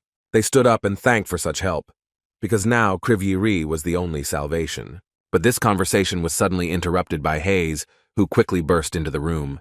She had come to tell him that the ambassador from Cinders had also arrived in the kingdom, and it was Princess Mera herself. Jared was surprised that it was a princess and not a servant of the kingdom, so it could only mean that the situation in Cinders was extremely difficult, and they needed help urgently. She sat down next to Jared, and he offered her tea, but she refused it. Myra could not afford to drink such tea when hundreds of innocent people were dying and suffering on her land. But Jared convinced her that it was not only for pleasure. This tea gives people who try it a lot of strength and energy. Jared noticed that Matsra was not the same as he had seen her in her home kingdom of Cinders, but was tense and excited about the events. She thought she had prepared as well as she could, but the epidemic was moving so fast that no one had time to prevent the suffering. Then Jared asked her to fill him in on the details of what was happening in the Kingdom of Cinders. Mara bowed her head. Floods and pandemics were their constant friends, so they continued to prepare for more serious disasters. They had enough medicine, and at first it seemed that the kingdom would cope. But there was a problem. All the people who suffered from the water spill were moved to other, safer areas, and they also isolated other citizens who were considered infected. But nevertheless, the infection rate was still growing. They could not prevent the pandemic from breaking out, but they planned to stop it from spreading. It was an unusual kind of spread. Something was wrong. At the same time, the epidemic appeared in other areas that were not affected by the water at all. And there was also something wrong with the well that people used as their main source of drinking water. Corpses were found there, which were likely the source of the infection and the beginning of a major pandemic. Jared had expected this, but he never thought they would go this far with their plans. He assumed that the Umbra Church and its followers were responsible for all these troubles. Unlike the Lynx, the priest under the veil, that is, Klaus, was famous for continuing to terrorize the world and destroy all life without remorse. When Jared got involved in the civil war of the Kingdom of Cinders and completely ruined all of Umbra's plans, it became clear that the sect would try to take revenge on him by any means necessary. Jared confidently told Mara that it was the Umbra sect's fault, as there were not many organizations around that were capable of such global decisions. And since it was the Umbra, they already had enough information about Syndra's thanks to Fthalin and Jess, but Jared had a solution. First, he told the princess that they had a cure for this epidemic, a magic potion that could destroy all waterborne diseases. Mara seemed to come alive when she heard this. She had heard that Jared had saved Ranella from the pandemic last year, and here was another rescue. In the end, Jared's lifelong study of herbal medicine began to bear fruit, which proved to be very helpful. Mara asked him to sell the potion to their kingdom. She was ready to pay a very large sum for the hard work, but there was no time at all. People were dying every second. Jared decided to give her 70% of all the stocks, as the production of the medicine was still in progress, and additional deliveries would be made from time to time, and she was surprised by this figure. She had heard that Jared had previously sold to the ambassadors who had come to the kingdom before her, and she couldn't believe that those two had bought only 30%. But Jared had suggested that they simply weren't going to use the potion on absolutely everyone, which meant that only the upper class of the population, that is, the aristocrats and nobility, would be saved. And Mara was angry to hear that people could dispose of the lives of others in this way. But there were many more unusual and two-faced people in this world, and Mara was too naive to think that everything was pure and fair. She knew this, but she was uncomfortable that Jared was willing to give away so much of the medicine that was now a necessity for everyone. But he assured her that he would give her the elixir right away, and that in the future it would be better to check all the wells in the affected areas very carefully, and that an ambassador should be sent to transport the medicine. Mara thanked him sincerely on behalf of her people, herself, and her brother, and now it was time to transfer the money. After the girl left the mansion and returned to the kingdom with good news, he began to actively pursue the production of new medicines. Jared devoted all his free time to this, but now selling elixirs was not the best way to make money. If you pronounce it manually, you can get 5 times more product than when it is created automatically, so switching to manual production was the best solution. It was easy for Jared to focus on his work around the clock. He didn't need to eat or sleep. However, there was still one problem. Isabel was supposed to help him make the medicine, but she didn't have the artifact that Jared wore, so she often got tired and fell asleep. And now she was having a nightmare, screaming in her sleep for her mom to save her dad. They didn't deserve to go through this. Isabel cried without opening her eyes. Jared came to her excitedly, putting his hand on her shoulder. The girl did not wake up and her clothes were stained with tears, but Jared tried to wake her up. It wasn't easy. The nightmare had pulled her deep into its grip and wouldn't let go. And maybe what he was about to do was even the obvious solution to the problem. But it was the only way he could keep her warm. So Jared wrapped a warm and soft blanket around her and stood beside her, holding her close. After that, Isabel's nightmares stopped, and after a while she woke up. She looked around, asking Jared what he was doing, and he said a little awkwardly that he thought she was cold, so he covered her with a blanket. But it was not enough. so he decided to hug her. When she woke up, she immediately started screaming and calling him a miserable creature for talking to her while she was sleeping and allowing himself to do so. He took Isabel's words calmly and simply thanked her for working so hard and apologized for her getting tired of him. She also became quiet, saying that everything was fine and probably just fell asleep without realizing it. And since she was awake, they should concentrate on making the medicine. Their hard work could save thousands of lives, so they should concentrate on that. She snorted, saying that she was a professional and would do her job well. So they continued to make the potion. One should always seize an opportunity when it came along. There was no time to waste and no chance to use it. Aki was so fascinated that they had received so many orders for the potion from Krivia. Everything was sold out, except for the stocks that were left for emergencies. Even the dark elves from the land of the Tatars and the red goblins had ordered the potions. Jared praised Aki for his work. It seems that the budget of Krivia has increased 5 times thanks to him, but he just laughed, saying that it was his job, which he was happy to do. He did expect a lot from Jared, but the Lord had once again exceeded his expectations and created so many potions in a month. Aki stared at his lab in awe, marveling at every corner of it. The reason Jared had been doing all of this all month was because he had the Dark Soul Stone. A creator must be at maximum level to use this stone at maximum level. Now he didn't have to ask Isabel for help and she could do her training. But Aki still wanted to add one more thing.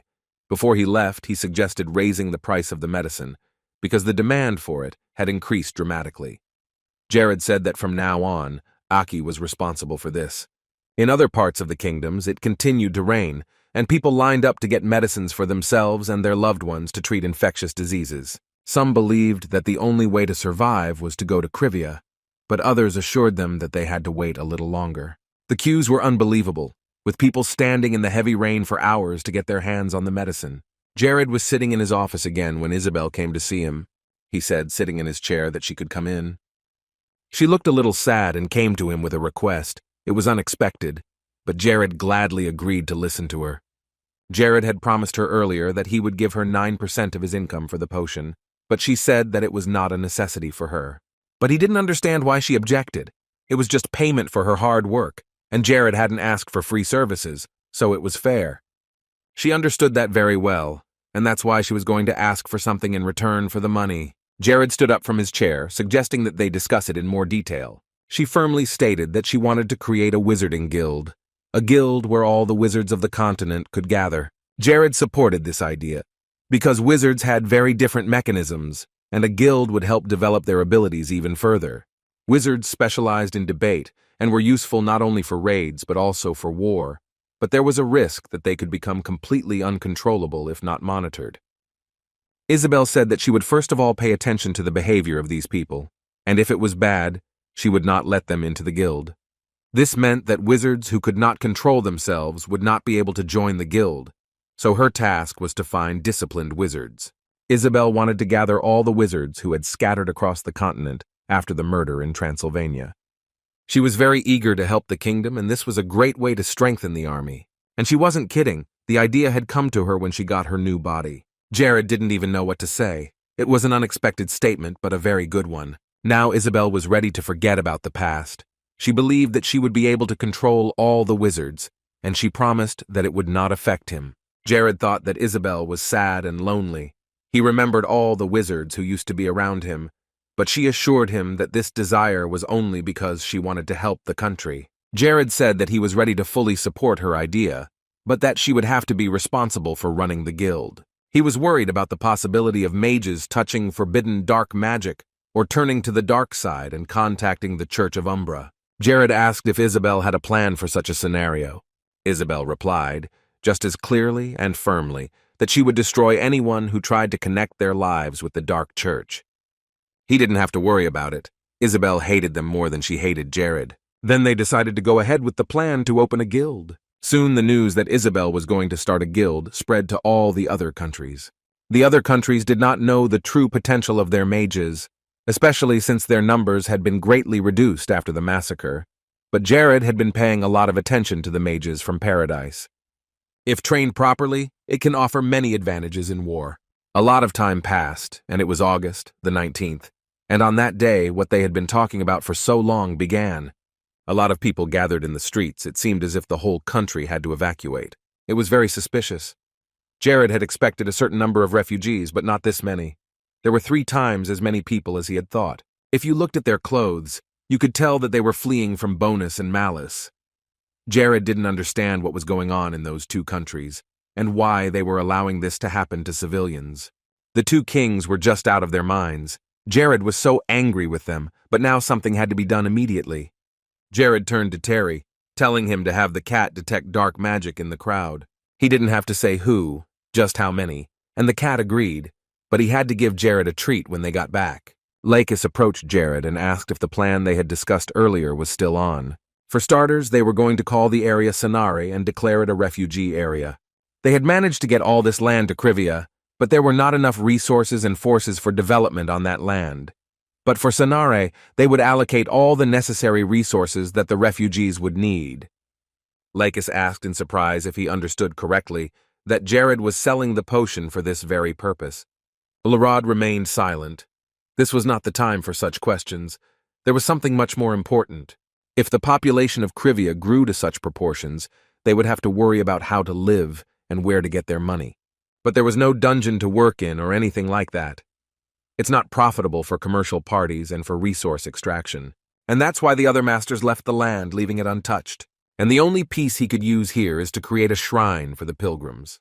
No one in the congregation of Radius Church could refuse to visit such a place, so Jared decided he would create his own shrine. Meanwhile, Terry the cat went for a walk among the people to determine how many of them were followers of the dark faith. And suddenly, Terry came across something very strange. As the kitten approached a large stone, he noticed several people in black robes discussing something very suspiciously. It was Klaus, and he had been watching the whole situation closely, but he hadn't expected so many people to come to Krivia to seek shelter. And he was even more surprised that Jared had made such a quick decision and decided to give them shelter. Suddenly, the cat's eyes began to glow red, and he suspected that something was wrong with this group and scanned them with his eyes. The doctors were actively setting up various tents, bringing people food and water, blankets and rugs to give them at least a chance to keep warm. Jared walked into one of these tents, where Lakis, Hayes, Isla, and Oberon were sitting, and he thanked them all for their participation in the Sanari Neighborhood Holy Land project. Jared had specifically called them all here to stabilize internal affairs as quickly as possible in the face of the large influx of refugees. First, he emphasized that Lakis's role here would be the most important. Jared had given him the order to take over the entire formation, and there were only 2 things to pay attention to. The 2 key words were carrot and stick, like a cipher. The carrot meant helping the victims who were trying their best to adapt to this land and start a new life here, and the stick meant punishing all those who dared to commit crimes in such confusing and difficult times. Lakis listened to him with restraint and took his every word seriously. He felt that he now had a very big responsibility. After that, Jared added that he would even let him decide everything according to his own will and vision, because it was unacceptable to commit violence and persecute people in a new land pretending to be a refugee. Lakis nodded, saying that he had everything memorized, and Jared still had to distribute roles and orders to everyone else. Hayes and Oberon had to deal with the refugees through official aid policies. First, a full loan to build houses in the Sanare district, with a long-term repayment period of 20 years. Secondly, exports of manufactured goods obtained as a result of the cultivation of this land, for which you could get a 100% tax exemption for the next 4 years and 50% for 2 years. And the last thing Jared wanted to talk about was that if someone participates in the construction work of a large-scale project for the Sanari territories, these people will be treated not as a contractor, but as an employee.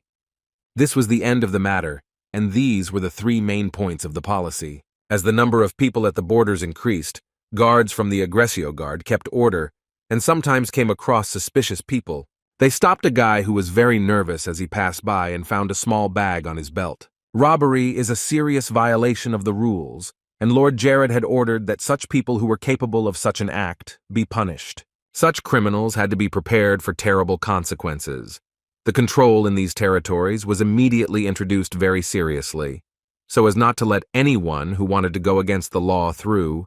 The guy said very quietly that he was very sorry that this had happened, and there was no end to the refugees from the kingdom of Bonus and Malice. Now the situation was such that the population of a small area had doubled. Jared wondered what would happen if these migrants settled here and continued to stay on his land, which would be a plus for him, because in this case, there would be enough strength to make the neighboring kingdoms feel threatened by their competitors. But he was also tormented by the thought that he could lose, and that would be the end of all his achievements. And there was a very high probability that hell would break loose on Earth. However, Jared knew that sooner or later the kingdoms of Malice and Bonus would regret what they had done and feel the full force of the army of Krivia. He stood away from the crowd. Where only Terry could find him, he finished the search. The cat came here because he noticed suspicious actions of one guy, whom the others were watching very closely. Jared looked around and looked at the cat, asking what happened next. Terry told him that the guy had gone over the mountain and headed for his hiding place, and the cat also told Jared the words he had heard from Klaus's mouth, and the Lord began to guess who he was talking about. The four-legged friend confirmed that it was exactly who Jared had described, and after that, Theory received a tasty treat and said that this strange guy had fled from here with his subjects. Jared was not amused by this information. He was sure that Klaus would go deeper into the camp that was set up here, but in the end he just recognized the situation and slipped out from under their hands while they were actively watching him. But Terry jumped closer to him and asked if he could take Jared to the guy's hiding place. Jared was impressed by these words, despite the fact that the cat himself spoke very calmly and evenly. During the Battle of Armageddon, the name Klaus was very powerful. It was unrivaled. Hearing this name, people were terrified and coldness went down their spines. The Wailing Wall, that is, Lena, who was very strong, still seemed like an amateur in front of Klaus, but there was something that made Jared happy. Perhaps the great mage and leader of the Umbra sect was even weaker now, because there were still 9 years before the events of the game, and maybe right now was the chance that needed to be used. In addition, Jared had recently been studying transcendental magic, which gave him a boost of confidence. All of his thoughts and affirmations were that they would seek out the demon's hideout as soon as possible and do their best. So with the cat on his shoulder, they set out on the mission together. It wasn't too far from where they were staying, but the sight of this hideout was a little overwhelming to Jared. But it was their hideout, and it was going to be hell for the average person who got inside. Jared got ready to go in on the count of 3. Terry didn't seem to care, unlike the boy who didn't care at all. At first, Jared began to call out the numbers quietly, but then he shouted the last one very loudly and burst inside, holding his staff at the ready. A light shone in front of him, and Jared took in all the details while Terry jumped off his shoulder and stood back, looking around calmly. There was something there that caught the boy's attention, and he looked to the side. There was no one here. All he could see was the camera. Of course, it wouldn't be that easy to face a powerful mage right away. Jared realized that he had a stalker of sorts, and that he would be watching his every move to the last. Jared returned to his land quite quickly. Everyone was working hard to provide the refugees with the necessities. Many had already been given medicine for the infection, and were waiting for the results, or at least statements from patients who said they felt better. Jared was very polite and gentle with everyone who came here from neighboring countries, which surprised people because they hadn't heard that from their rulers. But now something else was much more important. The Lord asked how the patient who had recently taken the potion was feeling. She did indeed feel her strength returning to her body, but it was an extremely heavy load on her body, weakened by the disease, and she was dizzy so much that she felt as if she was going to faint. Jared suspected that this might be due to a lack of potion tolerance, so he asked Hayes to use healing magic at a low level, the two of them having to mix their powers so that Hayes could conserve her mana, because they still had a long way to go. The woman was almost falling, losing her last strength. Then the two came to their senses, and instead of discussing, they started to act. Fortunately, Jared could use healing magic 365 days a year. Later they finished the session, but that was not all. 2 people came to pick up Jared. They had been looking for him for a long time, and they wanted to ask permission to work in the quarantine department. Marie and Maroon were very eager to help.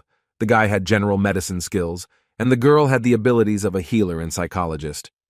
They wanted to repay Jared's kindness in some way. The Lord remembered them. They were people he had recently healed, but they already looked as if they were completely healthy and full of energy. Jared was able to read their abilities with his spiritual eye, and these 2 were good candidates to help, because these skills are not often found, especially since they could use a few pairs of hands right now. Marie and Maroon were brother and sister, and Jared knew that they still lacked something to become his seniors. But their abilities were more than enough to run the control tower in the field. He agreed, looking at the way they were eager to work, but he said that they shouldn't try to get in over their heads. This was the quarantine department, and their help should be within its limits for now. The Lord told them that whenever they went in or out of the ward, they would have to go through a magic circle to be disinfected. They were very happy that they would no longer be idle and promised that they would do everything possible for the patient's recovery. Marie, who has psychological skills, also said that she would support people so that they would not feel too lonely. Jared was undoubtedly pleased that these people were so motivated, and it made him feel better. Together with Hayes, they decided to go for a walk to unwind after work. The girl's divine power turned out to be a necessity for the treatment of patients. Her abilities were irreplaceable. If not for her, the treatment would have been delayed 3 or more times. Hayes felt happy when she saw that she was saving the lives of these people. She was surprised by this power herself. It all developed very quickly, and she realized for the first time that her power was a blessing for other people. Jared was pleased to see her grow. She improved and became stronger every day. She managed to overcome all obstacles, and Hayes moved on with dignity. These compliments almost made her want to try even harder. Just 19 months ago, Hayes was an ordinary person working as a maid, but now she has developed her healing abilities so well that she is a highly sought-after healer. The only thing that bothered him about the situation was that Hayes hadn't yet reached her first awakening, but all the time and effort she had spent on perfecting herself shouldn't be justified by her first awakening.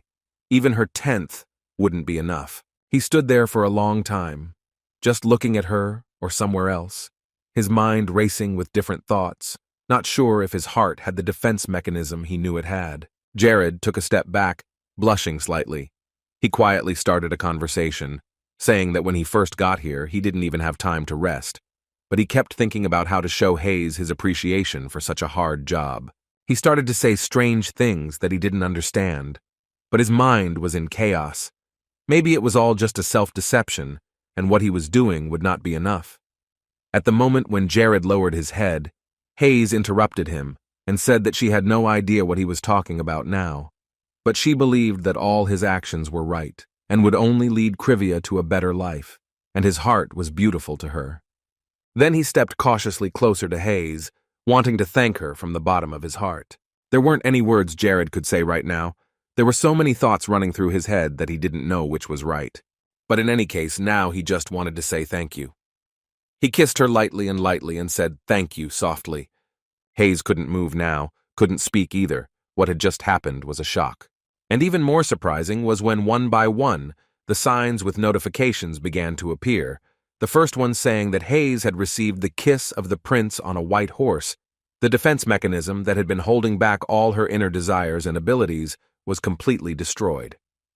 Loyalty increased 3 times in a row, reaching its maximum, and after that, Hayes entered 3 stages of awakening at once. Jared was a little scared. For the first time, he had no idea what was going on, even though he knew the game inside and out. He had never heard of this title or the 3rd awakening before. But in reality, he was lonely. Because of his crazy passion for the game and his long hours, he hadn't met anyone, so it was lucky that at least here he could kiss someone. Hayes suddenly started to fall over. For some reason, she was very sleepy. The 3rd stage of awakening was something incredible, but he still didn't understand how it could happen after just one single kiss. He took Hayes to the room where Marie was and asked her to take care of her. Hayes hardly needed treatment. She just needed to rest and recuperate, because her body was not expecting this and was instantly exhausted. Jared would have loved to stay by Hayes' side right now, but he needed to find something as soon as possible to turn the Sonare neighborhood into a world-class location for Radius Church. His target was the Platinum Holy Grail of Radius, one of the 5 holy relics of the church. It was hidden far in the north on the island of Tatar, which is the home of the Dark Elves. He had a very long way to go and had to cover the distance as fast as possible. It was his first trip across the sea, but there were no other ways to get there only by crossing the sea. Now that Sonare's neighborhood has been cleaned up, they need to find the last piece of the puzzle. When they do this trick with the artifact, they will be able to give Sonare a divine blessing. The territory of the Dark Elves should not be an obstacle to this, so he confidently moved to the north. In the lands of Krivia, They continued to help people, and many were getting better. But there were many who still needed more attention and treatment. In the Temple of Krivia, two people stood in the middle of the dark hall, discussing something with each other, standing next to the only lights there. Saint Luna noticed that the high priest of Krivia, Niod, had been very disturbed all day, and she asked if he was all right. She could tell that something was bothering him. But Niod replied that everything was fine. It was just that what Jared had said the other day was very strange, and no matter how much he thought about it, it was still bothering him. 2 days ago, before the Lord left for the Dark Elves, he came to Niod to tell him something. Jared asked him to be quiet, saying that he had just received information that the Platinum Holy Grail of Radius was somewhere in the Sanari area. Jared wondered if Niod would be able to officially recognize the Sanari district as a holy place if he could find the item.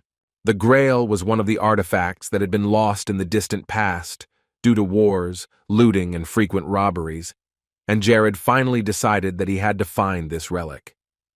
It was 2 days ago, and if he could actually find the relic, it would be a great blessing to their church. There was no arguing with that. It was the truth. But even though the power of the church was being used, Niod did not believe that Jared would succeed in bringing the Grail here, because even the two saints could not do it. Yes, Jared was certainly a successful lord, wizard, and duke, and he still needed someone's help. But after the artifact is found, this place will become a holy cathedral, and the surrounding area will become a shrine. And in that case, the ruler himself can come here and put a sword to his neck, but the Holy Land will not move to another place. Once the valuable and long-lost artifact was found, the church would unanimously recognize it as a holy site, and Niod hoped that Jared would follow through. He wanted to see the Holy Grail with his own eyes. Luna was equally excited. It would be a great event if they managed to find such an important thing, and she would be able to see with her own eyes the relic she had dreamed of all her life. Though Niod hoped for the Lord's success, he assessed the situation as a whole and realized that it was unlikely, but Jared had gone there with such confidence that he had to prepare for his return. First, they should pull up all the archives containing the Platinum Grail and check them first. Jared kept moving forward across the sea, but crossing such a huge body of water at dawn and in the heavy rain was really scary and difficult. The only source of light was the moon, and below was pitch black, the black depths of the sea. But he had a good reason to keep moving forward, because if the Holy Grail is still there, then unanimously Sanare will become a holy area. That's how much the Radius Church wants to get the holy artifacts. They had no holy relics to rely on, and that is the main reason why Radius was attacked by the Dark Church.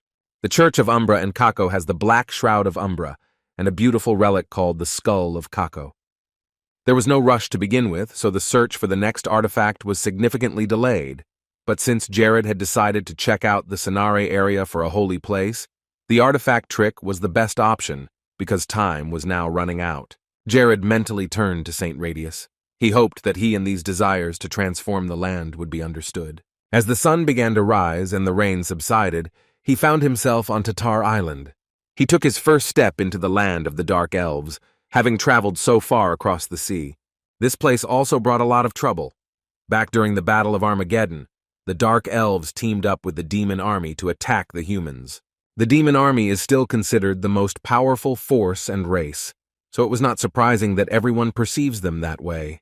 However, Jared, in his previous life, had researched the history of the Dark Elves, and the one who published it did not think the same way as others. About 4 years later, the Dark Elves begin a full-fledged human trafficking operation after they let the decades-old law of the territorial sea slip. And thanks to this, the territories with which Krivia traded were able to obtain magical devices and weapons. The only problem was the greed of the stupid kings. Instead of paying a lump sum to buy the devices, they thought it would be much better to conquer the Dark Elves and take their knowledge. Jared remembered that this was precisely the reason why this race had given up theirs, as they no longer trusted humans, and why the elves sided with the Dark Army at the Battle of Armageddon. Anyway, Jared's intuition told him that he had already come to the place where the Holy Grail might be hidden. He put his palm to the trunk of the tree, feeling a very powerful energy from it, and the relic had to be right under it. He took a small shovel in his hand and started digging. It didn't take too long. He found it almost immediately. Now the boy held in his hands something that others had dreamed of at least seeing, something that was considered lost many years ago. Now all that remained was to check the Grail's parameters and name. But Jared heard a strange rustling behind him, something moving in the bushes. It scared him, and he gripped the artifact tighter, looking around. And when Jared looked up, he noticed that on top of it was the Tatra Nexus, the weapon that the Dark Elves used in the Battle of Armageddon, the ultimate in magical engineering. The transcendent body of Tatra Nexus was called Thanax, and then Jared hid. He didn't want to be caught by the locals. The truth is that tonics are very frightening, regardless of a person's physical capabilities. The moment you put on a tonic, you can get more mobility and quick adaptation to various factors. But it was strange to see such a thing in front of him, and Jared noticed that the creature was holding a test pistol. If he was in a game, he would have needed a pilot to maximize his combat capabilities, but there was no one there now. This made Jared feel even more nervous. Jared had a new idea. He wanted to take Tanax and do some research of his own. This was a chance to take his army to the next level, so he didn't think about it for long. As soon as Jared came out of his hiding place, he used mirror magic. At that very moment, this robot was right above his head. The object had only one goal in mind, to kill the target in front of it. Jared decided to turn back to disappear from the eyes of this creature. He hid behind a tree and watched it from there. However, he couldn't stay there for long, because Tatra Nex noticed him and snuck after him, and only then did Jared start to run away. For a while, he just dodged him and tried to confuse him by circling over the treetops and climbing higher into the sky. Later, Jared finally came down to the ground and quickly ran into the forest, with Tatra Nex keeping pace and running right behind him. The boy saw that this object was about to catch up with him. The speed of this iron was higher than the usual human speed. Then Jared started running again, and the robot kept shouting only one word: kill. When the blond man hid behind a mahogany tree, Tatra Nex was almost immediately there, and that was the moment. Jared held up the hand on which he wore the ring of space and commanded Tanax to enter it. He couldn't see much around him, but it worked and Jared was almost there. He had almost no trouble getting Thanax out, and then he decided to hide the cup to be safe. The sign popped up again with information about a new object that was now in the ring. The Thanax added the effect of maneuvers to the user up to 5 times. It could also be used to disrupt up to 7 bombs that were created by condensing magical energy at a time. It could also give you better health, and it gave you the opportunity to protect your vulnerabilities with magic stones. Jared reread it all, even though he remembered all the functions of this magical find. The Tanax was the creation of a very famous dark elf, Sabio, and he would probably be very angry if he found out that his creation had disappeared. Now Jared had it all, the sacred cup, and as a bonus, Tanax, his goal was 200% accomplished. He had neither the desire nor the time to face the dark elves, so it was time to get out of here. But things weren't as great as he thought. He was being spotted. And this girl wasn't going to let Jared off easy. He was going to be an interesting opponent. Jared saw the terrifying creation of Tatra Nex and was not afraid to fight it alone, and he was able to take it for himself.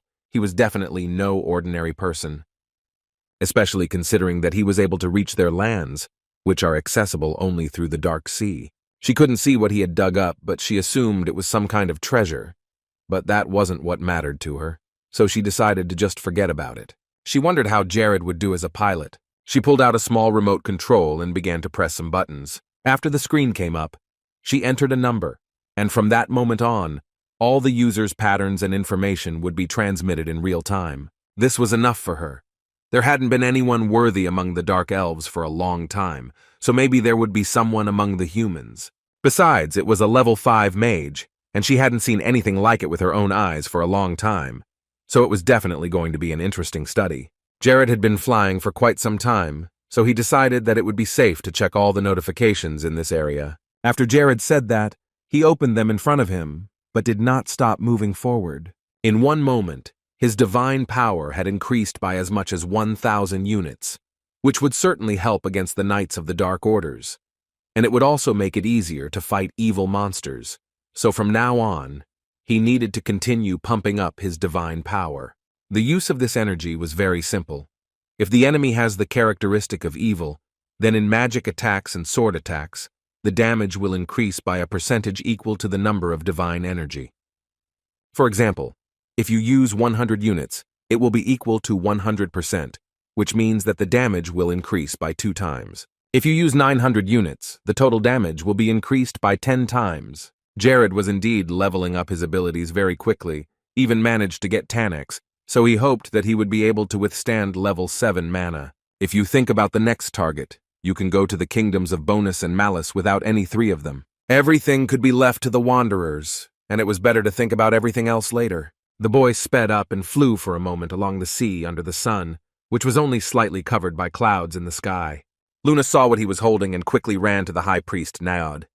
The man was still working on his papers when Luna ran into his office, breathless, unable to believe that Jared had done it. Luna caught her breath after running in quickly, but the news was worth it. Jared had found the sacred goblet of their order, something to be proud of.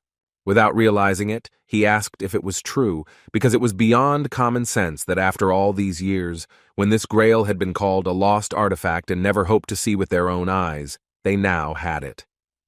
Luna almost cried with happiness when she heard the news from Jared. Naod almost passed out on the spot, unable to believe that it had really happened. Jared did not even rest. He immediately gathered all those who served at the church near Lake Margarita. It was hard to believe that they were seeing such a valuable thing in their hands. People believed without a doubt that Jared was the one sent by Radius, because there was no other way to find this cup, this divine blessing. Right now, they were all staring at the Holy Grail, not taking their eyes off it, and it was something incredible. Jared didn't want to be called a messenger from a higher power or anything like that. He just wanted it confirmed that he had found the cup, and that was all. Even though they had said that the Grail was deep underwater and couldn't be found there, Jared had taken it out to make sure it was real, but he didn't see any problem in putting it back. Naod wanted to believe that Jared was the only one who knew about this place, and he couldn't let anyone else know where the cup was, not even Naod himself. Jared understood perfectly well what the High Priest of Krivia wanted to convey with these words. Naod also added that during the night they had received a message from the Church of Radius in Transylvania that from now on Lake Margarita and the lands around it were to be recognized as holy, that the Grail was the perfect sacred object, and no one was to doubt its authenticity. This is the object from which the light of the Radius itself comes. Now everything was complete. The High Priest recognized this object as sacred. The man very carefully took the thing in his hands. A very powerful and light energy was coming from the cup. Everyone who served at the church was delighted and very happy to hear that Naod recognized the cup. Radius presented his gratitude to the ruler of Krivia, and the others began to shout Jared's praise and admiration. Naod also could hardly hold back his tears, feeling a strong surge of happiness. He thanked the Lord once again and wished him that the blessing would continue to stay with him and accompany him wherever he went. In fact, Jared could feel the blessing flowing throughout his body just by saying that, and at that moment he felt a certain peace, and his divine power immediately increased. Although it could not be raised by points, it increased by as much as 50 points. The head must personally come to this place to confirm the validity of the proclamation of these places as holy. Now Jared had to prepare properly for his visit.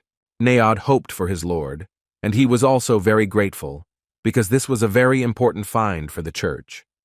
Jared could be relied on to make Sonare a holy place, and he would get it done, no matter what it took, because after that, the divine energy would have no end. And there was one more thing he wanted to check immediately. Since Sonare was now a holy place, Jared was curious to see how the status had changed.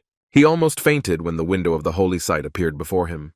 Of course, this window was different from the others only in that it included the sacred faith, but the name Holy Site Window sounded so special that his heart involuntarily began to beat faster. The beginning had been laid, there was still a lot to be done on this land, and the characteristics were all very low, so it would take a long time and hard work.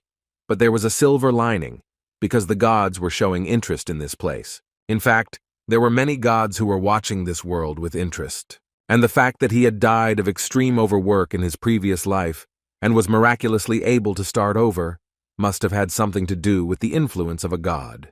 However, he would never have been able to find out which of the 4 categories did this and gave him a new life. There were 4 groups in total: the lowest, middle, highest, and most powerful. The first sacred land of the strongest order in Nars, the Order of Radius, if developed. This project will bring a lot of money in the future, so Jared thought about organizing an even larger project. They say that a crisis gives you new opportunities, so he got them. Of course, compared to the crisis, the opportunity he got was much bigger. But there was something else, and this something was keeping him awake at night. He had a new enemy, and not just anyone, but Klaus himself, a powerful magician who would never give up. Soon it was completely dark, and Jared entered one of the tents in Sanar.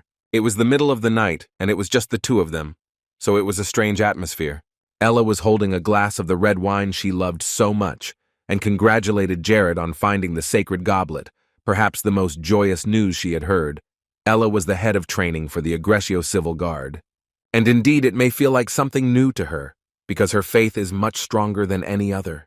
For her, the radius is both the beginning and the end of her life, and the main reason why she hates the Dark Lord orders so much. Jared reached for his empty glass to drink some wine as well. This was the one meeting with the Lord that was so hard to see in person, so there was no way she was going to miss this opportunity to have a drink with him.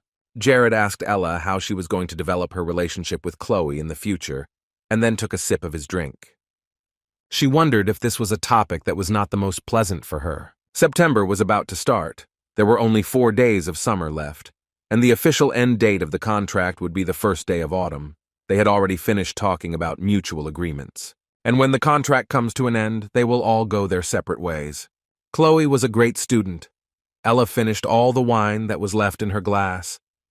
She used to think that if you told Chloe one thing, she would understand a few more points, even a little greedy. A student from the Grey Elves is something special, and she was really very talented, embracing on the way and striving for more every day. Jared was only interested in one thing. He didn't see the point in letting go of such a capable student. But Ella replied that she had taught Chloe everything she could teach herself. And there was one more very important thing. Chloe had an even better mentor than she did. Jared was a little embarrassed. It was awkward to ask about such things. But he asked if she was talking about him now, and Ella calmly confirmed it. After Chloe started studying with Jared personally, her abilities began to develop at a tremendous rate. So much so that Ella was even ashamed that she had taught her so few techniques in the entire year. Ella loved money, but being a warrior was much more important to her, so she decided to let Chloe go, and now the elf is free to choose her own path. Jared's chest tightened. Ella cared about her student very much. She was a great mentor, so he decided it would be better to close the topic. However, Ella liked that Jared was so calm about such things. The past should stay in the past and not interfere with the present. In fact, Jared hadn't asked her here tonight to talk about Chloe. He pulled out another bottle of alcohol. There was something that needed to be discussed in confidence. Ellie thought it was strange that he said that. Usually Jared would talk to someone else, and the fact that he wanted to talk to her about something secret now struck her. Jared immediately got to the point. He knew that soon they would be attacked by the Umbra Order. He couldn't even guess what the exact scale would be, but he was 9 out of 10 sure that something would definitely happen. This is close. He is specifically waiting for a moment of happiness and joy to sneakily ruin everything. So one could only expect that he would not miss the moment when Sanark became a sacred land. Ella understood what he was getting at. He needed her experience in fighting the Dark Orders, which had already been accumulated over the years of fighting, and Jared confirmed that a crisis could come to the lands of Sanark, but thanks to this chance they could defeat the followers of the Dark Forces. Another glass was empty, and she asked what Jared knew about Klaus. Jared knew enough about him. Clouseau was the second in command of the Umbra sect, a man with gray hair and a bandage that helped conceal his identity. It was strange to hear him say such things, something that could only be learned by penetrating the heart of the Umbra. Jared immediately thought of a way to justify this moment and said that he had simply had a great interest in the Dark Orders since childhood, and that was why he knew such facts. But this answer did not dampen Ella's interest. But in any case, she was willing to do what she could. Jared smiled as he began to tell her that Umbra had a very large army, but not enough money, so he suggested using the golden stones as a trap to lure Klaus and his men here. And as always, Jared guaranteed a good salary for the work done. Ella's eyes lit up the moment she saw a large bag filled with gold coins in front of her. Ella was ready to get started and asked Jared if he was free tonight. The question stumped him, and he was embarrassed and unable to answer, his face and eyes showing that he was in a state of shock. So Ella added that she would like to discuss the tactics and strategy of her actions, because an operation of such a large scale needs to be analyzed to the smallest detail. If some point is not worked out, then only one problem will happen later. Jared laughed slightly, pretending that everything was fine, and agreed to talk to her. 2 days had passed since then, and more deliveries were being made in Sonare. Jared continued to make the potion and sell it to the neighboring kingdoms. There were also a lot of pure magic stones in Sonare, which helped Jared a lot in his defense.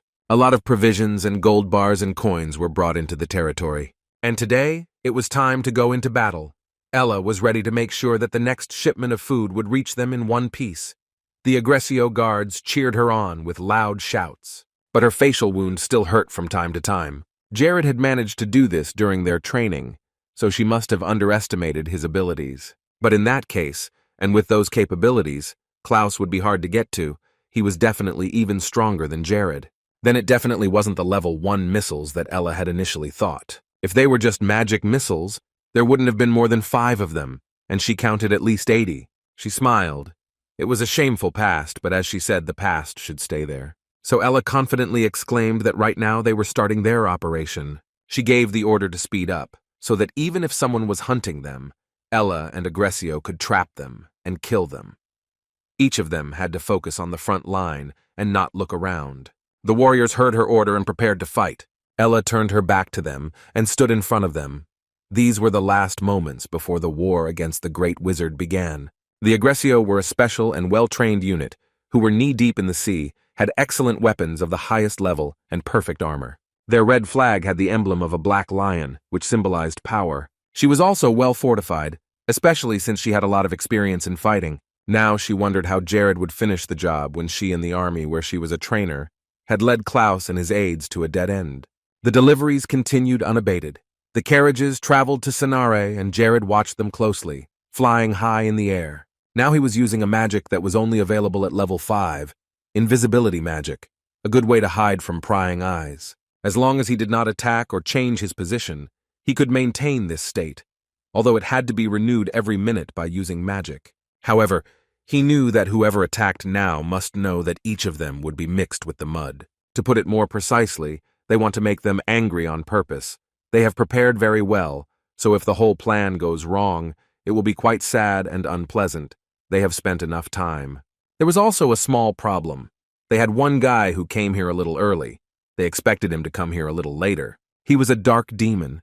He belonged to the Umbra Order, but he was covered from head to toe in a veil, and even Jared didn't know anything about his abilities, even though he had spent most of his life behind the paradise. And also, if we take into account the story, he is an extremely cruel killer whom no one could defeat.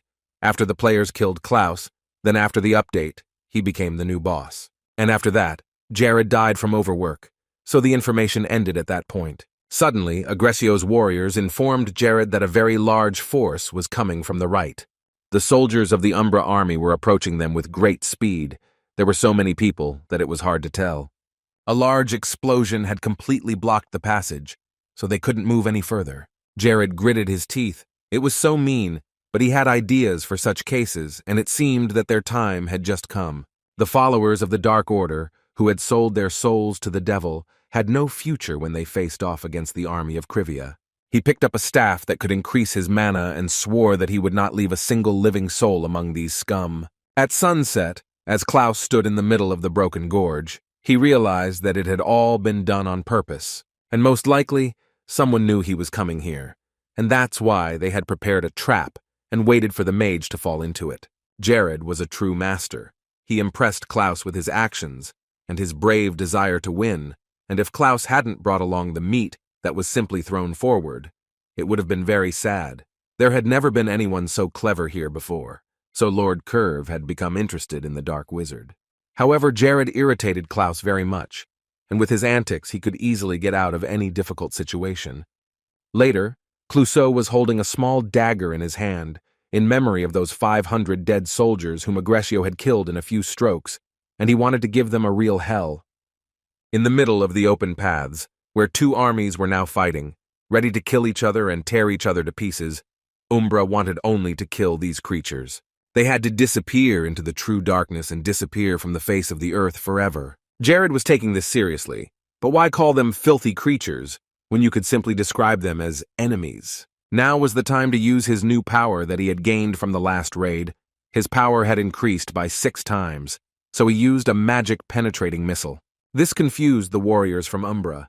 In the past, there was no such powerful magic at all, and no one was prepared for such attacks. And all of this was true, because Jared is the only one who has the ability to use this superpower, this unique ability. The magical missiles moved like raindrops, so it was very difficult to follow them, and the weapon itself was like a strong gust of wind. In addition, this spell was enhanced by special penetrating arrows. With their help, the arrows could be sent in different directions, light and untraceable. His next move was to use another spell, and he doubled the number of penetrating arrows. The Umbra warriors didn't know where to go. They were dead anyway. Jared would kill them now, and if they came back with nothing, Klus would. But it was better to be burned by Jared's arrows in an instant and not suffer. They fell to their knees without strength, and someone was unconscious or even dead. Klaus offered to seize the lands where such a powerful magician existed. They considered him a traitor and completely crazy because of this. But Jared was happy with the outcome of the battle, because Klaus's huge army hadn't even had time to start a normal war, and was already lying here on the ground. Their target, Jared, hadn't been touched at all, but it wasn't the end of the fight against Umbra. The main mage he had to face was standing behind him. Klaus, he had met him and seen with his own eyes this mage who was considered the most powerful dark force in paradise. Now they both stood among dozens of his dead warriors. Jared once again used his advantage, which he had gained at the very beginning of his life inside the game, and scanned Klaus.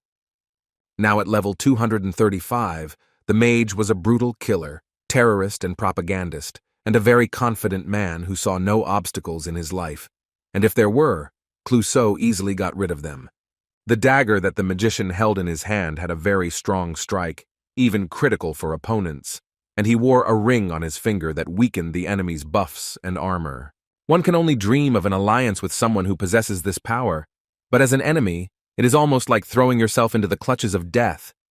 Clouseau calmly walked a few steps closer to Jared, who had already spent so much time just looking at him. Jared looked down at the staff in his hand, which was increasing the amount of mana he had left untapped. Clouseau approached him again, and then Jared began to slowly back away, which made him want to destroy him even more. Because to Clouseau, his enemy trying to move away looked very insignificant in his eyes. All Jared could do was fall to his knees and beg for mercy, but he was already too late. When the boy had gotten far enough away, he kicked up the sand with his foot and aimed it at Klaus. It looked like a joke to the little idiots, but the wizard covered his face from the sand and wanted to show Jared all the sorrow that life has to offer. The wizard stepped back and used his passive skill, the separation technique. Jared knew about it from his past life. It was neither magical nor physical. It was a mixed technique, which was why it was difficult to resist. Of course, the best option was to just kill him right there. But if he couldn't show him that trick, then the ring was definitely his target. Klaus was tired of waiting for Jared to do anything. He was hoping for some fun and adrenaline in this battle, for a victory, but definitely not for his opponent to stare at him for minutes and stand there silently. There were now many Klaus clones around Jared, and he couldn't tell the difference between the real Klaus and the real one. Suddenly, one of the clones lunged at Jared with a dagger, and he quickly jumped back, flying into the air. Yet Jared was not as simple a man as it might sometimes seem. He was not confused, he had a plan. And this plan looked brilliant in his head, so he said just one word and teleported, causing Klaus to lose sight of him. Jared was right behind him, and it happened in just a moment. The magician was even more amazed by such actions. The Lord quickly grabbed him by the neck and arm to prevent him from stabbing him, and Klaus didn't understand how Jared managed to recognize the real him among all the clones. Jared was squeezing his neck tighter and tighter, cutting off his breathing, and Clouseau's self-confidence and determination evaporated as Jared began to show his abilities. He reminded him of how he had recently pelted him with sand, and there was a shiny dust in that sand, magic like that, which made it possible to tell where the clones were and where the magician himself was. All the moves were thought out in advance. Jared knew that Klaus was just perfect in the distribution technique, and he also knew that this technique had a drawback, a weakness. If the original, creating the copies, did not notice that something had changed, then these changes would not be reflected in the clones. Therefore, completely unnoticed by Klaus, Jared was able to find the real one when he simply examined the cloak where the gold dust was located. Having finished his explanation, Jared put his hands on Klaus's shoulders and used penetrating telekinesis. From his hands came bright rays of green that glistened in the sun. There was a big plus here, because thanks to the magical force of gravity, fashion can add considerable momentum to penetrating telekinesis. There was even evidence somewhere that one such strike could produce a momentum of 86, and even if the body of the person being hit by the magic was very trained and hardy, this momentum would be just enough to knock out the enemy. And of course, Jared had also taken the ring before sending Klaus on his merry way. Jared had collected a lot of these artifacts, but he never had too many, and it was good that now he had a debuff to add to his collection, and he was also lucky enough to get the ring much easier than he thought.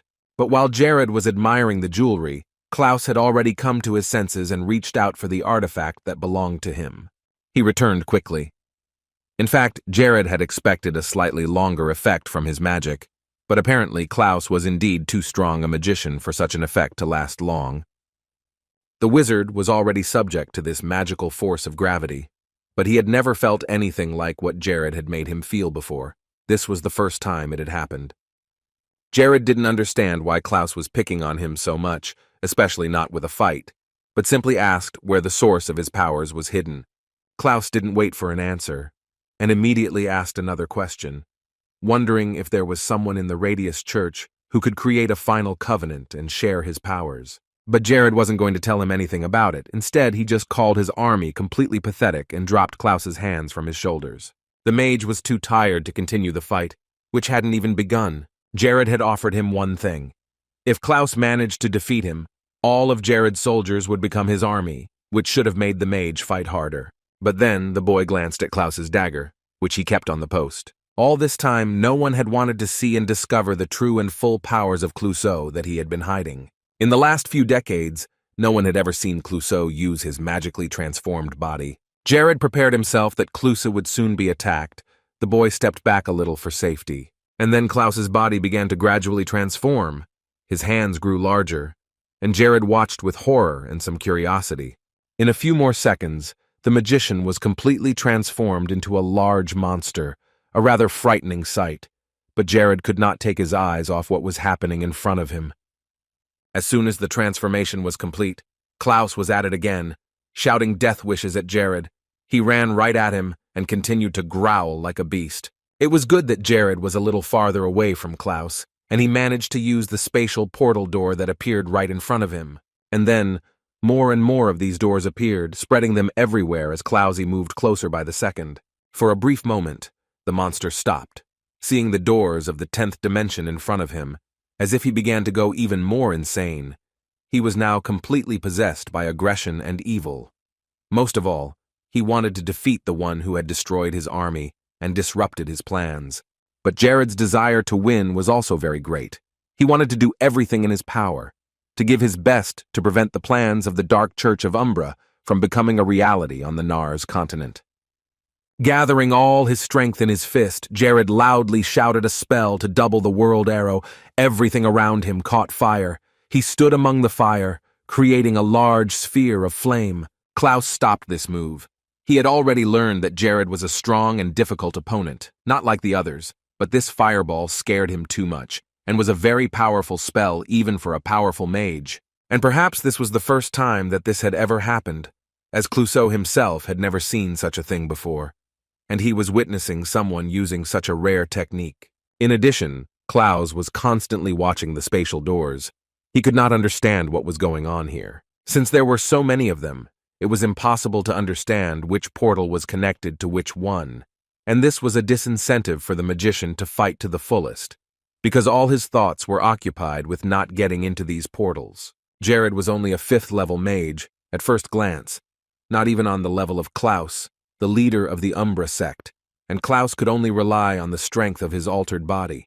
This might be the last battle of the great mage, but he wanted to kill Jared, even if he died in the process. The boy could see that the big monster was already closing in on him, so he cast another spell that created even more spatial doors and doubled light arrows. Klaus didn't let this stop him. He was only motivated by the desire to end this battle with a victory, so he kept going. As soon as the magician got close enough to him, and there were only a few meters between them, Jared used teleportation to get behind Klaus who was about to jump on him. The spatial doors began to merge into a single one, the magic working. She began to pull Klaus towards her, not letting go of him. He could not get out of the spell's grip. His body was covered with scratches, and the opponent's magic was beginning to drain him, but he did not want to submit to Jared's power so easily. But with every second, he seemed to lose the ability to move, as if something was holding him back.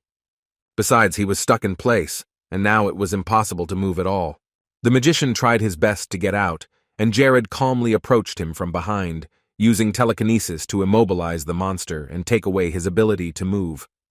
And to be more precise and more detailed to this description, now Klaus's body was controlled by telekinesis, and he was in Jared's hands, and now this telekinesis made the magician stand still. Without losing this opportunity, Jared approached him, using the magic of light arrows. He shot them straight at Klaus's body, which was barely able to move. It was something incredible and almost impossible. A powerful mage standing in front of Jared, who was only level 5, but winning, Clouseau was getting more and more tired as the fight went on. The monster, even if he ran it all through his head 100 times and assumed that Jared could be a level 6 mage, still couldn't believe such power. It was too much for such magic. Jared's magical abilities were on a completely different level, compared to the time when the guy was killing Klaus's followers. Most likely his level was about 2 times higher than before, and it seemed that Jared's mana had no limits at all. After making these assumptions, the transformed Clouseau looked Jared up and down, holding the staff of Mudidus, the ring of Deluca on one finger, and the ring of absolute weakening on the other. Then Jared approached the mage from behind, using the ring of total weakening. With this artifact, one could completely destroy one's enemy if one used the opportunity correctly.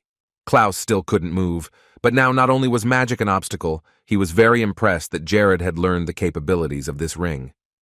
Now the great wizard's body began to deform again, and Jared stepped away from him, completing the spell. Klaus tried his best to fix everything and defend himself. He wanted to use a defensive stance, but he was unable to complete the spell. Jared felt victory was already in his hands.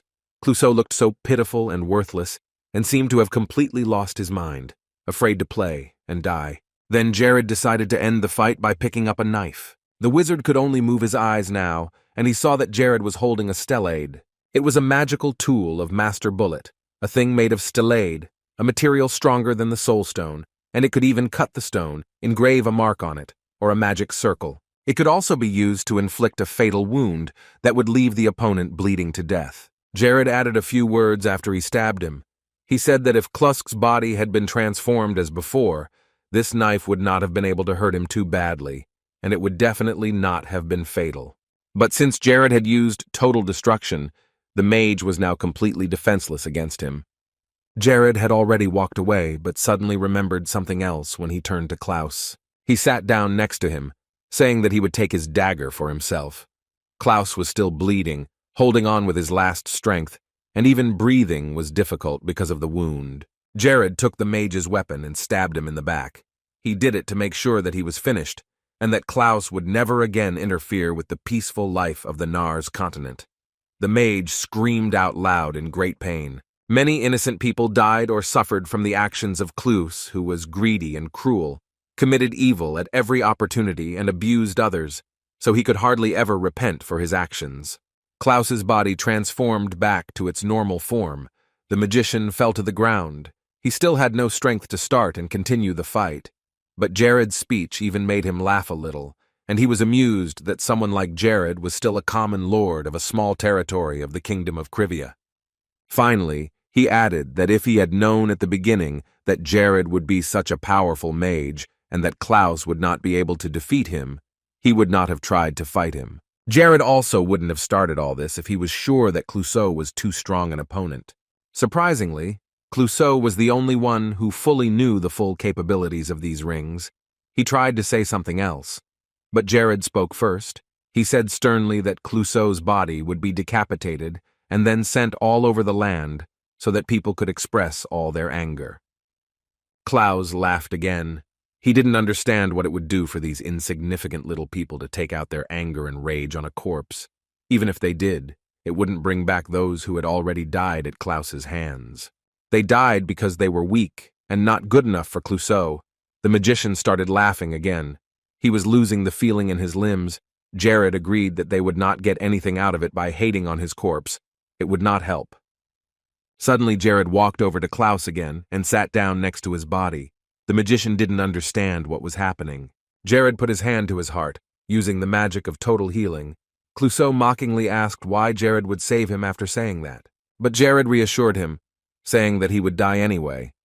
But it wouldn't happen until he let it. He wanted to make Clouseau feel insane and unbearable pain. But still the mage would continue to live to go through the hell he had created for decades for other people. Clouseau fell silent as he looked at Jared, who was healing him. And since Klaus was now okay, Jared could do it again until the pain subsided. This went on for many times. Jared would abuse him again and again, and then heal him and make him feel the pain again. And even if Klaus wanted to die, he could not do so without Jared's personal permission. And that was the way hell was for Klaus. The wizard begged Jared to kill him and not torture him anymore. So Jared took pity. This suffering would not be enough to pay for all the deaths of innocent people. The guy took a recording device and told Klaus to repent of all his sins before him, so that all people could see it. Klaus didn't want to do it. He killed those who deserved it, and he deserved it because he was a weakling who didn't deserve such happiness as life. Jared took the magician's already powerless body, telling him to say his last words. All Klaus said was that even if he died, the Umbra sect would still exist and would definitely avenge the murder. But that only made Jared feel better and more satisfied, because he hated people like these sectarians to his very bones. He wanted to put an end to all those who sided with evil, with Clouseau, and followed the dark faith of the Umbra Church. Clouseau laughed again, this time in agony, as he said that he would be waiting for Jared in the other world, in hell, where they would meet. Jared's only reply was that he had no desire to follow Clouseau to hell. He didn't think he deserved it. When the boy put Clouseau's dagger to his throat, the magician cursed him. He hated this bastard who started protecting weak people. At this moment, signs appeared in front of Jared's face, the bark notifying him that he had reached level 100. But the boy decided to postpone checking the status window for now. First, he had to get Klaus's body out of here. Jared exhaled a calm breath, realizing that everything was over and that his main and most powerful enemy was already dead. It was time to return to the real battlefield now. Ella and the knights had become mere spectators at some point, and Jared didn't need any help, even if he was fighting alone. In front of Aggressio and their coach, when the fire came, they stepped back a bit. But after that, the soldiers began to overwhelm their lord. There were top-level mages, and those who were considered invincible, but their lord was the best of them all, and the fact that Klaus, the king of evil and chaos, himself died at his hands would be a real sensation. Jared said it was all right. Now Klaus was dead and no longer causing trouble across the continent. The other supporters of the Umbra sect were extremely angry, excited, but now very helpless. They could not believe their eyes as they watched their leader die. Ella herself could hardly believe that such a magician had been killed in front of her eyes, and she was glad that it had ended that way because she hated everyone who represented the dark forces. Jared flew up into the sky, shouting that none of the representatives of the Dark Church of Umbra would escape his eyes. They would all be punished for all the evil they had done. They will all be punished for the crimes they have committed against innocent people, and that punishment must be death, for nothing short of death can redeem the lives of the dead. So, without wasting any time, Jared used his magic again to put an end to the terrorists. Jared's movements and magic made it impossible to even touch him, as he was in the midst of daggers being thrown in all directions, as if he were in a dance. The lives of Umbra's followers came to an end in a split second when he used magic against them. Jared killed 1,000 people and was promoted to the rank of executioner, after which he was awarded the new title of Devil's Game, and his spiritual eye level was increased to 100. Without waiting, Jared used the new spell along with the triple spiritual eye. He had never expected to get his hands on the Devil's Game, such a powerful force. This is an artifact that is produced after killing 1,000 people at once. It means that 10,000 people killed would be equal to 8 stars, 100,000 would be 9 stars, 1 million would be 10 stars, and he was showing that this was the score. Behind Jared stood Ella and the Aggressio soldiers. She was very surprised to see him. She quickly approached him, asking how he had managed to defeat Klaus and the entire army of this powerful magician. He smiled, saying that it was simply the skills and experience he had gained. The only answer was between himself, who had gained the spell of space. There was too much difference between what had happened here.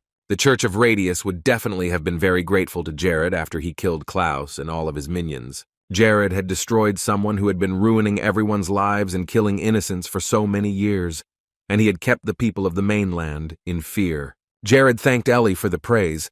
Being Klaus's executioner was something special for him, because he had always been the main enemy of the Radius Church. It was a great honor that he was the one who ended the suffering of the people and freed them from the grip of fear that enveloped the entire Nars continent. Later they returned, taking Klaus's corpse with them, and now the events were taking place near an antique shop. Someone entered the dark room, which was slightly covered with cobwebs, wearing a black cloak with a hood. A girl sitting in the middle of the room said that it was okay to call her by her first name now, because this was a personal meeting. The dark hood hid someone's face, and the figure quietly spoke Linkisa's name. The Black Mantis had called her by her first name so many times, and Linkisa wanted to know her real name, not to use this nickname all the time. But Black Mantis was the only name the man had ever been called. Linkisa smiled as she said that it was only a nickname. She was still trying to find out what this mysterious man's real name was, and maybe it would be better to even choose something else. If it was an order, Mantis would agree, but if it was just advice, he would object. This person hadn't changed, but Linkisa had been calling her ward Mantis for so many years that she was used to it. But that wasn't what she wanted to talk about. Linkisa wanted to talk about the fact that Klaus was already dead. The Black Mantis knew about it. The information had already been passed on, and they had all the latest news. And they also knew that it was that same bastard Jared who was behind it all again. And besides the fact that this small kingdom lord had taken all of Klaus's artifacts, Jared had also displayed the mage's corpse on all the streets of the cities. Linkisa held up her hand, saying that she had ordered all of Jared's movements to be reported to her. Otherwise, not knowing about his idiotic plans could have ended badly. The Black Mantis then asked about the Oath of Allegiance, to which Linkisa replied that she had received it when the Klaus sect surrendered. In any case, they weren't happy with him either, so there was no other way out. Umbra had lost a key face in their sect, and that would definitely affect their pay, an outcome that was very ironic. But that was life after all. The church was also a place where people ruled, and the girl also wanted to talk about the position of deputy. The Black Mantis immediately replied that he would rather refuse such an honor. The head asked if the Mantis was really planning to become a deputy in the future. However, the mysterious person said that he did not like such positions, especially since everyone is now busy trying to destroy the Dark Church. And there was trust in the current deputy who was already known to everyone. Mantis pulled off his hood and showed his face, saying that he wasn't going to act like Klaus and go crazy over Jared. So the best option was to finish all of his and focus all of his attention on Jared to find out all the information about him. From the day he was born to the day he died, he needed to know everything. And there was another topic of conversation, namely that the Church of Radius had recognized Sonare as holy ground, and now the area would receive more attention than usual, so it was time to lay low. Still, it was a good thing they hadn't needed Klaus's help in the first place, and now they hadn't lost too much. However, Linkisa did not want to lose another strong person, so she advised Mantis not to overdo it, even though she did not know what the life of her ward was worth. Linkisa exhaled, saying that sometimes she wondered if God really existed. Too many people had died just because of the name Dark Church. Mantis, as always, calmly replied that it all depends on whether she believes in it or not. But whatever it is, or wherever other deities other people believe in, the god Mantis believes in is right in front of her eyes. Linkisa smiled and took this as an attempt at flirtation. However, this thought was too stereotypical. It was not in this man's style to praise people for nothing. Ending the conversation, the Black Mantis said not to look for her until he could complete his investigation. As for Jared, it would take quite some time. Linkis was sometimes annoyed by such coldness, and there was no need to pretend to be such a hard-working person in front of her. She would also be fighting in the dungeon tomorrow, and the head of the church was talking about the cave of the Spider Queen Morgina. She was going to meet the Red Queen there, and they planned to attack the dungeon together. The Mantis was worried about this security. This Spider Queen and her wards are very dangerous people. But Linkisa proudly stated that this was not the first time she had contacted her, so there was no need to worry. Linkisa was the head of the Umbra Church, which meant that she was the one who held everything together, so she shouldn't be so safe. The whining and unnecessary words were getting to her, and she yelled at her to go where she was going and leave her alone. Once the red-haired girl was alone in the room, she breathed a sigh of relief. Her hatred for Jared grew. Even his simple name irritated Linkisa, but she knew that she would kill him one day, no matter what the cost. Later, as the summer ended and September 1st arrived, Jared was at the main mansion in Krivia. He had been so busy delivering and reading the new First Awakening alerts that he hadn't had time for anything else. The notifications kept coming, but the one that caught his eye the most was the one in the golden frame. Jared had once again received the new title of First Crisis Survivor, and he was drawn to it primarily because he knew that the system in Paradise only gives out this title when a player has an important change. He also received a part of the map of Tristis Island as a reward. Jared took the paper in his hands, looking at all the markings there, and at the same time he tried to remember what kind of island it was. This island was not very far from the lands of Krivia. It was located to the west of the continent of Nars, and there was a large continental dungeon called the Great Labyrinth of Nars. However, what he had just been given was a map that could destroy part of this labyrinth, a place that attracted absolutely every player in Paradise. Seeing this place seemed to be a real challenge and simply impossible to pass by. The Great Labyrinth of Nars is a very notorious dungeon with many deaths. First of all, it is a structure that goes down underground to suit its creators' tastes, and Jared liked their prisons very much. At the underground entrance was a measuring door that changed color every minute. This meant that the labyrinth that a person entered a minute ago and the labyrinth that he would enter the next minute were completely different places. The starting point of the dungeon was connected to a spatial door, and it also changed its color. The problem was that it was impossible to match the type and color of the door, and even when preparing for an attack, in accordance with the Type A maze, you could end up in a Type Z maze due to simple bad luck. If yesterday the light door was Type A, today it might be a dark measured door. However, now he had the solution to this labyrinth: the initial instructions, the correlation between the date, the color of the portal, and the type of labyrinth, all of which was classified information. The Great Labyrinth of Nars belongs to absolutely all people on the continent and should not be subject to any concerted force or country. The forces and countries that violate this law and occupy the Great Labyrinth of Nars will be expelled by joint forces from the entire continent of Nars. They will be considered as mean, greedy, and evil criminals, so anyone could judge him and not sacrifice their honor. This was very important information that no one else had access to, but Jared realized that he couldn't attack the maze right now, so it was better to wait for the right time. Besides, he remembered that Chloe should have come to see him by now, but she wasn't here yet. She was standing right outside the door, very nervous, and that's why she couldn't get in. Suddenly, Hayes approached Chloe, who was already on edge, and started asking her questions about when she would return.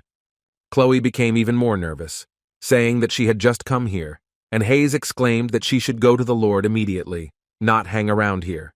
She smiled and said that Chloe had been waiting for Jared for a long time, and she wanted to take her out, but Chloe stopped her. She was worried that Jared might order her to leave the mansion. Chloe's feelings were surprising to Hayes, but then she continued to talk and said that she would like to learn some more things from Jared. Hayes listened to her and told her that she didn't need to worry. She should just tell Jared what she was telling her now. She shouldn't keep these worries and feelings inside. Hayes advised her to be honest and tell the truth. After wishing Chloe good luck and courage, Hayes quickly ran down the hall to her room. She had to practice to continue to improve her skills. The elf was left alone. She tried to calm down and soon entered Jared's office, starting to talk. Jared asked her how her training was going, and if she had practiced deception and disguise. Chloe answered quietly enough that she practiced every day. Then he decided to move on to the topic that was on her mind, because Jared could see that she still had some questions. Jared continued to talk, and Chloe, as always, answered briefly, often with just one word: yes. This made him jokingly consider calling her a yes bot, and she laughed, saying that she would then answer the opposite to his last question. They soon put these jokes aside and got down to the topic that had brought Jared to see her today. He could really use her skills in the future. The mansion needed talented people with great potential like her. Of course, he knew she was a gray elf and could return to her clan's lands at any time. But even though he knew that, Jared was proposing. Chloe left her hometown to gain new experiences in the human world, and from now on, everything that happens inside and outside the mansion will greatly expand her knowledge. The great labyrinth of Nars was the dungeon that Jared wanted to clear before he died, and Chloe would be a great help in this endeavor. That night he talked about this situation with Ella, and it seemed that Chloe would accept his offer after all. She thought about it, but she was very insecure. Chloe had never thought about it, so she thought it wouldn't work out, and she wanted to leave tomorrow. Jared froze in his tracks. Hearing her confess this, it sounded very strange. In fact, based on what he had heard yesterday, Hayes, Isabel, and Lena were planning to attack the Nightmare Forest. He was beginning to think that she was raising the price just to keep herself alive. Then Jared exhaled, smiled, and told Chloe that she was worrying too much about the situation. The elf was indeed the right character for him, so she could stay here as long as he needed. Jared wanted her to help him with the mansion and in the battles. Despite the fact that Chloe was indeed a strong warrior, she did not believe in her own strength, so the fact that she was needed here was very impressive to her. She looked down, not knowing what to say or do. Chloe was worrying too much and imagining non-existent scenarios, sometimes shaking from such experiences, so Jared tried to somehow convince her that she was really needed here. There was no one around who specialized in murder and disguise as well as Chloe, and that wasn't all. Jared was trying hard to convince her to stay. She looked up at him again, waiting to see what Jared would say this time. In addition to his own advice, he was going to find someone who could be a better teacher for her. Jared promised to look into the matter and do so within a year. He wasn't lying. Jared really wanted to give his students everything he could to improve her level. The guy promised that this person would teach evil even more than Ella herself. He already had a candidate for this role, Formido, now 70 years old, and someone who had spent his entire life following the path of the assassin to achieve his goal. Unfortunately, Formido was not present in 1424 at the Battle of Armageddon. The man died of illness when he was 79. In any case, he suggested that Zelaya should stay and not worry about anything. Such a choice would soon give her irreplaceable experience. One could think of it as a queen's class. Chloe wasn't sure about queen, however, because she had 2 older brothers and would most likely be crowned the eldest in the family. However, Jared immediately cut off such assumptions. He stopped for a moment, but he had already started talking, so it was impossible to change the subject. He said that these people would die in the end. They would be killed. Chloe jumped out of her seat when she heard Jared say that. It sounded too much, and maybe he was wrong, but there was no point in hiding the truth either. He couldn't tell her all the details, though, so he decided to just close the subject gently. So he suggested that she stay here for 1 year, and after that period, Jared would give her a choice and not have to convince her of anything. Still, Chloe agreed. These words that she was needed here kept her from refusing the offer. Jared was very happy to hear that the elf was staying. He was too emotional, but he couldn't help it. So he exclaimed that he had to try, to which Chloe again replied in a calm tone that she would do whatever was required of her. He picked up a paper from a drawer, and Jared said that it would be a good idea for them to go into mining in Keldia. The metal was stronger than steel, and it might be worthwhile for the Krivia to increase its production in Keldia. But before all that, Jared had to do some more calculations, down to the smallest detail. If he wanted to compete with the kingdoms of Bonus and Malice, ice-free ports were essential to expanding his territory in the future. The sea was connected to the Strait of Magnum and the territories of Krivia by the Mate Rotor, and it froze over around midwinter. It will be a surprise.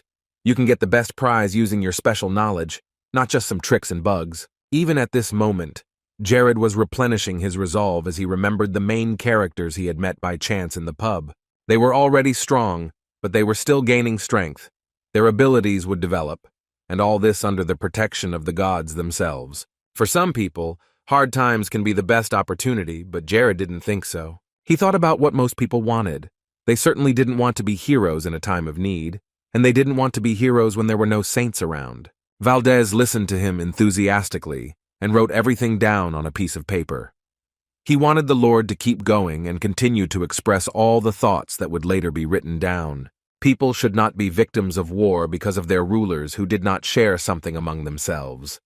Of course, as leaders, they could have instructed them to increase their labor force and power. Valdez continued to write down, every word of it captivating and agreeing with all of Jared's statements. But at some point, Jared stopped him. Valdez kept saying that everything Jared said was amazing. He thought he was just flying at him, but he denied it. Valdez sincerely believed that the Lord was right, and he was not a man of much use to talk. Jared wasn't really convinced, but he didn't bring it up again. He just added that all these phrases were not copied from somewhere. They were just his thoughts. Valdez could feel it. He saw Jared as his leader, seeing with his own eyes how he ran the country. The man was very enthusiastic and hard to stop. Jared smiled. Now it really seemed to him that all these words were sincere. After a while, Valdez stopped praising him so much, remembering something he said that he had recently heard some news, namely that the rainy season had begun in the southern part of the Nars continent, and that the herbs were flying like crazy. This was very good news. The profits were increasing much faster, but Valdez was interested in another thing. He was certainly not an expert in military affairs and was completely incompetent in these matters. However, he wanted to report some information that he had secretly received through his personal system, information about the kingdoms of Bonus and Malice. Jared was ready to listen. He could not miss the opportunity to learn something else about his competitors. Valdez handed Jared some papers that were tied together with a rope. He added that they were news about the Army and Navy personnel who managed the coastal cities, ports, and general territory. Jared began to look at the sheets he had received, not wanting to ask about the source of the information, because the focus of the material was on the stories of naval generals who were treated as foreigners by the two kingdoms and had no respect for them. All of this was true, but maintaining a fleet was too expensive when compared to its profits. This must have looked very funny in the eyes of these two foolish rulers, and now their loyalty was as tenuous as a sandcastle on the verge of collapsing completely. Jared knew exactly what Valdez was trying to tell him. What the fleet needed right now was opportunity and a reason. If the curve could give them the kind of affirmation they needed to abdicate and elect a new leader, these people would move on to a stronger, more robust ship without any second guessing. Suddenly, the door to Jared's office opened. No one knocked at all. But he immediately started shouting loudly that everything was ready, and after proofreading they would ask celebrities to read it and leave recommendations. At this point, the guy stopped because he saw that he was not standing in front of Jared alone. But then he changed the subject again and said that he had found the one they had been hunting for so long. Acero was the blacksmith that Jared had told him to find, and he was now right there in the Plenus mine, and his joy was hard to contain. Jared was surprised, asking if they had checked everything well and if there was any mistake, because there could be another person with that name. But the boy only got more angry because he thought that Jared didn't believe him anymore. He had come all this way himself, so it was all true. Aki looked quite convincing, although Jared still had some doubts about it, but the boy insisted that it was true. Acero was one of the few blacksmiths who knew how to handle this material properly. He was like a fish in water in this area. He was even called the father of metallurgy. Now Jared had to meet with him himself and arrange a job. He and Aki took off when it was deep into the night and the sky was full of bright stars. It was the first time Aki had ever flown, and he loved it, even thinking that the thing Jared had should be called an artifact. And he wondered how the Lord had managed to get something like that. Jared didn't go into details and simply replied that he had picked it up by chance, and it was now useful. Anyway, it was very strange. Now Aki is high in the sky and now looking at the same place as Jared. But Jared said to leave the romance out of it. He had no choice but to fly like that, because Aki doesn't have that kind of ability. The guy laughed and they continued to move towards the dungeon where Acero was. Jared still had a hunch that this dungeon would ask for money to get in, and Aki confirmed it. From the doorman to the supervisor, there was not a single clean person there, and then they said that if you give them money, they will be able to manipulate the production cards of the managers. This place was rotten from the inside. They all used the money to buy new positions, and were only interested in that. The king's greed simply had no limits. All of these countries were very close to the territories of Krivia, and Jared already knew that both the kingdoms of Arthenia and Faufur had a very high level of corruption. There were many nuances that could be discussed for a long time, but now it was better to hurry to the Plenus mine, so Jared picked up the pace and they quickly moved across the sky to the dungeon. The journey there was long, and because of that, Aki started to feel sleepy, and that was fine, but the snoring was too loud, and it was disturbing Jared. So he decided that now was the time to test Tanix's abilities. But when he put the helmet back on his head, he realized something was different. He had noticed this, but he did not know that all the data on his movements and other activities were being collected and monitored by an elf from Tatar Island. She was excited to see Jared go on his next mission and actually already knew many of his plans. In any case, he would be happy to get at least some information that would provide feedback to the transcendental body, and if the system was used correctly, it might become even more interested, and perhaps even come after him. Suddenly, Jared felt that Aki was about to fall out of his arms, so he decided to hold him tighter. The boy didn't say anything, and it seemed as if he couldn't hear Jared at all. It also seemed that Aki had become much heavier, and Jared thought that it was his own fault and that he had overstretched his assistant. So in the future, it would be better to include a training course for him. It was quite difficult, but they did see the plenum mine on the horizon after a while. At the center, among countless people, was a talented man whose abilities had not yet fully blossomed. And among the many workers going about their business was Akuro himself, the father of metallurgy, a fine and talented blacksmith. 3 years after the Battle of Armageddon, while he was exploring for ore, Akuro found Chaldea. From that moment on, weapons made of Chaldea were distributed to all the Holy Alliances, giving them a significant advantage over the Demon King's army, which was armed only with iron weapons. With his intervention, it was 12 years ahead of past history if his math was correct. Subsequently, Jared lowered Aki to the ground as he himself stood with his feet on the ground next to Plenum. The younger man didn't immediately realize what was happening around him. He looked around in a daze as Jared woke him up and let him go. Jared was a little cranky right now, perhaps because he was excited about the next task. He snorted that Aki should lose some weight, because it was not easy to carry him so much, and he was overweight, as Jared noticed. The boy almost fainted when he heard such a compliment in his direction. It hit him hard, but Jared stopped him in a flash and told him to get ready, because in a few steps they would be in the dungeon. Now it was time to feed these people with coins, and they decided to start with the private citizens. Achero was working hard at the time. The work was exhausting, but he loved it. Buku, a supervisor, came to his workplace and obviously did not treat him well.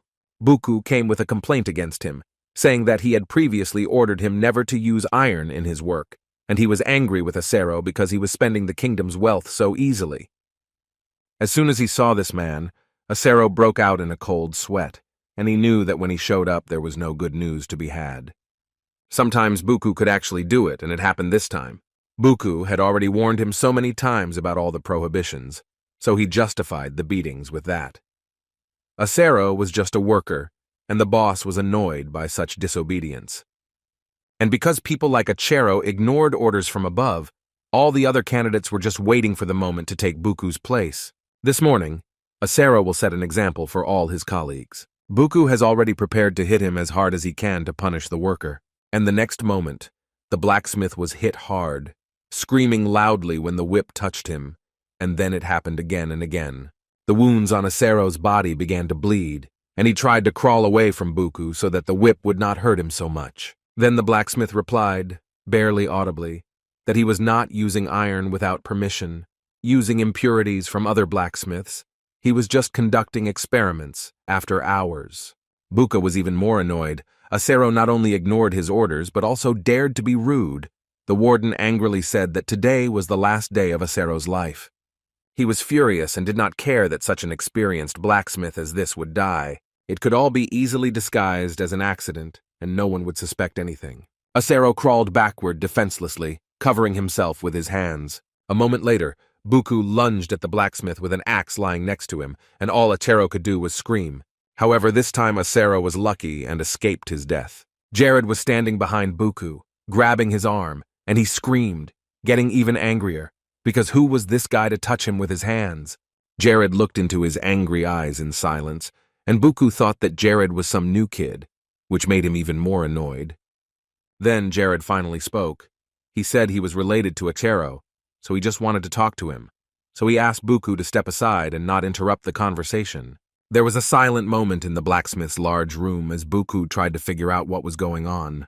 But when he came to his senses, the warden revealed that he didn't care who Jared was to Achero. They were all on his territory now, and Buku was the one who made the rules. Even if his own mother or father came here, they wouldn't be able to do whatever they wanted, just because he was their son. Jared himself reacted quite calmly to such loud words. He just threw a bag of gold coins at Buku's feet and said it was a small gift to let him talk to Achero.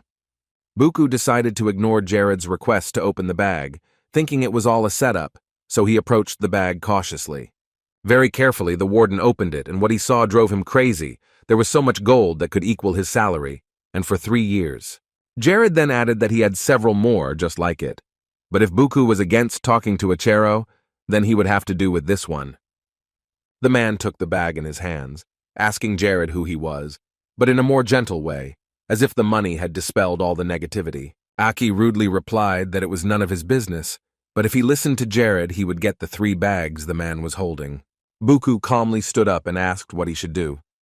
The Lord walked up to Buku and seriously told him to write a report, stating that Achero was fired from the Plenus mine, and it had to be under the seal of the chief commander, so Buku would get another 9 years of his salary. Of course, the man could not resist such an offer and promised that he would quickly organize everything. While Buku went to take care of these matters, Jared treated Achero, watching in amazement as all his recent wounds healed in just a moment. Then Achero looked away and said that he didn't have any mages in his family. Jared said quietly that it was just part of the plan to get him out of here. When Jared looked down at Achero's hands, he realized that this overseer had already abused him and treated him very cruelly, but this behavior by the elders was not uncommon in the Plenus mines. Jared scanned Achero, finding that he was currently at level 25. He had special skills in metallurgy, valued his family and peace, was interested in new research, and had achieved the skill of basic weaponry over the course of his work, due to strong core values. He did not expect to read such indicators, but he found himself thinking that all future greats are very different from those who came before. Jared approached Mr. Achero, but he felt uncomfortable with the formal treatment. It was too much for him. At first glance, Jared already resembled a man from a noble family, but he still treated a simple man like this with respect. Jared realized that not many people would recognize him yet, because he was not that popular, although that might be for the best. Jared assured him that he had no problem being polite to ordinary workers. He was used to being that way with people. The guy wanted to get straight to the point, so he started talking. Jared wanted Achero to leave this mine and move to a new place with his new family. Achero was not prepared for this development, even though he had already heard what Jared had ordered the supervisor, Buka. Jared had already asked Buka to write a letter of resignation for the blacksmith, so that shouldn't have been a problem, and the Lord then removed his hood and introduced himself as the ruler of the vast territory of Krivia. And with all sincerity, Jared wished to invite Achero to his domain. The usual artisan thought such words were too strange, being asked by a feudal lord of a larger domain. But why? Achero was just an ordinary blacksmith who could be found anywhere near a mine. However, Jared did not give up, and to look more confident, he decided to make 3 promises to Achero. The Lord assured him that he would make sure to create the best forge with the highest quality equipment. He could not promise that it would be the best forge on the entire continent of Nars, but he guaranteed that it would be the best place in the northern part of the continent. Achero was already shocked by this, but it was only the first promise. Jared moved on to the next one while the man was recovering from the shock. If Achero needed it, Jared would provide him with any magical equipment, and if it was something he could make himself, he would make it himself. Jared might agree that he didn't have the right look for it, but no one would take away his title of wizard, and he was confident when it came to fine-grained parts made from magic stones. Achero, by virtue of his work, knew that fine-grained parts were not an easy thing to make, and Jared's words were impressive.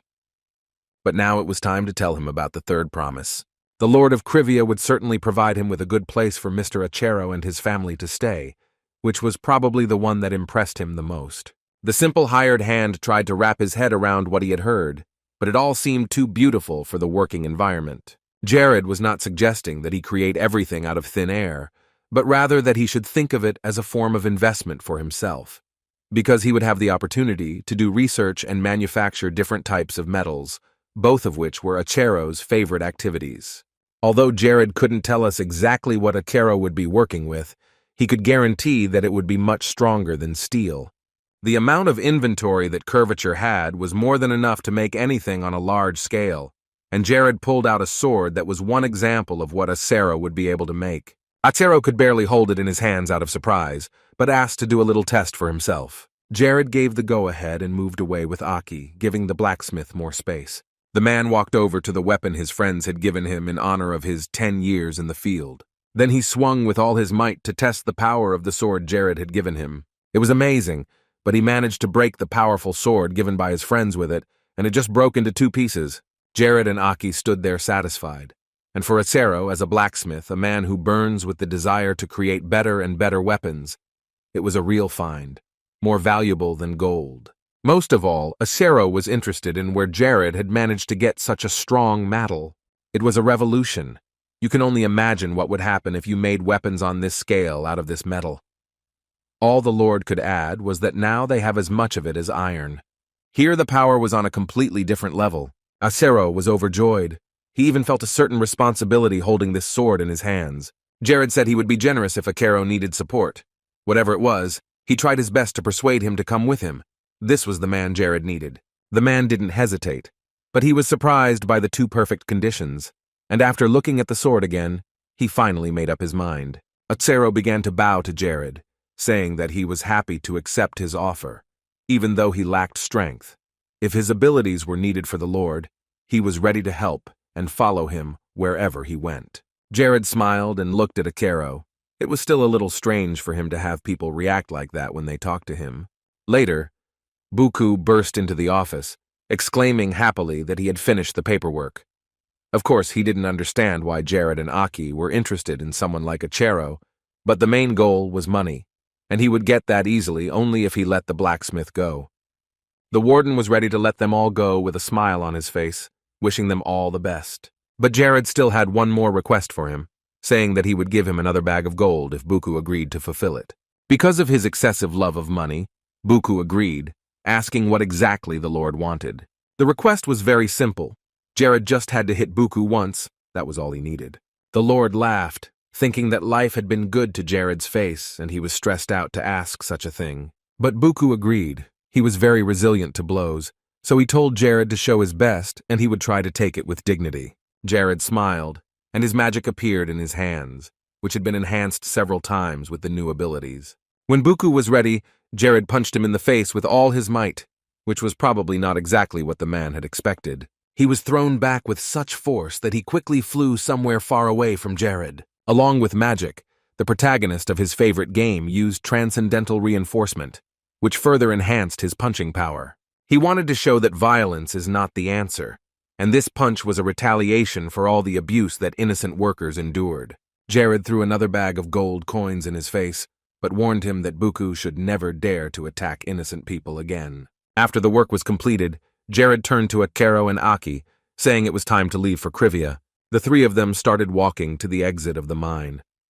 On the way, Jared asked Aki if he had done everything he was supposed to do. Aki said that he had already collected all the information about Buka, and since he had already sent it to the authorities, all these statements and allegations would be submitted to the court. Acero went to get ready to go to his future home, so Jared decided to wait for him at the Plenum bathhouse, which was a nice place to relax, and there was no one there, and Jared assumed it was because of the high entrance fee. Aki also entered the bathhouse, and Jared was surprised, saying that he had to wash before entering. It was rude to just walk into a place like that. Aki blushed and told Jared to rest here alone, but he wanted to see this bathhouse first because he had never dreamed that he would be able to get to these hot springs. In Jared's opinion, it was just an ordinary bathhouse, so he reiterated that Aki should take a shower and then come back to him. Aki did not know how to answer Jared. He lowered his head, blushing even more. Jared was surprised by this reaction. There was nothing unusual about the royal's body. The younger man tried to speak again, but he couldn't get anything out. He felt embarrassed looking at his naked body. The Lord interrupted Aki again and said he would go first if the younger man was so embarrassed. The boy just nodded his head quietly in agreement and looked away from Jared, his cheeks still red. Later, the blonde was in the water, finally able to relax. This hot water allowed him to forget about all his troubles for a moment. If they built such a luxurious yuanyu next to the Forest of Nightmares or Mahat's tomb, it would definitely bring in a lot of money. Kriviri needs to expand the industrial district significantly now, not only to sell alcohol but also for people to enjoy nightlife and cultural life. Even though Jared spoke out loud, there was no response from Aki, so the Lord took a small towel off his eyes to at least see if he was not alone. The kid was sitting next to him, but for some reason he didn't go into the water, and Aki just put his feet down slightly, trying not to look at Jared at all. Arkeen started to say that he couldn't stand the hot water, so he didn't go in. But then Jared asked why he had to wrap himself in towels. He could just put his legs down, and then Aki came up with a new excuse so that Jared wouldn't touch him so much. Then the blonde man reassured him and told him that he could take the towels off. There was nothing to be ashamed of. However, realizing that Aki would not agree to this, Jared assured him that he would close his eyes while he was also in the bathhouse. Aki was more comfortable with this option, but his body was so tired that he was about to fall asleep in the water. Later, when the stars were shining brightly in the sky, they both went to bed to gain strength before leaving. Aki wrapped himself in a blanket and fell asleep in his bed in no time. Jared was starting to worry a little about him. He suspected something was bothering Aki. He was acting strange lately. Whenever they attended a formal meeting, the younger man would talk to him informally, but his reaction would change immediately when they were alone or when it came to tactile contact. Jared could not understand what was going on in his head. He was completely unaware of his feelings. Aki's shyness was meaningful, but Jared couldn't be sure exactly what the younger man was feeling. It was all just confusing and hard to concentrate. Soon, morning came to the kingdom of Faufur, and the sun rose high in the sky, illuminating all the dark corners. Akaro, his wife and 2 children were ready to leave, and they took several sacks with everything they needed. But the blacksmith still didn't know how to thank the Lord for his kindness. Jared was saddened that all the things they had brought with them fit in the small bags. He tried to broach the subject, asking if that was all they wanted to take with them. But Akaro assured him that it was okay. They travel very often, so the less stuff they take when they leave, the better. Acero replied a little embarrassed, still feeling uncomfortable in front of Jared, because he realized that he had nothing to return the favor. Jared then turned to Aki, who was standing behind him, and asked him if he knew where the Zumar mansion was. Of course, Aki knew the place, and the Lord had given him orders to prepare everything so that the Achero family would be comfortable living there. Aki also had to make sure that they would have the best possible furnishings in the house, everything they needed. Aki understood the order, and then Jared turned his attention back to the blacksmith. But then Aki interrupted him, asking Jared why he wasn't coming with them. The guy was going to use a large teleportation circle, so it wouldn't take long to get there.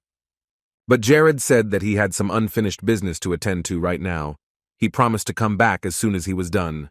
Aki was surprised by Jared's sudden departure, as he hadn't said anything about any urgent business until then.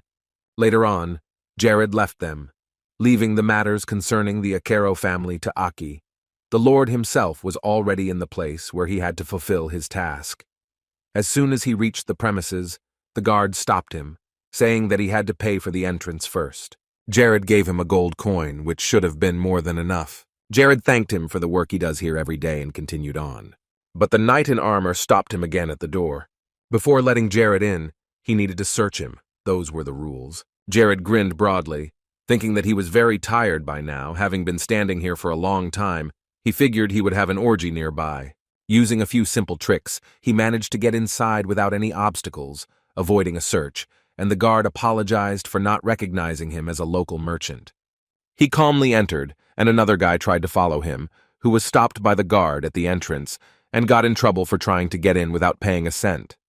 And here you could see the whole truth of the Faufur kingdom. Corruption reigned at every step. They all needed only money. It seemed that people here were not interested in anything else. It was a place where any questions or problems could be solved with coins, an underground temple that was destroying itself from within. And it was the dungeon that Jared had been planning to conquer even before he met Acero. But to get in, you had to wait in line, which was quite long. So Jared decided to get around it all in a different way. He approached one of the guards and handed him a piece of bread, saying that if he was hungry, it would be a good peroxide. The guard took it in his hands, wondering what Jared had to say. And inside it, the guard noticed a gold coin. He almost shouted in surprise. The knight immediately realized that Jared was a nobleman and ordered all the people to disperse and let him pass. In his mind, Jared knew that if he did not change this country, the absurdly corrupt structure would never fall. In the end, he wanted to bring change to this kingdom, to bring it with his own hands. Everyone around Jared started shouting after him that he could only meet death on this path. The survival rates for courses A and B were too different, but he knew that, and that's why he was going there? To outsiders, the fact that he was going to Course B meant only that Jared was looking for a place of death, because no one had ever made it out alive. He looked around and thanked everyone for their concern and excitement, but said that he would be fine. It was another tragedy. They lost another good hunter, which is not too many here anyway. The ruined underground mosque hid two paths.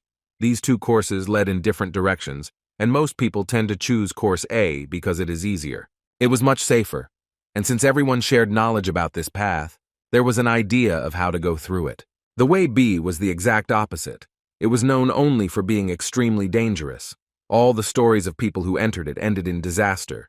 At least 15 people were needed to create a squad to go through the way B. But Jared came here as a genie. He was confident in himself, in his abilities and capabilities. One of the reasons he came here was to beat the boss and take all the rewards for himself. And he also needed to upgrade his bracelet, which he had won in the battle with DeLuca. In the present tense, it had 810 out of 1,000 nightmares. So Jared decided to try to increase his stats while he was here. He didn't know when he would have to face someone or something more challenging.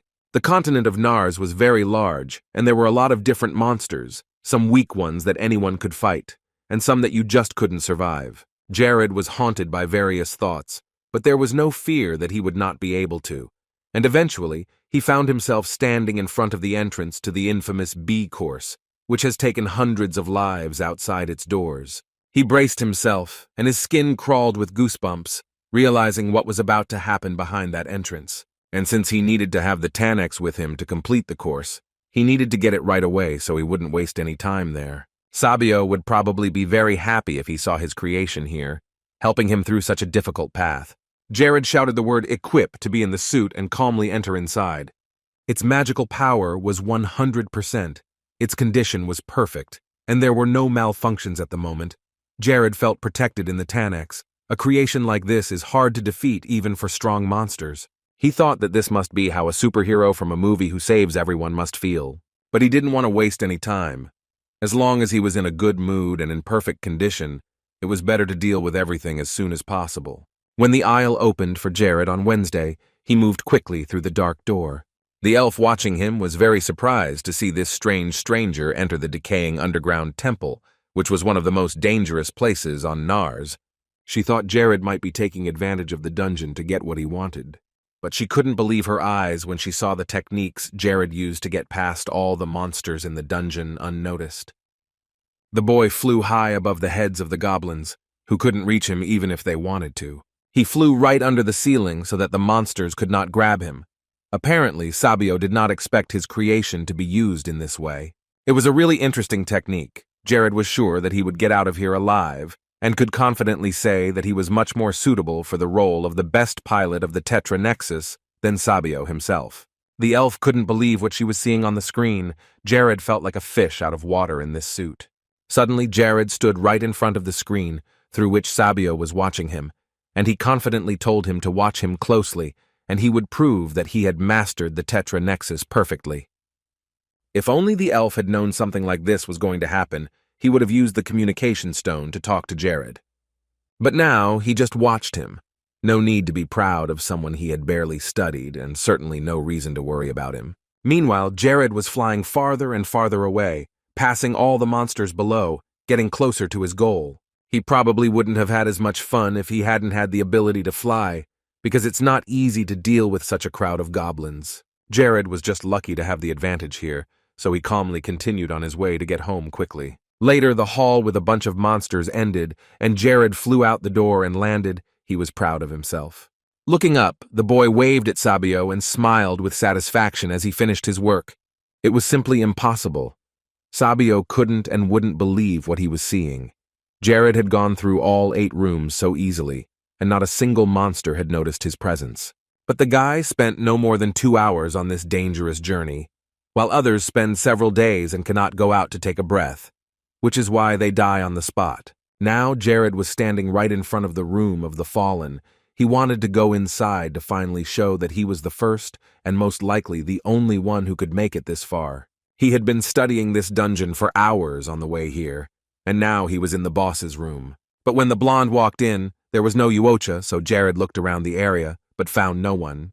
When he looked hard in the distance, He could see what he was looking for.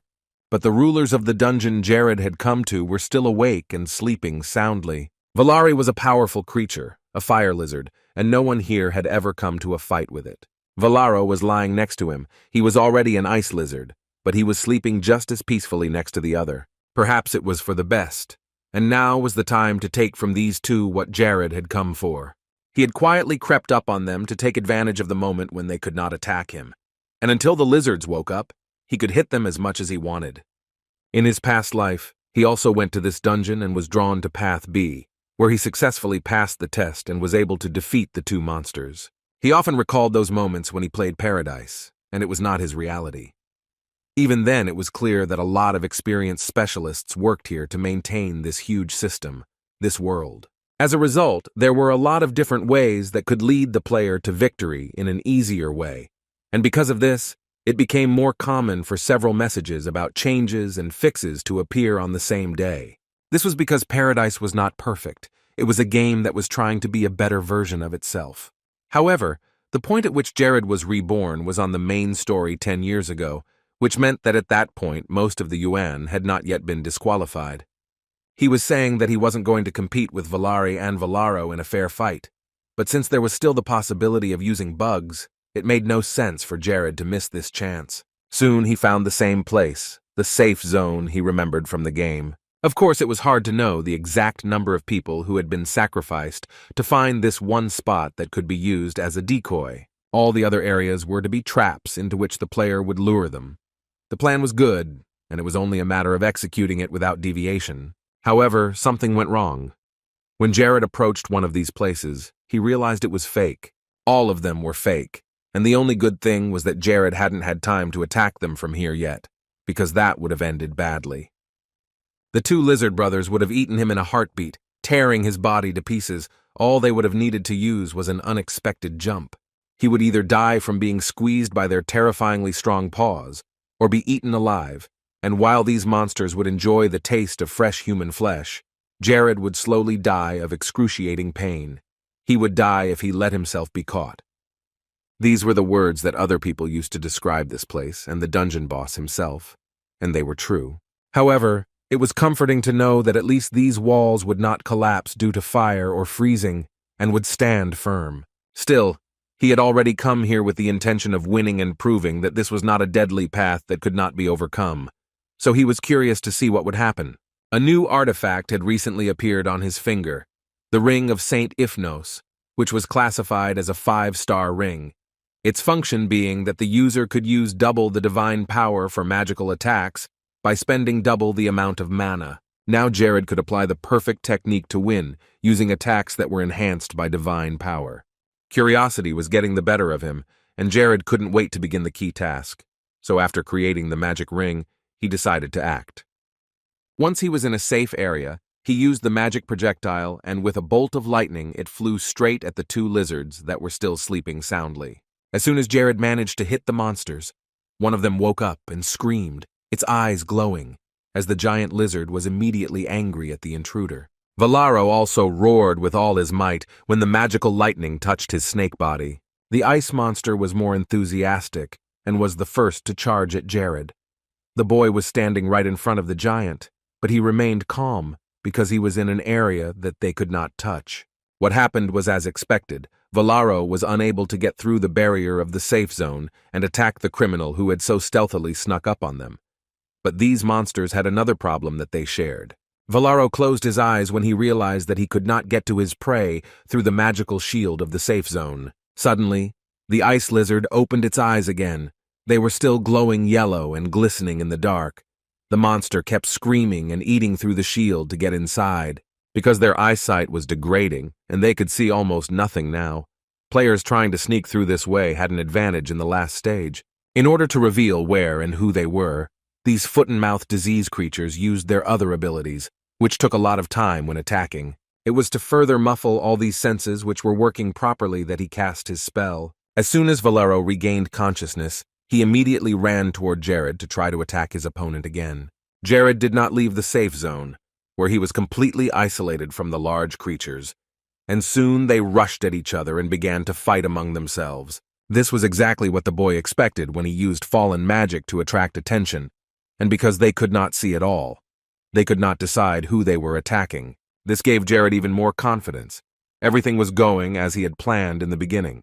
Valaro and Valari continued to hit each other and hurt themselves for some time, but after a while they came to their senses. They both looked at Jared, who was standing nearby, and the lizards had determined where the real target was. Together, the monsters decided to use their elements against him, Valari using his flame breath, directing it directly at the boy. Valaro in turn added his ice breath, and the two opposing elements merged to destroy their common enemy. They aimed at the place where Jared was standing, but they did not expect a backlash because it was a protected spot. The large stone on which Jared was standing burst into flames, and waves of fire spread throughout the home of the two lizards. They were blind, so they could only feel the pain and hear the loud explosion, the waves of which were coming at them with instant speed. The fire lizard could still hold on to its paws, but it was very badly injured, and Valaro had almost lost consciousness after Jared's attack. After a moment, the ice monster was able to recover. He was badly injured, but it only added more anger and rage to the guy. Jared smiled. He was completely able to get them to focus all their attention on him. It didn't matter if the two of them attacked again, because he was sure that he would get out of here alive and in one piece. Valaro tried to strike Jared again, but he only moved away from the barrier, deeper into the distance, and exclaimed gleefully that they would never get him here. Valari let out a fire from his mouth, which stopped suddenly when the monster once again realized that it would do him no good. But the two lizard brothers didn't give up and started attacking again together. Two elements rushing towards Jared. He noticed that this monster's skill was already improved. This lizard spell did not directly hit the safe zone, but the ability to fly was necessary for Jared to avoid the improved fire and frost skills. It gets pretty dangerous if you miss the time to upgrade this skill, and there's a reason this trick took a while to discover. Well, the two of them had attacked, and now it was Jared's turn to strike back at the lizards that had been hunting him so relentlessly in the underworld. The boy repeated the same spell that had awakened the lizards in the beginning. The magic projectile quickly hit the monsters. However, now the power of this spell was improved and took much more health than before. Jared even enjoyed hitting them. These monsters had so much meat and space to enjoy it, so he didn't think about stopping. Now was the time when the target was too big to miss, so he hit it all the time. Here, during the battle, he could even get into the gap between them to annoy them even more. The attacks of both brothers would only hit each other, and the probability of their energy hitting him was very small. Jared used a magic polishing spell that allowed for wide areas on both sides. The intelligence of these foot-and-mouth disease was not particularly high, so they then foolishly turned to each other and stopped the attack. It was very important here that Jared already knew about their poor eyesight as soon as he entered this dungeon, so he was able to prepare and build a certain tactic, which he followed when he met the monsters. He also remembered from Paradise that these creatures were able to use divine energy, which was used by hunters to locate themselves. The battle continued at this pace for another 30 minutes, the walls stained with the blood of the lizards, which had spilled all over the floor of their home. As expected, the participation of the Tanax created by Sabio was the best option, and greatly increased the stability of the attacks. Jared, along with this wonderful elf creation, could safely cast flight spells and still receive the benefits that the suit provided during a fight. And the fact that the Tanax didn't need to be removed for this was good news, since he knew how to use the transcendental connection. Now Valari's mana level was almost at 0. When Jared procanned the creature with Spiritual Eye, the battle had drained the foot-and-mouth disease insanely. Valaro's situation was slightly better, but he still had only 0.00201 mana points out of 10,000. The ice demon suddenly stirred. He raised his head and as quickly as he could, began to try to climb the wall to get to a safe area. But no matter how hard the monster tried, he could not get to the right place, because the stone wall began to crumble under his weight. Within a few seconds, Valaro fell straight to the ground, belly up, and that was probably the end of the two monsters. Jared was pleased with the work he had done, but the ice pestilence exhaled angrily, looking at the boy. If he had only the strength to get up and use his power to the fullest, he would definitely do so and avenge himself and his brother. But the monster could do little else. It turned over and stood on its paws, beginning to approach its target again. Together with Valari, the lizards tried to attack Jared again, but he again reacted calmly and easily, even though he was no longer in a safe place. But he was here to finally end it all. He wanted this dungeon to not sow fear among ordinary people and hunters. So when he had played with the helpless lizards, he decided to finally put an end to their existence. In any case, he could easily repair the suit with just a few magic stones if anything happened to it. When Jared cast another spell, the magic ball was ready to be launched, and Jared concentrated all his magical energy into it to make it a fatal attack against the foot-and-mouth disease. The concentration of his mana reached 13,466 units, which gave him the freedom to use super-powerful magic several times. Jared channeled all the energy he had left into a final blow that destroyed the brothers and their dungeon completely. Using another of Tanex's special abilities, Jared orbited his targets and prepared to fire. In a few seconds, he opened fire like a sniper's bullet, the collected energy flying directly at the monsters. Due to their poor eyesight and exhausted state, the lizards could not understand or perceive much, so this attack came as a surprise to them, one they were not prepared for. After the magic had blown away what was left of them, Jared saw a familiar blue sign in front of his eyes, informing him that Valaro and Valari had been finally destroyed in their own home. The boy stood among the two bodies of what seemed to be powerful foot-and-mouth disease, but in fact, they were very helpless and weak. The main thing was to choose the right attack strategy. Song of Fire and Ice. This is the new title Jared received for being able to defeat these two monsters. He used to think that such a title could only be obtained after conquering the 10th floor of the Great Nar's Labyrinth, but it turns out that these foot-and-mouth disease were as strong as those he would have met in the underground corridors of the labyrinth. When it came to fire and ice, humans had only weak enough defenses to dodge these elements simultaneously. The system also notified Jared that he had raised both elemental skills at once. It was really cool, and he didn't get tired during this mission. In a short period of time, the bodies of the lizards turned into mountains of colored ash, and soon only the so-called prizes remained. The haul was better than Jared had expected. Everything was at least 5 stars, and it was very rare to find such a thing at one time. He was happy, but decided to hide it all for now, as it was not a good idea to look at such a surprise here. Jared decided that he would look at it all a little later, when he returned to the others and could please his friends with good gifts. There should be enough for everyone. Sabio just couldn't believe his eyes when he saw how Jared had dealt with the foot-and-mouth disease. The guy was just crazy, because the elf didn't know how else to do it. Of course, Sabio already knew that Jared was an extraordinary person, but what had just happened in front of him exceeded all expectations. What was most striking and puzzling was that Jared knew exactly where the safe zone in the dungeon was, and he was just playing with 2 bosses that no one else could even reach. On top of that, the total damage to his body was only 2% of his health, which he lost. And these were the results in the battle with the famous and powerful monsters of the fallen dungeon, Valari and Valaro. It was only now that Sabio began to really worry about it all. At times, he even felt like he was watching a great pilot with a godsend.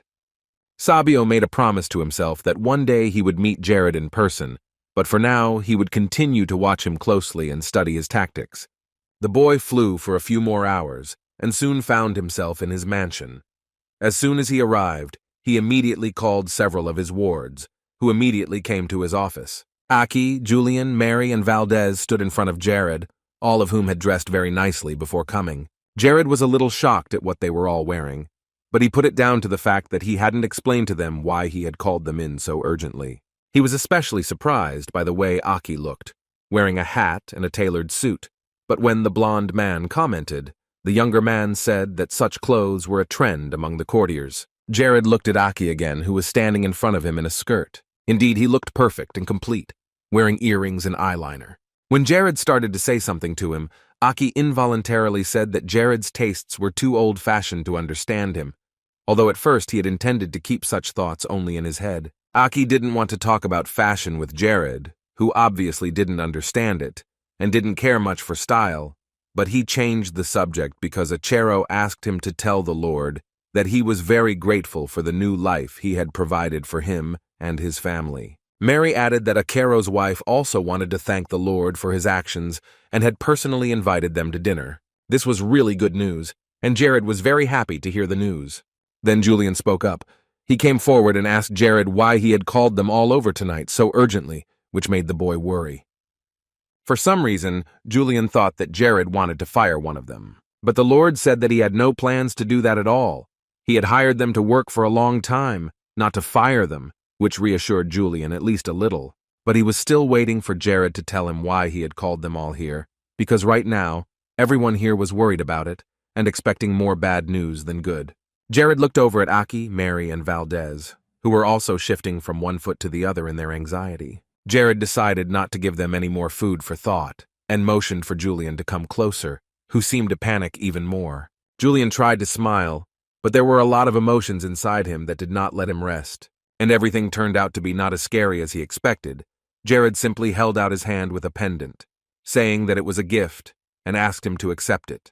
After a moment, Julian pushed his hair forward and hooked the jewelry around his neck. It was strange, but immediately afterwards he had a refreshing and inspiring feeling of freedom that made him dare to do all the things he had avoided before. This pendant was supposed to give its owner just such an effect, so Jared told Julian to wear this artifact whenever he performed his tasks. It would sting him with inspiration for future accomplishments.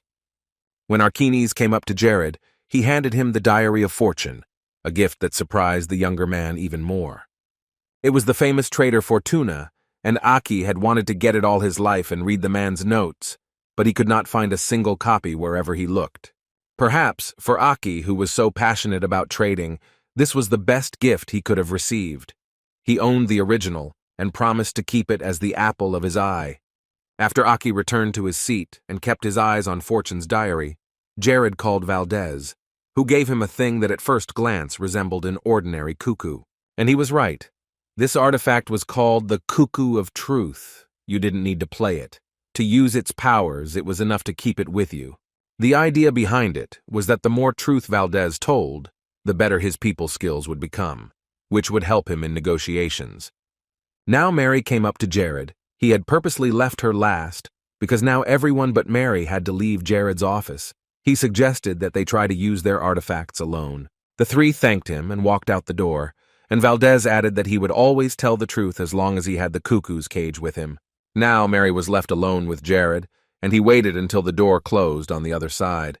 Jared started the conversation, though he didn't look very confident at the moment. But she was distracted by Mia, who started screaming outside the door and calling for her mom, because Uncle Lacus was already looking for her all over the mansion. Mia burst into the room and loudly announced that her boyfriend was looking for her mom, and Mary only managed to say that she was not alone here and Jared didn't need to know. Jared laughed awkwardly, feeling out of place in this conversation. He had put a puzzle together in his head when Mia called Lacus Mary's boyfriend. Mary hadn't been looking to get into a relationship with anyone before. She thought she just didn't need to. And since Lacus had canceled all his training, he hadn't been able to meet new people. As for Mary herself, while she was pregnant with Mia, her husband died of a serious and terminal illness. Although she had rejected Lacus several times, at some point she decided to open her heart to him. He did not insist on anything and took his time until Mary was willing to accept his proposals. But Lacus tried hard to get Mary's attention and finally succeeded. Later, as the three of them sat in Jared's office with the family, Mary apologized for her child's directness. She felt that what Mia had said was really unnecessary for the Lord's ears, and that the situation should not have affected him at all. However, Jared tried to assure her otherwise, and told her not to worry about him when it came to her personal life and happiness. Mary understood that people often said that nothing could get in the way of two people in love, but she wanted to make sure that Jared didn't care. Jared laughed, as long as it didn't affect the kingdom. He wasn't going to forbid his people anything. It was just their business. Then Jared found it funny himself that he wasn't even interested in his personal life, but he was worried about making those who lived with him comfortable. Especially, he didn't want to be the one to get in the way of lovers. Mary also smiled, but she was still embarrassed by what Mia had said, so she apologized again. The little girl sat next to her mother and asked Jared if her mother had done something wrong. She was already getting ready to scold her. This made the Lord laugh even more. The blond man broke into a smile. Jared put the tea down by addressing Mary by her first name, but then corrected himself by calling her head chef. He just wanted to say once again that he would be only too happy to have her share with him her fond memories of the man she loved. And as long as she disciplined herself to do her job even better, He swore on his own title of lord that he would continue to support his charges. She apologized again, and then thanked him for his understanding. But he also wanted to tell Mia something else, namely that if her mother and her boyfriend had a fight, she should run quickly to report it to him.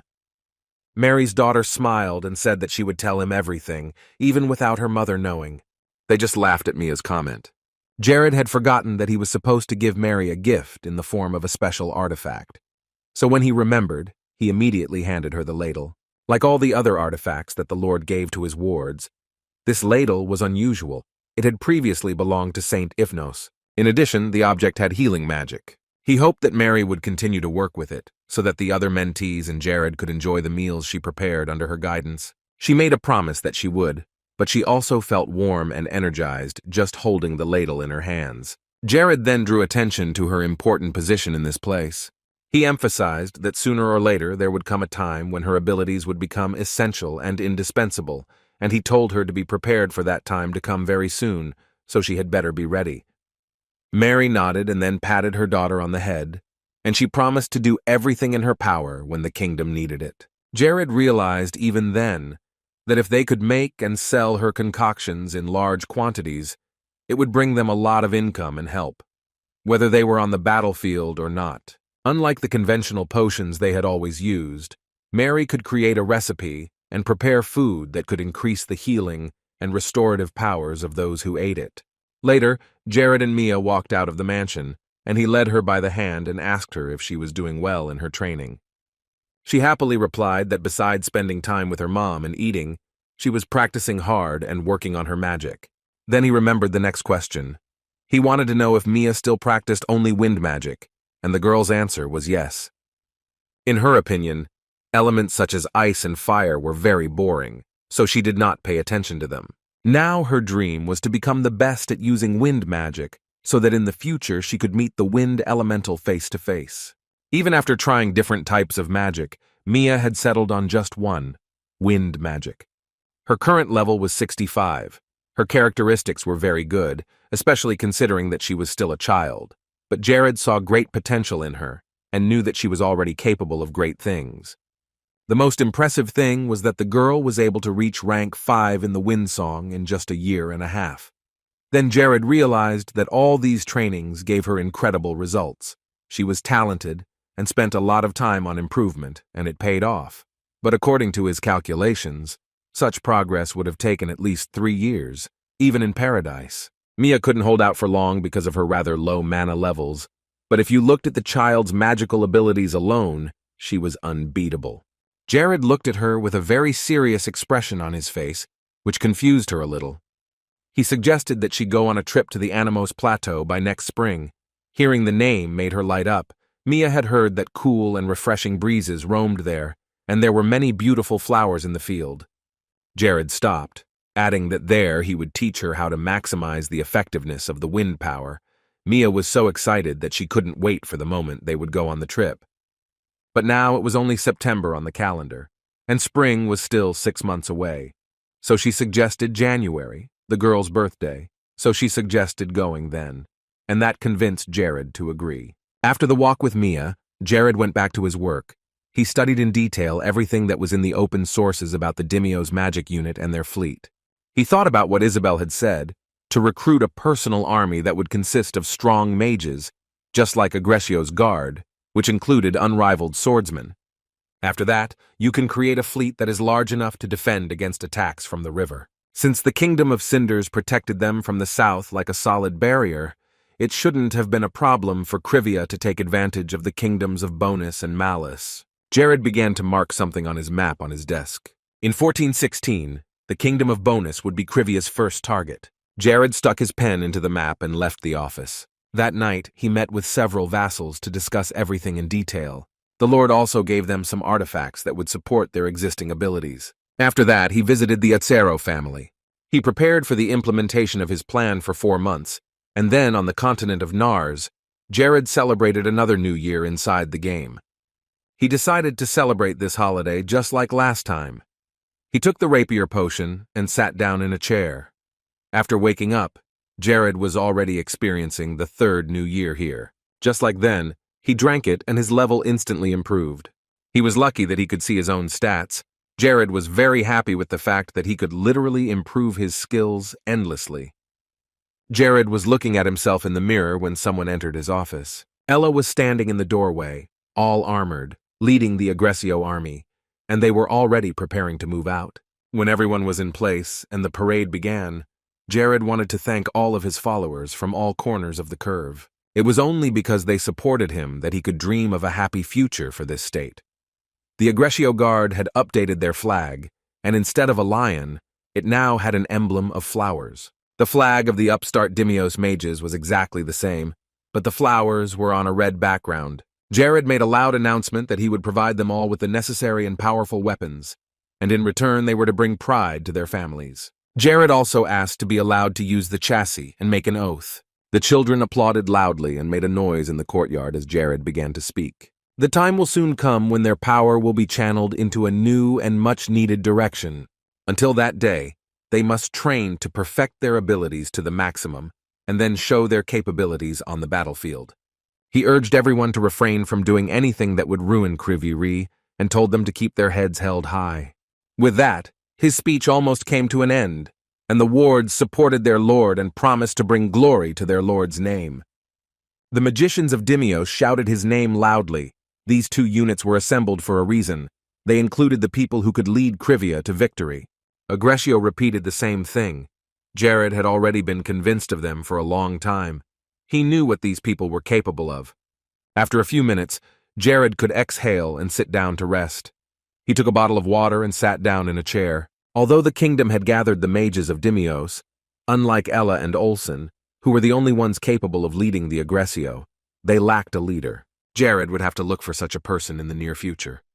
Opening the water, he took a few sips. At the same moment, Isabel approached him, and he wished her a happy new year, after which Jared gave her a bottle of water to drink. She took it but did not drink it, thinking that Jared had put something strange in it.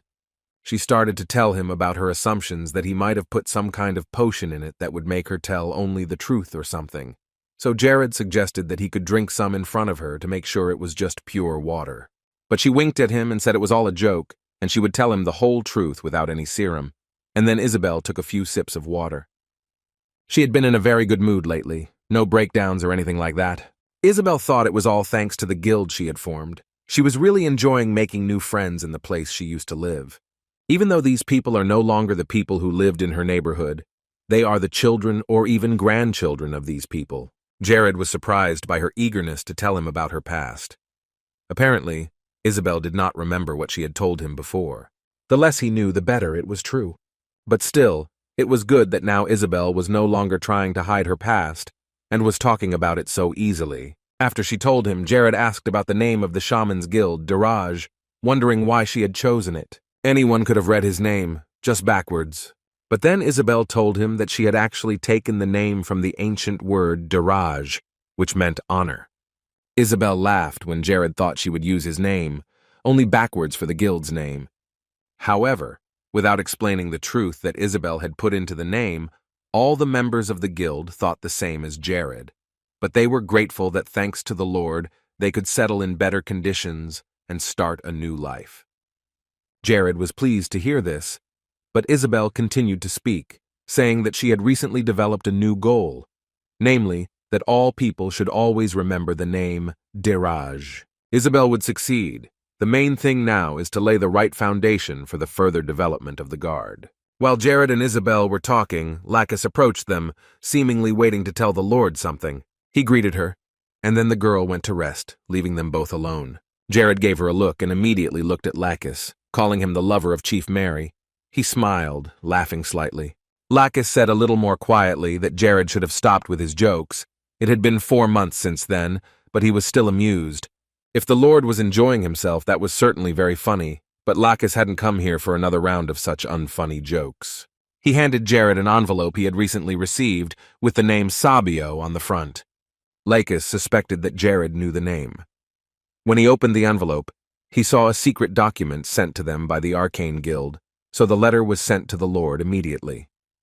He read everything carefully, but the first few lines were enough to realize that the time had come. Jared had been using Tanex for more than 4 months now, and Sabio was eager to meet such a person in the port of Mate. The elf said he was ready to wait for him until the Count died. There were many things Sabio would like to ask him, so he asked him to come to the destination as soon as he had free time. Jared felt that this letter was too arrogant, and he clutched the paper in his hands, bending the edges. The Lord knew that Sabio valued his knowledge of magical skills, but he never thought that the elf would send such a letter of order. Despite his words, Jared agreed to the meeting and was soon in Port Mate with Lakis. Lakis asked Jared if it was okay if they didn't bring at least a few more soldiers for protection. Jared assured him that it was okay. Sabio was not an elf he had a bad relationship with. Jared could see how worried Lakis was, so he let him go for a walk and visit some local people who worked near the beaches. But even before he left, Lakis said it would probably be difficult to get the attention of the Admiral of the Northeastern Navy of the Bonus Kingdom and win him over. He wasn't the kind of man who could be easily lured by a small pile of money. He was a soldier from birth, but that didn't mean that hope was completely gone. Jared suggested finding some reason for the Admiral to betray his country. Apparently, in this case, it was impossible to avoid bloodshed, and if so, it would be sure to demonstrate the great difference in power between the two kingdoms. Lakis added that over the past 2 years, they have been able to gather information that the budget of both kingdoms for their navy has hit rock bottom. And with the current strength of the Krivia, the army should be capable of conquering the coastal cities of the kingdom of Bonus and Malus. Jared thought about it and looked at Lakis silently. He said that for now they needed to wait a bit. The Lord wanted to make sure that the state would be able to control a constant source of Keldia to provide the troops with the necessary weapons. Lakis and the rest of the military were watching very closely to make sure that Akero remained safe, and after a short conversation, Lakis left to fulfill Jared's request. The Lord was left alone in the middle of the fleet, with only a short time to go before Sabio arrived. Then he thought that it would be good to appear before the elf in Tanix to show the creation to his master. Sabio, like Chloe, was the being who held the keys to the future. And if the research data he's been collecting all this time is handed over to the Dark Church, then there really won't be a future for humans. Hundreds of soldiers with technology similar to that of the Tanix will face defenseless people on the battlefield, and then the real carnage will begin. And even if Sabio dies, his research data will resurface, proving that his death was in vain. Jared was flying high in the sky, and below his feet he saw Sabio coming to meet him. He had finally found him. Sabio was wearing a dark robe and moving forward, but Jared was ahead of him. He turned his head and looked at him and smiled. Sabio clapped his hands as soon as he turned around and saw Jared, who had so strongly interested him in person. He hadn't expected to see Jared in person, but he was genuinely surprised when he came to meet him at Tanix. Despite everything, Sabio smiled and greeted the heroic Jared, whom he was glad to meet.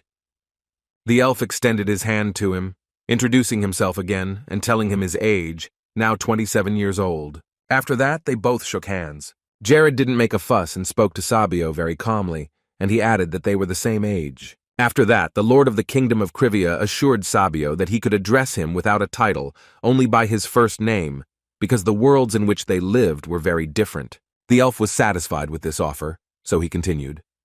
Sabio watched Jared very closely in the dungeon and paid attention to the way he used the Tanix. But he didn't understand one thing, and that was how Jared could know he was being followed. Then Jared pointed to the top of the Tanix that covered his head and said it was because of the little hole there. The guy noticed that there was a small device that was transmitting all the images from Jared's location to Sabio. Sabio calmly agreed with this statement, even though he was going to place the device in a place where no one would notice. But Jared had a sharp eye. Sabio actually admired Jared's abilities. He had realized that this guy was special the first time he used the Tetranex. The dark elf held out his hand to Jared, paused for a moment, and then started talking again. The most impressive thing was that from the very beginning, Jared knew how to use the Tanix and all the features of this invention. The thief of the Tanix smiled as he asked its true owner if he had managed to cope with the piloting. Sabio was still very emotional, but that was understandable, because in all the time he had been observing humans, he had never seen a pilot so skilled, and no elf or human before him had ever been able to use the Tanix so well. Sabio had the impression that Jared had known about all the capabilities of the Tetranexus many years before the device itself had been introduced to the world.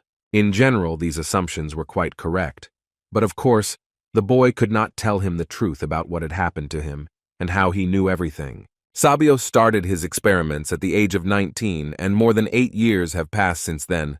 He had to spend a lot of time and effort on the development of Tanax. But the fact that the elf had no idea whether he had chosen the right path or was on the right track was troubling, and the fact that Jared was able to easily control the Tetra Nexus aroused great interest in Sabio. The elf tried to use his creation so often that at some point he lost count. He never managed to use the Tetra Nexus to its full potential, no matter how hard he tried. But there were always some limits that held him back.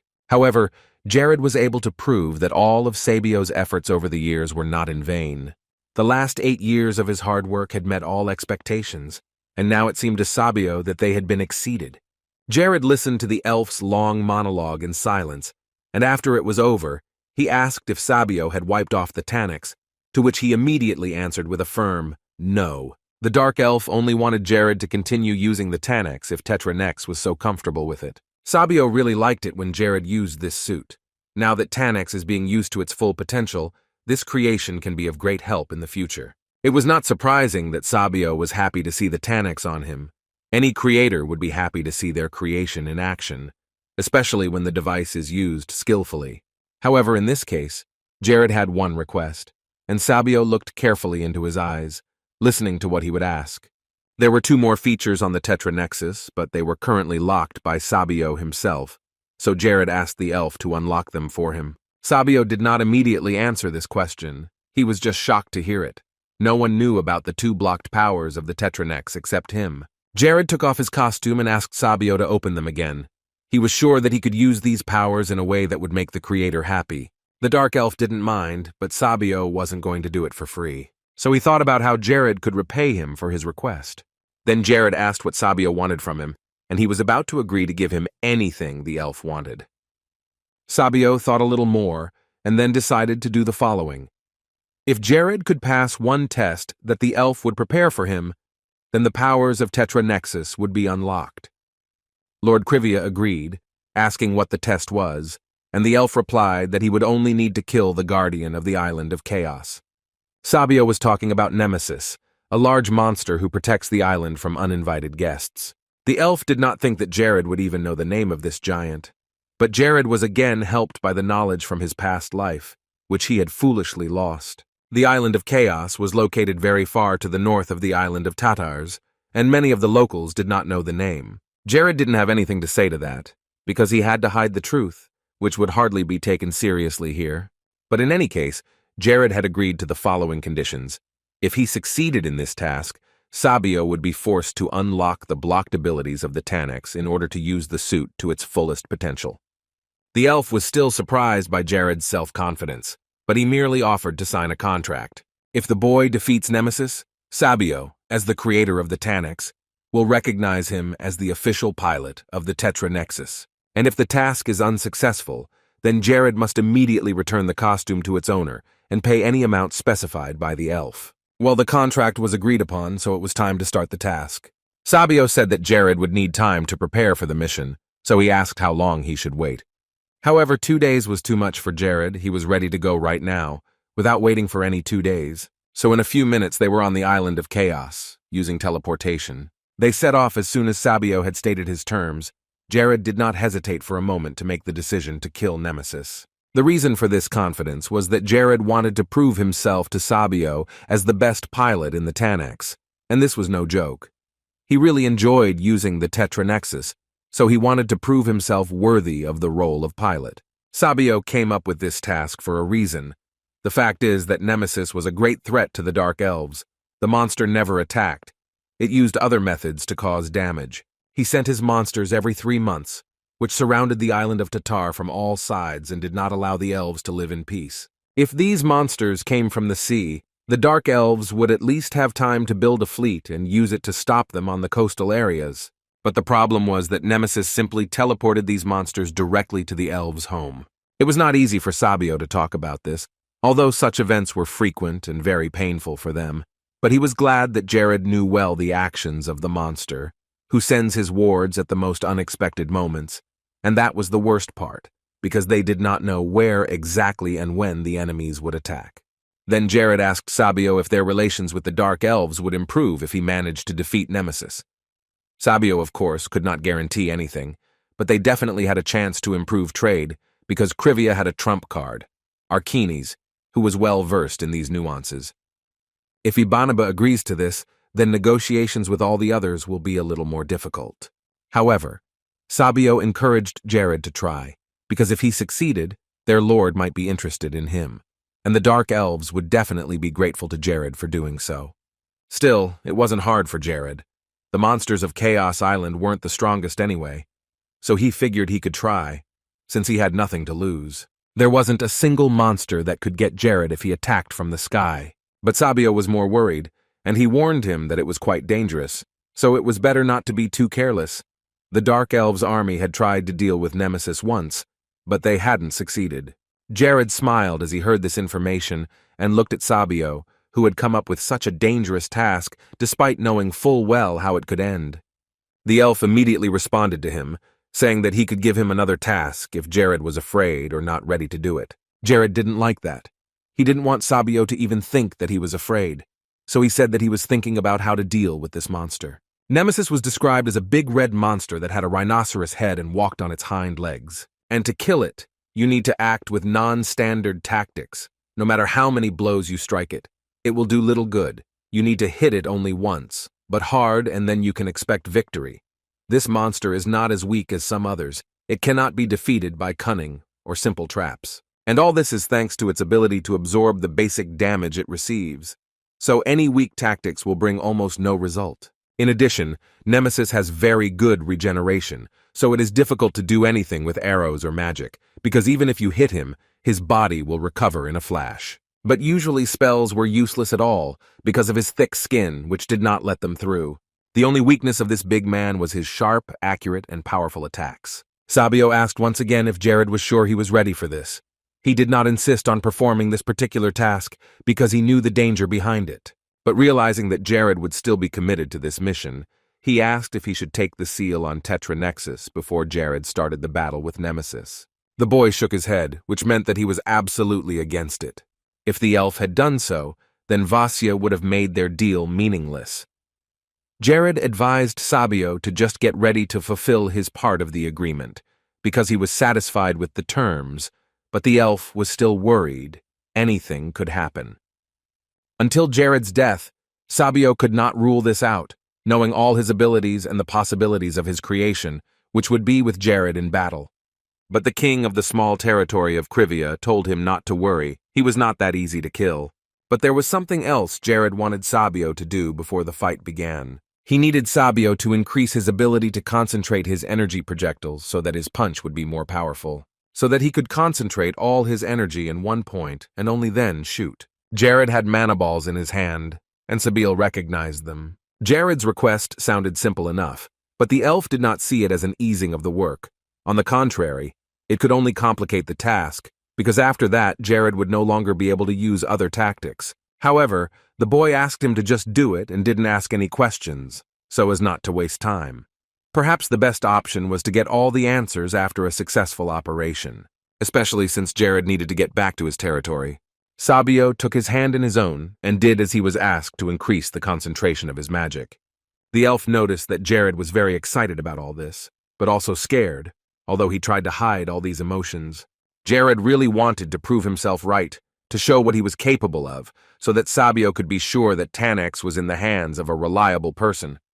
The guy was very excited that this time he was not just watching the situation from the sidelines, following Sabio. Now Jared has the opportunity to become the main character of the Dark Elf story, thus earning respect in his eyes. Later, the modification was completed, and Sabio calmly let him go, hoping that everything would go smoothly and end in a satisfying outcome for all the elves living on Tatar Island. Jared was mesmerized by Sabio's skill. Just as he had been when he sat in front of the screen and admired him, the elf was able to modify the device so quickly, despite the fact that this shalva was not easy. Jared warned Sabio that he was very much using the Tetra Nexus to its maximum capacity, because he suspected that the elf had never been on the battlefield with this suit. And without the Tanex, it was a place to die, so Sabio had better stay back and watch. However, the elf did not like to be considered only the creator of an ingenious device. He was a warrior, Like all dark elves, Sabio knew how to fight and did it well. Suddenly, very unexpectedly for Jared, the elf flew upward, kicking up a mountain of sand beneath him. This was unexpected, because the shoes worn by the elf looked quite ordinary, but in fact they were tearing off something more. It was only upon closer inspection that one could see that the shoes were unique and encrusted with magical stones on the soles. That was a relief, so Jared exclaimed even more enthusiastically that it was time to go. Sabio was still hesitant after all. This was not the first time he would face the powers of Nemesis. The elf knew what it was like no one else, so he was worried. Jared was confident in his abilities, of course, but he said he could still escape if things got really bad, so Sayuil should hurry up if he was going to run. After flying a few kilometers, the two adventurers found themselves on the northern part of the island of Chaos. The Nemesis did not make them wait long for its appearance and immediately attracted them with a loud screech. Although this creature looked like a motionless monster that could only smear with its hammer, Nemesis was actually able to use magic at a fairly good level.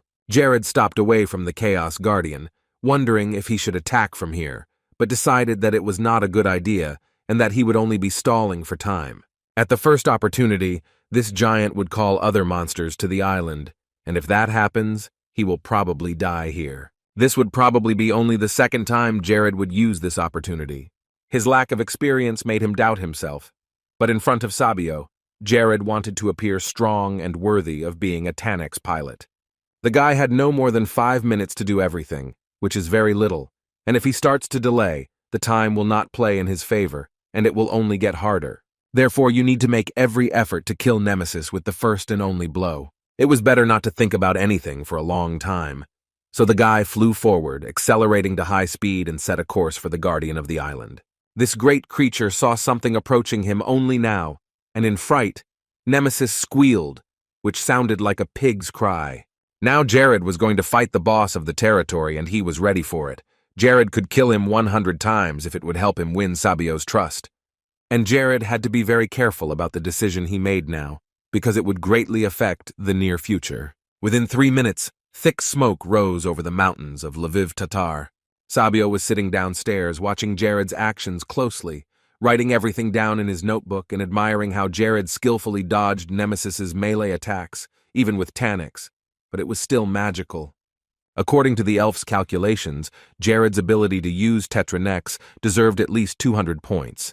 But even without it, Jared had the ability and power to attack the enemy, and SSS-BFL wondered why he didn't. Jared only flew around Nemesis and attacked him with his magic. Perhaps it was to exhaust his opponent, or just to make fun of him. Even though Sabio had asked Jared to fight this monster and saw the boy's abilities, he still didn't believe there was a chance of victory, because even the Dark Elf Knight had suffered with Nemesis, and the fact that Jared had Tetranexus didn't mean he could easily defeat someone so strong. Sabio was still very worried about Jared. The Dark Elves were not fools, they had a lot of soldiers in reserve, but even such an army could not defeat Nemesis, so the chance of one person doing so was simply colossally small. Then the elf heard that Jared had ordered Tannex to use the mana balls, which surprised him. He didn't understand why Jared had decided that now was the best time to use them. Nemesis continued to fight desperately against Jared, swinging his hammer, trying to hit the target, but every time he missed. Eventually, the creature could not stand it any longer and rushed straight towards Jared, who was flying around the monster. It was impossible to calculate the amount of mana for the mana balls, and Tannex informed Jared about it, which was the first signal that things were going wrong. Sabio heard this, and he immediately ran to Jared. He had to check the status of the device as soon as possible, but at that moment the mana increased by 2 times. Sabio stopped in his tracks in surprise.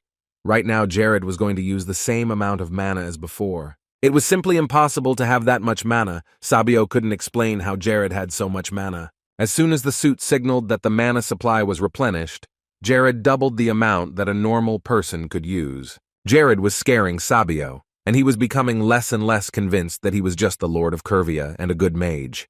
The elf was brought out of his state of shock by Nemesis's loud scream.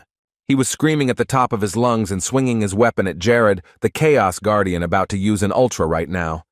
Sabio turned his gaze to the boy, shouting after him to be careful and hide quickly. Sabio's fears were instantly realized when he saw that Jared was about to be killed. The elf shouldn't have distracted him during the fight, but he couldn't have failed to warn him either, because that would have been fatal. He could have died, indeed, but the distance between Nemesis and Jared was too small, and the monster could have hit him at any moment. And if Nemesis swung and hit, then the Tetra Nexus would be destroyed. The great creation Sabio had worked so hard to create would be gone.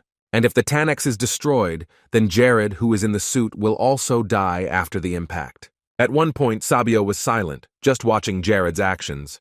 However, Jared himself seemed to be fine, so much so that he was smiling. This left the elf speechless. He had realized by now that Jared was a bit crazy, but each time he was more surprised by his antics. Now it seemed to him that Jared had finally lost his mind, for only a person not in his right mind would stand so calmly in front of a monster when it was about to attack with an ultra. At this time, when Nemesis slammed the weapon on the ground, Jared jumped up and was on top of the weapon. But Nemesis did not stop and continued to strike, trying to hit a small target. And the island guard almost succeeded, lacking only a few centimeters of accuracy. Nemesis got angry and started pounding the ground with his paws, leaving large holes, and if Jared hadn't been lucky enough to be under his hands, he would have been dead. It seemed as if Jared was not attacking on purpose now, but was studying and memorizing the enemy's attacks. All of his actions began to repeat themselves, and the monster had a certain trajectory of blows, so if you memorize them, you can easily win the duel. Very soon, Nemesis began to get angry and entered a critical state. The boss seemed to have gone crazy, and this was the time Jared was waiting for. Nemesis began to destroy everything in his paws and was moving towards Jared. Before his fatal blow, the monster stretched his arms. Stones flew around him, which he threw in a state of anger, and then the creature prepared for its final attack. At the same time, Jared fired a magic bullet that was supposed to reach Nemesis before he could strike. Sabio had already fallen silent, unable to keep up with Jared.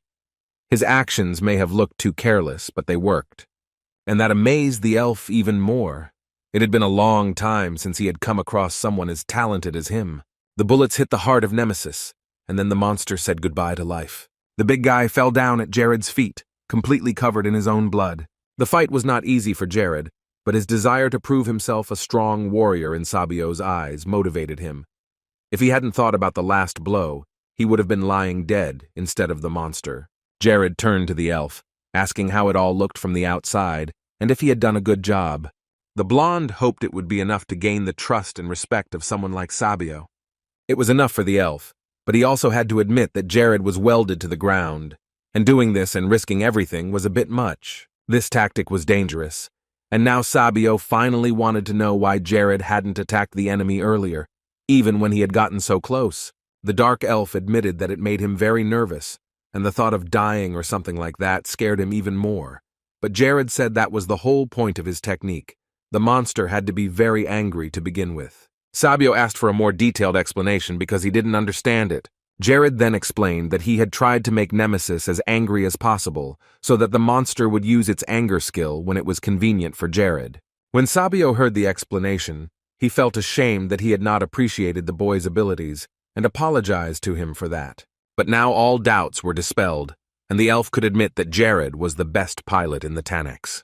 While they were talking, the monster's body began to turn into red sand, and then it disappeared, leaving behind only a thing that looked like a small blanket. Jared ran to this thing with joy. It would definitely come in handy for him someday.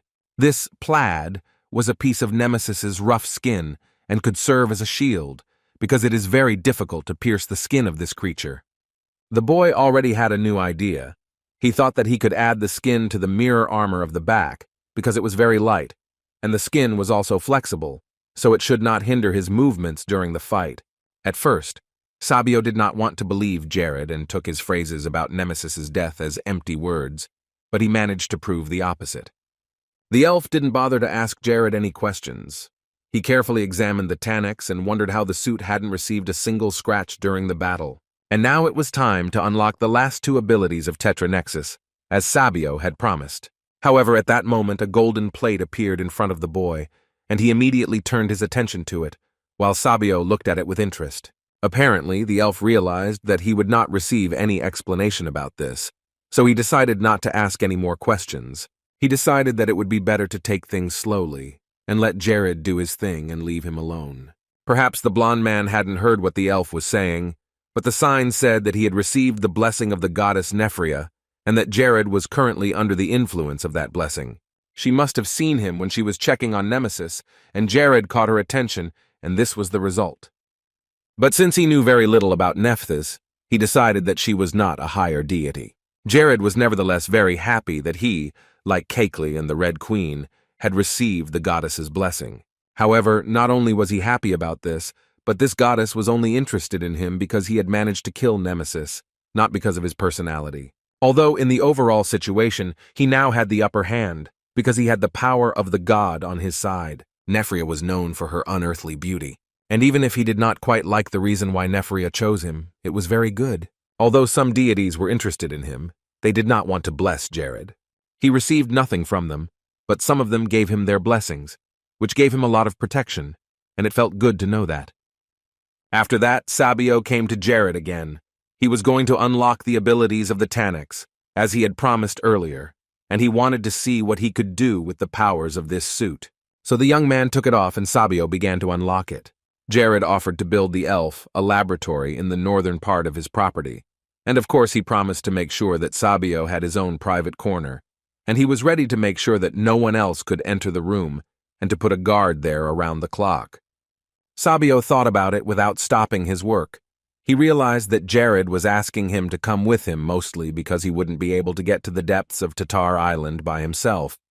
And the elf didn't mind traveling between the islands. Then Jared added that he would sponsor every experiment Sabio did, give him as many magic stones as he needed, and personally help him when he had time. Sabio didn't see any reason to turn down such an offer, so he said he would accept, and when the lab was ready, he would talk to the Dark Elf Lord about improving relations with Krivia. And if the elf tells his lord that Jared was the one who saved his people from Narcissus, he will be delighted. Now all that was left was to hope that they would both be completely satisfied with the final outcome, and that they would finally be able to make a fair treaty. Sabio smiled, saying that he had completed the unlocking, so Jared could try out the abilities. Now the suit was an improved version of itself and would be even harder to defeat. Jared was excited about what was about to happen. He could only dream of such a chance. Suddenly, Tanax began to speak, calling himself Ola. In a short period of time, everything about Paradise was downloaded into Tanax's system. Jared finally put the suit on, hearing a very familiar and pleasant voice from his past life. Ola was the artificial intelligence that lived inside the Tanax. And even though there was no pilot inside, she was smart enough to pilot herself. Ola also memorized the pilot's combat techniques and attacks, allowing her to use them when needed. Now Jared has another way to use the suit. He can use Ola to scout the area whenever necessary. As for the Tetra weapon, Jared will need it in the near future. Under certain conditions, he may even be able to use it as a weapon against assassins who play key roles. For example, against the dictators who are destroying the kingdoms of Malice and Bonus. Later, Jared returned to the port of Mate, where Lakis was waiting for him. Sabio was with him, and the elf added that he was going to use the laboratory that Jared would build to make parts for the Thanax that might be needed. The elf also mentioned the two lords Jared had mentioned earlier, Lord Hayes and Archness, and if he couldn't reach Sabio, he could turn to them. One way or another, the connection would not be lost. The creator of Tanax had yet to warn about some of the cases when Jerbud will activate Olu Tetra next. She always uses the magic stones when she's activated. But Jared knew about that, so he told Sabio not to worry and just watch what would become possible with this monster. The elf will know everything that happens to Tanax. Although Sabio himself was worried, Jared tried to reassure him that everything would be fine. Since Sabio was actively involved in various research projects, he promised to study combat golems, which they could put into mass production. This was good news, so Jared offered to take responsibility for the supply of materials for production. But then the elf replied that these experiments were not for Jared's eyes. He should not get involved. The boy knew this, but he still wanted to give all his support. Now Sabio told Jared to expect good news from him, and while he was at it, he had to try to talk to the elf lord about Jared. Perhaps the lord's approval would be the best gift of all, and Jared wanted to make sure he could mend his relationship with the Dark Elves. That was his wish for the year. Sabio said goodbye and told him he would get back to him later. Later, Jared and Lakis returned to the Krivia mansion and were immediately greeted by Terry the cat, who asked him to scratch his tummy. Terry was already falling asleep, but he wanted Jared to pet him a little longer. He liked to be given so much attention. Jared didn't mind, but he also decided to scan Terry, and he was very surprised to see that the cat was already at level 20. The guy asked with a smile how many mice he had to catch and eat to get to that level so quickly. And apparently the cat had caught all the rodents in the castle, so Jared offered to look at all the reports. But as always, he was distracted by a sign, a small demon holding a notice that ambassadors from the Lantos Empire were coming to Krivia soon. It was to be Duke Galadin and his guard, the peerless Seven Wren. Jared was not happy to see this piece of needy Galadin wandering around Krivia, and he did not know what this duke wanted with him, because Krivia is just a small, independent state. Jared remembered Galadin Rasmutin from the game Paradise, and he was not the most pleasant character there. The man who was known by this name was a great swordsman, and he was also the leader of the Knights of the Lantos Empire. And as a militarist, Galadin was the reason why the Empire had so much power, because his influence instilled fear in the citizens. The fact that the leader of the Knights of Lantos chose to appear here, in the territories of Krivia, means only that it was by order of the Emperor himself. First of all, Galadin loves war, and the only thing that was constantly on his old man's mind was newly conquered lands. This is sad news, even though the army of Krivia has grown significantly and become stronger, but still. The news reminded Jared of something he had posted about Galadin on his blog once. This was it. Start either as enemies or as allies. In the end, the result will be the same. You will become his hunting dog and meet your end. And then there's Seven Wren. Now there's not just one, but 8 damn paradise thieves. The conversation was not going to be pleasant, so Jared decided to prepare himself. Galadin was powerful and influential, and if he was going to compete with Jared, he would have to put his life at risk. It was so serious that he would have to sacrifice Tetranexus. Meanwhile, Galadin and his guards were already in the small lands of Krivia, and he was amused that these territories were almost called a separate state. Despite this, these people could not be distinguished as a separate nation. He had heard that things were getting better inside Krivi-Ree, and that everyone respected their ruler, and the number of soldiers that country had in its army was very impressive. The first of the 7 Wrens, Zweigender Vansel, was sitting in the carriage with Galadin, and he warned his master that the carriage was almost there. Galadin did not expect that they would get to the right place so soon, but it was good news, because 2 long travels were exhausting. Apparently, this was due to the fact that there were good roads in the territory of Krivia, which were convenient for the carriage to travel on, and Galadin himself was impressed by the quality of the roads. Galadin remarked that this young lord should not be treated too lightly. He seemed to be no ordinary man. Vansel also did not think that a small kingdom would have such good roads. Galadin asked them to speed up, since they could accelerate the carriage here, and he wanted to meet Jared as soon as possible. During this time, the Lord gathered all his wards and warned them of the arrival of an important person, so after a while they were already standing in his office. And soon each of them saw with their own eyes this cruel lover of war, Galadin. The leader of the Knights of the Lantos Empire looked unfriendly and frighteningly strong and at level 601. He no longer looked like a person, but rather a glowing steel wall. Jared asked to make tea for his guest and himself, and when they sat down to talk, Galadin noticed that Jared was rather silent. He was holding his tongue because he was not sure what he should say and what he should keep quiet about. Besides, the territory of Krivia and the Lantos Empire were quite far from each other, and Jared could already guess why Galadin had decided to visit him. His goal might have been to get the people of Krivia to fight on their side. Galadin wanted to use Jared as a device to achieve his own goals, and the main topic for this conversation would most likely be the Kingdom of Cinders. After listening to Jared, Galadin decided to move on to the reason why he had come to the Krivia mansion. The knight asked if Jared was building up his power and army in order to increase the territory of his own domain, and the lord of the small kingdom agreed. This was exactly the answer Galadin needed, and he set his cup on the table and smiled.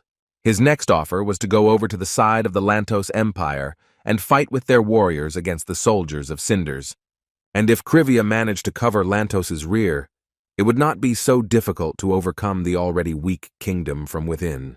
Galadin had expected Jared to agree, or at least he wanted to believe so. But the lord of these territories could not answer the question like that right off the bat. Though he had expected similar questions, the suggestion made him seriously overwhelmed. Once upon a time, the Great Holy War destroyed a great deal of Paradise's land. Many innocent people died, and there were many murders every day. And it all happened while they all served Radius as their god. These people had gathered a huge army and conquered one nation after another, which had lost their power and people during the Second War with the Demon King's army. The words greed and treachery perfectly describe the situation of the countries at that time.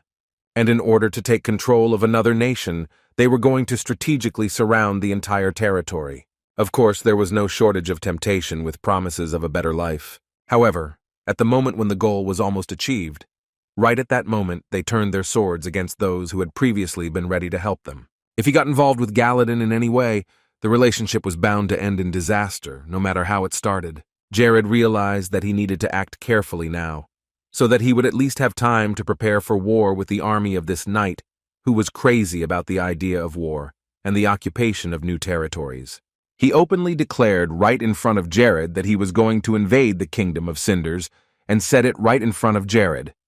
And Galadin said that it did not matter whether Jared knew about it or not. This man was so confident in his abilities, the knight did not speak rashly. Most likely he was just playing intellectual games. It was not long after the civil war in Cinders, and due to the damage caused by numerous floods, the nation's strength had plummeted, and the northern parts of the kingdom were very difficult to secure and protect. With the fate of the nation on his shoulders, Eziel would leave the northern front, and then the northern regions could be taken under control. And after the occupation of Cinders, the next target will obviously be Krivia. No matter whether Jared agrees to help now or not, his kingdom will still suffer from Galadin in the future. Jared was silent for a long time, so the knight said that he did not expect an immediate answer from him.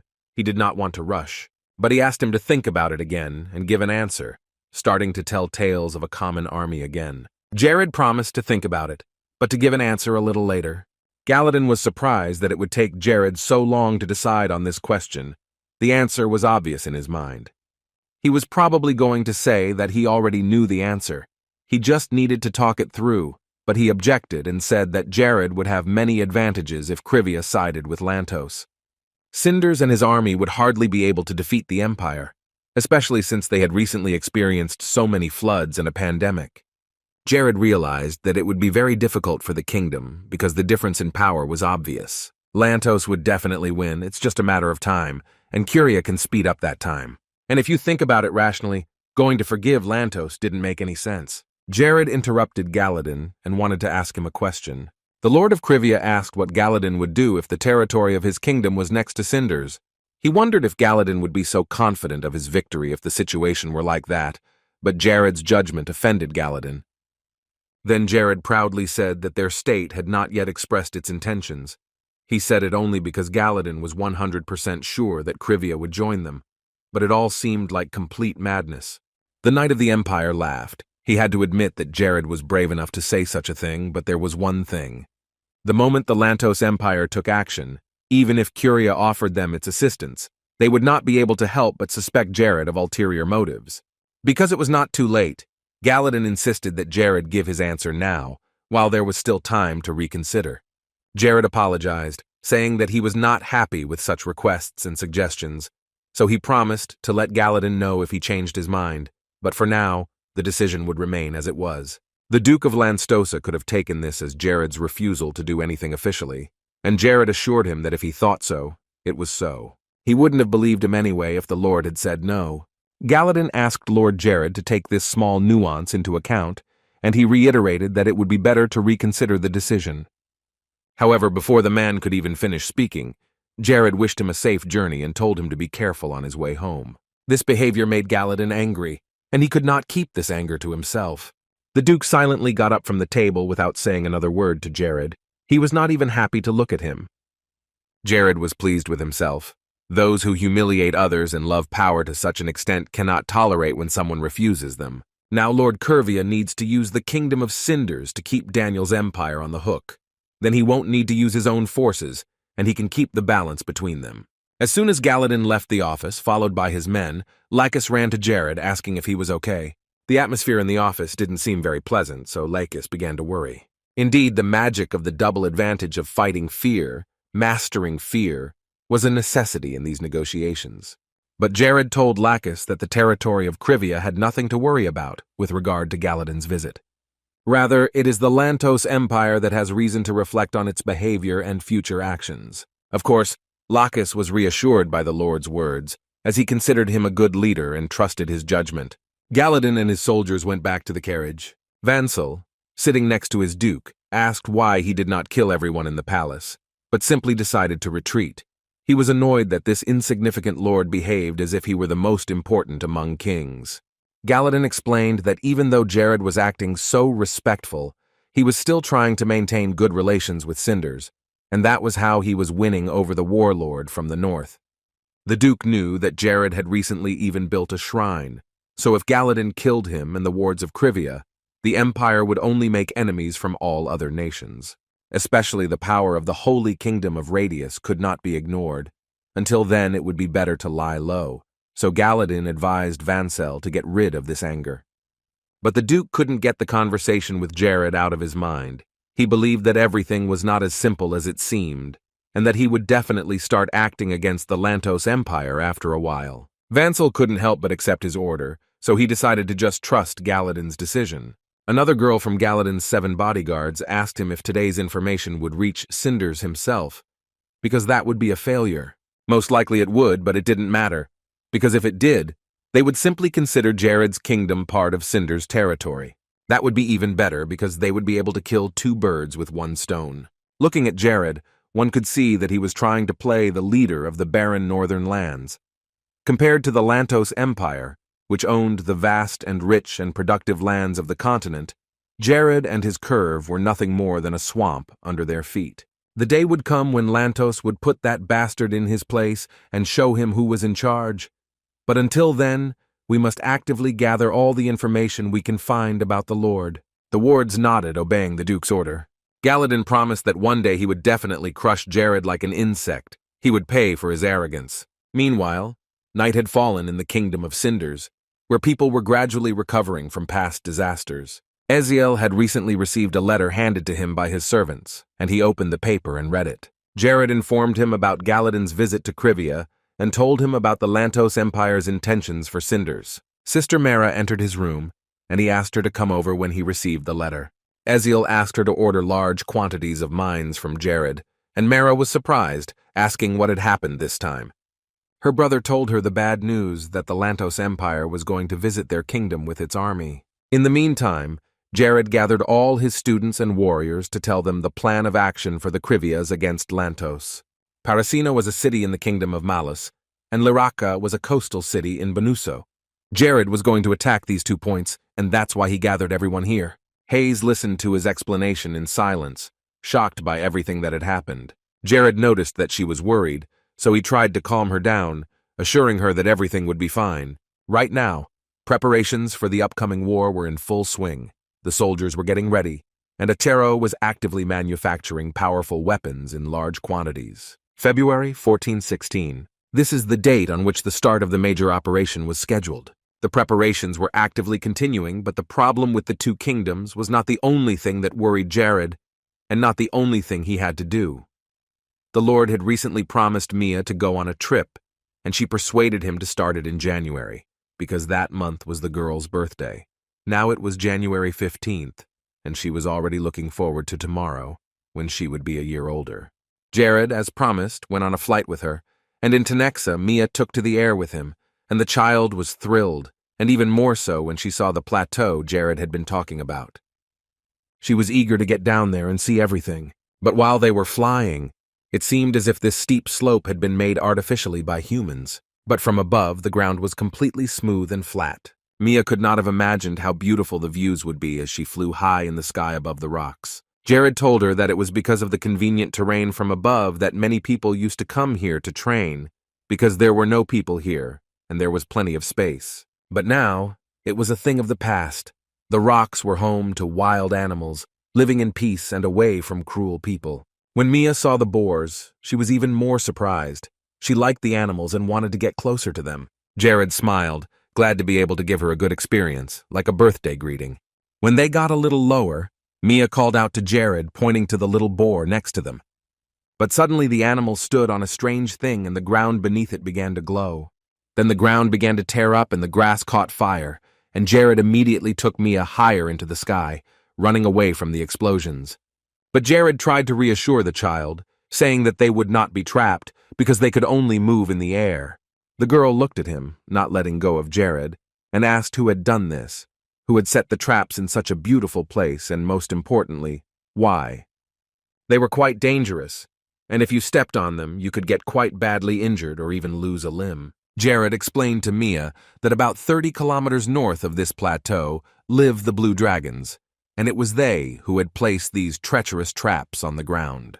Mia called these creatures bad because it was rude to just throw traps that anyone could fall into. These traps could easily kill a person or animal that lived here, Jared agreed, but they could not understand what was going on in the dragons' minds. However, sometimes these creatures killed people for fun, maybe even for revenge against humans. Just as the humans themselves had stood on innocent ants and killed them, Mia was once again convinced of how bad the blue dragons were. But that was the law of the jungle, and she had to survive somehow. Jared encouraged her to train hard to outmatch the blue dragons in strength and defeat them so that justice could reign. This was his personal goal as well. He wanted to become a wizard who would be better than the dragons themselves. There was nothing more magical. The Lord warned the girl that they would be flying a little faster now, and he assured her that he would close the window against the wind, so Mia could enjoy the scenery. Jared created a small barrier around them both to protect them from the wind, and then he accelerated and flew forward. After a while he spotted what they had come to see.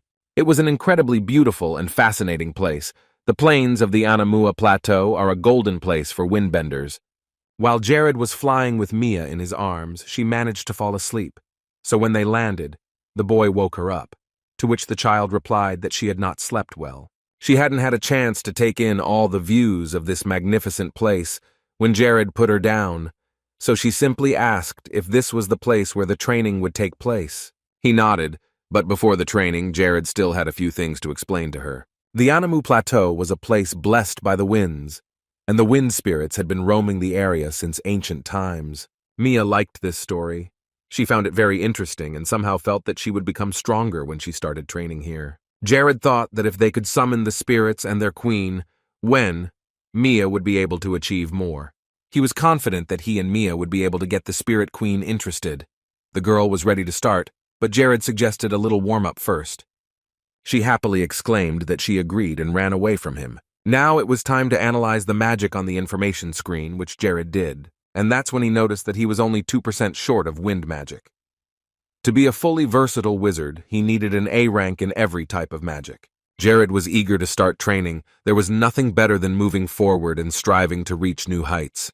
Continuous breath control multiplies the effectiveness of wind magic. So he told Mia to take into account all the headwinds as she began to control them. She also needed to take into account all the features of the landscape in and around the particular place to make the spells more powerful. By this time, Jared was already without Taniks, and he decided to show Mia how to use wind magic himself. So he told her all these facts so that she would have an advantage over her opponent in future fights. He threw the stone aside and said that at this point they would take a short break. They had been practicing for about an hour, so Jared suggested that they rest a bit. But the girl said that she was not tired at all and wanted to continue. She really wanted Jared to teach her something else. He wondered where she got so much energy from, because he himself wanted at least a few minutes to catch his breath. Mia assured him that she was not tired from the training, so she did not want to stop. She wanted to continue to compete with Jared one-on-one. Since Mia had asked for it, he decided that he would not stop, and they would compete until she collapsed on the ground. The girl was happy when she heard Jared's agreement and told him to teach her any little things. She was curious about everything about wind magic. She really liked that Jared was her mentor. He taught her many interesting things. The next few hours passed like this, practicing, sometimes taking a break for a snack, sitting right in the field. 4 days of intensive training passed at this pace. Mia was constantly improving. She saw no limits in her training and had a specific goal to which she was going despite all obstacles.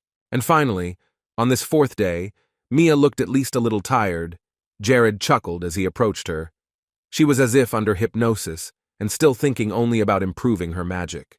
It was the first time Mia had ever said she was getting a little tired.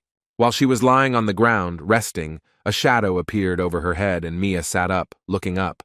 Then she showed Jared, a little embarrassed, what she saw high in the sky. Jared could not believe his eyes at first, for the Queen of Spirits herself had appeared before their eyes. Vina, the ruler of the wind spirits, had personally come down to them. She was flying down to the earth with several of her subordinates. If Jared was pleased with her arrival, Mia was a little scared.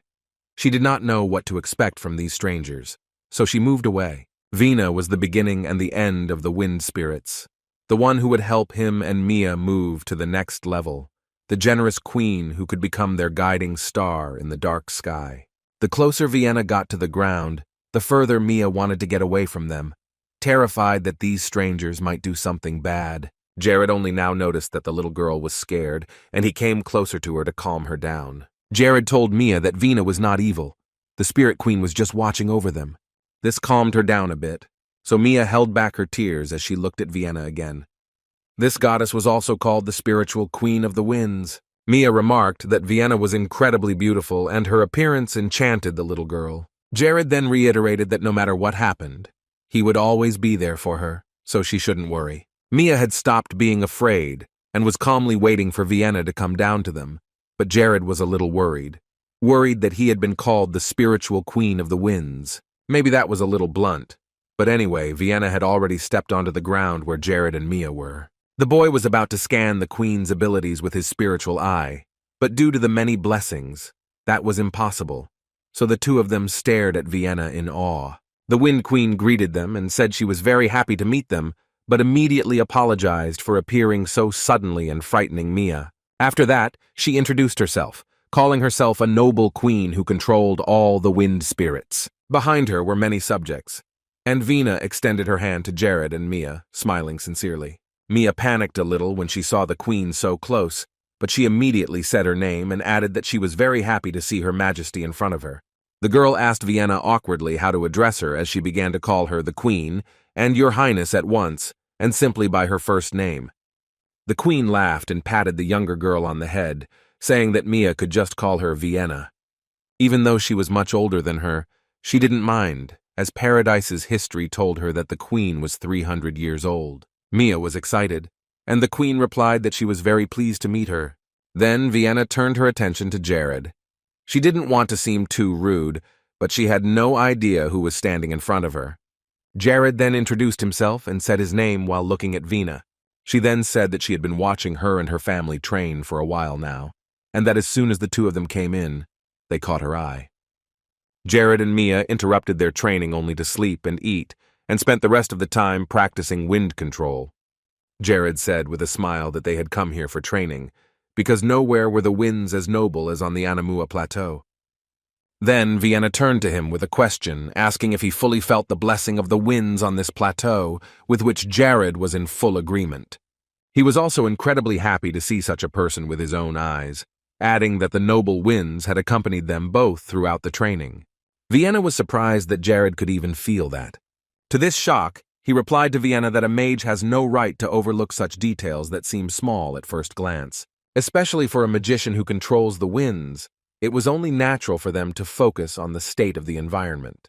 And in fact, Vienna was truly surprised by what she had seen during these 4 days of training. She watched closely as Jared taught Mia. She was especially impressed when he showed her the ultimate spells, the apotheosis of magic, something not everyone could do. Vina had long been a lurker in the winds, watching the magic of the various mages who came here to train and improve their skills. But this was the first time she'd ever seen anyone who could control wind magic so well. And Mia was nothing like Jared, as Vina had pointed out. The queen could sense that the girl was very closely connected to the wind and could communicate with it with just one breath, as if she had an innate talent for it. Vina came closer to Mia, and Jared, on the contrary, stepped back a little. He didn't want to make a sound, realizing that it looked like Vienna was about to bless Mia. The queen asked her to come a little closer. She wanted to add something to the melody of the winds that Mia had. The younger one approached Vina a little nervously, wondering what the Wind Queen was going to do. Vina liked the fact that Mia was very sincere. This childlike purity of soul that had no evil intentions inspired her. So Vina took Mia's hand and suggested that they feel the beautiful, refreshing wind together. The moment the queen picked the girl up, they soared above the ground and a strong wind rose around them, and Mia waved to Jared, saying that she would be back soon. Jared watched with a smile as Mia and Vienna disappeared into the clouds. When they were out of sight, Jared turned to Vienna's wards, still standing on the ground in the middle of the field. One of them responded in a rather rude manner, glaring at Jared. Jared then made his request. He said he would like to practice using a certain method of using the winds, so he asked them to help him with it. The boy was amused. He laughed, asking why Jared was so interested in wind magic. Jared realized that he couldn't just answer the question in the affirmative. It wouldn't have the same effect if he laughed sarcastically, which wouldn't be good either, so he didn't know what to do. So he decided to simply answer that he had always thought that wind was the most important attribute. This answer amused them all, and they called him a good magician after he said that. Jared laughed, realizing that even spirits can flatter. They were now more friendly to Jared, and even happy to help. One of the spirits remarked that Jared's wind magic was fascinating, so she asked if he would show them some more spells. The spirit soared a little higher, continuing to watch Jared from the sky. Jared gladly agreed to do it again. He felt a great responsibility, because he was being watched by the real masters of wind magic. But he was beginning to worry that Vienna and Mia were very late. He still hadn't seen them return. But Jared exhaled, thinking that Vienna wanted to teach Mia something very important. That was even better. But maybe the boy was just trying to calm himself down with that. Suddenly, one of the wind spirits that Venus had controlled spoke to him again. The spirit decided to give Jared one piece of advice: never block the flow of the wind by force to change its direction. Instead, it was better to banish the wind, to make a new path for it. And now the spirit personally decided to show Jared an example by practicing the wind magic response. When the spirit asked Jared to repeat it, all the spirits were amazed at his skill. He was teaching them more than they were teaching him. Jared sincerely thanked them from the bottom of his heart for their attention and for such advice. Then the guy who had been actively talking to him before started talking again. He wanted to see what Jared could do, so he cast a spell, telling the magician to be careful and try to stay on his feet. Jared assured him that he could safely attack and not worry about him. The boy smiled slyly and directed all his mighty wind power toward Jared. At first, Jared was surprised at how powerful the energy was coming at him from the heavens. The rules were as follows: adapt, direct, capture, and remain calm to maximize the effectiveness of the attack. All of these instructions were deeply ingrained in his mind, and he knew them like the back of his hand. So Jared began to carefully pave the way for the wind, allowing it to find a new path and continue on the new path. It was like dancing with the wind. He stopped trying to overcome nature by force and began to interact with it. And when he began to act on the spirit's advice, it was as if Jared was in a trance. He felt that he was one with the wind and simply paved the way for it. He had to do a lot of work to get the wind spear back, and everything went back to the way it was. Jared released the wind and it flew in new directions, soaring higher and higher into the sky. The gust of wind also touched the spirits, who watched in fascination as the wind broke through new paths further. It was really exciting. Jared was taking in all the information on the fly. Jared happily asked them if he had succeeded, and the spirit replied that everything had gone perfectly, although the technique of wind manipulation was difficult even for 9th grade mages. The boy was very happy when a sign appeared, informing him that he had met all the requirements and was ready to move on to the next level, level 6. Jared bowed to the wind spirits, thanking them for the lessons and the time they had spent with him. These short lessons had given him a lot of new knowledge and confidence. On the plateau, he learned exactly what he needed to achieve 6th grade magic. But even after this achievement, Jared also received a new quest called the Hard Adventure. Lord Curve had to complete all the quests offered to him to be reborn as a 6th the 8th level magician, 3 in total. The first of these 3 quests he had to complete was a task involving fire, namely to find the Fire King Ignis, pass his test, and understand the essence of fire, and after learning Ignis would send him to the next test. It sounded like some kind of curse. The first thing he had to do was meet Ignis, whose middle name was Pride. This king did not recognize modesty. And during this time, while Jared was being trained, Vina and her family returned. The girl exclaimed that she was delighted with this trip. She really liked what Vienna had shown her. It was probably the best birthday present she had ever received in her hard training. Jared waited for them on the ground and greeted Mia when they were close by. She added that she had a lot of fun with the Wind Queen. When Mia came a little closer, Jared felt that something had changed in her. But since he couldn't put his finger on it, He scanned her and found that she was now wearing a midnight pendant, an artifact that greatly enhanced the wind magic the child so admired. Jared was the first to see such an artifact. He didn't even know it existed, and there was nothing like it that he had ever come across. Because of this, Jared started to think about who Midinessa was, and Mia asked Vina if it was really her father's jewelry. Vina confirmed that, although Mia's father had left everything in the past and died as a mere mortal, he was a great man, and Midiness loved his wife and daughter more than anything else. This made Jared's day even longer. He expected it to be some great person, but definitely not Mia's own dad. It meant that instead of an immortal spirit life, Midiness chose to be an ordinary mortal because of love. The apple didn't fall far from the tree. Mia begged for it. Just a few years ago, she had trouble perceiving mana, and now she is a full-fledged magician. After that, Vina asked Jared to give her some more time. He, of course, agreed, because he could not refuse her. And then the Queen of the Winds came up to him and took his hands in hers. After that, only 1 second passed, and they were both flying high in the air, while a warm breeze enveloped her. Vienna only began to speak at the moment when they were rapidly moving higher and higher from the ground. The Queen said that even spirit monarchs can sometimes show interest in people. They want people to love magic and the elements. Magicians often did not take the wind seriously and thought it was very easy to control. People did not know the value of wind, and all because the wind is invisible and surrounds them on all sides. Jared understood this very well and knew that since ancient times people have neglected the wind and considered this magic completely unnecessary to study. And for the first time in 70 years since that day, Vienna finally saw someone lifted by the wind on the Anamua Plateau, and it made her happy and uplifted her spirits. Jared was also honored to meet the Queen of the Winds herself. Then Vina flew closer and said she wanted to give him her gift to share with Jared. The Queen asked if Jared wanted to, looking into his eyes. Of course, the boy would be very happy to receive such a great gift from Vienna. It is a great honor and responsibility. Vienna put her hand to the boy and said that she would closely monitor his development, and then the Queen blessed him. Jared accepted her blessing with great gratitude. He had finally reached the point where higher beings were interested in him and could give him their energy. Jared's wind magic increased greatly, and a special wind barrier magic appeared. Vina opened her eyes, asking if Jared could feel this energy in him. He nodded his head. This power was spreading all over his body. It was an unbreakable wall that consisted only of wind.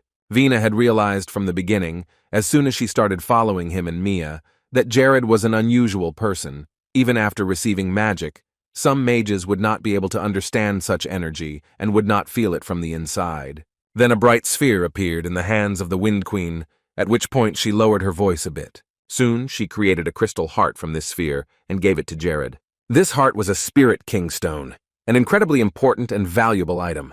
Jared and Vina were still flying in the air. He looked at the heart in surprise and then turned his gaze to the Queen, shocked. The guy couldn't even pick up the thing. Vina said that this stone was a small token of her appreciation for Jared's understanding of wind magic and his respect for it.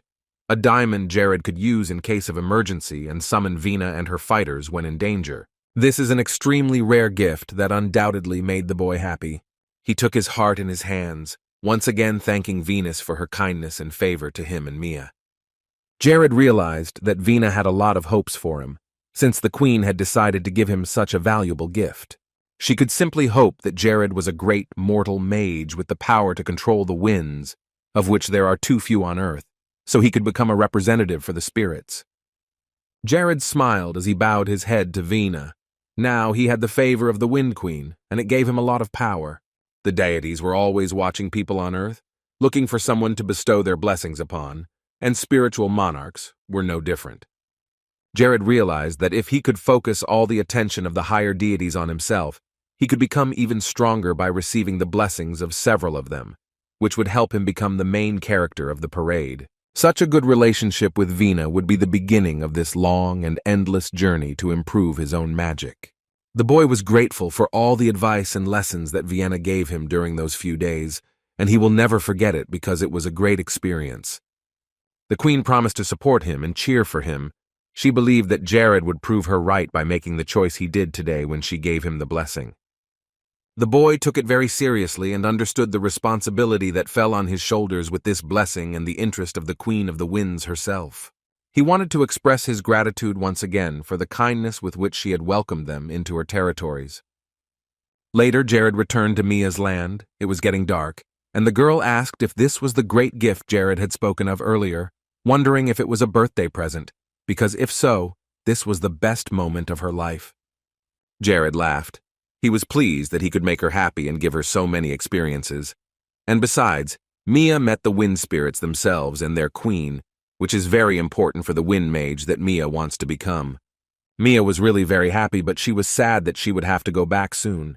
She liked this place and did not want to leave it. It felt like her real home. She added that she would have a lot to discuss with her mom as soon as they got home to the mansion. Jared understood what Mia wanted to talk about. She had lived all her life knowing that her father had left this world too soon. She hadn't even been able to catch him alive. But now it turned out that he was a spirit. Mary had a long conversation to have with her daughter. After that, Mia looked at Jared and asked him how he felt after visiting these beautiful places. They continued to stand in the field alone, when Jared replied that he had received a great gift from Vienna, a gift that anyone could envy. The girl wondered what Jared had received as a gift from the Queen of the Winds herself, but he decided to keep the suspense going and showed it to her on the way back. Now it was time to return to the land of Krivia, and Mia's mother was waiting for her, so it was time to go back and train with her newly gifted powers. Jared had warned Mia that he wanted to get a strong breeze so they could get back to Krivia as soon as possible, and she was happy to oblige. When the two of them got back to the mansion, Jared and Mia went to bed. And in the morning he decided to go to practice, just like Mia did. Every day they practiced and improved, and eventually put out on January 31st. Eziel and Mara were together again. Cinders had received another letter from Krivia, and it could mean something not quite good, considering the recent events with the Lantos Empire. Eziel began to read, and it said that last summer, the worst monsoon in centuries had hit the territories of Bonus and Malus, and that the disaster had claimed many lives, and it was all because the authorities had neglected to prepare and keep their citizens safe. And despite the fact that the duty of a ruler is to take care of his people, the two kings heartlessly left them to die on their own. In order to help the people who suffered from these horrors, refugees began to flee to the territory of Krivia, and the kingdom had to spend a lot of resources on this. They sent numerous requests at the official level, and warnings with demands to resolve the situation, but they never received any response. So in this regard, Krivia came to its decision, because both kings of different nations neglected their position and destabilized the already difficult situation in the kingdom of Krivia. Such actions Jared considered hostile, so from now on, the state will increase its defense to protect its new subjects. The territory of Krivia begins to advance to restore justice between the kingdoms, because these two states, Malus and Bonus, are not worthy of calling themselves nations.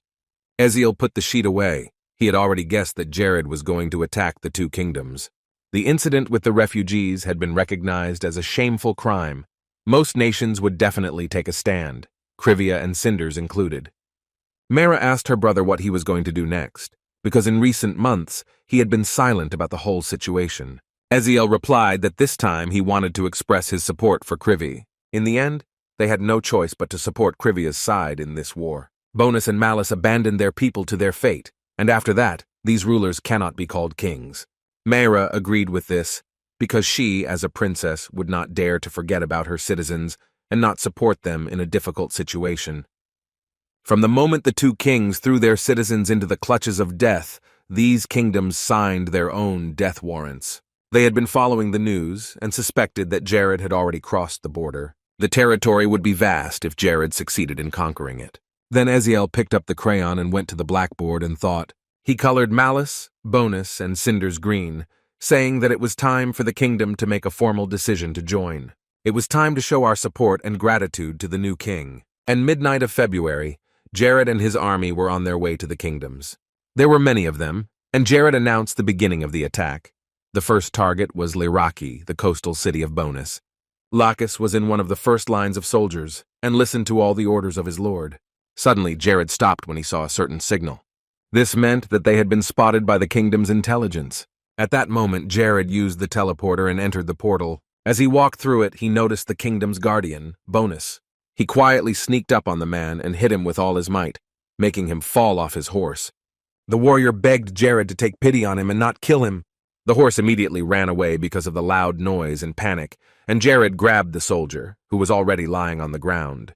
Jared asked him if he was standing here on the orders of Admiral Genitz. The poor man said yes, he was ready to tell the whole truth if only he could be released. The man said that if Jared let him go, he would give the Admiral everything he asked for. Jared did not respond to this, but used instant paralysis to immobilize him, so the soldier did not report the arrival of the guests in advance. Since the soldier was already tied up and could not move, Jared decided to throw him in jail and then decide his fate.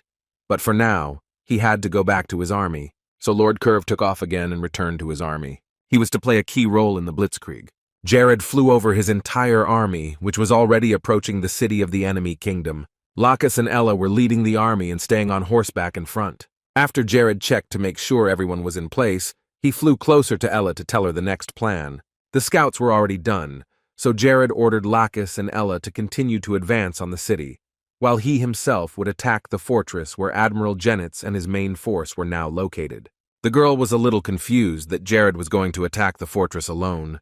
She wasn't sure that the Lord would be able to do it, but Jared reassured her, saying that the number of mages at the base was much smaller, and at best they would be at the 4th level of magic, so he alone would be quite enough there.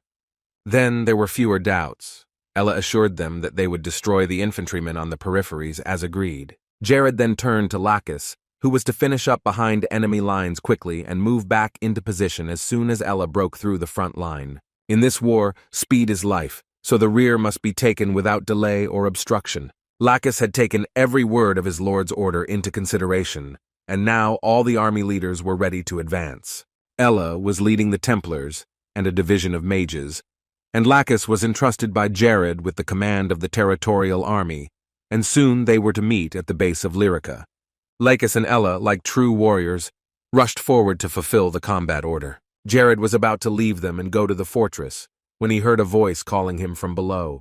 He looked down at the ground, and there was Hayes standing there with Terry, waving to him. It seemed that the army would win because they had a great advantage with Isabel and her Dressa shamans, whom she had trained diligently.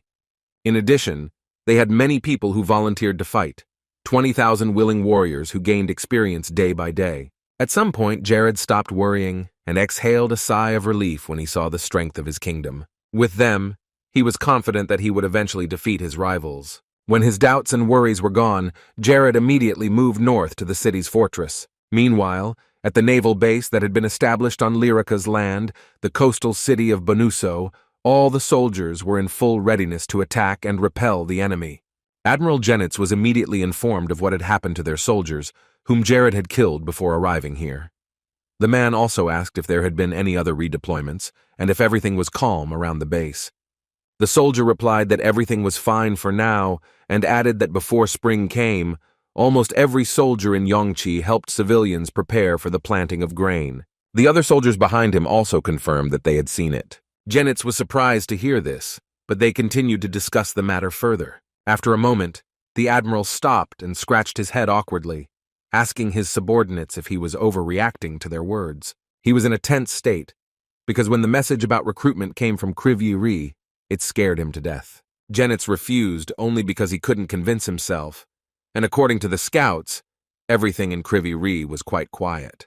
There was too little suspicion to strengthen patrols and move infantry, even though their military positions in Liraki were very precarious. Suddenly, the military guard at the entrance to the base alerted them to an intruder, and they noticed a mage approaching. Each of them prepared to attack Jared with a bow, and they took aim when they heard the order to start the attack. The admiral decided to go outside himself to see how serious the situation would be, but his expectations were exceeded when he recognized the person approaching the base. Meanwhile, military arrows were already flying towards the magician who was rapidly approaching them. Despite the fire from all sides, Jared managed to reach the fortress of Mayan in the kingdom of Bonuso. The admiral froze in place, both disbelieving his own eyes and realizing that soon they could be finished. Jared perceived this attack as a game.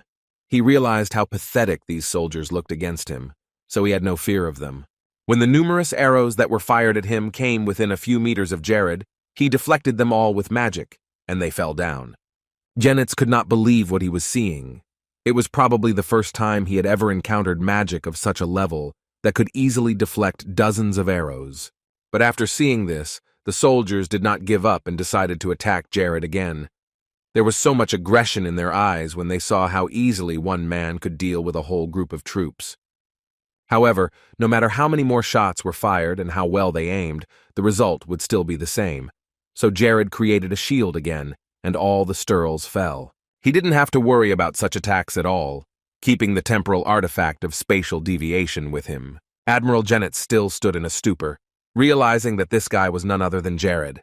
The old man quickly came out of the tent, starting to call out the name of their magician, but no one could find Ganoff. Then one of the soldiers told Genitz that Ganoff was in the rear, and at that moment, the last thread of the Admiral's hope was broken. They couldn't compete with the enemies in the air. They simply wouldn't be able to attack Jared. The man was beginning to panic, but his excitement was cut short when he heard a familiar voice. It was Ganoff, who had now reached Class 4 and was a mage infantryman. Genitz instantly shouted out for Ganoff to stop this mage, the Duke of Krivia. The guy turned around looking at the Lord. At the same time, he was relieved to realize that Jared was alone, but it also scared him, because you need to lose your sanity to come alone to an army with mages.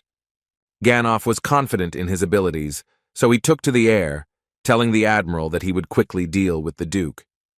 But this confidence disappeared almost immediately, because as soon as Hanoff's feet left the ground, Jared began to use magic again, which seemed unreal to this world. It was strange for Genitz to see Jared fighting off Ganoff, who he thought was a strong magician by himself. Then the mage ordered everyone else to pull out their shields and defend themselves, and Jared's attacks should only be dodged, because it was almost impossible to resist directly. Ganoff told his soldiers to defend the Admiral, but the army could not gather because of the powerful attacks. One by one, they lost their balance and fell, unable to defend themselves against the attack. Ganoff was almost injured in a nearby explosion, but he still did his duty and protected Yenfza. Everything around the Liraki military base was on fire, and there were already many corpses of people lying next to the tents who had tried to protect their admiral. Genfzu was incredibly angry, cursing Jared for everything he had done here. Ganoff's patience was also running out. He shouted loudly for everyone to attack Jared as one. He was sure there was a chance to win if they attacked together. The magician said that he would capture him, and it would be a warning to the others, and then all the soldiers would rush into battle. Then Ganoff took off in the air, trying to get close to Jared, followed by the other magicians. However, the situation got worse when Jared put on his Tetra Nex and used it to fire machine guns at his enemies. Ganoff was forced to step back to avoid getting hit by the rain of bullets. Each mage created a shield, but Jared's abilities scared her more and more. Ganoff was annoyed with Jared, annoyed that he was lowering him in the eyes of his admiral and the army.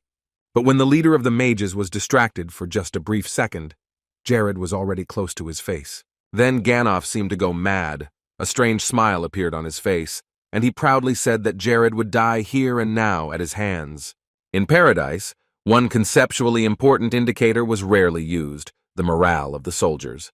If the level of this indicator falls, the physical and mental condition of the soldier also falls. In addition, the level of morale is greatly influenced by the leader, who can be an admiral, commander-in-chief, centurion, or general. Therefore, if you defeat Ganoff in front of all the people, the whole morale of Admiral Genitz's soldiers will start to deteriorate and soon disappear completely.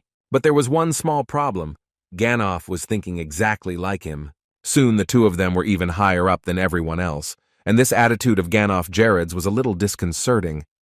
However, the Lord of Krivia himself did not want to retreat. He had come here to put the wizard in his coffin, not to be defeated. This conversation only provoked Ganoff to do something more, which would make him use the full power of his magic and prove to everyone that there is someone stronger. To him, it was all just empty talk. Ganoff wanted to act and get this annoying duke who had scared the admiral almost to death over with, so he cast one of his spells. But Jared immediately approached him and grabbed his cloak tightly, pulling him close. The magician tried to get out of his hands, but he was not very good at it. Jared did all this in order to move away from Ganoff using the teleporter. Now that it was just the two of them, and no one else would interfere with their battle, The Duke began to use his power to the maximum. And as strong as Jared was, he had to admit that Ganoff was a great mage who was very skilled with his abilities, so he knew he needed to move to a more favorable situation to ensure that his enemy would be defeated. When Jared tried to cast a spell, the mage skillfully dodged it, starting to laugh, saying that he would never have fallen into such a cheap trap. Ganoff moved closer to Jared to attack again, which was quite unexpected, so the boy barely had time to create a barrier to protect himself. Suddenly, when Ganoff tried to grab Jared, he realized that there was no one in front of him, only the magic smoke. Ganoff became even more angry and used an ice storm, thinking that this would be enough for Jared and he would not be able to resist. But apparently, he underestimated Jared's magical abilities, who easily dodged the attack with his shield. This technique was very easy for Jared, and he even got bored fighting the magician, because the spells he used were too simple. Ganoff was shocked when he noticed that Jared had blocked his ice storm, which he considered to be one of his best spells, but when he looked more closely, he realized that Jared had simply slowed down his magic, and that only a certain artifact could produce such an effect. When the storm ceased to exist, Jared took the shield and smilingly told his opponent to give up. He would never defeat the Duke. It would all be a waste of time. What Ganoff saw confirmed Jared's words, but at the same time irritated him greatly. The magician had never given up without a fight, and this time would be no different.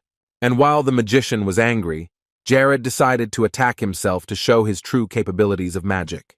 Stones appeared around Ganoff, held by the magical wind, which forced him to dodge, but this did not cause too many problems for the magician.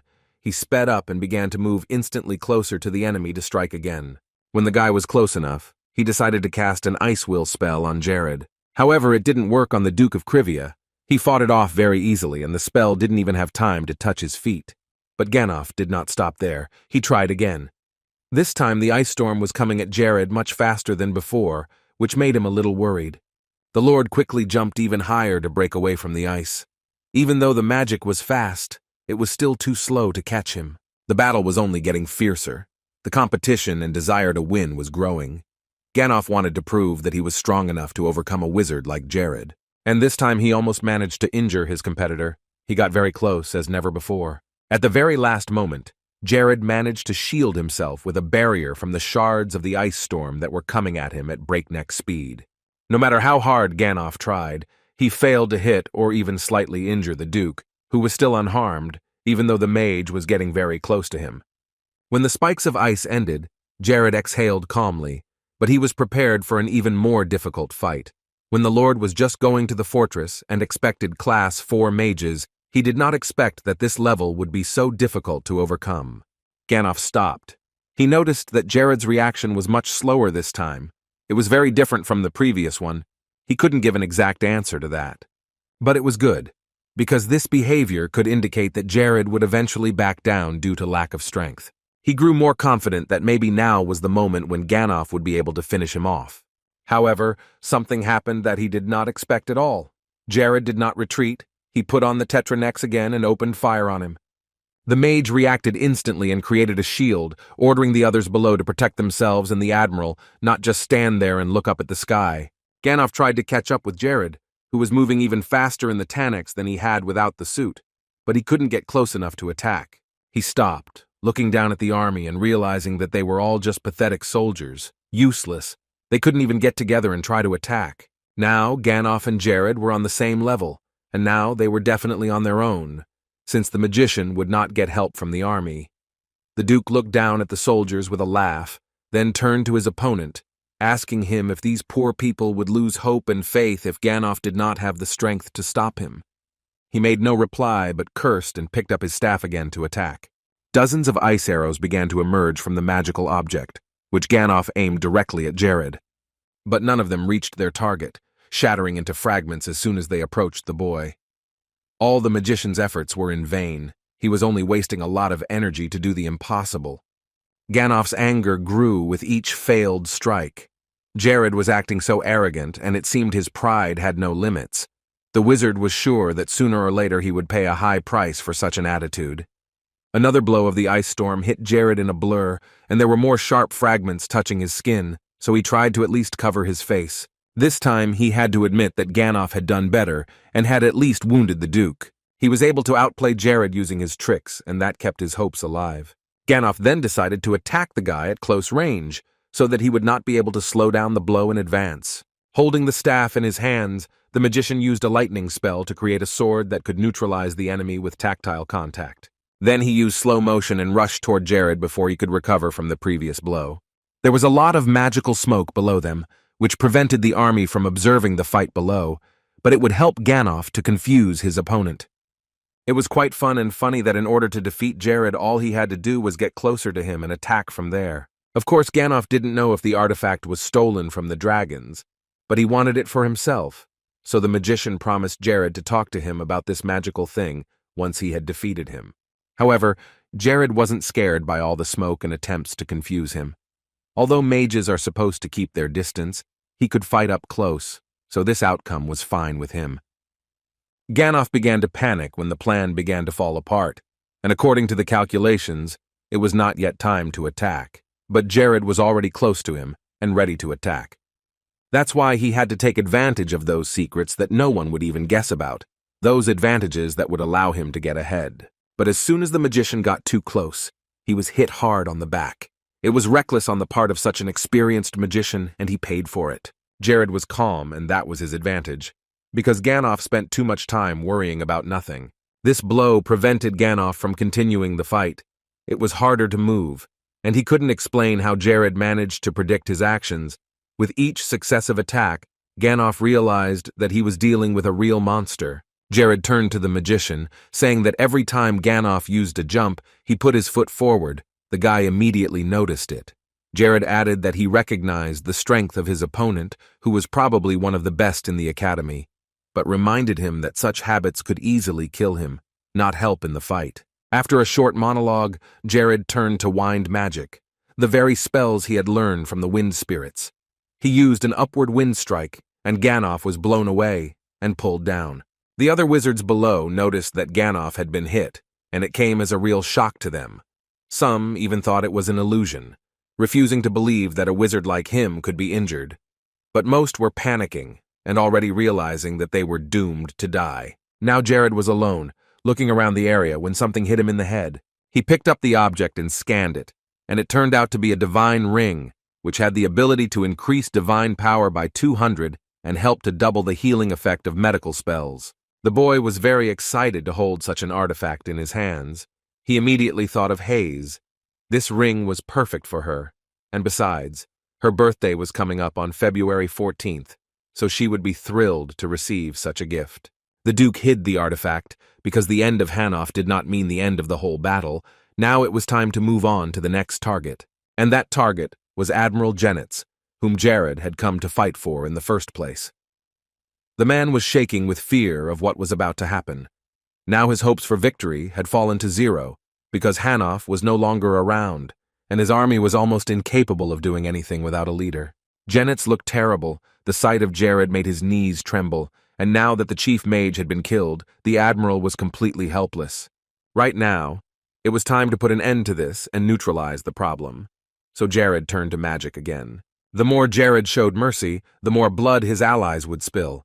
So this time the Duke promised himself to be cruel and cold-blooded. Meanwhile, while Jared was dealing with the defenders of the base, Ella, along with the mages and the army, fought the rest of Lyrica's troops. The soldiers could barely hold out against Ella. She was very strong, and such power frightened them. The only hope of these worthless soldiers was Ganoff and his squad, but they did not know that the mage was dead. Aggressio also confronted the warriors of Bonuso from the proud army of his kingdom, but they were not capable of anything but such brave words. Even their swords could not withstand the blows of the swords that Aggressio's soldiers were equipped with. The weapons of Bonuso's army simply fell apart when the swords of Aggressio's guards touched them. Now almost the entire army was stationed on the outskirts of the kingdom, but nevertheless, they all felt proud to call themselves soldiers of a respected state. They thought that well-sharpened swords were the pride and the way to win against any enemy. However, they did not take into account that there might be someone stronger than them, someone who would simply smash their school of weapons into small pieces and win easily. Now that pride was gone, leaving only deep scars and the bitter taste of defeat, the soldiers no longer knew what to do. All that was left was their armor, and hopes for miracles that would help them win this battle. Bonuso outnumbered Krivyi, and they considered the enemy army weak and defenseless against them. But now they themselves were left unarmed before the swords of their rivals, who were fighting their way forward with fighting spirit and confidently following the orders of their commanders. Bonuso's soldiers reflexively began to retreat back, having nothing in their hands. Some armor and weapons solved almost everything. If you add the genius of people, the army can be considered invincible in steel, and the infantrymen who cross swords with each other are well aware of this. Good care of the weapon no longer mattered if the sword, bow, or anything else was inferior in quality. When you realize that your enemy's weapon is perfect and has no weaknesses, it is too late, sometimes even to just weave. Jared hadn't just been preparing for the attack for a long time. The new weapon of the Krivyas, which was made by a new blacksmith, was extremely powerful because it was made of Keldia, a new generation of material. It's like fighting with an iron stick against a few twigs. The result is obvious. You come away with nothing. The clever ones ran away, lucky if they were far from the front, because it was much harder to escape. Those who saw that their weapons were no match for the swords of their rivals left them and ran deep into the forest, wherever they could be found. And as a result, those who remained simply died. The best solution was to try to run away from the enemies and hide somewhere so far away that they would forget about you and pass by. Meanwhile, all the heads of the kingdom were informed of the disastrous consequences of the attack on Bonuso by Krivya, and one of them arrived at the front barracks. The captain of Bonuso's army was Karpa. He gathered his soldiers and ordered them to report on the results of the first battle. He thought that his troops had come out of it with victory, but the soldier reported that things were going downhill. The Ottoman captain listened to the soldier's account of the latest developments. The soldier said that the Krivya defense line had been broken instantly, led by 2 captains. Now Bonuso's soldiers could not even regroup, because many simply threw down their weapons and fled. It was desertion, and according to all laws, fugitive traitors were subject to the death penalty. But their infantry and cavalry simply could not cope with the enemy army. The soldiers of the kingdom of Krivya were advancing very quickly, which gave them no chance to outmaneuver them. Karpa immediately ran out of the barracks. He had to make fresh decisions immediately to defend his country, but it was hard for the captain to believe in this situation. Their army was not weaker, especially since they had more manpower. It was hard to accept the fact that they were losing, and it was all happening so fast. It was only at this point that Karpa began to realize that something had happened to Ganov and his group.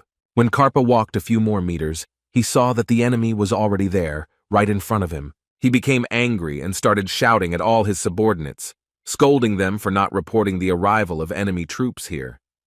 He was most angry with Captain Chen, who was doing nothing at all, although he was supposed to be at the head of the army. Then one of the soldiers Karpa attacked frightenedly replied that Chen was dead, as was most of Bonuso's army. The guy turned back even more frightened and pointed to Ella, the one who had killed them all one by one. To meet Ella in her path meant only one thing: instant death by her weapon, which she used with great skill. No matter how many warriors attacked her, she fought them all off. It was like a game for her. Very exciting, but still too easy.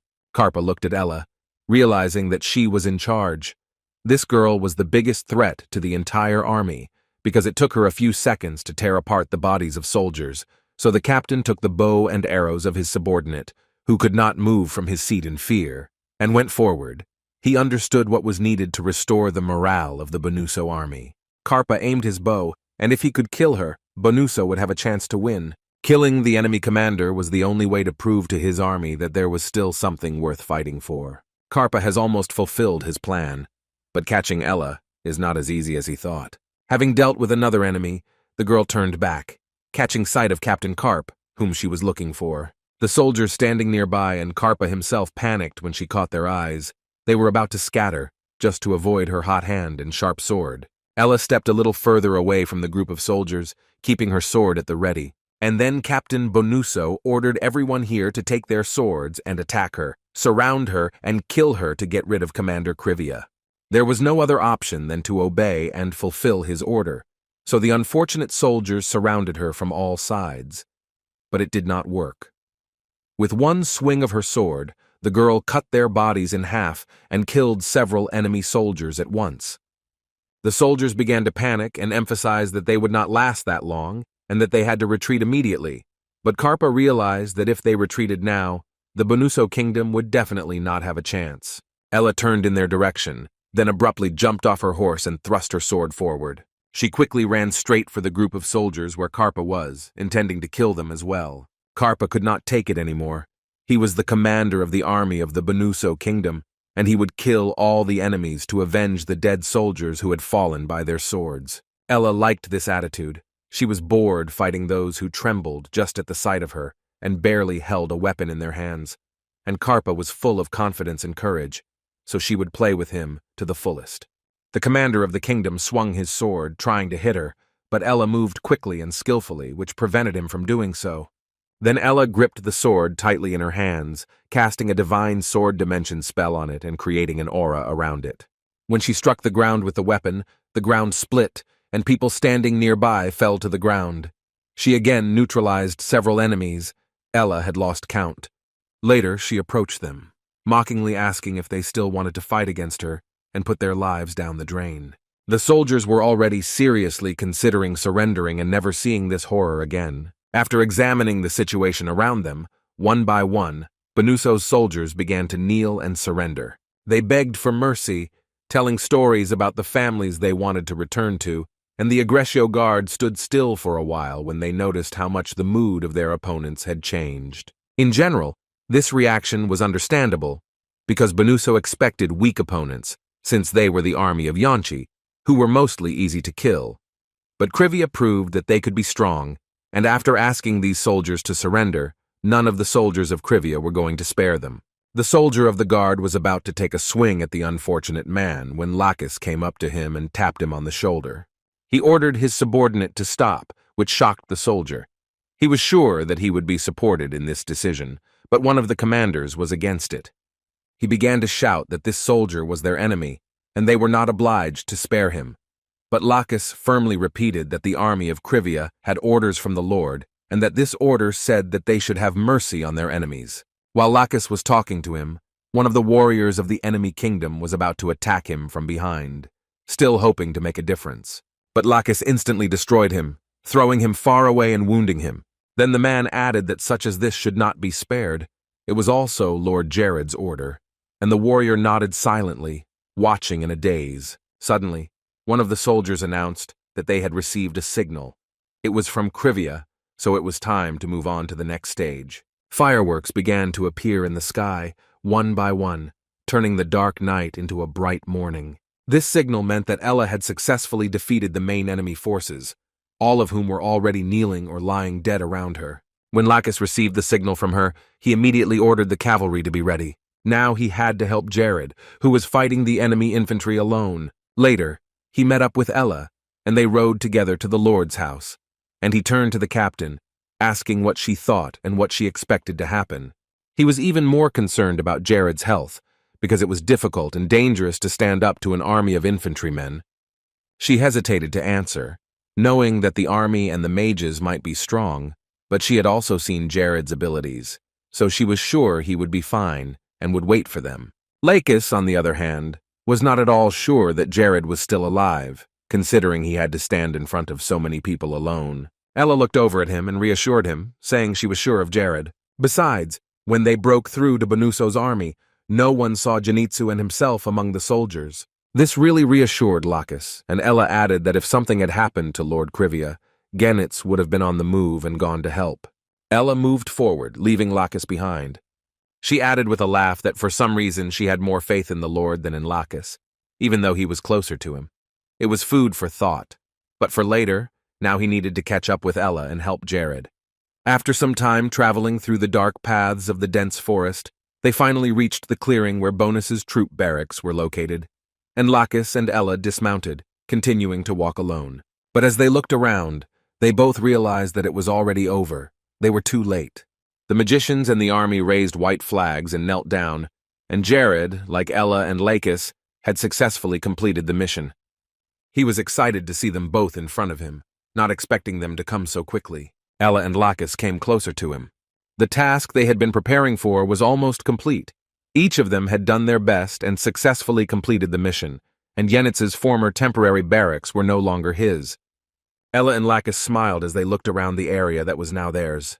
Genitz bowed before Jared, begging him to pardon all the soldiers, both those who had escaped and those who had fought bravely to the last, all responsibility resting with him as commander. He begged him on his knees, hoping that Jared would show mercy. Genitz was ready to let Jared satisfy his anger with his own blood.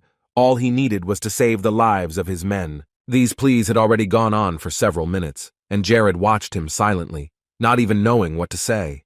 Genitz bowed his head before Lord Curve, but he did not stop begging for mercy. In the end, the Duke decided to give Admiral Bonus an answer, and there was no desire to delay it. He went up to the Admiral and said that in order to be reborn in the future, he could help him and become the head of the Krivia fleet. Jared smilingly held out his hand to Genitz, who was sitting in the corner, begging him not to punish his soldiers. Genitz was simply defending the neighborhood, relying on his 40 years of experience in this area, but he himself was able to build an admiral's fleet on a single sea route. The admiral noticed that he had never been treated with such respect and attention. Even his wards did not show it as much as Jared alone. It was really strange for Zenitsu that an enemy leader would show him such respect and not treat him like garbage. The admiral sat there for a long time just looking at Jared's hand, and Jared took it away, not knowing what to think, since he hadn't received any response and there was no action from Zenitsu because of his group status. So the Duke decided to speak first again. He wanted to ask Zenitsu again for what he had written in a letter recently. Jared knelt down in front of the admiral and asked him to protect the Krivian fleets from today. For some reason, Zenitsu was very frightened by this proposal and automatically exclaimed that he was against it. In general, he was more surprised by the fact that the Lord bowed before him. The man rose and begged to get up. He was uncomfortable with such a person kneeling before a commoner. Genitz approached Jared and asked him to stand up, and he was ready to agree to his request as long as he got to his feet. From now on, Lyraki officially becomes the territory belonging to Jared, and the port area of this city will become the base for the restoration of the fleet. After that, Jared said that he wanted to create a long-term plan to make the port of Lyraki and the Krivia Navy the best on the continent. In addition, Jared and the entire state have been working tirelessly to secure the necessary funding. The size of the budget, the urgent fleet to be built, was estimated to reach 500,000 gold pieces. This amount scared Zenitsu even more, and Jared figured that 500,000 gold was about 500 million won in his past life. The admiral thought it was too much money, so he didn't know if it would be a wise decision, but Jared assured him that it wouldn't be a problem. It was not a small amount, of course, but there was a lot of space on their territory, and Krivia was making a steady income because of its advantages over other kingdoms.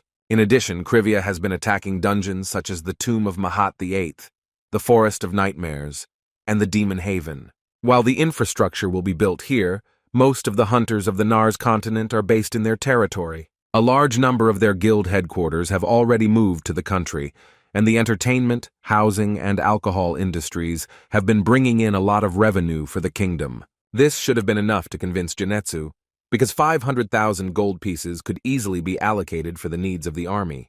Therefore, Admiral Genitsu's 40 years of experience is simply a tremendous experience that cannot be ignored. Jared said outright that he would willingly put him at the heart of all the Krivias. There were very few like Genitz, and not enough for the entire army. The admiral himself was not as confident in his abilities as Jared himself, but the Lord of Krivia was determined to do so, and to give people hope, the admiral created the strongest fleet. In order to cross the suffering of innocent people that was caused by the tyrant king of the kingdom of Bonus, a lot had to be done. It was far from over, but the guy wanted to stop this chaos and save the lives of civilian innocent people. Jared understood that Genitz would be very useful for Krivia. He scanned the admiral, reading his special abilities. He could build ships and build a defense strategy. Besides, the man was well versed in the ocean currents. Genitz knew a lot about the sea routes of the northern and western parts of the Nars continent better than anyone else. Jared mentally hoped that Genitz would accept his offer and go over to the side of the curve. The admiral hesitated but decided to help Jared, but unable to stand it, he simply burst into tears. His bitter tears slowly fell on the table where they were sitting. If his modest abilities were important to the Lord, then Genitz would be only too happy to help. He wiped away his tears and stood up from his chair, placing his hand over his heart and vowing to do everything in his power to devote the wretched old man's life to Krivia. Jared was overjoyed, but this reaction and sense of responsibility touched him. He thanked Yenitz by giving him a hug, and the admiral was happy and very grateful to the Duke for his kindness. In the end, Yenitz and his entire army surrendered to Krivia. The coastal city of Liraki fell into Jared's hands. Moreover, all the naval forces of the kingdom of Bonuso, which were under the jurisdiction of Genetz, surrendered. When they made this decision, all of his ships were taken over by Jared. At the moment, the boy and his assistant commanders were in the city. While there, they cooked a lot of delicious meat, which was rare there. All the sailors sat down at a large table and began to enjoy this out-of-this-world food. It was an incredible combination of wild meat and bread. They felt as if they were getting stronger. Soon they had to go on a mission, so the sailors decided to eat well. Jared liked the fact that the sailors were so excited about the food, and Genitsu sincerely thanked him for the gift. After that, the Duke moved on to the main topic of conversation. The attack on the coastal city of Prasino in the kingdom of Malus was an urgent matter and a very important event. Jared suggested that Genitsu also rest before starting. But the old man's only response was that Prasino was run by an admiral like himself, and that he and his friend Luke had been friends for 40 years. Jared was surprised by the admiral's confession and stared at him with round eyes, confused. Genitz asked if the Lord could trust him to send him to Prasino himself. He was sure he could definitely get his friend to Jared's side. Jared still looked at the admiral in shock. He had planned a war and to capture the coastal city, of course, but the option to do it without bloodshed was even better. The Duke agreed to this proposal. He added that all conditions and treatment of Luke would be the same as for Genitz. No revenge and no cruelty.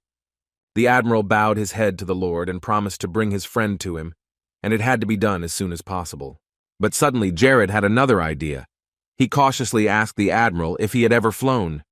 Soon after, Jared found himself on the outskirts of Krivi Rai near the barracks. He walked over to one of the tents that were pitched on a small area. He walked closer and gently opened the door, looking inside. Ella, Lacus, Isabel, and Hayes were there, all of them very tired and falling asleep as soon as they got inside. Then Jared quietly came out and closed the tent, giving them a chance to rest. Suddenly a blue sign lit up right in front of his face, catching his eye. It was a notification that Jared had caught another title, this time called Mage Slayer, which increased his magic powers by 500, a title given when a player killed 10 or more 4th-class mages. His achievements were frozen after Jared killed Akron, and this battle apparently fulfilled all the conditions. A 500 magic boost. This result was simply unbeatable. Of course, the guy wasn't sure that it would achieve all his goals, but it was much more than he had been. In general, the status of killer was given only after killing more than 100 people, and to earn fighter, he would have to kill 1,000 people. All the useful achievements in Paradise were earned in this way, and Jared liked them very much. But there were also achievements where killing a certain person gave you special bonuses. He sat down on the rocks away from the tents, thinking about how he hadn't been interested in such achievements before. But now he was serious about earning them all, so he decided to review his credentials, which he hadn't checked recently due to his busy schedule. Finally, he had the 10,000 he had been waiting for. Suddenly, memories flashed through his mind, and he closed his eyes, trying to concentrate on them. Jared remembered the moment when he first opened his eyes in this world. It was 2 years ago, and he clearly remembered his feelings at that time, and the horrible, neglected state he was in. The fear of realizing he only had 75 points of magic, and everything else that came over him as he found himself inside the game. But over these months of diligence and tireless work, Jared managed to get stronger and improve his skills and became strong enough to defeat a 6th-grade wizard. Like all the other characters who could potentially be the main characters in this story, he has been training hard and doing his best to become better than he was yesterday. And now the time had come when Jared would have to fight her, and he was strong enough to do it. He was thinking of a 6th-grade mage, a girl who had been assigned by the Kingdom of Malice to his neighborhood, and her name was Naomi Grace. Just as Jared entered the tent where Ella and the others had already entered, he was again distracted and unable to speak to them. When Jared was called, he immediately ran to meet Genitz, who had already returned from a small errand. Ola, the artificial intelligence, accompanied him throughout the flight, and finally they arrived back, and there was another man next to Genitsu and Ola. Jared guessed that it was Admiral Luke, so he was happy to greet him, Commander Prasina was also very friendly and eager to greet the Lord.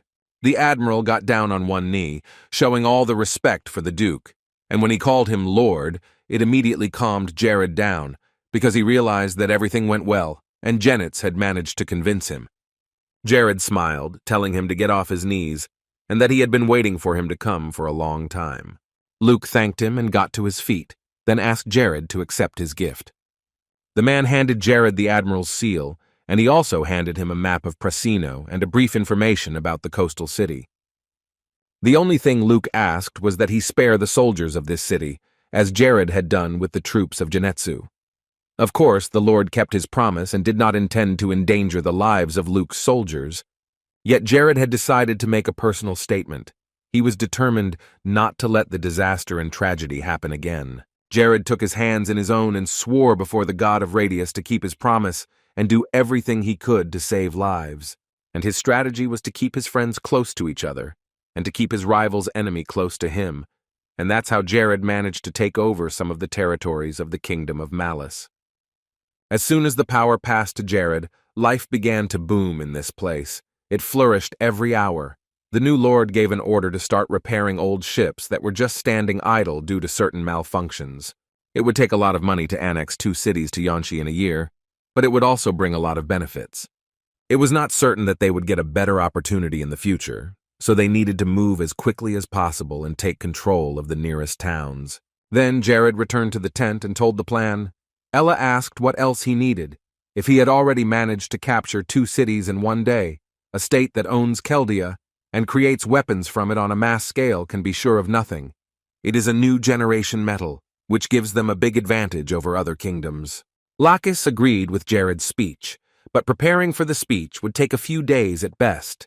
And even though Jennets and Luke were sincere, Curvia needed to keep a close eye on the 2 of them. Jared had gathered all the major people who played the most important roles in the kingdom to discuss the matter, and he agreed with Lacus that they needed to be careful with the admirals. War was declared, and they both lost their cities before they could even blink, and no matter how stupid the kings of both kingdoms were, they would not let this situation go. Jared knew full well that even if the king did not know about the admirals, they would not turn a blind eye to his next move. The Lord said that everyone should be ready to fight at any moment. It would be necessary if the enemy withdrew his troops, and this would obviously happen soon. But he himself was not going to just meet the enemy. The Duke decided to prepare a small surprise for them. Isabel, like everyone else, was still sleepy, tired, and barely listened to Jared's stories about the offensive and the enemy's troops.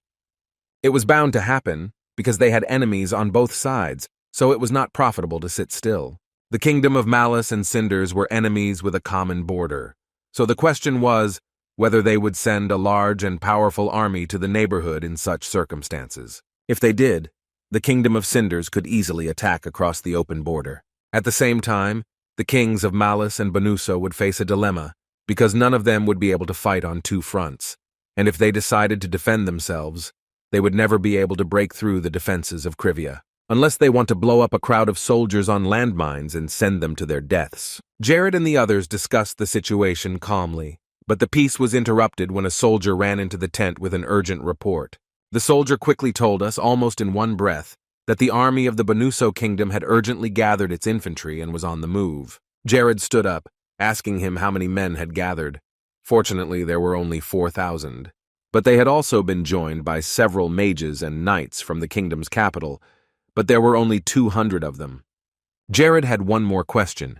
He was interested in whether the commanders of the knights and mages of the Banuso kingdom had personally appeared, and the soldier said that they did not appear personally, and that the deputy captain led them into battle. Jared tried to recall the names of these 2 people, and after some thought, the names Carson and Kent came to mind, but in general it didn't matter much. It was important to focus only on the number of the army.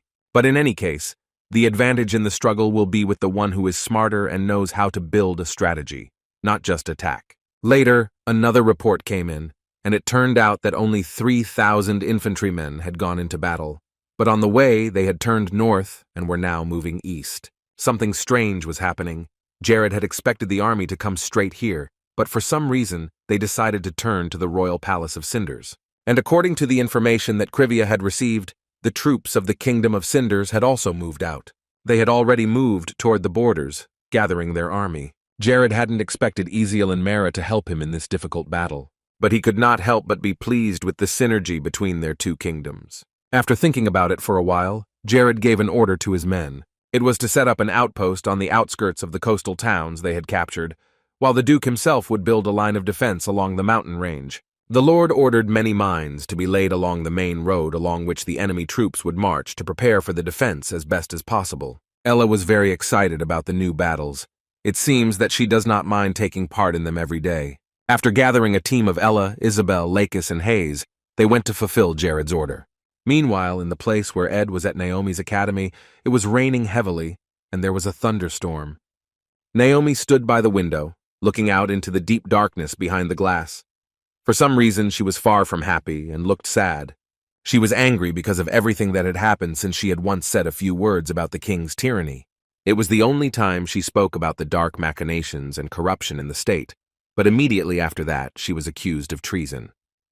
Honor, pride, and everything that the magicians had built for so many centuries were lost, and she felt partly responsible for that. There was nothing more Naomi could do for the good and happy future of her kingdom. Suddenly, the deathly silence was broken by an alarm that frightened all the rats in the small room. She felt that a very powerful wizard was approaching from the north, and there were fewer of them after the great massacre. Naomi guessed that it was the same Duke Jared from Krivia, about whom she had heard quite a bit. To her, he was the most hated person in the whole world, but the fact that he was approaching her was a good thing. She needed a punching bag to take out all her anger and rage on. Now was the perfect time for Naomi to get rid of him and be the death of Jared. She walked out of the small room, opened the window wide, and took off in the direction where she felt Jared's energy. For some time, Naomi had to fly in the pouring rain, hearing thunder in the dark depths of the night and watching the bright glare of lightning in the distance. But soon she found Jared, who was also flying alone high in the sky. The guy was flying south and didn't even seem to be aware of her presence. Naomi continued to keep her distance from him and watched from afar, then prepared to attack him by surprise. She sincerely wanted Jared dead.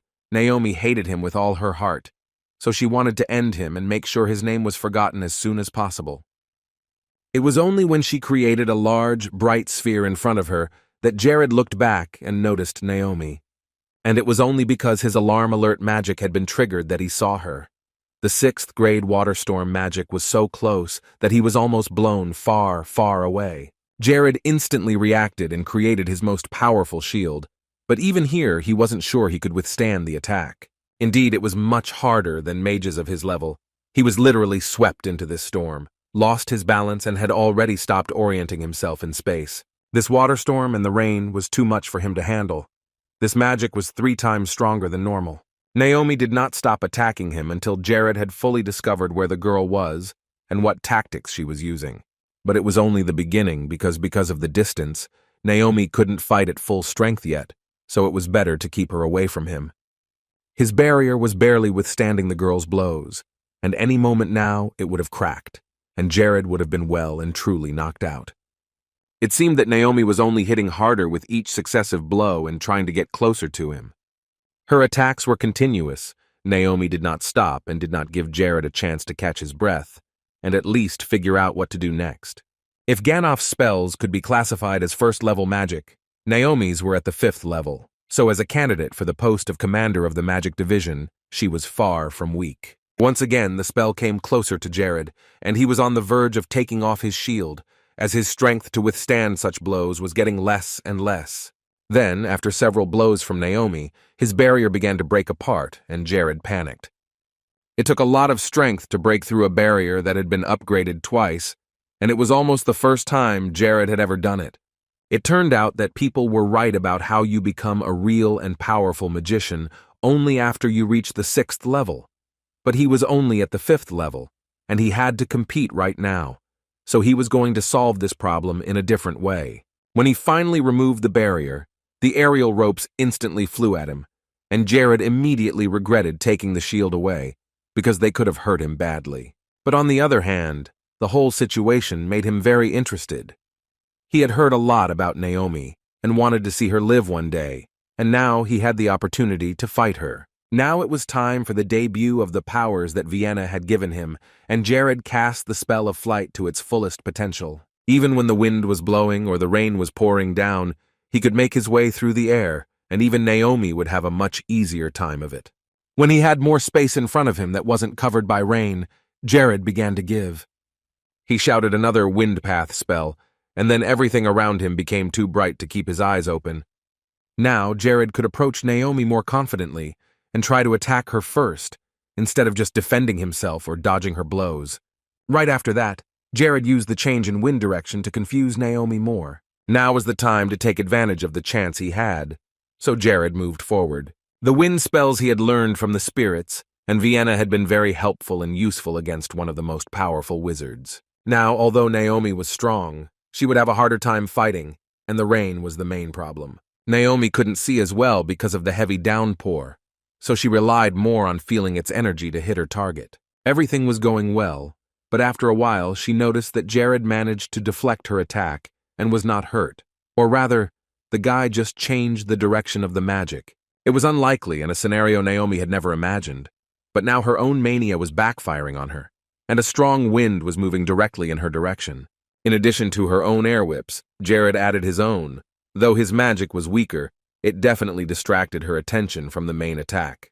Now the sorceress had only one option to get out of this unexpected situation. It took her only a few seconds to distance herself from Jared so that the impact was less, and then Naomi used an absolute shield, one of the most powerful barriers available to wizards. This shield was going to work perfectly in front of the whips that were just approaching her, so she concentrated all her magic on it. The fire shield was really good at deterring attacks, but it seemed as if a dozen more of them would make it disappear. She might not have survived the whips. They flew with such speed and energy that they could have killed her. Naomi stepped back, leaving a barrier in front of her to deter the attack. She decided to go to extreme measures to defeat the hated Jared.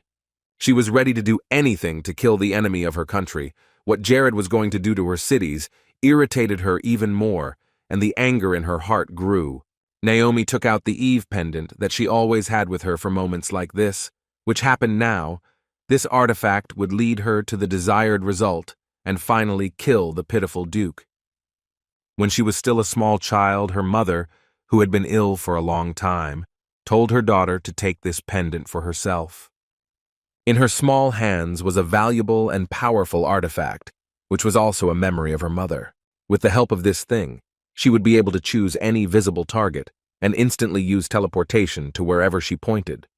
After Naomi hit it, she asked her mother why she decided to give her the artifact. But she interrupted her because she had something else important to say. Her mother emphasized that this important artifact could only be activated by the magical energy that was concentrated inside it, something Naomi had to remember for the rest of her life. And one more thing, it would take a whole month to fill Eve's pendant with magic again, so the artifact could only be used in an emergency. The little girl screamed, telling her mother not to say another word. It was already hard for her to speak, and Naomi was very worried that the things she feared most might happen soon. She could not die. Leaving her little daughter alone, Naomi cried a lot when her mother got worse again, and later she just lay in bed. But Naomi continued to believe that her mother would recover. But this strong desire was not destined to come true. That day her mother died was the worst day of Naomi's life. It was a hard blow, and after that she was left alone. But it made her so confident, because from a young age she had to fight on her own and survive without her elders. Eve clutched the pendant tightly in her hand. Jared was the reason for so many problems in the country. He was the reason why all the mages lost their dignity and some of them died, and he had to be punished for all the things he had done. Anger was boiling in her blood, and Naomi would never miss this opportunity to kill the enemy of her people. She commanded all the powers that were inside the artifact to come out and show their true power. The rain was no longer visible around her, but a very bright light appeared that blinded both her and Jared, who was far away.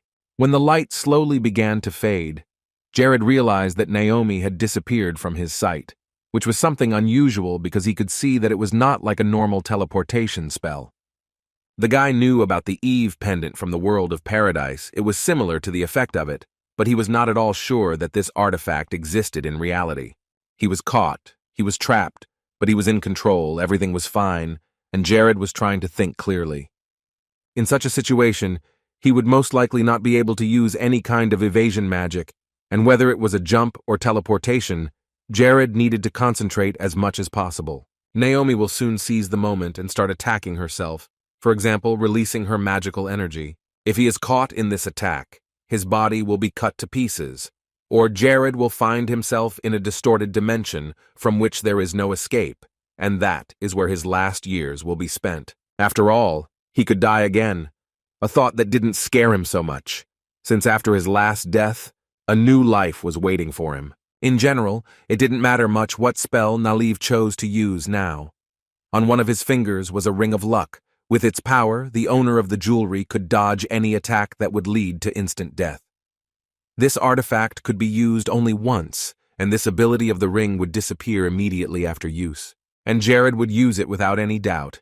Now was the moment when this artifact was really useful to him and could save his life. So he threw himself under Naomi's attacks, and she in turn began to aim even more carefully and use the most powerful spells she knew. Naomi summoned all her strength and cast a chain lightning spell, directing it directly toward her hated opponent.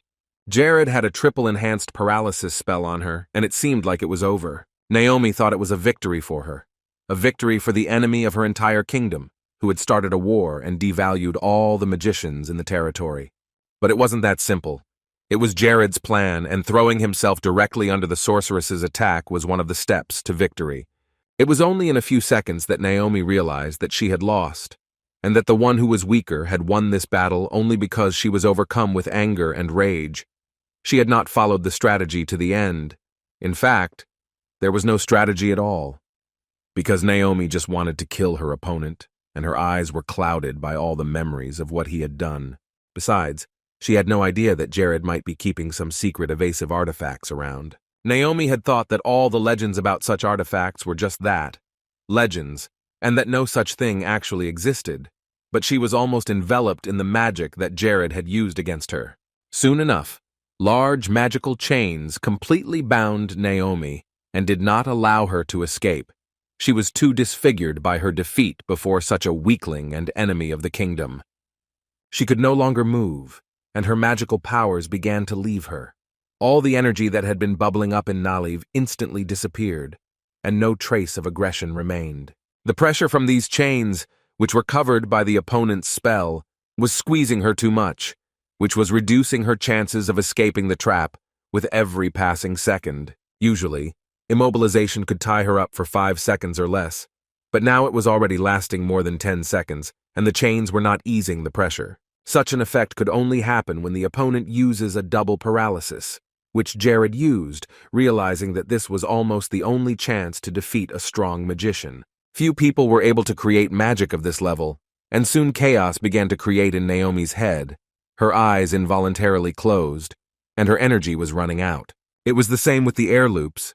Jared's spells were 2 or 3 times more powerful than those of 5th-grade mages. She'd been a mage since birth, so she had a good idea of what kind of magic an average person could use, and Jared's was nothing like the standard set of spells people learned to use. Naomi was slowly falling down, realizing that she was going to die anyway, and there was no chance of escape. However, no matter what happened, this idiot king had no idea that he was in great danger on her land. At least that was Naomi's comfort. What he wants will never be in his hands. She was sure that the kingdom would not allow him to break into its territories. At that moment, Jared flew over to her and grabbed her in his arms, preventing her from falling. This surprised Naomi even more, but what made it worse was that this person she hated was now so close. Jared wasn't so angry, and in fact was in the mood to just talk for a bit. He smiled and asked if she didn't mind talking. Naomi stared at him, dumbfounded. Now only the paralysis spell she had cast was keeping her from hitting Jared and ending this. After a moment, he partially disengaged the paralysis so that Naomi could respond, but it was too dangerous to remove the spell completely, because Jared knew exactly what would happen after that. Then he continued, saying that he hadn't come here to kill Naomi. Jared had only come here to talk to her, but she had other plans, and that's what started the fight. Naomi was still unable to form even a few words into a sentence, which was due to shock, because it was unusual to see your competitor treating you well, so it took Jared a while to get a response from her. In general, she was uncomfortable being in this position, in the hands of her enemy, and with a paralyzed body. It is not the most pleasant feeling. However, this situation was not the most surprising at the moment, because the state of the Kingdom of Malice, which already suffers dozens of people every day due to disasters and pandemics, is still getting worse. And even more so, the king does not even notice the best mage Naomi in his country. She didn't have the energy to tell him everything she wanted to right now, so she just asked him what he was trying to say and where he was going with it. Jared spoke again, and he was also brief, saying that he was here to win Naliv Grace's heart.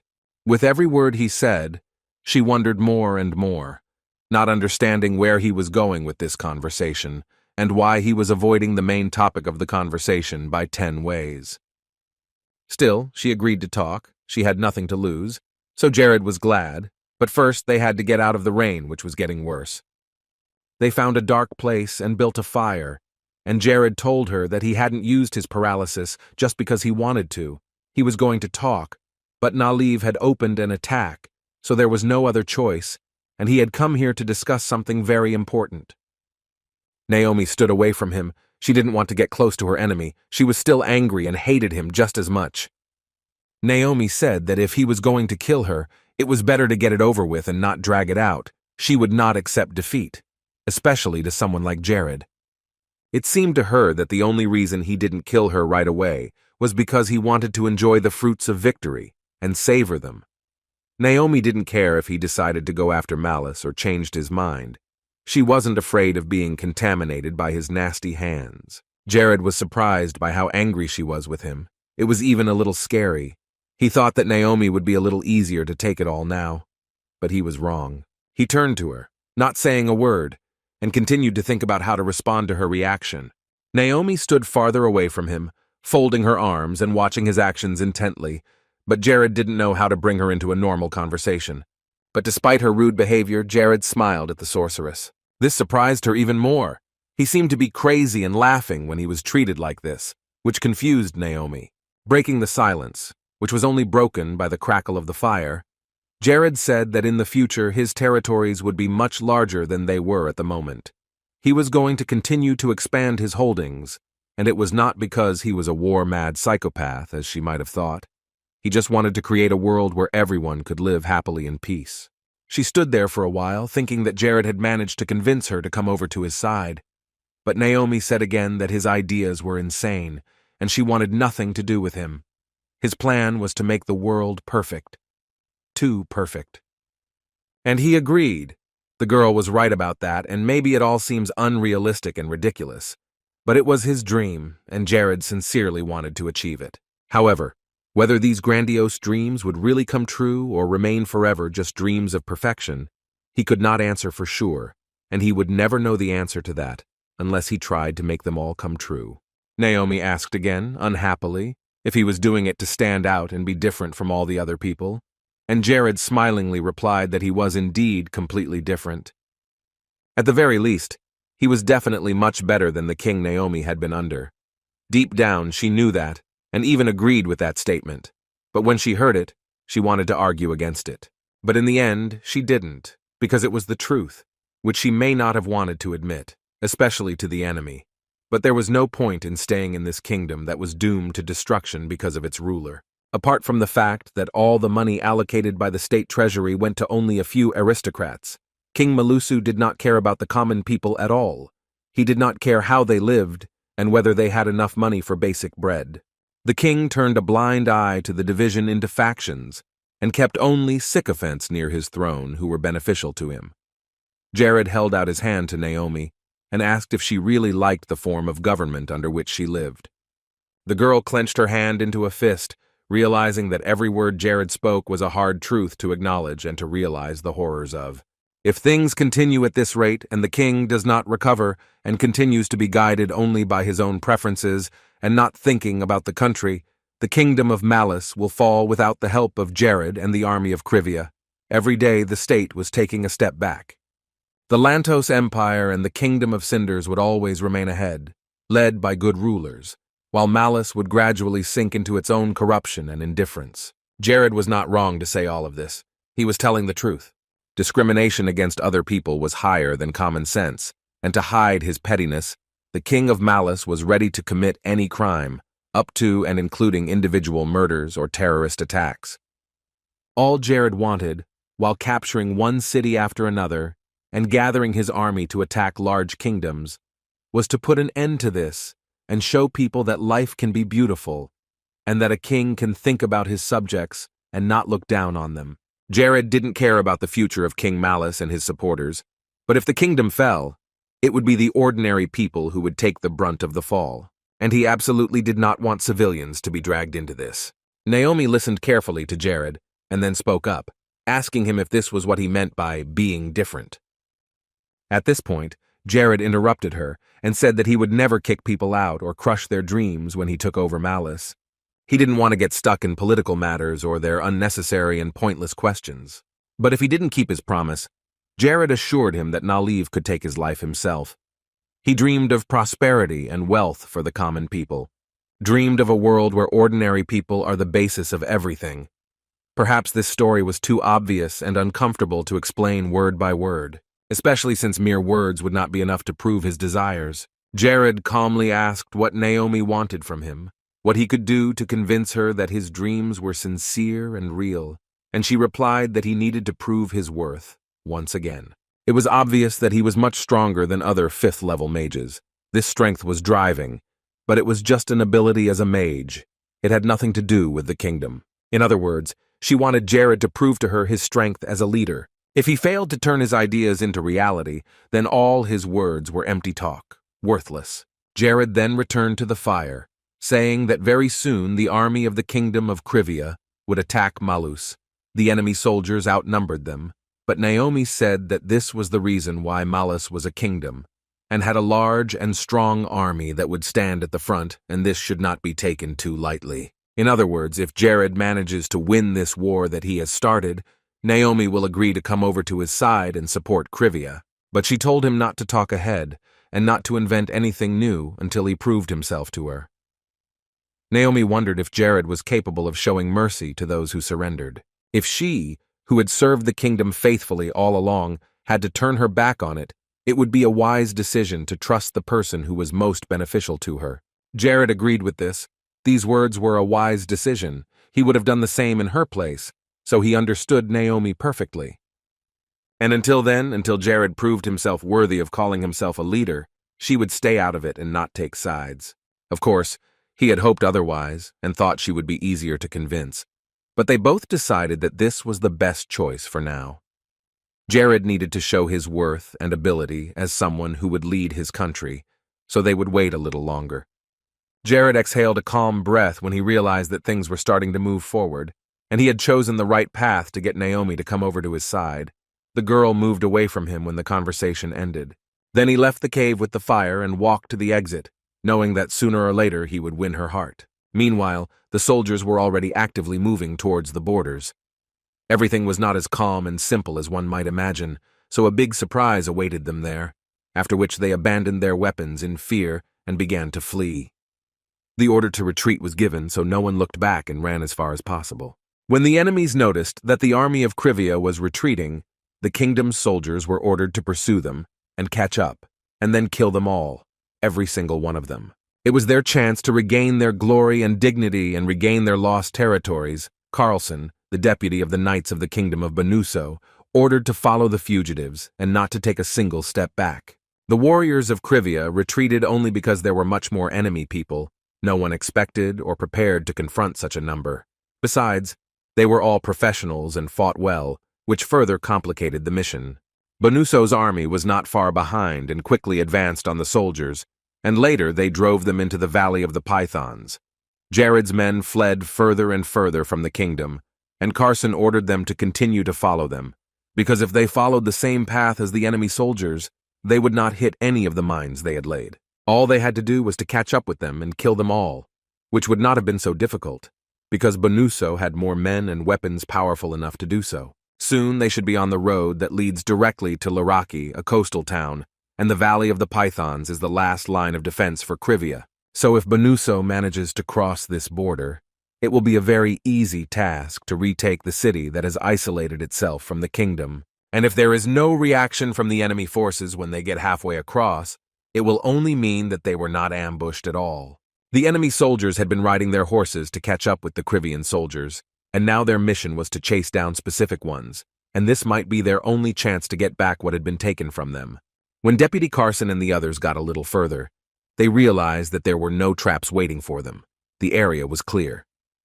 This made the task even easier.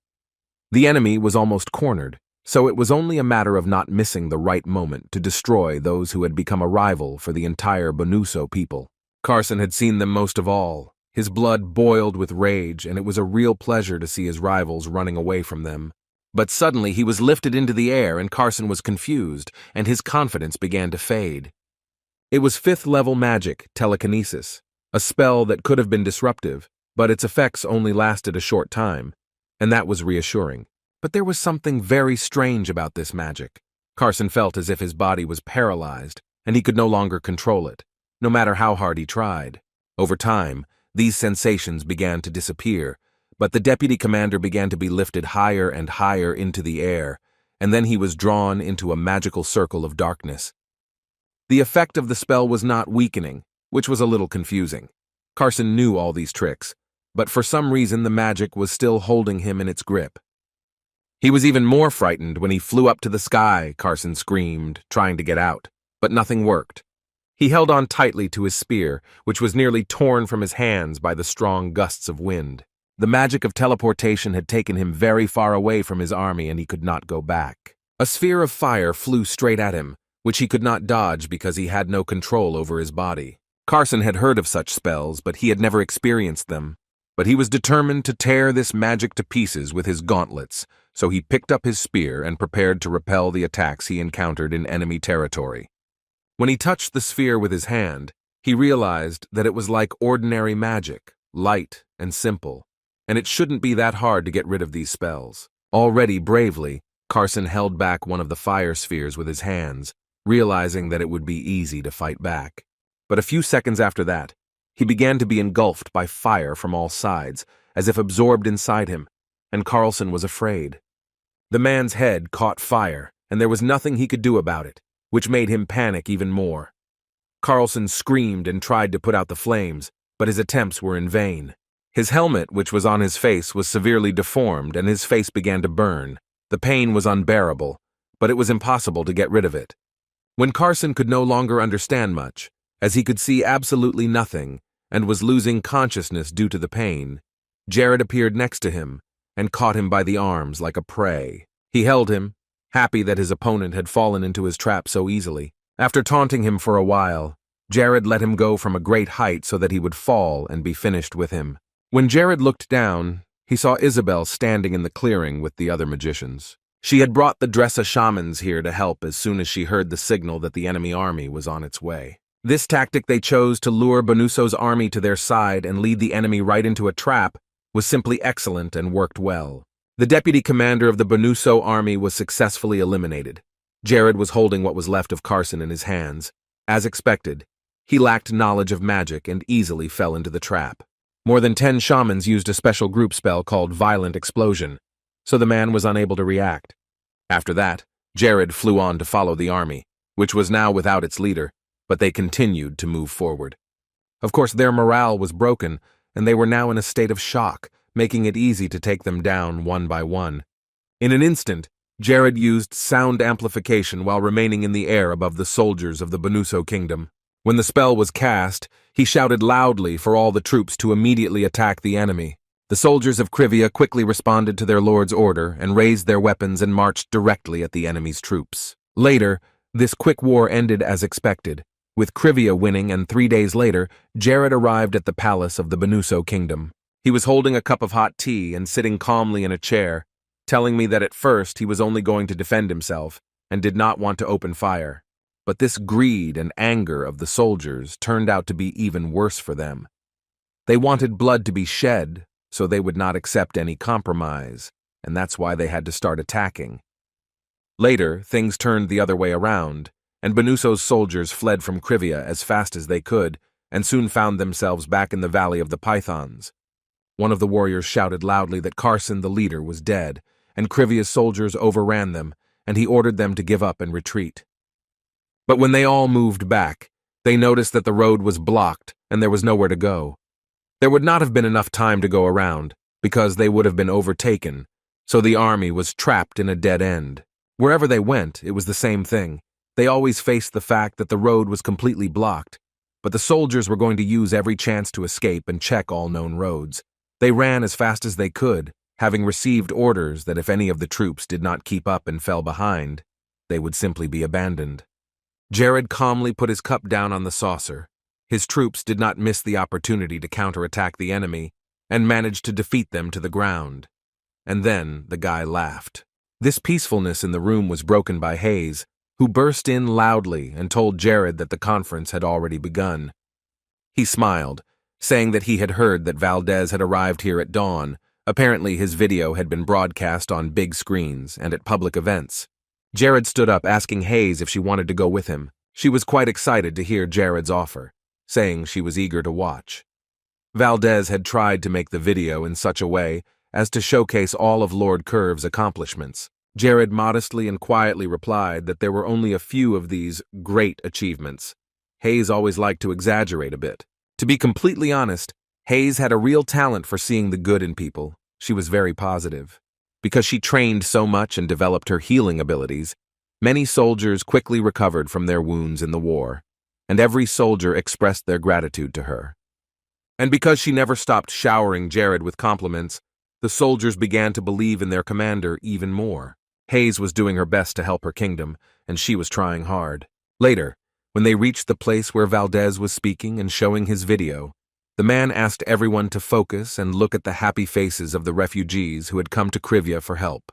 Some people thought that all these people had died long ago because there was no good news from the kingdom of Malus and Banuso, but now those who managed to escape to Krivia were really happy. The screen showed a photo of a happy family smiling, and Valdez added that it was all due to the fact that their lord had blessed the land. The crowd heard dissatisfied shouts from the audience, which were addressed to the kings of the neighboring kingdoms. They called them arrogant aristocrats. Expelling their people and not caring about their fate is what they have always done, and after such actions, these two have no right to call themselves kings. This guy was approached by another refugee who had found shelter in Krivia, who tapped him on the shoulder and told him that the current lord had cut all taxes by 50% and that this would be valid for a whole year, and that Jared had also cut off all additional special taxes. The guy had already heard about the new decision, and he was worried about what his family would eat and whether they would be able to afford to live in these territories. However, if all these rumors are true, he doesn't have to worry about it anymore. But he was worried that all these laws sounded too cool to exist. The older man waited until the boy finished talking and offered him to start his own business if the authorities allowed it. He was still worried about the fact that some people from the kingdom were still here, but the man reassured him, saying that they should not think about the bad things and just hope for a better future with the new lord. The guy pointed to a building nearby, asking his friend if he had ever heard of a glowing stone before, and then added that they were going to install one right now, so that the residents of these areas could walk the streets safely and securely, even in the dark. It seemed that the world would change for the better very soon, and they would all live happily. Everyone was looking forward to it. Meanwhile, Valdez continued his speech and showed people the video, talking enthusiastically about the Lord. Suddenly, the event was interrupted when someone loudly asked people to disperse and make way for two carriages with military men in front of them. People were distracted from Valdez's video and started discussing what had just happened. They could not see who was inside the carriage, but suspected it might be the ambassador. They looked at the flags flying above the carriages and thought that the kingdom might send another large army here soon. But even that conversation was interrupted, and they turned around when they heard a voice from behind them say that they shouldn't worry about it. Jared assured them that there would be no war. Most likely the kingdom had sent a delegation here to negotiate a ceasefire. The two girls looked at him in shock, not expecting to see Lord Curve here. Jared added that it was better not to think about bad things and go about their business, and Hayes stood happily next to him, watching the people. After a while, Jared got to the room. Apparently he knew the reason why the opponents stopped attacking them and surrendered. Jared sat next to Lakis, saying that Cinders had probably quadrupled the garrison on the border. However, Lakis saw more than just good news here. He suggested that Malice had suspected an agreement between Cinders and Krivia, but that this outcome was to be expected. Also, the Lord's aide seemed to be impressed by the Chaldean weapons production, and Admirals Genitz and Luke said almost the same thing. Jared agreed with him completely and then thought about it. In fact, he no longer had plans to advance any further, but he still continued to gradually push his army forward. Jared had foreseen the current situation and put pressure on both sides, and after learning about the weapons from Chaldea and Carson's death, the kingdom's chances of attacking had been greatly reduced. And Naomi, the strongest mage in the kingdom, who decided to take the neutral side for the time being, further surprised the enemy army and doubled their shock. At that moment, there was a knock at the door, telling the Lord that Ambassador Benuso was requesting an audience with Jared, and that Ambassador Malusu was also requesting a meeting. Jared said to tell them both to come inside, that it would be better to discuss it together. They entered, greeting Lord Jared politely and bowing. Jared looked carefully at the two representatives standing in front of the door. For a while he remembered something, and soon Jared realized that these two had come to Krivia for a cure for his illness. The boys also recognized each other. They had been losing cities in the kingdom day after day, but still had the audacity to enjoy themselves in public and laugh heartily. This fully reflected the bitter reality of these kingdoms, because most of them were simply indifferent to ordinary people. Later, the representatives of Benuso and Malice sat down across from Jared and Lakis to start a conversation. The Lord was not pleased to see them at first, not surprising after all that their kings had planned to do to Krivia and the people of that state. So he folded his arms across his chest and asked them what they wanted from him. The boys fell silent, not knowing what to say to Jared. Perhaps their consciences began to bother them, and it became uncomfortable to sit and ask for something from the man their army was attacking. Jared got tired of the silence, so he said he would count to 3 and one of them would start talking. The men seemed to be off their chains when Jared set this condition and began to shout something incomprehensible. Jared continued counting louder, still glaring at them. Already sweating coldly, she quietly asked the Lord to wait and stop counting, and after that the boys stopped shouting. Jared calmly told them to take turns answering why they had come to him again. This was their last chance, and if they missed it, Jared would simply send them away with nothing. Then, one of them exclaimed that the king of the state wanted to conclude a peace treaty, and the other immediately picked up on his words and replied that his king wanted the same peaceful solution. After this short conversation, the great hall fell silent, and no one dared to break it. Lakis was annoyed that when these two rulers were comfortable, they sent their representatives to the peace talks. But when they did not care, all the ordinary people of the state suffered, because they treated them like trash. Lakis then covered his mouth with his hand, turning away from the others. What he had just said just came out of him. He could not keep quiet, even though he knew that such a tone was not allowed in negotiations, but Jared just smiled and patted him on the shoulder. Then the Lord rose to his feet, his expression already changing to one of anger and dissatisfaction. He was not happy with the way these scoundrels were behaving either. They decided to make a peaceful solution only after they realized that the army of the kingdom would kneel before the enemy and achieve nothing. He did not want to accept the offer, because it was too much for those who could not even defend their own country. The smile on his face looked quite ironic and puzzled both boys. They didn't dare to open their mouths, looking at Jared for a moment, and then looking away. Then one of the representatives handed Jared a letter from His Majesty and placed the envelope on the table, which contained the draft peace treaty. Lakis took the letter and began to read it, while Jared sat silently beside him, looking at the envelope. The other representative also held out a letter, saying that their kingdom also had something to say, and Jared immediately snatched the envelope from his hands, not letting him finish. Sitting back down on the couch, the Lord began to read the request from the king. The king asked that Jared think very carefully about everything that was happening now, because the last refugee migration was the worst and most unexpected loss of human resources. The face of one of the representatives of the neighboring kingdoms began to boil with anger when Jared tore up the letter in front of him. Jared looked at them unhappily and turned his gaze to Lakis, saying that he really hoped that the envelope from the Kingdom of Malice would be written differently. So the boy sat down to read again. The King of Malice assured that this full-scale war has a full impact on both kingdoms and worsens the situation of both sides.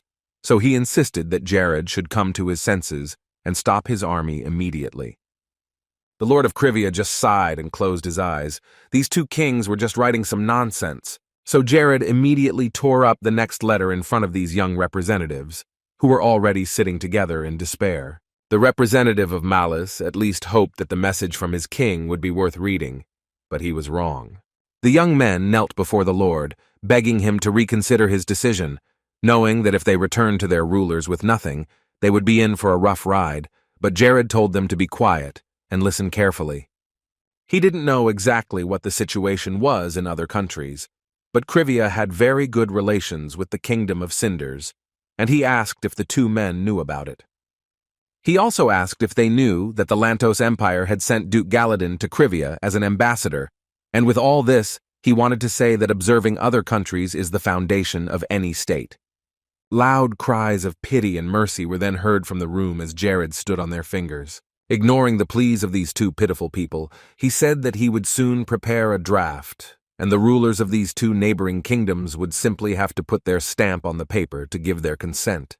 Jared still stood on their toes and asked if they understood, to which the boys timidly replied in agreement, suffering from pain. They promised to tell their kings and once again asked Jared to take the leg away because the pain was too much to bear. This time, Jared listened to them, but added that there would be no compromise in this project, and all the kings will have to do is put the national seal on this project that they will send. Otherwise, their actions will be regarded as a declaration of war. Lacus was already calmly drinking his tea so as not to get even more nervous, and for the kingdoms, this chance was the last way out of a hellish situation. While it was still broad daylight outside, in Cinders, Eziel continued to watch Jared's operation progress. Then he entered his sister's room, asking her if she was ready. Eziel asked her if she had heard the latest news about Jared, immediately adding that with the admiral and general surrendered, she was able to prepare her own naval forces on her own. In addition, it had been noticed that they had captured some ships in docks. Mara said that she had heard of the admiral of this city and that he was a very honest man. He must have changed his mind about Jared when he realized the nature of his kingdom, which was corrupt from within. Eziel also added that Naomi Grace, the most powerful mage in Malice, had become Jared's vassal now. According to all the rumors that spread across the mainland, he immediately handed her over to take charge of the mages of Deimos. This may have been because of the unilateral agreement that Jared had proposed, and perhaps the king was frightened by all the negotiations and signed the agreement without a second thought. However, Eziel thought the king's actions were quite suspicious, and the same with their kingdom. Cinders could not ignore the Lantos Empire. It seemed very insidious to Mara, as for Jared, and it looked like a betrayal. She felt that, like Cinders, the Lantos Empire was simply being used. Eziel turned away from her to avoid looking into his sister's eyes. He didn't want it to be true, so he added that such lies were hard to refute or confirm. They couldn't be sure. And even if they managed to contact the Empire, it would be too late. If you're going to war, you have to realize that even if you don't want to go to war, you have to do what's necessary. Jared managed to beat both kingdoms, Malice and Benuso. Eziel pulled out the envelope he had handed his sister and asked her to personally hand it to Jared. Mara smilingly agreed. They needed to make Krivia their ally, so she would soon be traveling to that kingdom. But before she did, Ezekiel warned her, telling her to be careful and not to rush into words so as not to provoke Jared. Mara reassured him that everything would be fine, and that he should just trust her and not worry. Her brother was very pleased to see her so happy. She had stopped laughing so much after the recent events when the country was gripped by the pandemic and floods, but it seemed that she was getting better every day.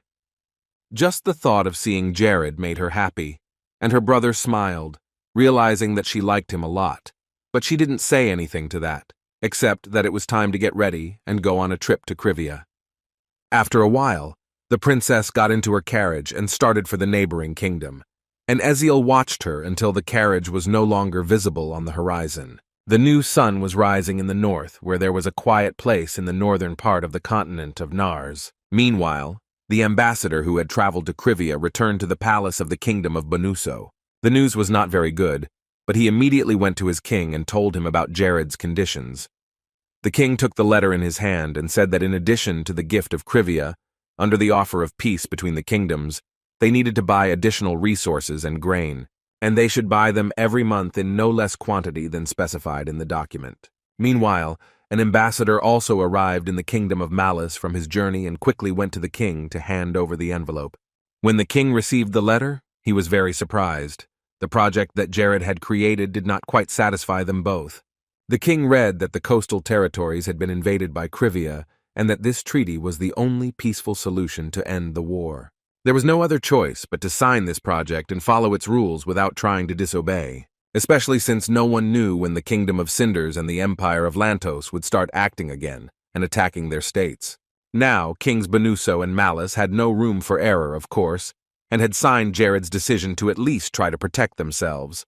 When the seals were already on paper, the worthless rulers decided that they could recover their heavy losses by exploiting the people. The situation was far from ideal, but the decision was agreed upon, and soon it was February 14th, Hayes's birthday. Valdez and Julian were already in the office. They knew that the meeting was still a few hours away, as it was scheduled for 6 o'clock, but since Auburn had sent a text message, they arrived sooner. Along with the two of them was Ella, Lacus, and Avila, who had rushed to come as soon as they heard about the letter. Auburn was the last to arrive, and they were about to begin, but he added that there was something else to do before they did. Everyone sat down at the big table, and then Auburn sincerely thanked everyone who had come before him. The older man was well aware that it might look a bit presumptuous on his part, but he had reasons for urgently gathering everyone here. Ella assured him that they were ready to listen to him, and that he could begin. He said that it would be better to start by gathering their thoughts before the Lord joined them, as they would have a difficult decision to make.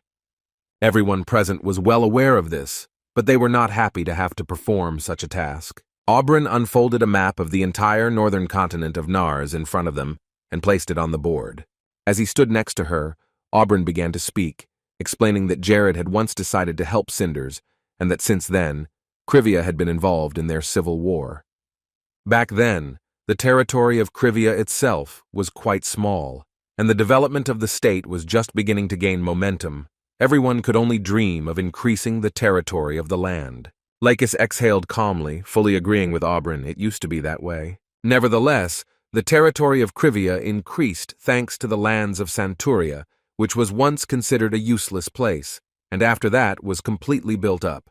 This land has also become sacred and is developing at a tremendous rate, a statement that all present also agreed with. Auburn praised each of them, saying that everyone worked hard and tried very hard to contribute to the development of the state.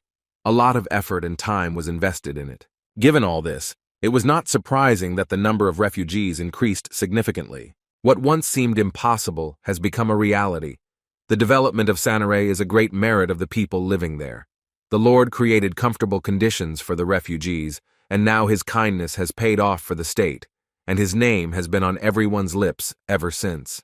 However, in reality, their territory had grown too much even for the term great and powerful, and they had also increased their possessions through successful battles. Now Auburn suggested that we look at the map hanging next to him. If you looked at the size of their lands, you could see that they were comparable to the size of the Kingdom of Cinders, which meant only one thing. Julian stared at the map, fascinated, realizing that right now the transition from an ordinary state to an independent kingdom would take place, because Krivia had all the makings to declare it. Auburn had been leading the whole story to this moment, which amazed everyone. They have decided to declare Lord Jared king and will use this opportunity to make a decision on the establishment of Krivia as a kingdom and a strong and independent state. Avila added that since the Lord began to govern these lands 2 years ago, their region has undergone very strong changes.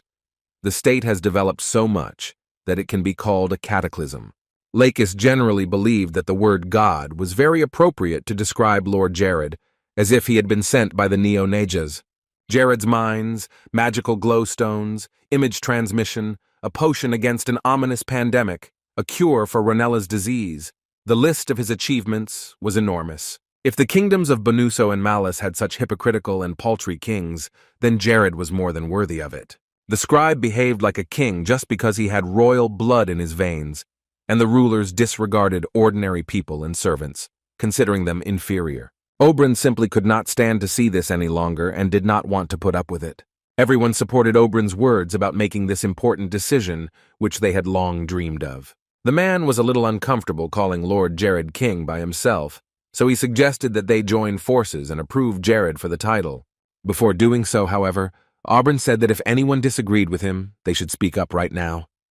Lakis, of course, agreed with him. He had long believed that Jared should be elevated to a higher position than Lord.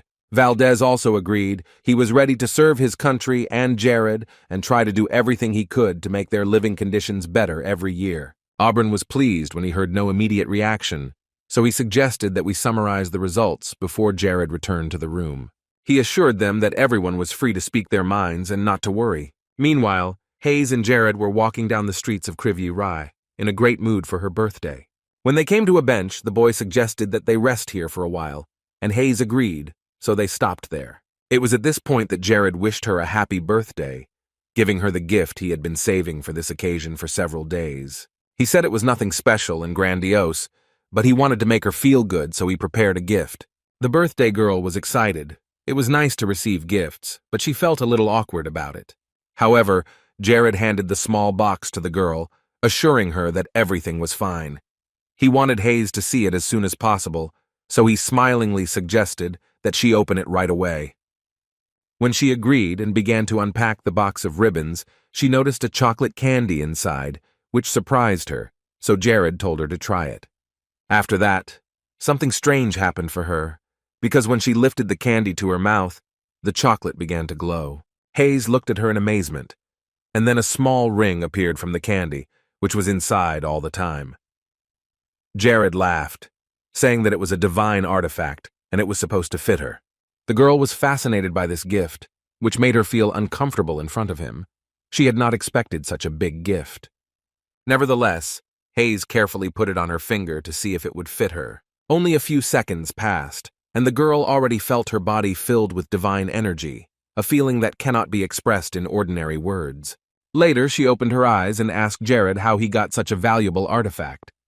He laughed and said that he was lucky to have found it by chance, and then immediately thought of Hayes and wanted to present it as a birthday present. Jared was very pleased that Hayes had always stayed with him, despite the hard times she tried to do her best, and he thanked her for looking after Isabel and Chloe, as well as Mia and Lena for a long time. Hayes didn't understand why he was thanking her so much, because it had been her responsibility since she started working at the mansion. She didn't want Jared to take it too seriously, but he was really touched by her saying that she was ready to stay by his side forever. He asked Hayes if she wanted to get a higher title or start a different life, wondering if she had any such dreams. Hayes did not answer right away. She waited to answer him. She wanted to answer him honestly without any lies, because she believed that this relationship should remain pure. She looked down, telling Jared that she had been imagining something for a long time, but she didn't know how to talk about it. Hayes began to get very nervous. Just thinking about what was going on in her head began to confuse her. After a while, she finally spoke up, wanting to go to sleep and face each new day with Jared. Her words were as sincere as every sentence she spoke, but Jared was struck by her frank confession. She looked down, telling Jared that she had been imagining something for a long time, but didn't know how to talk about it. Hayes began to get very nervous. Just thinking about what was going on in her head began to confuse her. After a while, she finally spoke up, wanting to go to sleep and face each new day with Jared. These words were as sincere as every sentence that Hayes spoke, but Jared was struck by this frank confession. He may have taken it too seriously, but there was no other thought than that Hayes wanted to be with him and be in a relationship at the time of those words. When Jared said it, her face started to burn. Hayes knew what it sounded like, but it was hard to say it out loud. He apologized to her, saying that he was sorry, but that it was unlikely to work out. The guy said that he was already married on their land, so he suggested leaving everything as it is now. The girl was too confused to make a good judgment, but she nervously replied that she still liked it the way it was.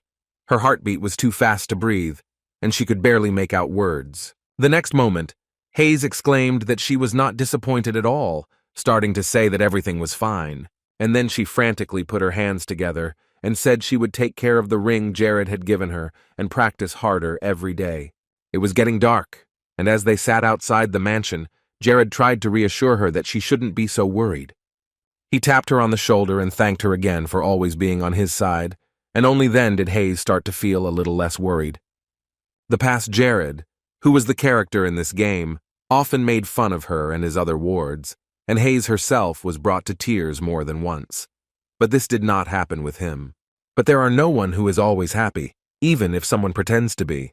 She was currently at level 158, and every day she practiced hard to get even higher. When Jared decided to look at her characteristics, he realized that everything was fine because her level of loyalty and support had increased, and her divine sacrifice had resumed. Sooner or later, Hayes would reach the 4th divine level without any problems. In just the next 2 years, Hayes would become a famous 4th-level healer, all thanks to her special talent. Jared spoke her name once more in appreciation and thanked her, making sure she was on the right track. When Jared got up and was about to leave for the mansion, Hayes remained seated on the bench, watching him. He had to get back, because the monthly meeting would start in a few minutes, and he didn't want to be kept waiting too long. Jared then entered the office where everyone else was waiting for him. He began the meeting by thanking everyone for their time and effort in Krivia, and praising them for having all the reports for the new territories ready, and for being able to settle in without any problems, just as he had with Admiral Genitz and Luke. All the resources that were received from the kingdoms of Bonus and Malice would be used for the development of the military. Then Jared asked if there were any who were against it. All unanimously said they were in favor of this decision, so this issue was closed. And the next event will be the visit of the Supreme Pontiff Armonius XVII to Sanare. Jared has already asked Minister Neod to discuss this with Julian. Mr. Neod confirmed that it was decided today that the visit will take place in a month, on March 14th, and that the itinerary and personal delegation will remain completely confidential. The Lord thanked Jared and announced that this was the end of their meeting, as they had discussed everything they needed to in a short time. However, Aubrey immediately stood up from the table and said that he still had more to say to Jared. The Lord was eager to listen to his subject, asking him what he wanted to talk about. Aubryn added, before he began, that they all shared the same opinion and wanted to inform their Lord, so the man asked Jared to listen to his sincere request from all the subjects. The guy started to feel a bit of a tense atmosphere around him. Things very rarely changed when Aubryn started to speak. Jared timidly made the assumption that they wanted to take away his title of Lord. The boy laughed awkwardly, scratching his head. After that, silence filled the great hall. It was strange that he thought of that, but Jared really had no idea what was really coming. Then Aubrey began to speak again to the Lord, who was staring at him. The man said that Jared, including all of them and all the people of Krivia, would allow him to serve such a great Lord for the rest of his life and help him rise even higher. These words did not calm Jared down, but on the contrary, the whole situation began to confuse him even more, so he asked Oberyn to stop for a minute. But Lacus could not stand it, and said that they wanted Jared to become the king of Krivia, and to be the one who would restore life on the entire continent of Nars. Everyone supported Lacus and began to say the same thing, and asked Jared to give up the title of Lord and become a great king who would create a new and beautiful world. Oberyn said the last word, and added that each of them sincerely wanted this, and asked Jared to become their leader with a new title. Jared could barely stand up after hearing that. It was hard for him to believe that this was reality and not a beautiful dream. Of course, he thought about moving on to the king title at some point, but he didn't think that this crucial moment would come so soon. In Paradise, this title was given only to selected players who did something really special and grand. There are an extremely large number of candidates for the role of a good king and protagonist, which is why he won't be better than the others, even if he becomes king. Jared closed his eyes for a moment. He needed to think it over and convince himself that being named king did not mean the end. A king is not only the center of attention, but also under the watch of many hostile countries. But to be a good king, he needs to respect people and return their kindness. Some people in the audience began to shout out requests for Jared to accept the offer. But this decision could not be taken lightly, so another part said that it was better to think about it and then express their opinion and make a final decision. Jared said that the title of king would not always mean good for the country, and if he accepted the offer, a significant number of citizens would be happy. But there would be those who would be unhappy with this outcome, and it could have a negative impact. Everyone was now looking at Jared with both anxiety and hope, hoping that he would accept their offer and become king. Jared thought that he could provide the people of his country with a good life and the goods they needed if he became king. But that wasn't what really worried him. Jared wasn't sure he really deserved the title and could call himself such a respected title. But he promised to do his best to become a wise and worthy ruler of Krivia, and to make the people proud to call his name and the name of the country they live in. The subjects rejoiced when they heard the approval of their lord and future king, and they were sure that this decision would bring about many good changes. The whole mansion was filled with shouts of joy and compliments, which were showered on Jared. It was the best event in the kingdom in recent weeks. When Jared was declared king, his title was upgraded to gold, and signs began to appear again with different messages the moment he became king of Krivia. Jared smiled. He was also glad that his subjects were so loyal and trusting that they were willing to take such a big and important step. Yet his past life was hard, so he could overcome these difficulties. After such a grand event for the whole kingdom, there was a knock at Jared's office. He still felt inspired to do new things, so when he heard the knock, he let himself in. When the door opened, he saw Mara, who was also in a good mood. As she had another opportunity to see him, she greeted him and moved on. Jared thanked the princess for her visit and offered to sit down on the couch and discuss everything in detail that she wanted. Then the girl took the envelope that Eziel asked her to hand over to Jared personally. She put the sealed letter on the table and said that no one knew about the contents of this envelope except her brother, who had written it. Jared was still in a great mood, and even this letter, which seemed to be something strange and exciting, did not bother Jared so much because of the recent events. The princess added that Eziel had been thinking about what to write on the paper for a long time and spent many days writing it, all of which was done for Jared. And then the Lord realized that there must be something very important in this envelope, since it took so much time to create it. Jared asked Mara if he could read the message now or if he should do it in private, and the princess said that he could open it right away and take his time. The Lord opened the envelope and took out a piece of paper, beginning to read carefully the message from Eziel. The farther Jared moved, the more he clutched the thin sheet of paper sent from Cinders in his hands. In it, Eziel asked to accept his sincere congratulations, adding that he had never doubted Jared's victory over the other kingdoms. But to see this victory with his own eyes was something amazing. In the next paragraph, Eziel asked how Mara was feeling, adding that she was always looking to the north, and he was very worried that she had not yet come forward.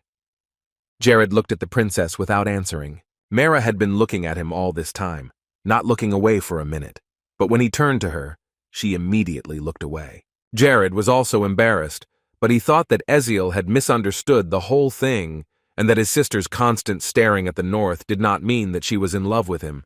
Jared then went on to read the letter again.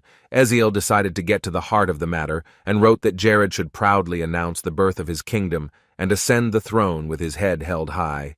Eziel saw that the importance of the Lord had increased so much that it could not be kept within such a small territory. Jared was now a king, not a mere lord, which should help to officially establish the necessary relationship between the two kingdoms of Cinders and Krivia. He may have even been a little uncomfortable in front of him, but it still needed to be said, namely that the kingdom still enjoyed a good standard of living and was stable. The Lantos Empire to the south, and the kingdoms of Bonuso and Malus to the east, all of which are enemy kingdoms. Eziel sincerely hoped that Cinders could cooperate well and for a long time with Krivia to maintain balance and friendly relations. He wished to fight against the rivals together to overcome all the supporters of the Dark Church and destroy them from the face of the Nars continent. Eziel meant by this agreement a partnership to confront the forces of evil. And it was not an offer from the king of a neighboring state, but a request from a friend. The last thing Eziel wrote was that Jared should read the letter carefully and think about his decision and understand what he had written. At the very end was the boy's signature. Jared stared at the piece of paper for a few seconds, gathering his thoughts. The room was still very quiet, but the atmosphere was tense. This letter was proof that Eziel could sacrifice his pride and reputation for the sake of his own kingdom. Jared was pleasantly surprised by this, as Eziel remained a sensitive and sincere person, despite his status. And the Lord and current king of Krivia recognized that supporting and helping Eziel become king of Cinders was one of his best and most correct decisions. Mara noticed that Jared had already read the letter, but he had not yet spoken to her, so she decided to do so first, and thanked him for helping the state so openly, not for the first time. She also added that after receiving the news of the Lantos Empire's suspicion, Cinders had reinforced his troops in the south to avoid a catastrophe. Jared switched to her story and asked her what the situation was there now. The princess said that her kingdom was not going to take the initiative and attack Lantos first. They didn't need those additional problems, but they had to make sure their citizens were safe. So they blocked all possible offensive routes except Zando, which connected them directly to the empire itself. Jared praised them for this decision, as it was a wise and mature one, and he had hoped that Cinders would do the same. Mera then stood up, recalling the past months, and said that the potion Jared had created had saved hundreds of lives of their citizens and had prevented the chaos that could have ensued. The princess bowed to the Lord, thanking him for all he had done for her kingdom. But Jared said that she didn't need to bow. It was just what he had to do to save the innocent, and that it was his personal and deliberate decision. So Mera and her brother were exaggerating a bit in his opinion. The Lord, smiling, added that he would be very happy if the kingdom of Cinders and its lands remained in good, friendly relations in the future. He sincerely wished for this. The princess was pleased to hear that Eziel would be pleased to hear such words from Jared, so he said he would be sure to write a reply to this letter before Mera went back to Cinders. The Lord offered her some rest and assured her that everything would be fine, and now the princess could breathe. However, there was something else she wanted to tell him, not knowing if it would be useful under the circumstances, but it was something too important to leave out. Jared agreed to listen to the princess, as she said that this topic was very important to her, so he assured her that everything was fine, and that she could continue. The thing was that they had discovered the whereabouts of her brother Jess, who had left the kingdom almost immediately after the people learned the truth about him and his ties to the Dark Church of Umbra. And for the last few months, nothing had been heard from him, but now it was known that the prince was in the Deciman Empire. Jared remembered the energetic young man who had nearly killed him on his first visit to Cinders. Then the Lord of the Curves asked if Jess had any companions with whom he continued his dark path, or if he had simply joined some group. All Mera knew was that he was traveling with a man named Agred, who was a rather well-known merchant. This information was not good, because Jared remembered that Agred was even worse than the terrorist mage Klaus, so Jess's association with him could end badly for many people sooner or later. Back when Jared was actively fighting the rocks, goblins, and other evil spirits, one of these monsters told him that Agred would be the one to avenge him when Jared killed him. Even at that time, Jared was very surprised by this name and could not sleep at night. Just hearing it could make him feel uneasy. Agred is very similar to Klaus, but a stronger character who was created on his model. In the game Paradise, this man was supposed to die during the war with the Demon King. But with all the 8 years of the Holy War with demons, the story has changed a bit. Agred is alive and has enough strength to lead a bloodthirsty army. Back in his past life, Jared questioned this character and wondered why he was made so powerful, and came to the conclusion that the developers wanted to create another boss. In the end, Jared only uttered a quiet, "Okay." He agreed to help do something about Jess and his new companion, no matter how difficult it was. Jared told Mera to take care of herself, and that she and her brother would create a safe environment for themselves and their kingdom as soon as possible. The princess had already thought about increasing security at the palace, and said she would certainly look into it as soon as she returned home. But no matter how strong the security was, Mera was worried about her brother Eziel, because she knew that Jess was the kind of person who would definitely want to come back and kill him by any means necessary. Jared offered to help, saying that he could think of ways to strengthen the guards and protect the royal family. He had been involved in a civil war before, so he thought he had a hand in what was happening to Jess. But Mera thought differently. Jared may have had a hand in it, but he had done a lot of important things for Cinders, so she wished him strength and told him to be careful, because it was unlikely that Jess would choose to ignore him. After that, Jared immediately suggested that the princess stay a little longer, explaining that he could not prepare for her departure, and that Mera did not mind spending some more time in Krivia, as she was curious to see how things had changed. Then Jared smilingly called to Hayes, who was already waiting at the door to meet Princess Mera. The Lord asked the maid to give the princess a tour and make sure everything went well, and Hayes was excited about the new task. The girl approached Mera and asked her to follow her to show her around the mansion and the streets of Krivia, but the princess wanted to ask her one question. Hayes did not refuse her and stood beside her. listening attentively to the princess, before adding that she was brighter than any star in the sky and as beautiful as the full moon shining at night. Hayes couldn't stop praising the princess, who was more beautiful than the flowers in Krivia's garden and in the whole world, so she was willing to do anything that Mara wanted. As the girl continued to praise her, Jared stood next to her, barely holding back his laughter. Hayes's behavior was indeed very cute and infantile, but sometimes it went too far. She was a real compliment generator, and sometimes that generator couldn't be turned off. Some time passed, and spring came. The streets of Krivia became even warmer, and then the important day when Jared was to be crowned was already on the calendar. Many people gathered on the sacred ground of Sanare to greet their new king. Maya and Eziel had also arrived, and they were very happy for Jared as they watched the coronation from the balcony. There were a lot of people standing around, including citizens of Krivia and refugees, who saw him as their new ruler. The priest stepped forward with the crown and approached Jared, feeling proud to be a part of such an important event for the whole country. He looked Jared in the eye, holding the crown in front of him, and blessed the new king of the state in the name of the great god Radius. Jared von Euclides will now officially move to his new status. As soon as he was announced as the ruler of Krivia, the audience immediately began to shout his name with joy. The atmosphere was truly festive, but in addition to this celebration, Jared felt that a great responsibility would be placed on his shoulders. And so the moment came when the priest raised the crown over Jared's head. Everyone fell silent as they watched the grand event.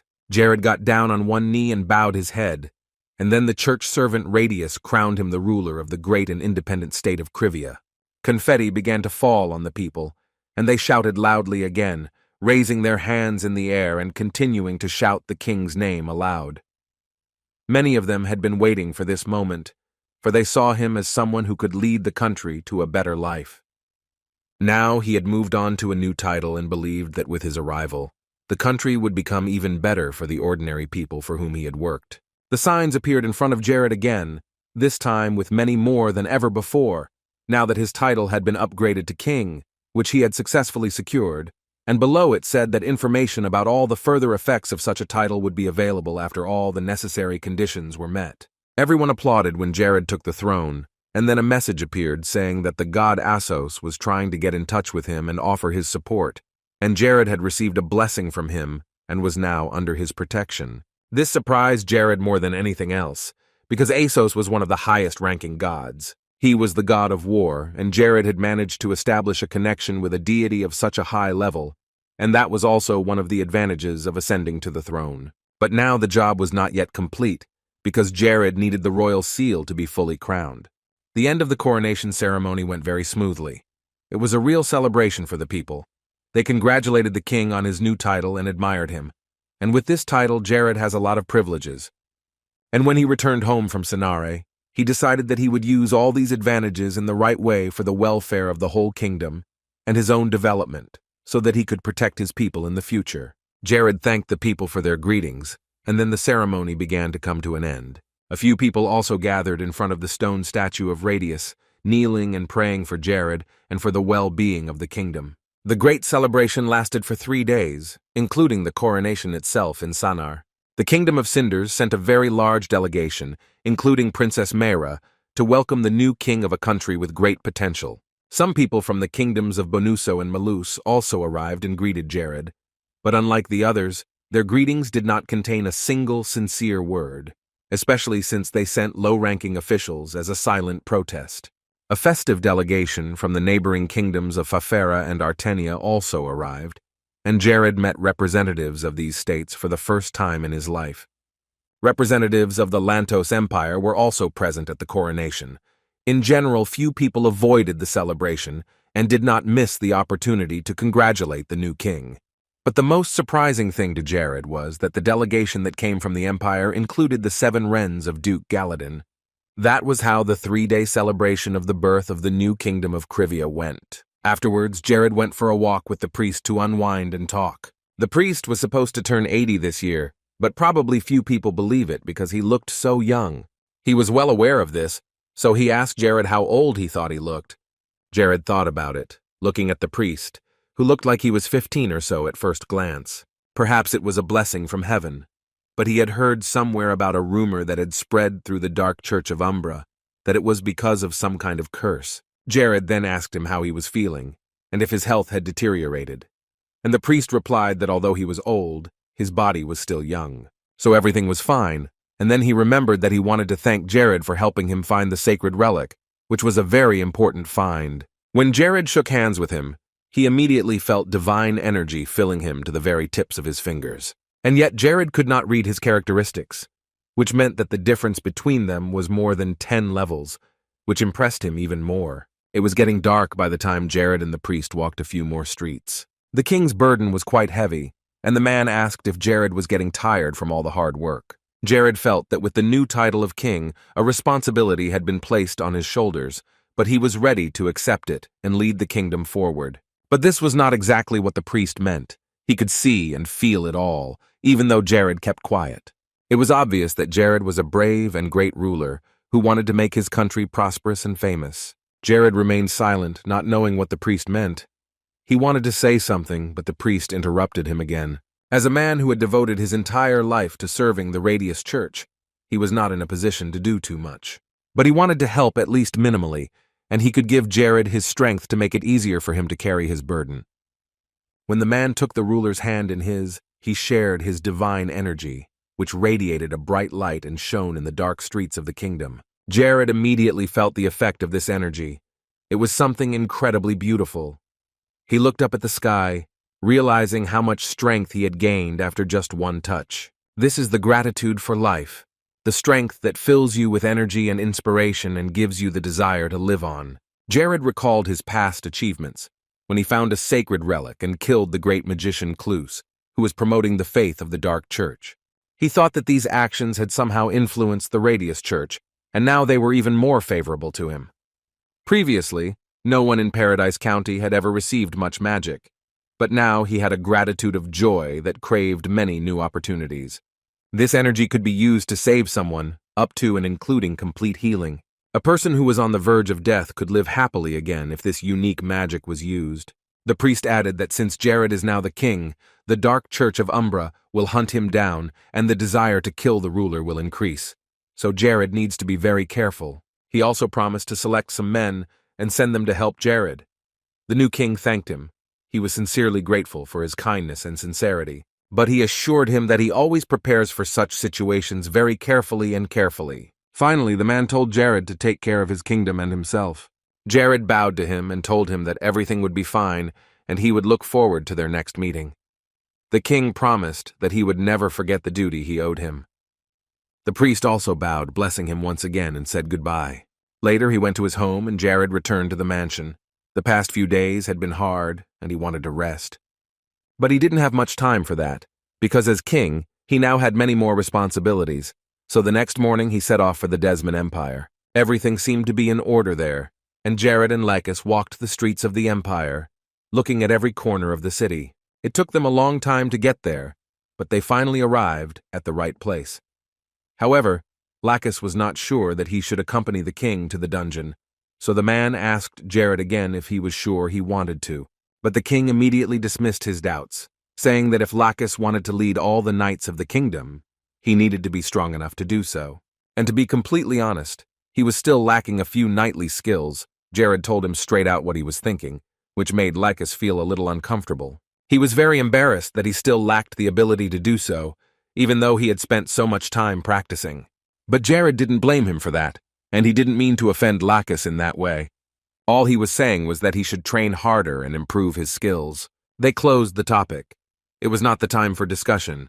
They came here with specific intentions, and it seems that Chloe's Crimea worked well, because they remained unnoticed. Especially since an expert in disguise is far from easy to fool, the elf was well versed in the subject. Lacus noticed that quite a few people were passing by as they walked a few more meters. There were rumors that the Desmond Empire was a land filled with despair and grief. Jared and his friends thought it was true, because when they were in these territories and watched people unwittingly, they got that impression.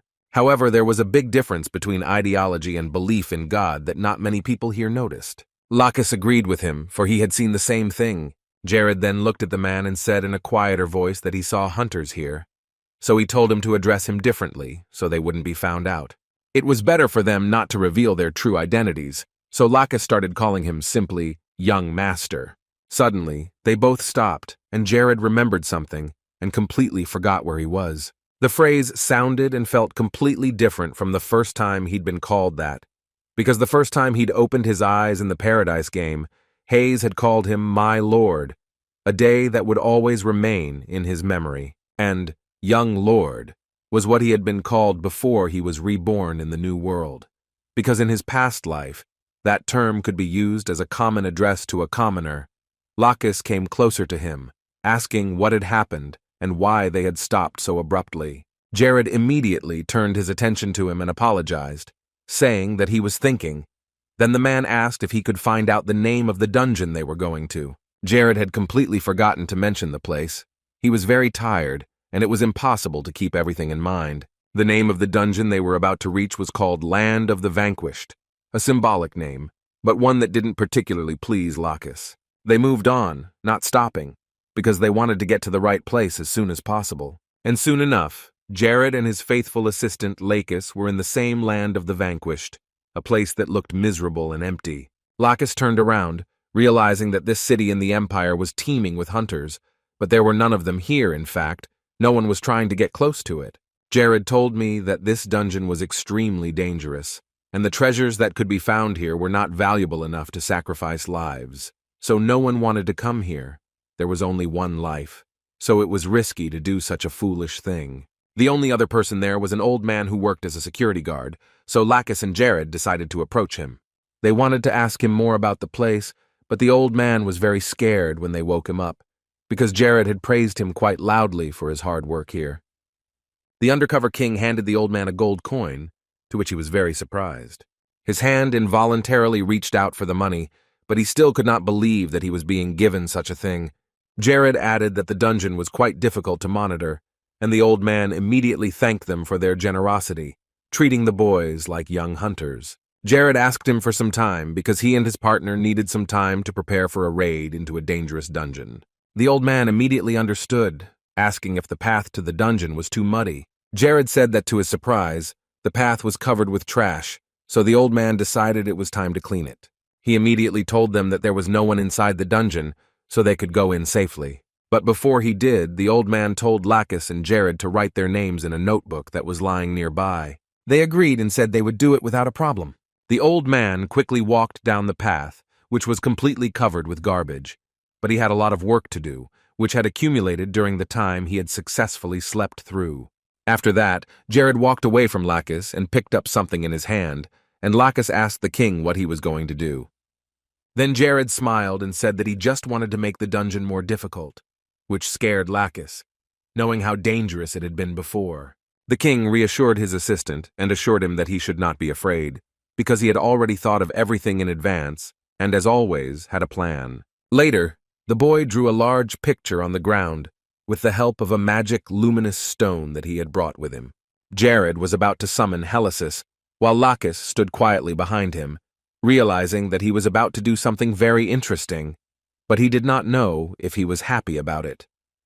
He had summoned the evil that had protected the Red Queen in the dungeon and that had created all the monsters in the Dark Church. He remembered all of this from his past life. It was a trick in paradise that would help him get the most powerful, all-destroying blow. A few minutes later, smoke began to come out of the drawing, rising rapidly, and Jared and Lacus headed for the dungeon. A large monster's face appeared in the sky, looking down at everyone below it. Everything was shattered, and a large circle appeared near the entrance to the dungeon, which later turned into a portal. Only after that did Jared give the go-ahead to move on and go inside the dungeon. He told Lacus to fight the same way as before, and the rest would be up to him. Lacus felt proud, afraid to some extent, and responsible to go with the king into the dungeon on such an important mission. They decided not to wait another second and entered the portal that led directly to the dungeon. Calmly, they emerged at the other end of the portal, beginning to examine the walls that greeted them. Jared moved on, but Lacus was very confused when the spatial gate suddenly turned red. Jared explained to him that it was because no more than 2 people could enter the dungeon, so the gate closed and no one else would enter. When the king looked at what was in front of him, he immediately stopped in his tracks, not believing his own eyes. They had only been here for a few seconds, but a demonic plant had already appeared. Lacus cautiously asked Jared if the plant was poisonous, and then the king asked his ward what he saw in front of him. He said that it was pink and smelled sweet, but Lacus did not understand what it would do for him now. The plant looked like something you would add to pasta or bread on a warm spring day. Jared noticed that people always have similar impressions when they see Katara, but it was really a poisonous plant, which is what everyone perceived it to be. If you eat it, you can die within the next 5 minutes. The poison of this plant is deadly, because no one has been able to create an antidote yet. Then Lacus said with a serious look on his face that it was better not to move this plant at all, because it was as dangerous as the whole dungeon they had come to. However, Jared immediately put it in his mouth. Lacus seemed to go crazy when he saw this. He rushed to Jared, not knowing what to do to help him. As soon as he ate the plant, the taste immediately disappeared, and the tip of his tongue started to tingle, and he could feel his intestines swelling. Lacus told Jared to immediately spit out what he had just swallowed, knowing that he would now be without a new king. But he just exclaimed that everything was fine and took his hands away from him, assuring him that there was no reason to worry. Lacus was at a loss for words after that. He didn't know what to do to help the king, and Jared's words didn't help him. He didn't understand how Jared could say that everything was fine when he had just swallowed a poisonous plant. The situation was catastrophic. But Jared ordered him not to move. He still had 4 minutes and 30 seconds before he died. The king forbade him to go anywhere near him, even though Lacus wanted to help and couldn't calm down. But he couldn't disobey Jared if that was an order, no matter how much he wanted to do something for him. 4 minutes later, he was completely sick, and Jared ran all over the dungeon as he got worse and worse. Lacus kept an eye on him, but he was not allowed to approach Jared by order, so he just hoped the king knew what he was doing. After a few more seconds passed, Jared realized he couldn't take it anymore and activated the detoxification technique. With the help of one of the 5 rings Jared wore on his hand, he was able to survive, an ability held within the demon ring. The guy immediately felt better.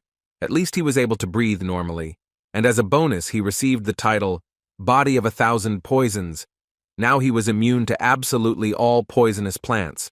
Thanks to the effect of this title, his physical and magical strength increased by 100. The good news was that at least he would not die of poisoning in this life. Jared felt better as quickly as the plant's poison itself. He had suffered a lot for this title. He was sweating through it all, but now he felt peaceful. Lacus was indescribably happy when he noticed that his favorite king was getting better, but he didn't understand why Jared had done it, and why he hadn't warned Lacus if he had a plan. Jared smiled slightly, saying that he hadn't seen Lacus so angry in a long time. Lacus was off his rocker, angry that Jared hadn't warned him, and also because if something happened to him, he didn't know what would happen to Krivia. Jared smiled and gently told Lacus that he would not frighten him like that anymore, and then the boy apologized to him. The king moved on, and Lacus ran after him, saying that he did not dare to ask his majesty for forgiveness, but he was so excited that he forgot how to breathe. It looked like Lacus was going to faint in front of his ruler, but he held on, and Jared politely apologized again. However, it was time to begin their adventure in the dangerous dungeon, so they headed deeper into the cave. As they stepped a little closer and looked around, suddenly a skeleton collapsed and fell right under their feet. Lacus reacted instantly and cut it in half. The skull rolled away, and Jared looked at the knight with a smile. He clapped his hands and praised the man for such a quick reaction. His progress was clearly visible even to the naked eye. 2 years ago, the way Lacus wielded his sword had already been admirable, but now, as Jared saw, he was making progress with his use of magic. Lacus almost fell to his knees with delight and such bliss. Just from the king's words, this call meant a lot to him. Jared sat down a little further away from him and picked up a magic stone from the floor, asking if Lacus wanted to deal with it himself. They were now in a reinforced dungeon, which was difficult to get through, so the monsters here would be 2 or 3 times more powerful than usual. But Lacus assured him that it wouldn't be a problem at all, because thanks to the divine gift Jared had received, it shouldn't be a problem at all. Jared pulled off the glove, while answering Lacus that this divine energy was indeed helpful, because it enhanced his existing fighting abilities. Then the knight admitted that if it were not for this power, he would feel devastated, and often it was she who helped him out. Lacus also added that just being next to his majesty, he already becomes 3 times stronger. And yet at times it could be reminiscent of Durahan. There were a lot of monsters that were filled with pure evil, that resembled the devil. But Jared had watched Lakis grow very closely from the moment he arrived here. He never neglected the time he spent training, and even when he was tired, he continued to improve. Lakis was worthy of the title of knight. He really put all his efforts into becoming the best of the best. He tried to spend all his free time on the training ground, and was interrupted only by eating, sleeping, and making love. When the two walked a little further, Jared suggested that Lakis rest here for a while, so that he could have more strength to fight the monsters later. The knight was already tired. It had been a long journey, it was hot outside, and he had no water all this time. The only comfort was that it was a little cooler in the dungeon. When Jared went a little further to check his stats, he saw that he had already gained 5,082 points out of 10,000. If you defeat absolutely all the monsters on the land of the vanquished, the scale should fill up to the brim. However, if this were any other dungeon, they would hardly have gained even 10% of the required amount, and Jared had already gotten the title he wanted, so everything was going just fine. And Lakis was only one lesson away from a 5th grade power level. He'd be able to take over as Secretary of Defense, and it would only be a matter of time before he was a full-fledged Minister of Defense. When Lakis pulled out a handkerchief to wipe his face, Jared turned to him and he looked at his king. Jared started talking about him and Mary. He had been watching them throughout their relationship. It was hard not to notice these lovers when they crossed paths so often. But that peaceful moment was shattered by the monster pack that burst into their midst, and Lakis quickly forgot about everything but his sword and rushed forward. Now the travelers didn't even have time to rest, so Jared shouted to Lakis that they should head to the boss's room and fight there. Lakis asked if they were going to follow the same plan they had come up with earlier. But Jared objected, and the king said he'd take care of the kids himself, and that Lakis would take care of the rest. The king said he would deal with the kids and Lakis would take care of the rest. The magic the knight used was sometimes similar to what they used, so Jared had him focus on them and be ready to act right away. Lakis had no other desire but to follow his master's orders, so he prepared to attack the monsters that had interrupted their rest. Jared attacked first. These creatures were still different from the Vastera boss. This evil force had specific abilities that distinguished them from other monsters in the neighboring caves. In the fight against them, the main thing was to accurately calculate the blow and its strength to hit the target. So using fire magic, Jared threw the sphere he had created directly at the inhabitants of the local caves. Simply put, it's all about getting the kills you need to level up and get the score Jared wants. Of course, Lakis's battle with these creatures was a life-and-death struggle, because they are strong and can beat him because of Lakis's little experience in similar situations. The whole day had passed, the whole previous day. The two of them had been fighting monsters that came out of every crevice of this dungeon. The fight was exhausting, but still, they were able to defeat most of them, and it seems that at this stage they will not appear here again. Lakis, who could barely breathe, stood among the numerous corpses of these vile creatures. And Jared had only 1 point left to reach the coveted 10,000, and that's what he was trying to do. If he killed the boss, this scale would be filled completely. It would serve as the last point, so Jared wanted to do it quickly. It was after killing the main monster that he would be able to unlock the last, 4th spiritual eye ability, at level 150. The 4-fold spiritual eye gains abilities in the form of enhanced intuition, improved health, magical and divine power, and the current status of the target were to be displayed in the form of spheres. This was going to be very useful, as seeing the enemy's characteristics is very useful for the adventurer, so he will be able to defeat more opponents that he will have to face here. Jared was very impressed with what this feature looked like once he tried it out on his assistant. And Lakis himself could hardly believe that he managed to kill so many monsters in just 2 days, especially with almost no rest. All the knight's efforts were evidenced by his sword, which already had numerous scratches after the last battles he had fought. Jared could see how much Lakis' skills had improved, and it was good to see, considering that it had taken him only 2 years.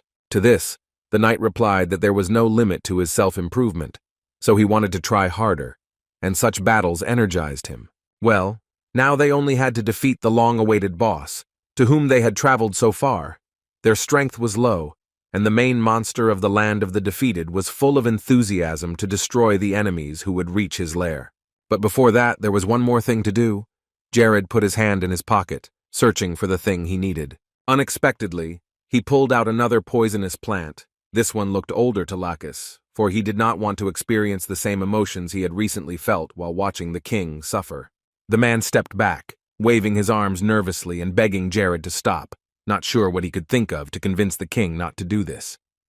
However, Jared persisted and handed him the poisonous plant, saying that if he was immune to such things, the risk of death would be greatly reduced when facing dangerous opponents. Lakis didn't want to do this, but he agreed to do what the king wanted. He took a deep breath and reached for the plant, but something pulled him back. In a few seconds, the poison was in the knight's hands, and as Jared had said earlier, the katara contained poison of many kinds. So as soon as Lakis felt the effect of the poison, Jared would neutralize it so that he would not suffer for long, but after that, he would become resistant to various poisons, because he would be immune. Lakis prepared for the worst. Even though he trusted his king, he was too scared to do it because he knew something could go wrong. Jared interrupted him, already knowing what he was going to ask, and told him to tell Mary that he loved her very much. Jared laughed, saying that it was very romantic, but he hurried Lakis and told him to chew the plant he was holding. First, the knight gently brought the katara to his mouth and smelled it, and then ate it without thinking. 10 minutes had passed since then. Of course, Jared had neutralized the plant's effect, but Lakis could still taste it, and it felt terrible. He felt better in just a few minutes, so they moved on, and the main monster of these caves felt someone's presence in his domain. When Lakis and Jared moved further, they smelled a very unpleasant odor, like old and worn-out shoes, and it was enough to make you faint. Apparently, these foolish travelers did not think that very soon they would meet their death in these caves. This was exactly what Jared had meant when he spoke of immunity to poisons, for now Lakis was not afraid of any of them. The knight had never doubted his majesty before, so he expected nothing less, he exclaimed enthusiastically as Jared stood calmly beside him. The monster was impressed, but it had more than just poisons in its arsenal, so it was not fazed. Neither this fog filled with poisonous gas nor attacks with poisonous liquids would be a problem for these two, so the boss rejected certain tactics. Lakis and Jared were not afraid of any such move. The monster picked up his sword, which he had not touched for a long time, because everything was calm. But most of all, the monster was impressed by this blue-eyed mage, whose abilities were undoubtedly admired by this creature as well. Jared had easily managed to dodge the skeleton's attacks more than a dozen times already, and he was not tired of it. So the monster can definitely miss if he attacks rashly. He realized that this time he was dealing with unusual opponents, and he had to work hard to achieve what he wanted, namely victory. Previously, the skeleton thought that he would be able to kill Jared without much effort, literally hit him the first time, and that would be it. But it turned out to be much more complicated. But he was not afraid of any of Jared's abilities. He is the king of the Death Knights, and no matter what, he will defeat anyone who wants to break into his possessions. Here the advantage is on his side, because having a whole army of the dead can do a lot. He can use all kinds of poisons, and despite the fact that some of his abilities were limited, the monster had a few tricks up his sleeve to get them out at the right time. Now was the perfect opportunity to use the skill he had spent so long perfecting and working hardest on. Without keeping his guests waiting, the King of the Dead used his unique slashing sword mod, which immediately flew straight at Jared. The boy was able to react in time, even though the spell was coming at high speed and could have hit him at any moment. When the sword flew even closer to King Krivia, he simply blocked its effect, and this really impressed the Lord of the Dead, because even a person who was considered a master of his craft, or a great magician, would have died immediately, with just one blow. The cleaving sword is a magical object, very powerful and rarely used. It combined magical and physical power together, which strengthened its blows. The advantage of using such an item was that this sword, unlike others, easily pierced any defense, even if the magician was really strong. Also, this sword pierced all hits, destroying the person afterwards, so the fact that Jared easily repelled such a strong attack had already begun to worry the King of the Dead. To put it simply, the sword's power was comparable to the weight of an entire dragon, just as powerful and just as invincible. And this sword was made specifically for killing, as its name implied. The King of the Dead was suddenly excited, realizing that now was the time to show these two his trump cards. Meanwhile, Jared was also in a good mood, happily telling the skeleton that his attacks were too weak and could be dodged by anyone passing by. But that wasn't all. From the outside, it might look like the King of the Dead had created a simple wind wall, but in reality it was a more powerful spell. Jared quickly dodged it again, and it simply bounced off the wall, which didn't hit him at all. Now the skeleton realized that his magic was bigger and stronger than ordinary human magic, because ordinary people cannot use such spells. However, he was still far from elemental magic, and the monster came to the conclusion that this was a unique magic given by the spirits and the Wind Queen Vina. The only thing he didn't understand was how a human could have spiritual magic. He knew very well that unless Jared had personally learned from the Spirit Queen, he could never have gained such magic. Then the King of the Dead turned his attention to Lacus. The knight who had been watching the monster from the side seemed to be an ally of the white-haired mage, so now he had two enemies at once. But while Jared was completely confident in his actions, the King of Death saw a drop of fear in Lacus's eyes that could have led to his death. And indeed, compared to this lively and fast guy next to him, Lacus looked scared. Jared became an interesting competitor for the King of the Dead Knights. He picked up his killing sword again and confidently said that he would show him something new. However, before he could even reach his enemy, something went wrong. The monster was literally blown away and could not stand on his feet. This move was unexpected but quite logical, and in fact the monster had guessed that Jared might do exactly that at some point. The King of the Fallen Knights laughed. He thought that Jared was a strong bastard who came across his path, but some of his blows seemed too primitive.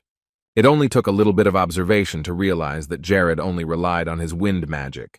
He relied on it completely, so he would definitely react to the demon's spell instantly. He loudly declared that he would kill these annoying mortals and take them to his dead army afterwards. He had the ability to see what was going to happen in the next second, so he could figure out how to attack, and what he saw in the current attack was exactly what he needed.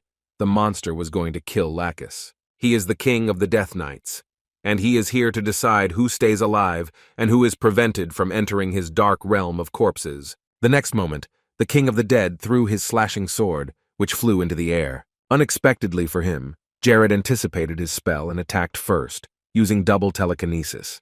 The next moment, the great and valuable sword fell at the feet of Lacus, who was still staring into the eyes of his death with indescribable terror. He did not know what had possessed him then, but without thinking, the knight picked up this precious and bloodthirsty thing, running his finger along the sharp blade. Despite the fact that he had a powerful weapon in his hands, Lacus still looked uncertain as he looked at this unfortunate monster. Jared soared upwards, continuing to watch the King of Death from there. He was still in a great mood and took it all in as if he was just playing a computer game, not experiencing it in real life. The guy knew about this attack in advance, so it was quite easy to prevent the enemy from using it, especially since Jared knew about all the tricks the walking skeleton was going to pull. And in general, everything Jared thought was right, because the monster decided to simply ignore the strong opponent and take care of the weaker one. It was a strategy of absolute victory, if only Jared hadn't been able to foresee it. Meanwhile, something very strange had begun to happen to Lacus, a change that awakened latent anger and cruelty, and at the same time made him completely forget about loyalty and moral standards. A knight who understands his sword well and plays in unison with it will become invincible, and now Lacus had that sword in his hands. As soon as Jared announced that it was time to move on to the next stage of the plan, all the knight's uncertainty disappeared, and he immediately took a stance and prepared to fight. And now came the perfect opportunity to use the rings that Jared had been searching for all along. First of all, Jared took out the Tanax, which would make a good warrior invincible. The costume appeared from a small accessory, and Jared prepared for the next step. Lacus screamed loudly. His fear was already at its limit.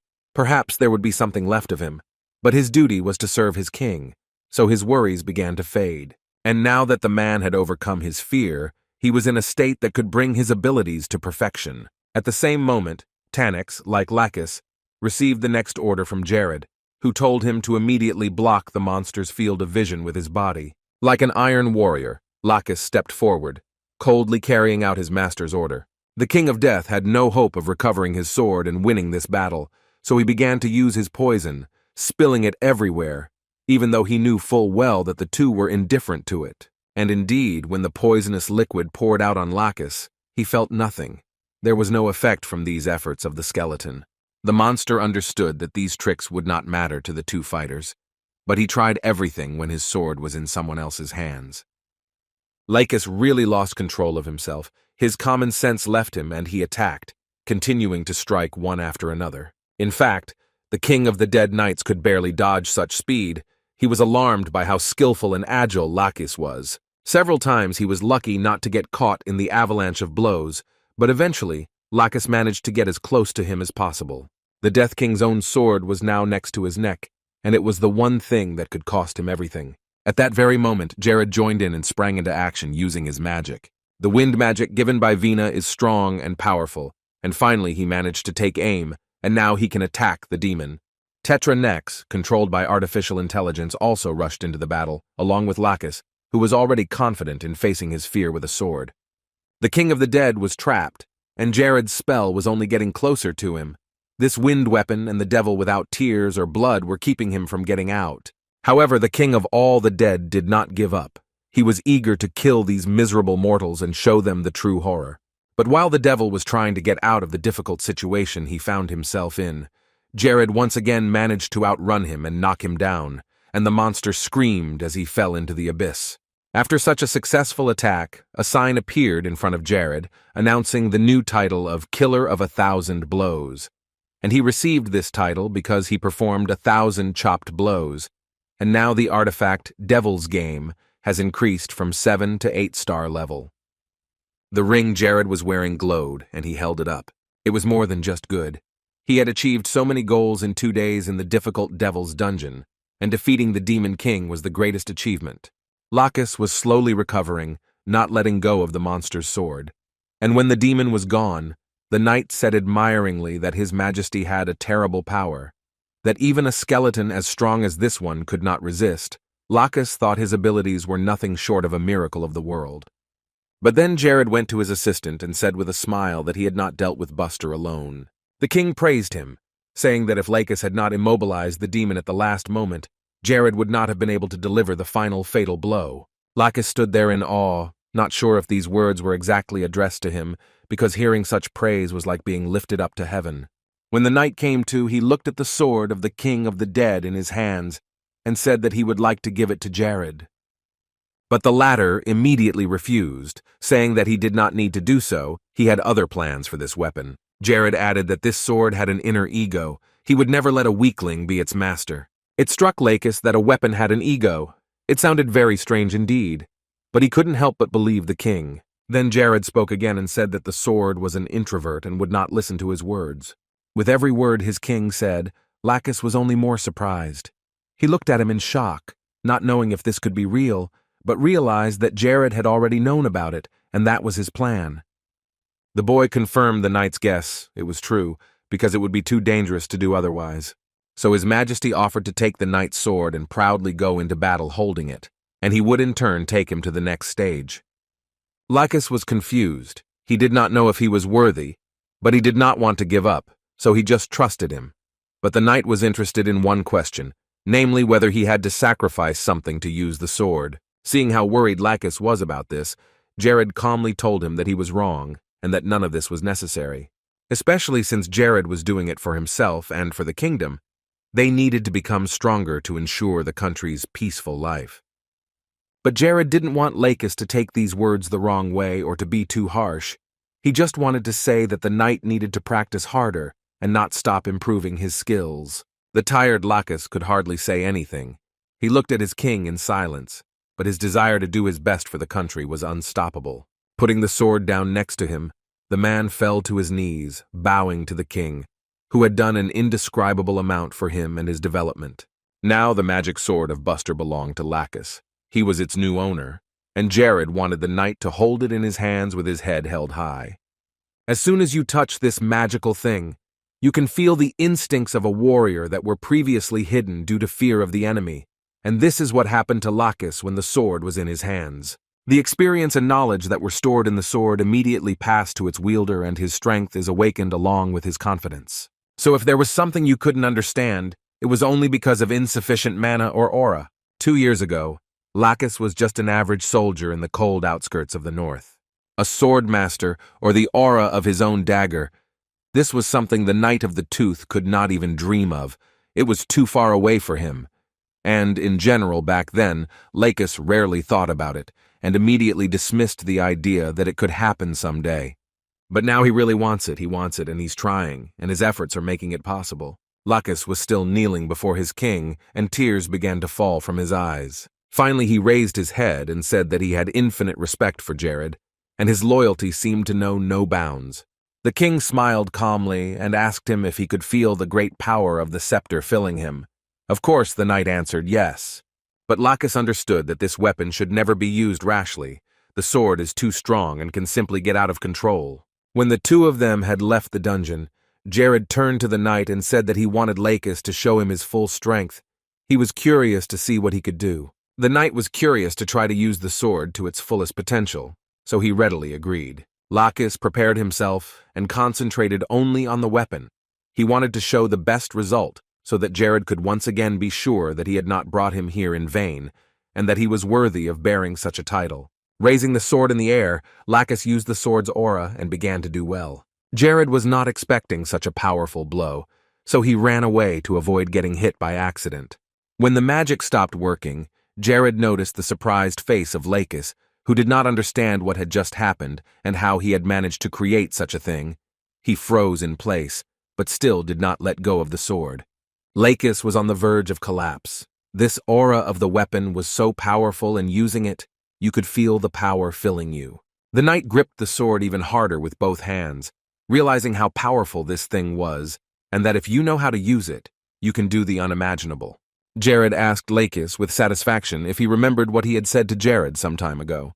It happened right after the king swallowed Qatar, and it scared the knight very much, because if something happened to his majesty, there was no telling what would happen to the kingdom. Lacus remembered this moment and nodded his head in response to Jared. The king told him that he was a servant of the kingdom with great potential that was developing every day, so he wished him to use this sword and his strength for the good future of his country and the king. Lacus put his hand on his heart and swore before the gods to never disappoint Jared as a knight, and to do his best for him and the people of the state. The knight promised to serve Krivia and his constant king Jared until the end of his days, and Lacus's words were sincere, and the blond man could see that, so he counted on Lacus, knowing that he would never let him down. There was a 15-year difference between them, but it didn't matter at all. Nothing prevented Lacus from becoming a loyal servant and Jared from becoming a king, in whom the knight saw a leader and his mentor. And most importantly, they were friends who would never abandon each other in a difficult situation. After so much time spent together side by side, they understood without words how to act. Jared said that he still needed to deal with something, so he suggested that Lacus go to the portal first and wait for him there, and Tanix returned. The guy gave him a look, and soon he was alone in this deserted place with his thoughts. Now he could get down to the business he had to do before leaving this land. Jared quickly laid out the 10 magical enhancement stones he would use to make the dungeon more difficult. When everything was almost ready, Jared turned to Tanix and called him over. Tanix immediately followed his master's order and flew closer, kneeling on the ground next to his king. Jared took a few more steps toward Tetranex and said in a quieter voice that he had 10 magical power-up stones, pointing to one of them. Jared turned to Sabio, who was sitting in his workshop, researching something again, and told him that he would provide all the materials for the next experiments so the elf should get ready. Jared's appearance was a bit unexpected, and Sabio was a bit puzzled. But he quickly gathered himself and pressed the green button on his desk, agreeing with Jared to do the new experiments in the lab. Sabio seemed to understand everything perfectly, so Jared said goodbye and stepped away to check his own performance. His physical defense scored 555, and now the attacks of goblins, rocks, or kobolds were no more than a mere mosquito bite. And wisdom will soon reach 800 points. Then Jared will be more powerful than mages of his level if he has about 200 points of wisdom. In fact, Jared's characteristics and abilities were developing very quickly. He didn't even expect things to progress so well. But all this was still not enough to become the main character he was striving for. No matter how you slice it, Jared is still a 5th-level mage and nothing more. He still had a long way to go to reach the 9th level, and it would take a lot of time and effort, which is why Jared decided to find Ignis as soon as possible. True, he didn't really want to see this idiot, but he would have to if he wanted to achieve something great. Suddenly, a sign appeared for the boy, informing him that the god Helicis was very angry because Jared was playing with divine power and using it in vain.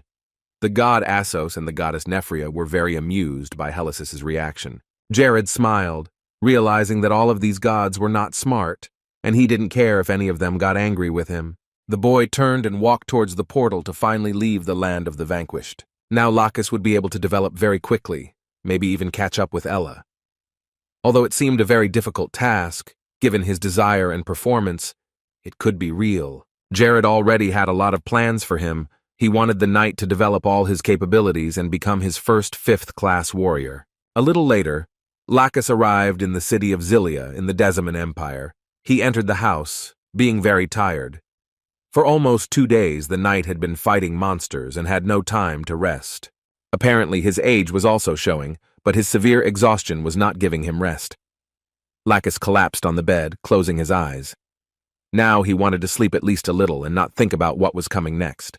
Soon, Jared entered the room they had rented to rest. He had returned from an assignment, and when he noticed the tired Lacus, he laughed. He was really tired. However, Jared thought that the reason was that Lacus had gone through another awakening, and this process was really draining the body. The knight didn't hear him anymore, because as soon as he lay down on the bed, he fell asleep.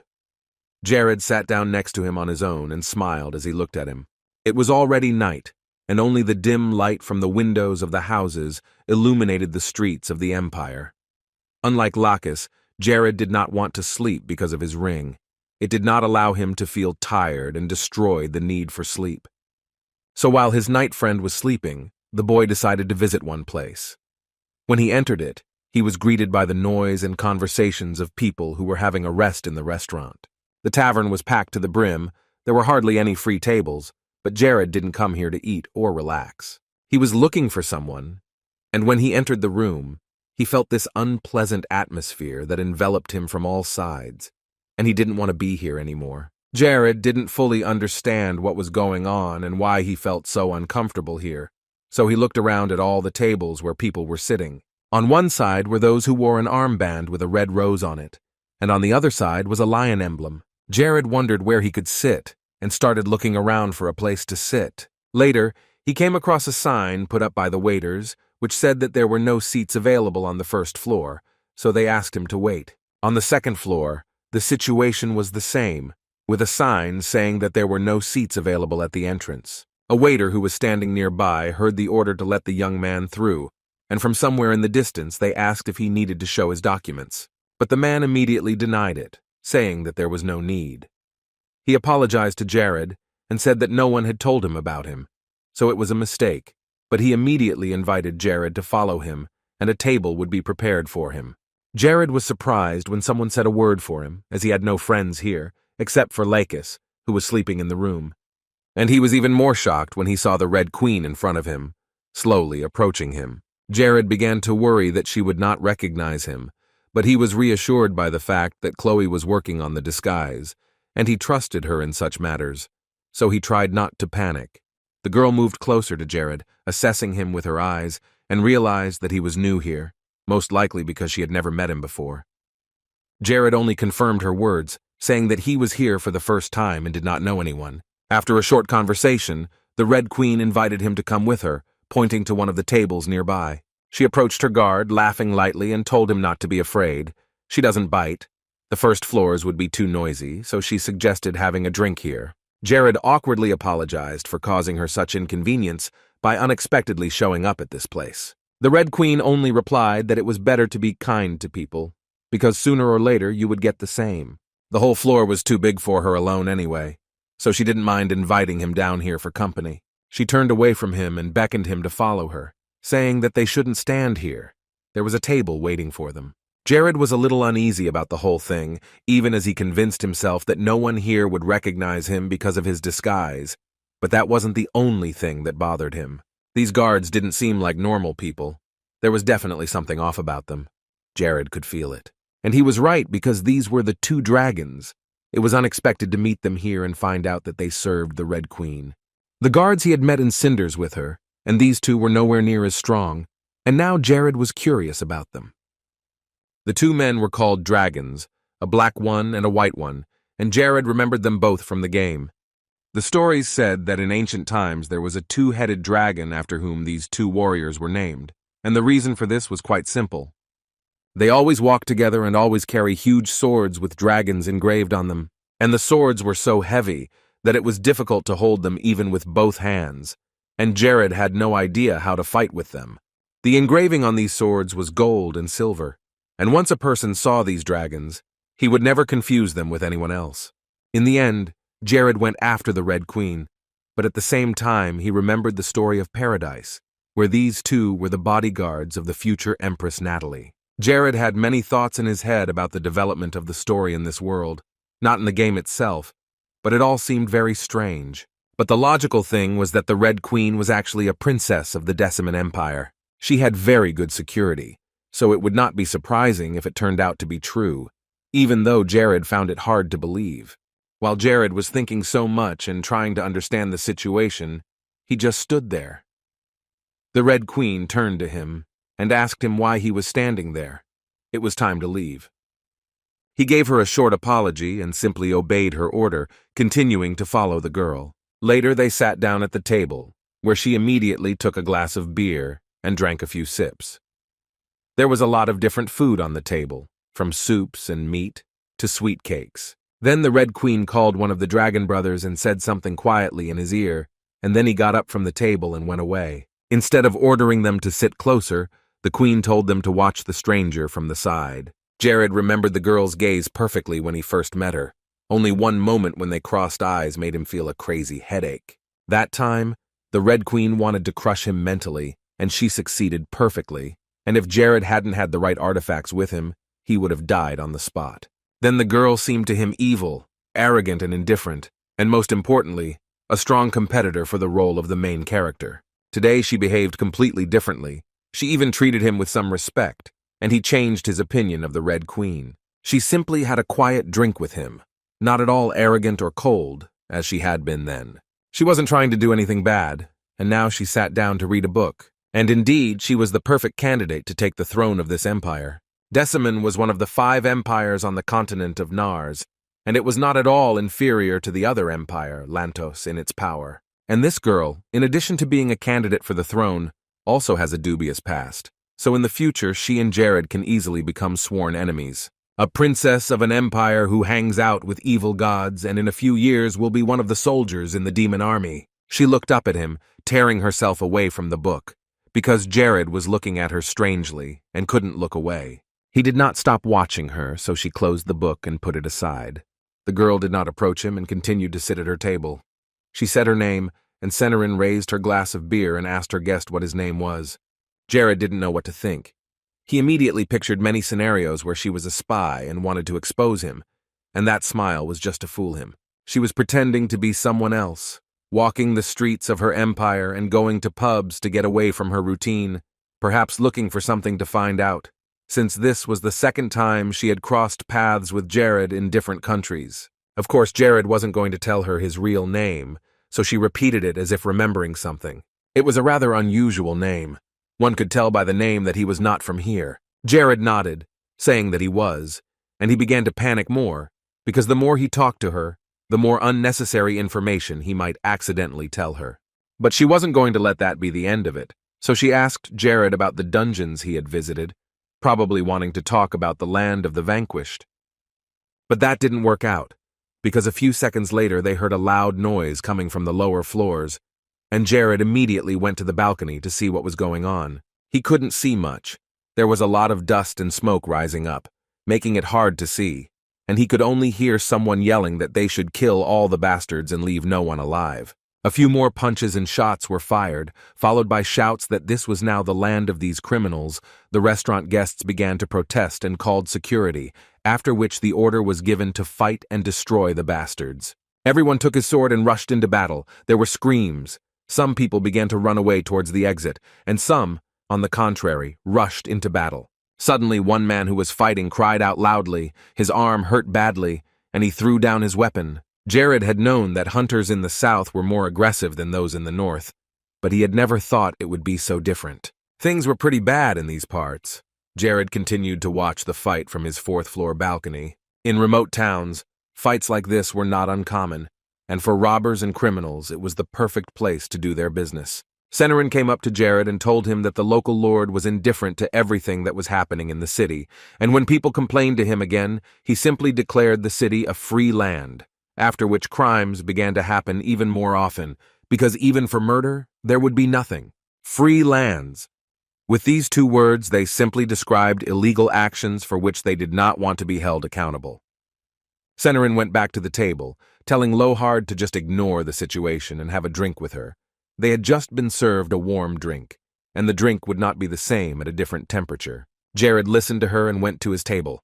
In general, she was right. It was none of his business, so he shouldn't care. He had enough problems as it was. There was no point in getting himself into any more arguments or anything, and on the fourth-floor balcony, even these hunters shouldn't bother them. But it didn't work out the way he thought it would. A minute later, the door opened and hit the wall, and a guild of hunters called Glory entered the room. Jared calmly drank his drink, asking them what they wanted here, because neither he nor Senarin were going to get involved in their pointless arguments. But one of them, the leader, apparently came closer to Jared and said that this tavern was on their territory, so Jared had better get his act together and leave while they were still in a good mood.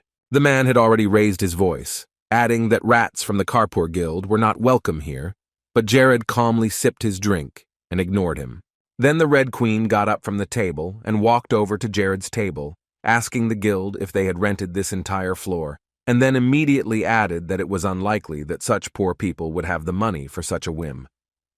They froze in surprise as the girl approached them and the leader took up his sword. It took only one word to set him off when she called their guild poor, and he literally began to boil over after hearing it. Jared scanned the five of them and realized that the bald one was about Lacus's level, and the others were lower, so it wouldn't be a problem to deal with them. These people weren't good for much, so they weren't likely to be useful for anything, and it was pointless to mess with them either. So Jared took up the alcohol again, saying he wasn't going to fight them. He didn't feel like it, and he wasn't a spy. He just wanted to have a beer and leave in peace. The bald man chuckled, thinking that Jared just saw Senarin and wanted to impress her, so he didn't show that he was in any way affected by the gangster showdown. It seemed to him that now Jared was just trying to get her attention, and the Red Queen was standing behind him, looking at the bastards. The toothless man was holding his weapon and refused to leave Jared's side, who really didn't care about these men. The bald man sneered, asking Jared if he would be as brave when he cut him in half and if he would care about his guild as much. He lunged at Jared, who was sitting peacefully at a table drinking a beer, not reacting to the fact that he was about to be killed. The other members of the gang held their breath, watching their leader, who could not calm down. The Red Queen smiled, folding her arms across her chest and staring at Jared. Unexpectedly for the guild leader, the boy stabbed him in the back with a dagger, and he immediately began to bleed out. The artifact he was holding was called the Dagger of Death, and it could kill any person with just one stroke. Now the commander of the Glory Hunting Guild, in the third circle, a reformed knight and mercenary of rank A, was lying dead in a tavern. The Red Queen was really interested in the abilities of this Lohard, as he introduced himself to her. There were not many good warriors around. In addition, he was at the level of the 5th class of magic and had the ability to teleport anywhere. The members of the guild were not so sure without their commander, and one of them timidly asked his friend who this guy was and how he got such powers. The Red Queen realized that they would die right now if they didn't want to escape from here and leave the idea of killing Jared only in their dreams. But they weren't very smart, so they rushed at Jared with the idea that they would be outnumbered and thus be able to overcome Jared and the Red Queen. The bravest one went forward, but such a foolish decision would soon backfire on him. Jared used magic again this time. It was a game for him, and not a difficult one at that, since his competitors were very weak. He created a screen of wind in front of him, so that the fool could not reach him with his pathetic sword and stay far away. But the other man exclaimed that whatever shield Jared was using would be useless, because it was not difficult for the boy to get through it. At least he wanted to think so and believe it. But in reality, everything was quite different, and just such a barrier could easily protect Jared. He was thrown away from the magical wall and rolled backwards towards his friends, who watched him in silence instead of helping to kill Jared. The very next moment, they all tried to break through the shield together, but none of them succeeded, even though it seemed that the barrier would not withstand more than one blow. In fact, it was as strong as a steel wall. For Jared, the option of fighting each of them individually sounded too boring and time-consuming, so he decided that it would be much better to kill them all in one blow and be done with this gang of bandits. The perfect choice was fire magic, with which Jared could easily destroy all of them. Using a double wall of fire, Jared finally defeated the guild members. They began to scream loudly as a river of flames poured out on them, burning their bodies from head to toe. The boys tried to see something among the flames that filled most of the hall, but they could not see very well. They could only hear. The Red Queen was amazed at what she saw with her own eyes. This magical power was incredible and powerful, and she noticed that it was not just a wall of fire. An ordinary wall of fire would never be able to burn people to ashes. Jared stopped with the spells, but he knew it was still not over. To finish the job, Jared, or as Senarin knew him, Lochard, used a blast of flame to burn them in an instant. The flames swirled over the bodies of the dead, forming dragon patterns, while somewhere deep in the room 2 tall silhouettes stood watching. Jared walked over to the skeleton that was left over from the bald man who had attacked him, and Jared had just asked him not to, and then none of this would have happened. Senarin knew for a fact that these guys from the Glory Guild were definitely not weaker than rank A, but Jared had easily dealt with them all. She didn't understand what such a mage was doing here, in such a forgotten town on the outskirts of the Empire, a power truly impressive and worthy of her recognition. There were so many experienced and skilled hunters, but their capabilities were not unlimited. Sooner or later, they all reached their end. And this wall of fire could match the spell of a level 8 mage, of course. The girl didn't know about all his artifacts that enhanced magic, but it was really admirable. He could control magic so that it became like a fire demon flying in its own path. Senarin didn't know if Jared was skilled in other areas of magic, but even what she had seen was enough to impress her. The Red Queen was sure that he was a wizard with incredible power that could destroy the entire world, and Senarin was brought out of her own thoughts when Jared asked if she was okay. The boy looked around and admitted that he had gone a little overboard with the flames, which made him feel a little guilty towards her. Surprisingly, everything here remained intact, although it seemed that after the fight, half of this building would not be left for sure. All that was damaged was the door. It was a little blackened, but it was quite easy to fix, so the loss was not great. Jared assured me that he didn't want to do it at all, but their commander's actions were too rude and he couldn't hold back any longer. In the end, there was nothing to worry about, because on the free land, as the local lord called it, you could do whatever you wanted and not be punished. This actually made the situation better, because the topic would soon be forgotten, and no one would even remember that an entire guild that had been terrifying the townspeople was killed in a nice tavern. This meant that it was the perfect place to compete freely and kill without any restrictions, without knowing the end of the world. Senarin turned around, saying his last sentence rather quietly and slowly. She didn't mind it either. She was as excited about fighting as Jared was. Then he walked to the edge of the balcony and looked down again. But this time there were no loud screams. The picture was brutal, and he was absolutely not happy with it. For this picture to ever describe his kingdom, a unified system of governance must be established, and at the same time, an official organization had to be created to ensure that the laws of the state were not violated, and that the various guilds did not even think about attacking people. This incident would be remembered by him, and would serve as a lesson to never allow such a tragedy to happen on his lands.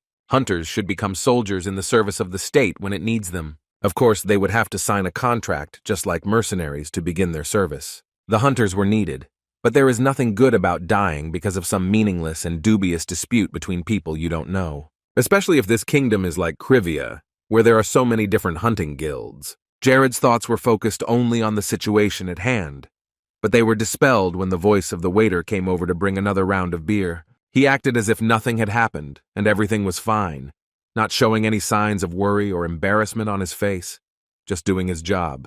It looked really strange, especially for a person who was not used to such events, and the people of this city seemed to react normally to it and often did not care. When the waiter brought the beer to Serena and Jared, he politely wished them good luck and walked away, leaving them. Then Jared turned to the girl and said that this was the last glass and he would leave. He explained this unexpected departure by saying that he still had some unfinished business, but it was urgent, so he would hurry to get it done. This trip was short but exciting and instructive, and now it was time to return to his kingdom and prepare a new project. Jared calmly swallowed a few more sips of beer, not wanting to leave a single drop, because the taste of the drink was simply wonderful. With that, the guy put his empty glass on the table and thanked Senarin for the warm welcome. Luckily, the atmosphere had improved by the time Jared was about to leave the place, and it seemed that things were going well downstairs as well, despite the earlier shooting.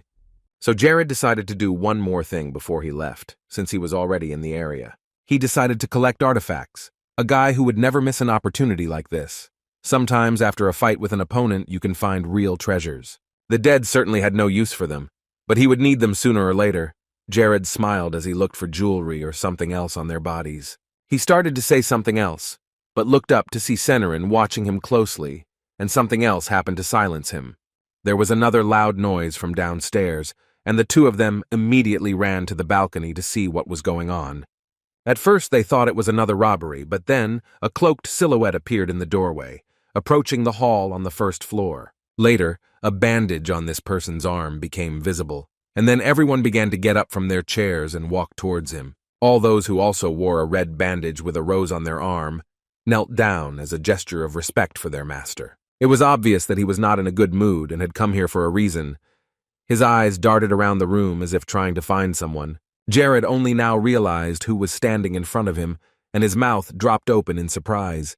It was Barak Mukask, and in the story, he was also fighting on the side of the Demon King's army. He was the one who organized the genocide of the Radius Order. Barak created a concentration camp like the Nazis of World War II, and what was happening there was absolutely no different from what they did.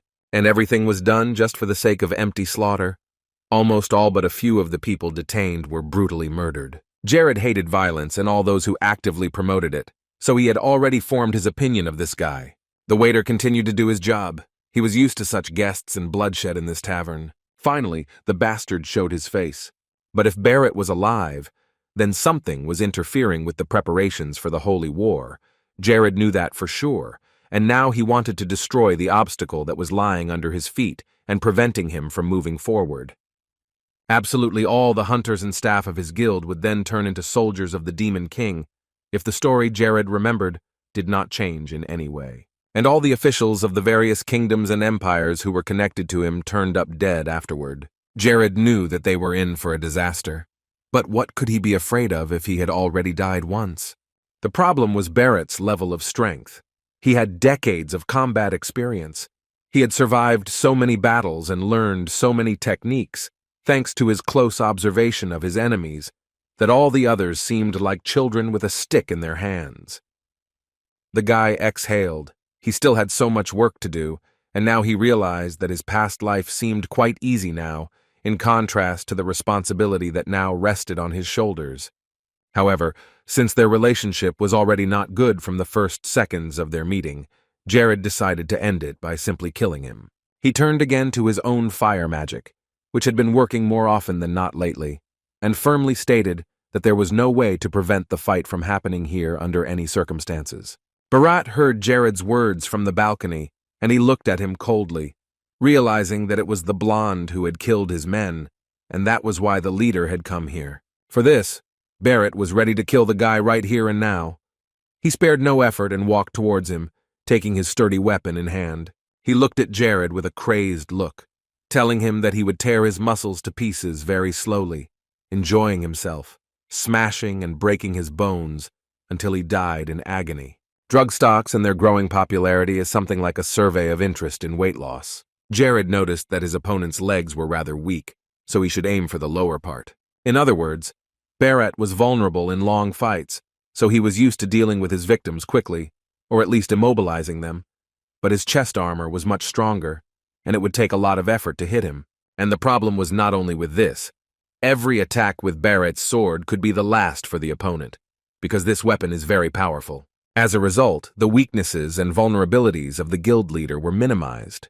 They were almost non-existent, but the strengths were on the contrary, and this is where the dilemma arose.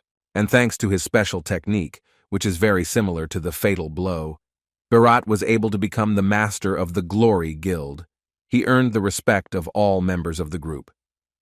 In addition to all these advantages, Barat has the skill Sword Aura, so if you look at it objectively, he was not a winning competitor. This made Jared more excited, curious, and eager to start the fight than fearful and afraid for his life. He realized he had to do it, and that the main thing was to focus on his vulnerabilities. Still standing on the balcony, Jared exclaimed with satisfaction that soon he would kill the insatiable killer with his own hands, so that in the future the terrible things that Bharat was involved in would not happen. But the guild leader was also serious about dealing with and defeating his enemy, who had taken several good fighters from him. It was much more profitable to kill this guy now, because then he would not be able to interfere with Jared's further plans for the kingdom and the entire continent. However, there were also thoughts that he would fail. This was not just a fight with a low or mid-level mage. Bharat was a worthy opponent, and this opened up both options for the future: the death of King Krivia or the defeat of the master of the great Guild of Glory. If he couldn't make his plans come true, then he could put an end to his kingdom and future dreams. It would be the end. There was no other chance. Of course, Jared wasn't thinking about dying right now. He hadn't realized enough of his plans to end his life, but anything could happen. However, there was a way to get out of this one, and that was the option Jared was going to use today to get around his opponent. The Red Queen had seen too many battles. She stood before the two of them, a fire burning in Bharat's and Jared's eyes that said neither of them wanted to give up, even if it was hard and they were taking their last steps, but they would fight on until the end. She had seen fierce battles, disputes from the criminal underworld, and beatings that seemed worse than hell itself. However, she had never seen anything like this fight. Something unique was about to happen, and this battle would decide the fate of many kingdoms and their people, for a great assassin who would put hundreds of lives in the coffin in the future might die here. Bharat noticed that Jared was aiming at his legs, of course. He didn't let on that this was his weak spot, but he tried to avoid Jared getting there. The King of Krivia didn't care what the bastard was saying to him. He was concentrating only on casting spells to destroy the tyrant and hit him right in the body with a magical projectile. For a moment, Bharat found himself held hostage by the chains created by Jared and screamed, waving his arms and trying with all his might to get out of the trap. Such movements only confused him more. It was a blow below the belt. Jared knew what he was doing, so while Bharat dealt with the chains, he continued his attack. In this battle, they were not fighting with their bare hands. Each could use their advantages as a knight or a magician, and such a fight could end in any number of ways. Jared had plenty of effort and confidence in his actions, but his opponent was getting tired, especially since he saw that he recognized his weaknesses. The magician stood back, and magic dust appeared in his hand, which he intended to use to strengthen his own spells. With the help of this dust, he gained more strength and could move faster, so the picture was as follows. Bharat was injured and no longer so sure of his victory because the opponent was not as weak and cowardly as he seemed, and Jared was only improving his abilities to defeat his rival. The guy started moving very quickly, and before the guild master could even say a word, Jared had already reached him. The Red Queen watched the fight between the two powerful men with some admiration, but very calmly, a sight that was impressive even to her, who had seen a lot in her life. The two dragon brothers who served as Serenity's bodyguards also noticed that this guy was unusual, and it seemed as if he could read the Golden Eagle's actions in advance. "If this goes on, this fight will be over in seconds," one of the guards said to take Natalia to a safer place. Bharat wasn't going to use it so soon after it started, but there might not be time for him to do so later, so the master used the aura of his own sword. It was easy for Jared to deflect such an attack, because it was not the first time he had encountered it, and the knight was no longer so confident with his weapon, which definitely made it easier. The mage cast spell after spell, and this time he used his speed and teleportation. Jared managed to hit, not Bharat, but it was also a good result.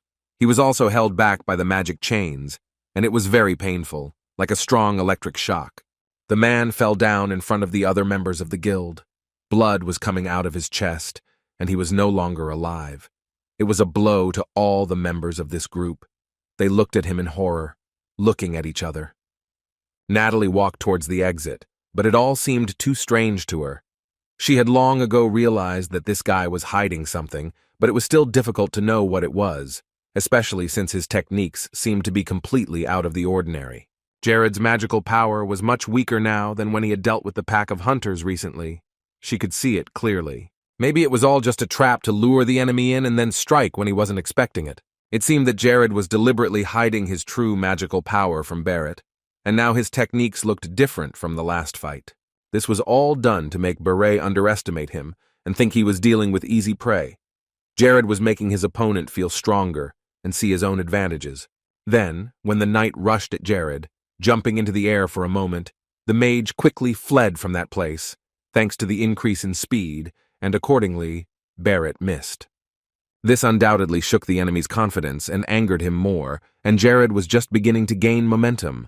The 5th class of magic was quite strong, and those who had reached this stage had unique abilities, such as the power projectile, which Jared used constantly, as it was one of the most successful tactics for overcoming an opponent.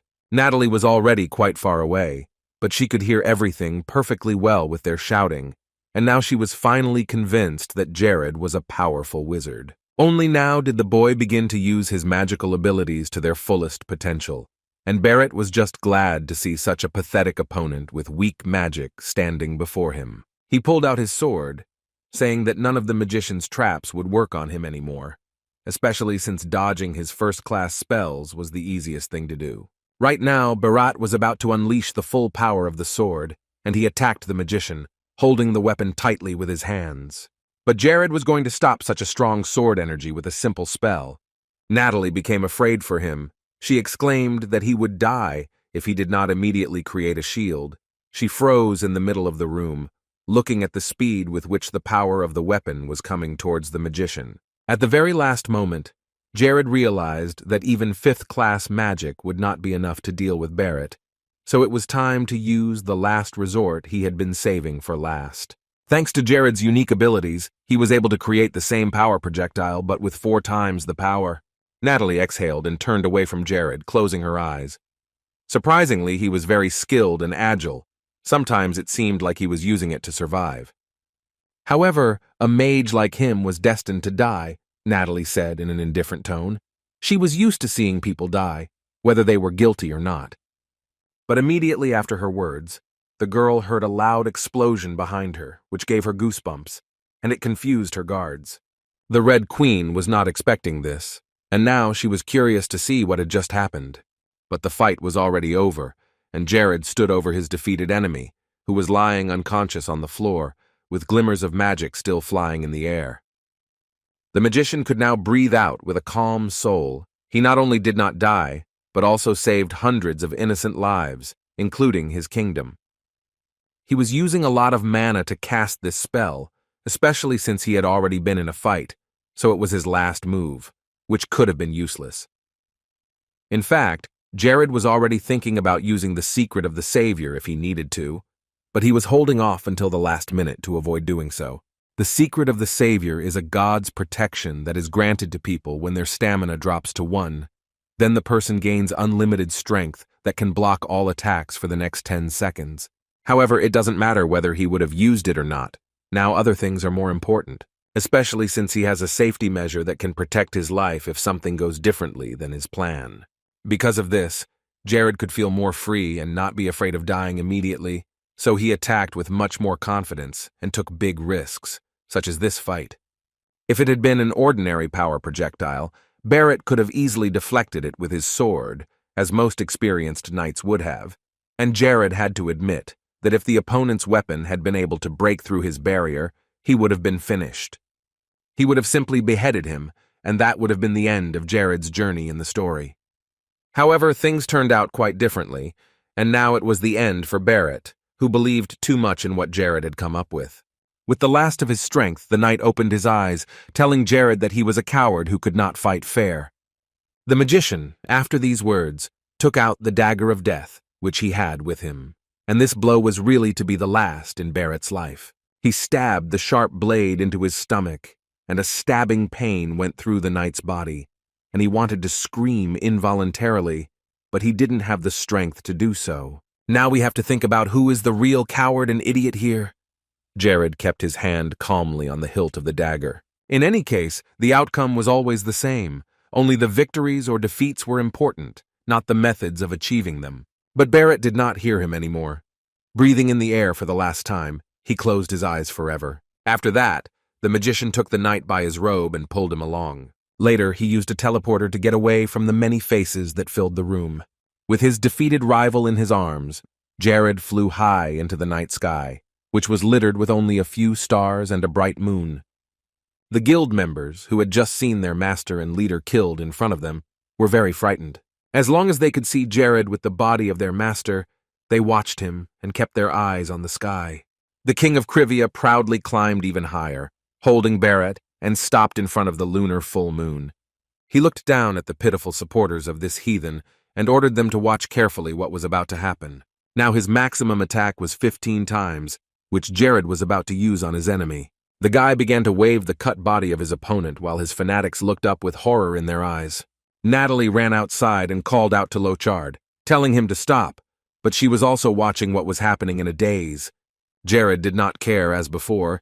He flew higher into the sky and began to swing Bharat's lifeless body even harder. People looked at their master, who continued to be abused even after his death. Many perceived him as a mentor, and it was difficult and painful to watch. When Jared got tired of it all himself, he threw the knight's body out and it quickly flew down. No one dared to say a word out of shock and concern, except that their leader had been taken away from them, and now they don't know what to do next. He had guided them, and now there was no one to fill that role. When the corpse fell to the ground, Jared also came down and landed next to the puddles of blood, which splashed everywhere. Now he wanted to take the artifact that belonged to Bharat.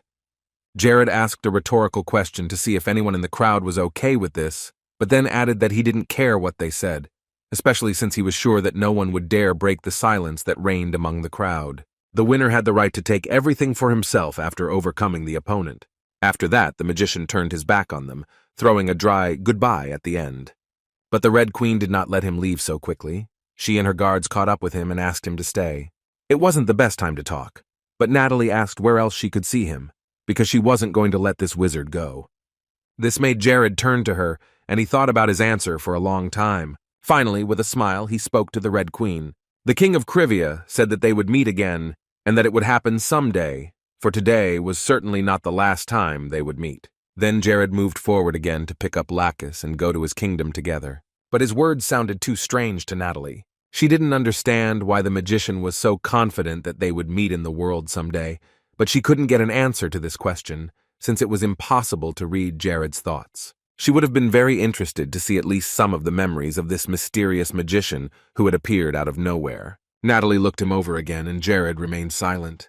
Her special ability to read memories hadn't worked either, which was not surprising, because that trick would never work on higher-class mages. They both remained silent as Natalia's thoughts became more and more tangled together. But then she remembered the guy she'd met in Cinders a long time ago. Maybe it was him. At least it all fit.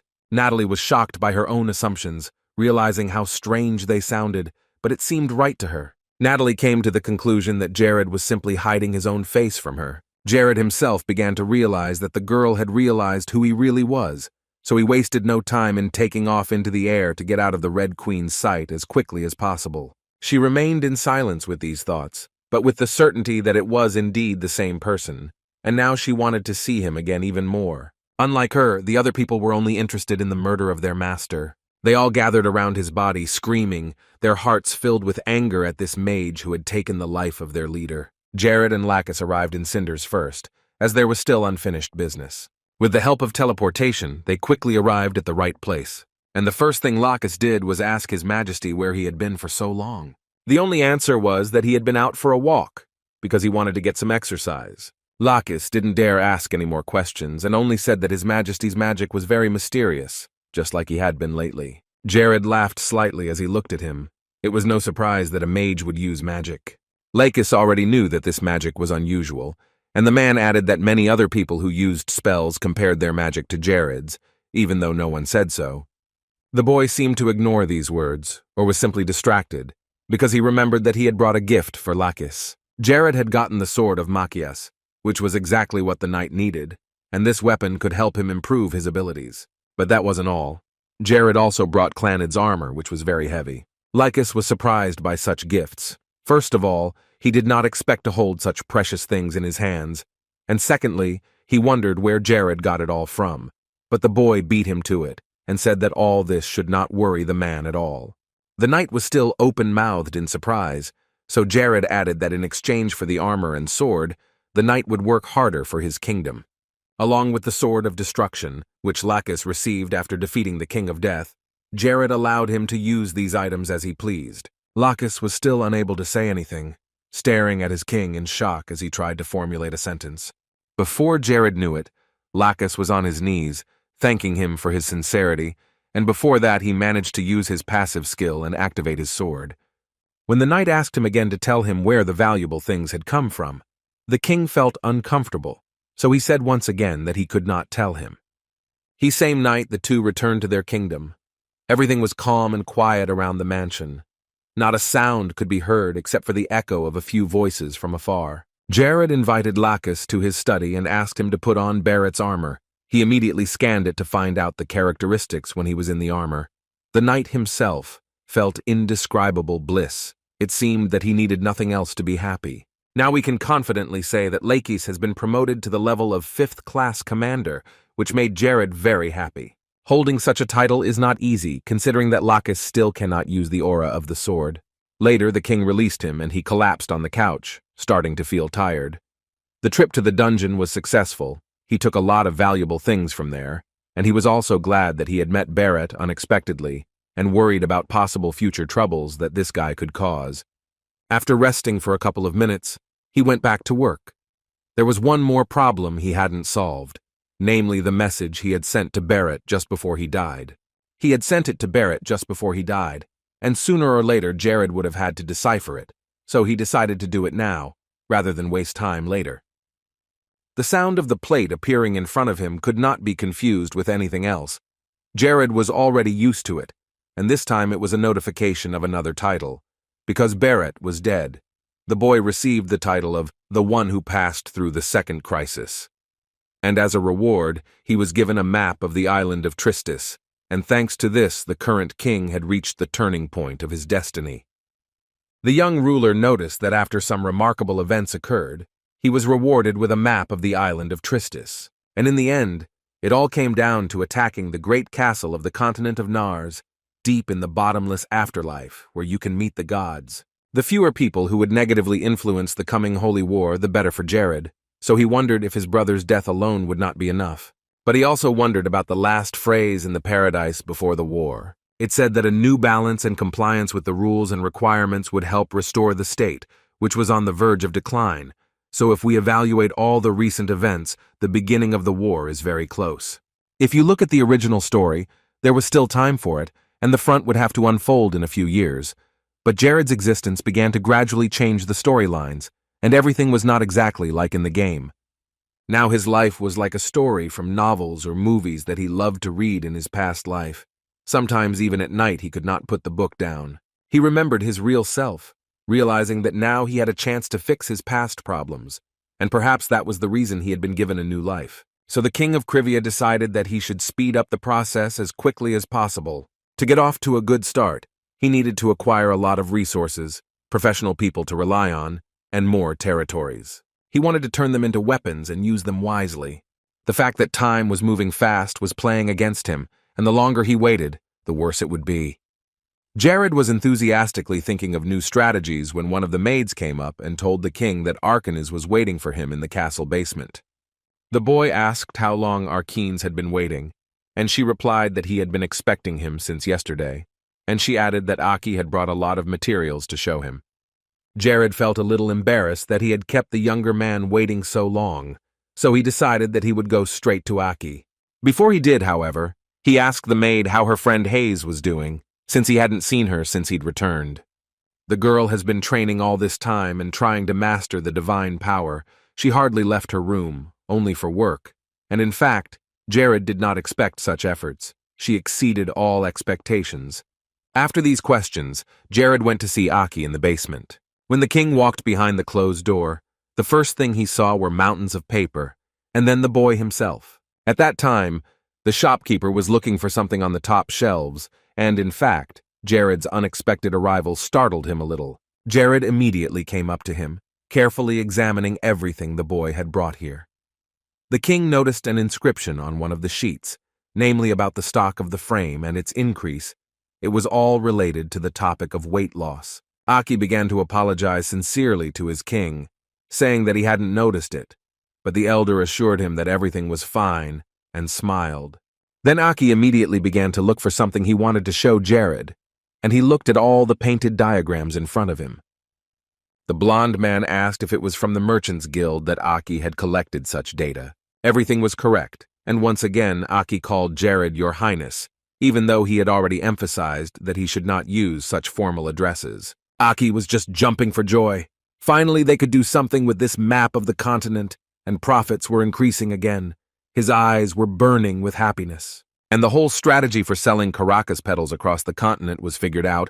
All that was left was to send them to the right places, and that was it. Jared really admired Arkeen's abilities, and the business developed with incredible success when it was taken over by such a person. It was no wonder that everyone called Arkeen the best and richest trader, a man who would do anything to achieve his dreams and come out on top.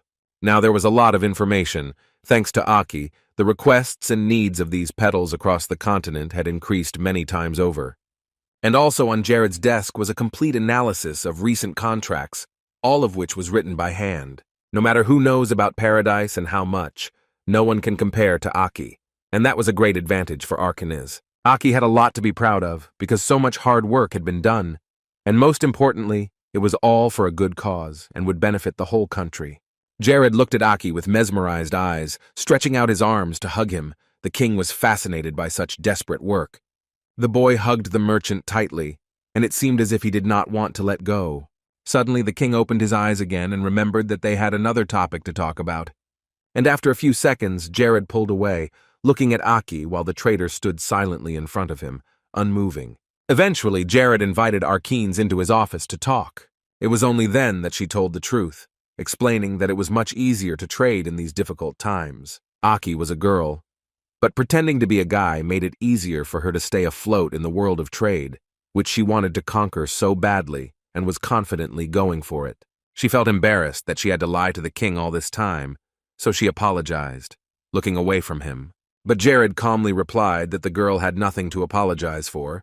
He reacted well and assured her that everything was fine and that Aki shouldn't worry. Arkeen only said that she would probably continue to pretend to be a boy, but she apologized to the king once again for the long lie. Jared reassured her again and told her that he was not angry at all and understood. Then the king remembered the day they were in the bathhouse together, and Aki had wrapped herself completely in towels. Now he understood why she had done it. Aki interrupted him, confirming that it was so that no one would see her and reveal her. Although it was not easy, she managed to do it. And that day, Jared didn't find out anything, although he noticed that Arkeen was acting very strange and worried. Instantly, Jared slightly covered his face with his hand, realizing that then Aki had seen him from head to toe without clothes. He laughed nervously, looking at Aki. She folded her hands in front of her and replied that she didn't want to do that. Jared suggested that they go relax in the bathhouse. Jared was sweating a little, feeling tense, but he said more calmly that after all, everyone's body was built the same way, and there was nothing to be ashamed of. Then the king used the magic of telekinesis and created a cage around them that contained the sound within its boundaries. He suggested that this should be kept between them and told Aki that she could be herself in front of him and not pretend to be anyone else. Then she blushed and said that it was okay and assured him that it was nothing compared to what she was doing. But the very next moment, Aki started talking about the trade-related field again and was about to tell Jared something. It wasn't really anything too important, but Jared was listening intently, so Aki told him about one of her orders. She had been researching different fashion trends and had chosen all these things like the skirt, accessories, and makeup not only because she liked it, but there was another reason. Aki asked Jared if he knew where this conversation was going. He nodded and Aki continued, saying that such clothes are very popular among noble families and aristocracy. Jared agreed. He added an apology that he hadn't realized how good Aki was at this before, and she smiled back.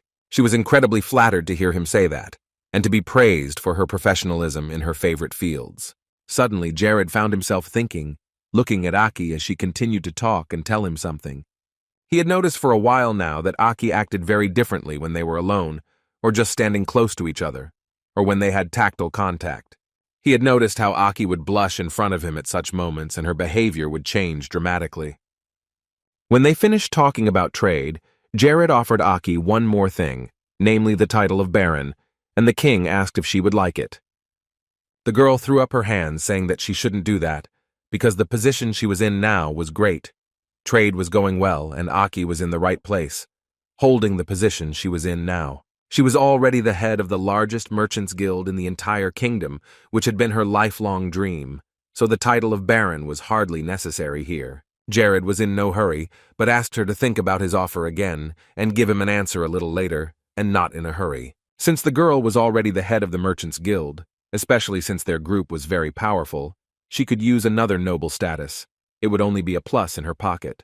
Aki wanted to add something, but Jared already knew what she wanted to say, so he spoke again. It is true that people who think too objectively and pay attention to all the details in this world do not live long and can often be killed. However, Jared suggested that we should consider this status as our own weapon and embrace it and move forward with it. He even allowed us to create something under his name that would spread throughout the contingent and impress anyone who heard about it. Aki then stood up from her chair, saying that she accepted this status and would do everything to make the new project the most successful in its history. She was ready to work hard to achieve this result.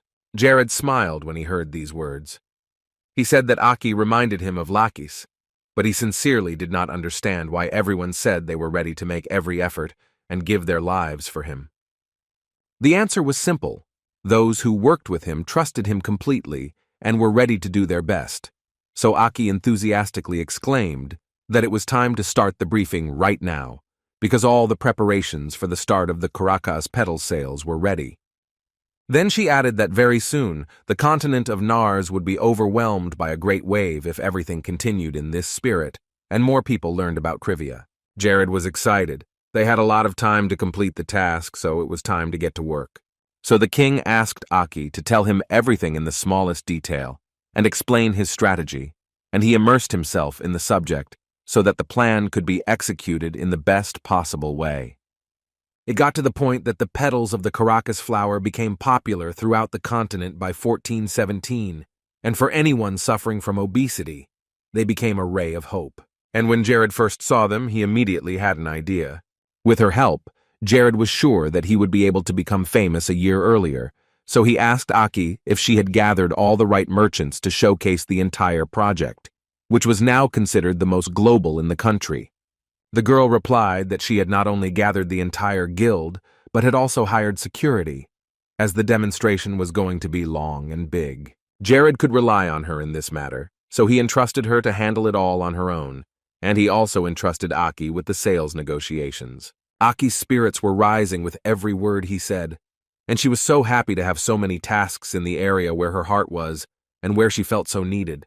And when all the preparations were finally completed, they jointly decided that they would start the briefing itself immediately, both of them in high spirits, thinking about the achievements to come. Very soon, the demonstration of the big project was going to start on the special challenge stage of the Kingdom of Krivia. Many people were waiting in the hall, and Jared and Aki were preparing to perform. Many people had already gathered near the stage. Some of them could hardly believe that the Arcanez group had been the first to hand out invitations, from which they learned that they made unique weight loss apps. And currently there were only 2 known methods of losing weight: exercise or blessing through loss. So many were excited about the new product, because it took a lot of divine energy and concentration to use the blessing through loss. And everyone could use it only once a day, which explained the price that was attached to this method. All of this cost at least hundreds of gold pieces, but the problem was not only money.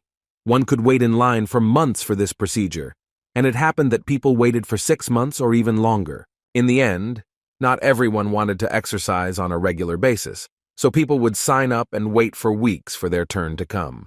Of course, the requests were very different, and there were people who wanted to lose weight even while eating, which sounded quite strange. And that would never have happened, but this product, which had made Curvia all the rage again, would be the breakthrough of the Arcane Guild. Jared stood behind the stage curtain and prepared to start the demonstration, with a parade of people standing next to him.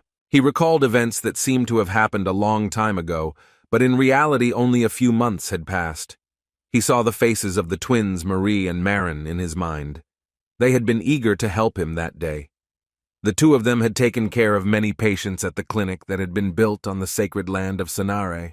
They had very little free time from work, so they ate whatever they could find, and when they could, which led to Marin's doubling of weight in those couple of months. Jared invited him to take part in a presentation, but even that was hard for him now. He could barely move and got tired quickly. Besides, Marin was a little nervous before the demonstration, and Jared noticed it and decided to support him. He said that he had never had to speak in front of such a huge audience before, and it was a little scary.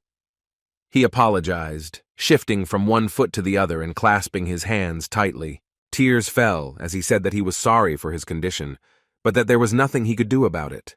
However, Jared gently asked him to trust him, and assured him that today Marin would lose the weight and look like he used to.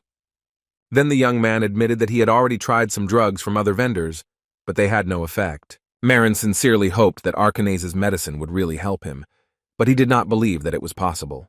The king replied that after taking these pills, he would need to wait a little bit. The effect would not be noticeable immediately. It would take some time. Then the boy asked if Jared had another way, and the hope in his eyes never faded. Jared told Marin that he had a trick to losing weight, but not everyone is able to use it. Thanks to his knowledge of paradise, Jared knew all the bugs, and there was one that distorted time, but it wasn't really a bug, because unlike the others, it didn't pose a threat to the system itself. It would have been very problematic if monsters had died due to this bug, but fortunately, everything was limited to water. This method did not cause any side effects or unpleasant sensations. Instead, this thing can improve the effect of food or other medicines. It could also be classified as a slimming product, and the bug was not a problem, because it allowed you to change your appearance in just a few seconds. But this is completely different, because such colossal changes can be observed by hundreds or even thousands of people. The only thing the bank needed to accomplish this was 20,000 units of magical energy. This is what stood in the way of many people, because not everyone is capable of obtaining that much. But Jared believed Marin could do it, so he took him by the hand and told him it was time to go. The king of Krivia promised to make this day a great day for the whole continent, and for Marin himself, because if everything worked, he would look like he did before in a matter of minutes. This was something unique and new, because for the first time in the history of the Nars continent, the king himself would be presenting the product. Some people who had already lived into their 50s had still never seen a king appear in front of merchants to promote a product. A girl sitting next to him remarked that this was a bit much, even for the largest merchant guild in the kingdom. And what Jared was doing now looked too pathetic in her eyes for the title of king of an entire country. Suddenly someone spoke loudly behind the man, saying that he had wasted 50 years of his life. Apparently, he really had nothing else to do but lead a small guild of traders. He turned back in disgust at hearing such compliments in his direction, but what he saw there surprised him. He was not expecting to see this person here. Behind him sat two well-dressed men, whom the old trader made eye contact with. The supreme merchant of the Nars continent, Juk, mind you, is simply jealous of the Arcane Guild for making such a sensation. Yes, Jared is not a trader, but he is doing his best to support the Aki Guild to the best of his ability. Pattern, who was also a major trader on this continent, added that Jared is the king of the most open-minded people in these vast lands, and the decision to personally present the product is very good. Recently, the man read Jared's autobiography, and his personality impressed him even more. The king's strength came from his subjects and his entourage, not from the king himself. Pattern suggested that he should learn to think more broadly before saying such things. If they were called the leaders of the first generation of traders, Arkanese was the leader of the second generation, so he was curious what the king would show. After Jared took the new creation in his hands, the audience applauded, calling for him to start the presentation. The Arkanese group classified this product as a potion. In other words, it is a very good product for weight loss. People started shouting for Jared to let them see it. At first, they didn't really believe that it would do any good, but they were willing to try it. The king of Krivia spoke a little louder, saying that everyone should be calm so that they could see the effect of the potion. Marin walked over to Jared and stood a little behind him, waiting for him to call out to him. Jared turned to him and spoke in a low voice and told him to drink the potion. He also added that it was made from processed petals and that he should drink it a little at a time. Marin obeyed him and opened the jar of potion in his hands. It was clear that he was nervous, but the boy simply trusted his majesty. Marin exhaled and drank the entire potion, just as Jared had said, and he took his time and later showed the people the empty bottle. Everything had started out great, and now Jared was going to use the speed bug to show off the incredible changes that Aki's potion could make. Marin started to feel something very strange. The potion really started to work very quickly. He felt even more scared. He had never experienced anything like it before, But Jared told him it was okay, and he just needed to trust him that it would work. Now he proudly announced that he would show everyone the drug in action.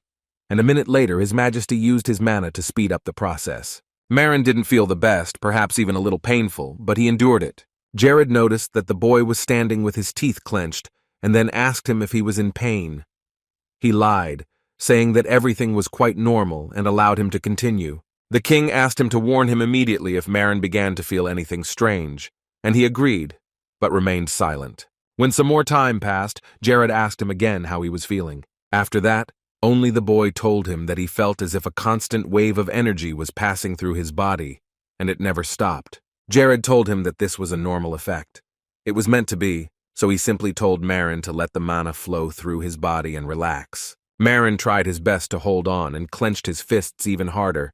It wasn't too painful, but it was unpleasant. In a few seconds, the boy was sweating profusely. It was so hot that a puddle formed under his feet. Marin was already finding it difficult to breathe because of the temperature, which was many times higher than normal. But Jared said once again that it was necessary.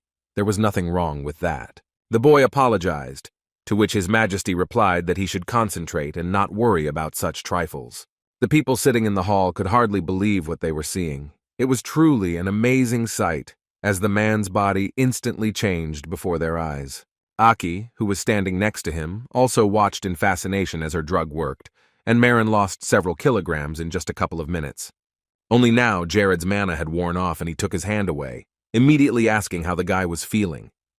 Marin said that it seemed to be getting lighter because his body had started to return to normal temperature. This meant that the effect was wearing off. So Jared handed him another bottle, saying that he also needed to drink it right now. Now they had to repeat the whole process, and this was bad news for Marin because he did not want to go through this again. Before that, the king addressed his audience and emphasized that in case of unforeseen circumstances, there are always doctors on hand, and pointed to Hayes, so there was nothing to worry about, and they could calmly watch the process. The blond man warned the boy that he would begin the next stage, and he had no choice but to believe in His Majesty's words. Immediately after the beginning, he felt an even bigger and more powerful wave of energy spreading through his body, and after a while, a bright light began to shine from the windows, which would have blinded anyone. All this was too impressive to believe that such a drug was real. People began to wonder if it was a hoax, and if they were really being told and shown a true story. They could not believe in such a breakthrough so easily. Pattern and Juke were very surprised by this result. They still did not know how the Kingdom of Krivia had the ability to attain such unique drugs. It was not the first time that this country had invented something so necessary and amazing. Once upon a time, it was here that a cure for Renel's disease appeared. Within 1 hour, Jared had done something to him as if it were something out of a movie or a science fiction book from the boy's past life. Marin was able to lose 2 times as much weight in such a short period of time, and now the audience began to wonder what condition Marin's skin would be in if he lost even more weight from this potion. For a brief moment, the audience was silent, but then the applause began, and many decided to get in line to buy the product. Even if they bought the potion and started reselling it, they could make a lot of money, and most of the traders started asking to meet with Arkinas and the group. Jared asked Hayes for a mirror, which was on the stage, so that Marno could look at himself and evaluate the result. At first, he couldn't believe that he was seeing himself in the reflection, as if another person was standing in front of him. He touched his face and hands and continued to look at himself in the mirror. He was so overwhelmed with emotion that he couldn't help but cry, and he was incredibly grateful to his king for such help. Jared went to him and put his hand on his back, trying to calm him down. Life was full of surprises, and there were surprises like this. Hayes was impressed by what she had just seen. It was a truly unique drug. It is unlikely that anywhere else you can find a similar thing that would help you lose weight in such a short time. The presentation was over, and now it was time to deal with the sale of the potion. Jared took Aki to his side to tell her how it would work. With great enthusiasm, she explained that they now had a lot of consultation desks, and each guild, depending on its rank, would be assigned a representative. Hayes sent Marin to the bathroom to bathe, and Jared left all these questions about the trade to Aki. It was her time to shine. Jared wished her a good job and told her to show everything she could do. Her eyes were burning with so much happiness. It happened every time she did something she loved. and here it was something so global and important. The king smilingly walked closer to the audience, about to make the main announcement that everyone was waiting for. And in a moment, the sales were officially opened, and anyone interested in the product can buy it right now. There are a lot of copies, so it's not enough to put on display for everyone. Before setting the stage, the king asked everyone to come to the counseling desk and buy the potion there. People rushed there without waiting. The crowd was just frantic, and everyone wanted to buy this magical fast-acting drug. Someone from behind started pushing and ordering them to let them through, because they were the first in line. People put sacks of money in front of them, telling them to hand over as much as they could. They were even willing to pay a higher price just to get the product. It took only a few minutes for Aki to serve the first 100 customers, and then she asked everyone to get in line and not to push in front of others, creating a mess. Only 2 days later, the whole process was completed, and in the evening, Aki and Jared could breathe out and relax a little. As soon as Archinis was in her bed, she fell asleep in no time, and it seemed as if nothing would wake her up. She was very tired, having had to consult a lot of people and sell a lot of potions in 2 days. The last 2 days had been full of various chores that had taken all her energy. Jared had left her alone in the room to let her rest and sleep, but not even a few minutes later, Aki came to him with some papers. She was very unsteady on her feet, feeling very tired, but she brought the final report of all the contracts signed with the various traders or kingdoms. Jared walked over to her, but before he could take the paper, she collapsed and instantly fell asleep on the floor. Once in bed again, Aki lay down comfortably on the pillow and slept just as soundly. While she was resting, Jared decided it was worth looking at the specifications of Barrett's boots. They were distorted boots, an artifact that increased physical defense but decreased agility and charisma. The knight wore such shoes because his feet were his weakest and most vulnerable point. Besides, such an artifact gave more advantages for the first attack. The boy put them on and thought that Barrett did not know about this possibility of these boots, because otherwise he would have put all his strength into the first blow. But the punch with which Jared's opponent started attacking him was only meant to delay him, so it was easy to dodge. It was just lucky that Barrett didn't realize this possibility, because then he would have thrown a 99.9% bigger and more powerful punch. But it would have been nice to give your old shoes to Naomi or Ellie. Jared set them down next to the couch and went back to his work. If Paradise's story was gradually beginning to change, he should act quickly too, before it was too late. He thought that it would be great to unite the kingdoms and empires in preparation for the Holy War, but for now, those plans would have to be put on hold. Now he had another urgent task to accomplish. Namely, the destruction of the Lantos Empire. This is a territory with an extremely large number of people who only encourage the troops to fight. As he thought, it would be easiest to deal with the kingdoms of Bonuso and Malus, although the foundations of both states are quite good and not weak. Jared planned to continue to maintain good relations with Cinders or similar countries that were willing to sign the contract, but those that would oppose it would have to be conquered. The king circled 3 kingdoms in chalk, namely Malus, Bonuso, and Fofer. These 3 countries should be disposed of as soon as possible to prevent future problems.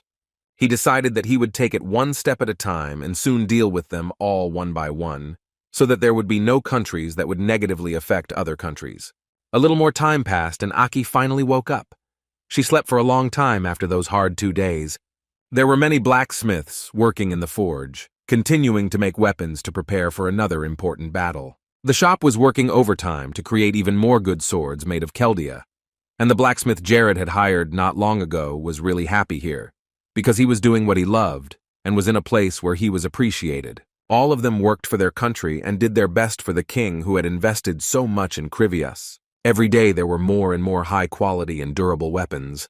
Aki came to Jared overjoyed, telling him about the great success the presentation with Mr. Marin had brought. This weight loss product had indeed caused a huge stir among the people of Krivia and other kingdoms.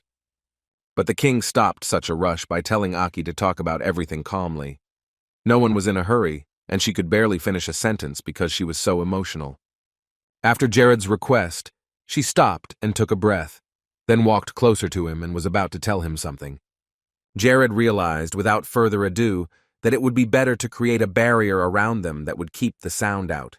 He had a blue-colored drink in his cup, and Jared put it on a saucer, which made a thin and sharp sound. The boy invited Aki to sit next to him and talk, and now no one would be able to hear them. She walked over to a chair next to the couch where Jared was sitting. He asked her what was bothering her and what she wanted to talk about. Aki sat down at the table and started talking about Mr. Juke and Pattern, who were also present at the presentation. She asked if Jared knew who they were. The king said he did. They were two big traders on the Nars continent, especially known in the southern and northern parts of the continent. Once again, she could not help but exclaim with joy that they were going to visit again. At first, the two postponed the proposal, but recently they announced that they would come. It was quite a serious visit. The whole world of trade was very cruel, a place where anyone can easily be crushed. Aki was very happy about this news. The thought flashed through her mind that this might be a plan by the elders to keep an eye on that newcomer who had great potential. Maybe it really was. Aki has a lot of experience. Despite the fact that she is still young, she has already completed so many global projects. Whatever the real reason for the visit of the two famous traders to Kriviri, the guild was a leader in the supply of medicines. Not everyone knew about Caracas petals and their effectiveness. They could be used not only for weight loss. These petals also had a medicinal effect, and we had to thank Oberon, because it was he who bred this type of plant. And because they cannot grow in southern climates, it is very difficult to grow them anywhere else. This was true. But there was a theory that eventually others would become interested in growing Caracas and competitors would appear. However, Jared was calm, because it would be difficult for others to learn about the cultivation of these plants. And that was right, because no one but Aki and Jared knew about the serum. Aki promised that he wouldn't say a word about it, and Jared did the same. He laughed. He said that there was no reason to worry as long as everything was going well, and the financial situation of Krivia was only getting better. If you look at the plans that Aki has laid out, by the end of next year the country will be able to monopolize the supply, and in about 3 years, analogs from other manufacturers will start to appear on the market. However, she was confident that the state would be able to capture the market before then, and then no one would be able to compete with them. This strategy sounded great and simple enough, so the king asked if he needed any help. The tactics and sales routes were just great, so Jared gave Aki full freedom of action and allowed her to do what she thought was right. The plus side was that a lot of things were ready to go. All that was left was to put them up for sale. Aki also promised to bring Jared a report as soon as possible. All of the girls' statements were filled with determination and confidence, and this inspired the king to have great confidence in her future plans. But then Jared asked about the contracts. He wanted to know how things were going with them. Aki took another piece of paper in her hands and told him that she had already received 500,000 gold from the contracts themselves, and this amount was very large, which inspired her to do even more. It was a good thing that Jared was sitting down when he heard the amount. He probably would have fallen over, because his legs would have definitely given out from such information. This is some kind of dieting madness. Of course, Jared had expected the excitement of a breakthrough, but he never thought it would bring in so much money in a few days. Aki laughed when she heard Jared say that, and then added that she would be doing it all on her own. For the sake of the king, who supports her, believes in her, and has given her the opportunity to be here and develop her favorite occupation, she wanted to be someone Jared could rely on at any time and do her best to further develop trade in the kingdom. In fact, the king was honored to have people like her by his side. He was surrounded by those who were professionals in their field, and most importantly, sincerely wanted what they were doing. This was the key to success. Aki was a little embarrassed to hear such compliments. It definitely lifted her spirits, and to hear that Jared trusts her completely in this area was really great. She was ready to get started right away. She didn't want to waste a single minute of her life and achieve the results she had planned as soon as possible. In the end, the presentation, which was supposed to actively promote the sale of weight loss potions and medicines, was successfully completed. Just as Aki had predicted, the product garnered a lot of fans in a short period of time and created a lot of buzz. At dawn the next day, Jared set out on a new journey. Putting on his tanics, he set off on a mission. He couldn't put off this task any longer. It had to be dealt with as soon as possible so that there would be no unnecessary problems later. Still, a little nervousness followed him. This is a 6th grade assignment, and it is something new and challenging, so the boy prepared himself for all possible difficulties. He had to meet the King of Fire Spirits, Ignis. and Jared expected a warm welcome from His Majesty, so he was already mentally preparing for the fight. Of course, he had already met the Spirit Queen. He had seen Venus on the Anamua Plateau while training with Mia, but with Ignis, it was the other way around. He lived on the active volcano Portia, which made Jared's quest even more dangerous. And this king was notorious for notoriety. Many spoke of his evil nature and dangerous tasks when entering his home. It was more like a visit to hell. Ignis's personality was just the perfect description for the king of fire spirits. As fiery and powerful as the element of fire. He tests all those who want to get to him with great passion, especially people. That's why Paradise fans didn't like to face Ignis, and instead of trying to complete the tasks he set, most of them gave up and put the rewards that can be obtained here on the list of impossible for them.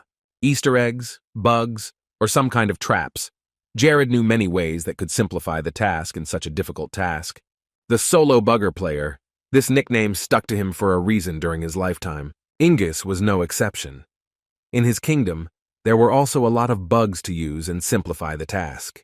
Even though he is the king of fire demons, who looks down on people and is not as simple a character as those who appeared in the beginning.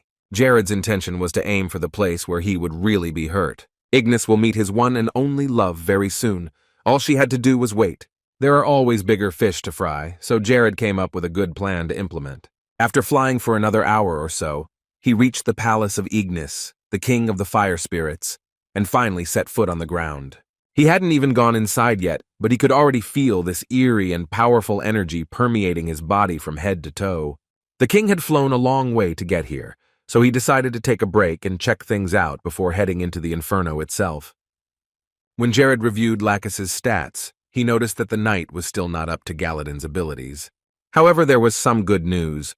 Lacus had definitely reached the rank of S-class, which was a very good result for this period. However, when he turned away from the scorecard, he realized that he had been focusing a little too much on Lacus alone. He seemed to be oblivious to what was going on around him at times. Jared thought that now would be a good time to give some artifact to Lena as well. She must be training her hardest, as she had been doing all this time, to reach a high level and become a strong knight. They hadn't seen each other for a long time, though Jared had nothing to worry about. Lena was always under Ella's supervision, so she was in good hands. All of them were developing, but he was the only one who was not developing his skills. This stumped Jared for a moment. He wanted to be an example for his wards, but it turned out quite the opposite. All the king could think was that when Lacus became captain of the guard, it would be like a blessing from above. The guy was very grateful to his knight for such incredible efforts. But it seems that at this point Jared's joking and relaxation came to an end. He was suddenly attacked. He was lucky that this time he fought back easily. Even though he was in Tanax and his mania wasn't too weak, that wave of fire energy nearly tore through the barrier he had created. As expected, the Fire King's den was filled with various traps, and even Jared didn't know where they were, even though he had a lot of experience in the game. The fire attack continued, so the boy had to continue to stand under defense. Even then, he thought about where he would go next. When the King of Curvia finally fought off the first attack, he walked a little further, and now came across the lava that was bubbling beneath him. He smiled as he found what he wanted, and now he had the benefits of the Tanax, because without the suit it would have been much harder. The boy sat down directly over the bench, staring into the distance. It would be almost impossible for an ordinary person to be here. First of all, the temperature in Ignis's kingdom was so high that no one could survive here, so only experienced mages came here to easily overcome the traps and not feel the pressure of the temperature. In a moment, Jared was flying over the lava and ordered the artificial intelligence to keep him at an altitude of 20 meters. And from that moment, the first and main stage should begin, which will make it clear whether Jared will be able to reach the King of Fire Demons. And only after he completes all the tests of Ignis, he will be able to open a spatial portal to the world of the king himself and meet him personally. Vina personally came to meet him and Mia, but only because they honored Her Majesty and were in a place that was comfortable for her. So before the gates open that will lead directly to the King of the Fire Spirits, there is a long and difficult path to travel. You will have to try again and again, and if there are any difficulties, you will have to go through them relentlessly, risking your life. When they managed to get on the ground, and not just float above the incredibly hot lava, Jared was able to rest for a while. Though the Tanax was not in the best condition, it had been touched by fire more than once, but at least Jared was alive thanks to this iron thing. If it wasn't for the suit, he would have been the one to get hurt. He flew past 7 attacks that almost killed him. It was just luck that he didn't end up fried, and he also had to survive 5 volcanic eruptions. This trip was really very fun and dangerous. If lava hit him at least once, he could have died. However, despite such difficult trials, King Krivia still managed to get into the spatial portal and enter the world of Ignis. And this dimension, which was behind this gate, was significantly different from what was before it. Now he's in the territory of the Fire King, where only his laws apply. This is a real hell that will not give anyone a chance to be saved. And although everything here looked so violent, and Ignis seemed to be a real demon, little did anyone know that he was actually a very warm-hearted guy to talk to. When Jared walked onto his castle, which was all in flames, he was terrified. Although it was not surprising that everything was on fire, the sight was frightening for an ordinary person. In addition, this fire was not like any other. It was very bright, and the energy that was flying in the air was driving me crazy. It was too powerful. Suddenly, while Jared was standing peacefully away from the castle and looking around, he noticed that a sphere of fire was approaching him, and he was the target. The boy dodged, moving away from the fireball, but it scared him to death. He was lucky again that he noticed something approaching in time. The sphere crashed into the ground, which was blown to smithereens after a powerful explosion. If Jared had been caught in it, he would have been dead, never having seen Ignis. He recognized what was happening here. It was the Fire Spirit King's confidant, the guardian of the gate who did not let anyone in. In a short period of time, a certain entity appeared in front of Jared, which was formed from this sphere of fire. It looked like a human being, but it had no clear outline of arms, legs, or body in general. Everything consisted only of flames. The entity approached Jared, speaking to him. All that could be seen were the outlines of eyes and a mouth. Then the Guardian asked Jared if he wanted to meet with the ruler Ignis. The Guardian also noticed that Jared was radiating a very strange energy that he had never seen before. The Guardian was pure fire, and it took Jared's breath away. And to defeat him, you need to try to use the element of water or ice. The main thing is that it must be the opposite element of fire. And Jared's water magic was pretty bad. While ice, wind, and fire were at a good level, water was only up to Class C. But he didn't want to drag this fight out at all, so he'd have to try to deal with the gatekeeper quickly. So Jared approached the entity with more confidence and prepared to attack to get rid of the one who was blocking his way. In addition, Jared asked the gatekeeper very confidently if he wanted to attack first. This behavior did not sit well with the gatekeeper. Calling the guest not the most pleasant words, he rushed to attack.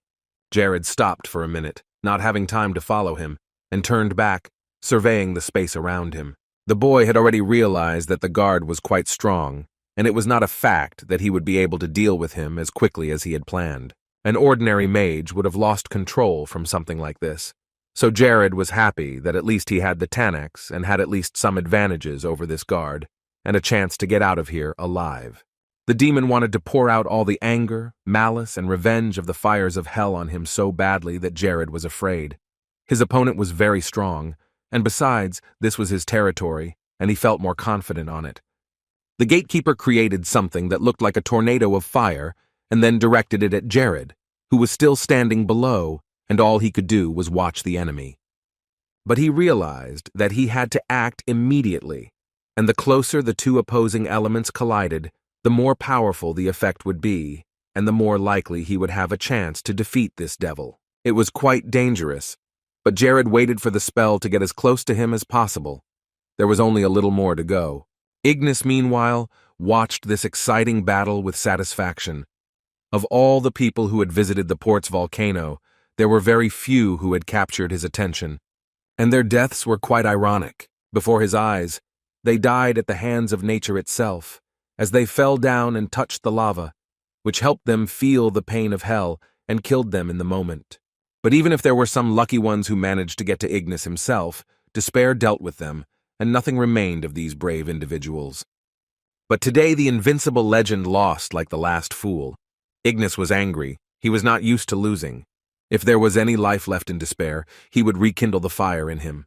The king of the fire demons was sure that fire would win, but instead, water won. A fiery aura appeared around Ignis, and he became more and more interested in watching Jared. He even wanted to see this magician personally, who was able to defeat despair and break through. He had to be worthy of meeting another deity. Ignis looked at his throne, next to which was another one with snow on it. He was beginning to be amused. It meant that Jared had broken through and was getting closer to the king. Ignis appreciated such perseverance and determination. So in a moment, he teleported out of the throne room, leaving behind only the strong energy of fire. The guy was indeed almost at his target, and then he could take off the Tanex and praise the artificial intelligence of Ola as he hid the suit in his ring. But right after Tetranex was inside the jewelry, a swirl of fire appeared above Jared. He looked up, stepping away and keeping his eyes fixed on it. Jared knew it was Ignis, and in his world, he would definitely shine the brightest. Jared had prepared himself for this important meeting, even though he knew it wouldn't happen right away. In Paradise, it was very difficult to get to know Ignis's true character. Jared had already completed this level in the game, but he wasn't that strong and didn't have so many artifacts with him. I was glad to see that compared to his previous life in Paradise, he had become much stronger. The advantage of meeting Ignis was that such a reward was given only to the best players. Newcomers or inexperienced players simply couldn't find it that far. Even though he was a grinder, he was never able to reach the divine rank, not even close.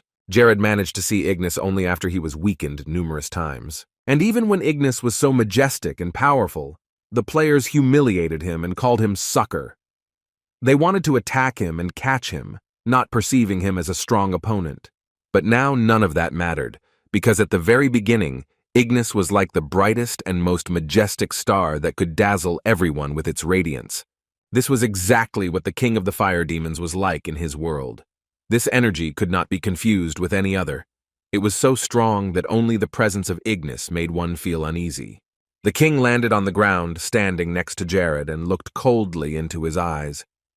There was a fiery aura around Ignis that never left his side. Jared silently looked him up and down.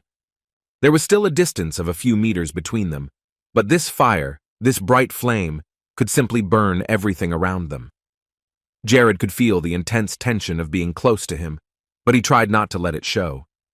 Jared tried to evaluate his characteristics, but nothing came of it. Ignis was at a high level, so it was impossible for outsiders to know his performance. The King of Flame welcomed the man to his world and asked him his name. The guy calmly said his name, unable to look away from the majestic deity. Ignis smiled, saying that Jared's name was quite simple and nothing special. Jared wanted to add that the king's name was not special either, but Ignis didn't let him finish his sentence. He didn't care about the answer of such a simple man. The King of Fire asked him why he had come to his kingdom, because Ignis hates people. He also added that many people had already tried to find him, being interested in his strength and power, but none of them had succeeded. Then Jared confidently said that he was going to pass his test and let Ignis see the true power of fire. The boy handed the king the crystal heart that Vienna had once given him. With the help of this thing, Jared could once summon her and the wind spirits at the moment when he needed help. The flames around the Spirit King grew even more intense. He laughed, and this laugh was like a goat to the heart. Ignis already thought that Jared simply did not have the patience to die in the test room, which was considered one of the most cruel. Actually, the Fire Demon King didn't mind. Since Jared wanted to, he was going to show the uninvited guest how this world works and how cruel it can be. While Ignis was doing his magic, Jared realized it was time and put Vina's heart forward. At first, Ignis was frightened by what was happening around him. He was distracted from the fact that he wanted to finish Jared. The Fire Demon King covered his face with his hand, unable to stand the bright light. He asked in confusion what Jared was going to do. Then the boy smilingly spoke up, saying that he had a certain question for the king. Perhaps it was a bit unexpected, but he asked Ignis if he had a loved one. The Fire Demon King angrily and sharply replied that he did, but he did not want to continue this conversation. But it was not the end for Jared. He mentioned the name of the Wind Queen, Vina.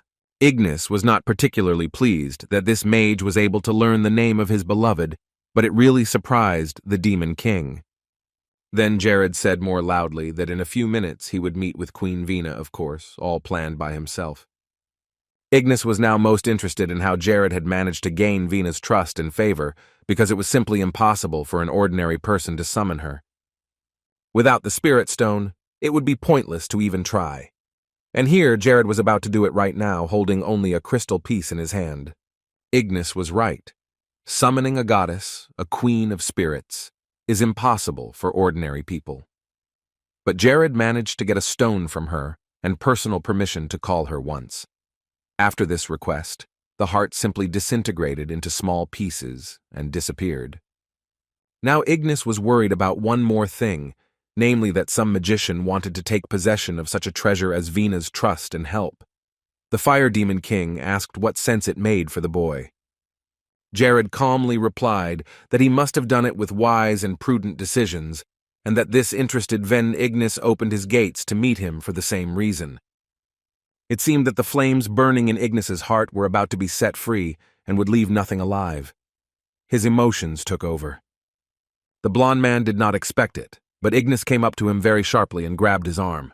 The flame began to burn even brighter, and its energy began to gradually change.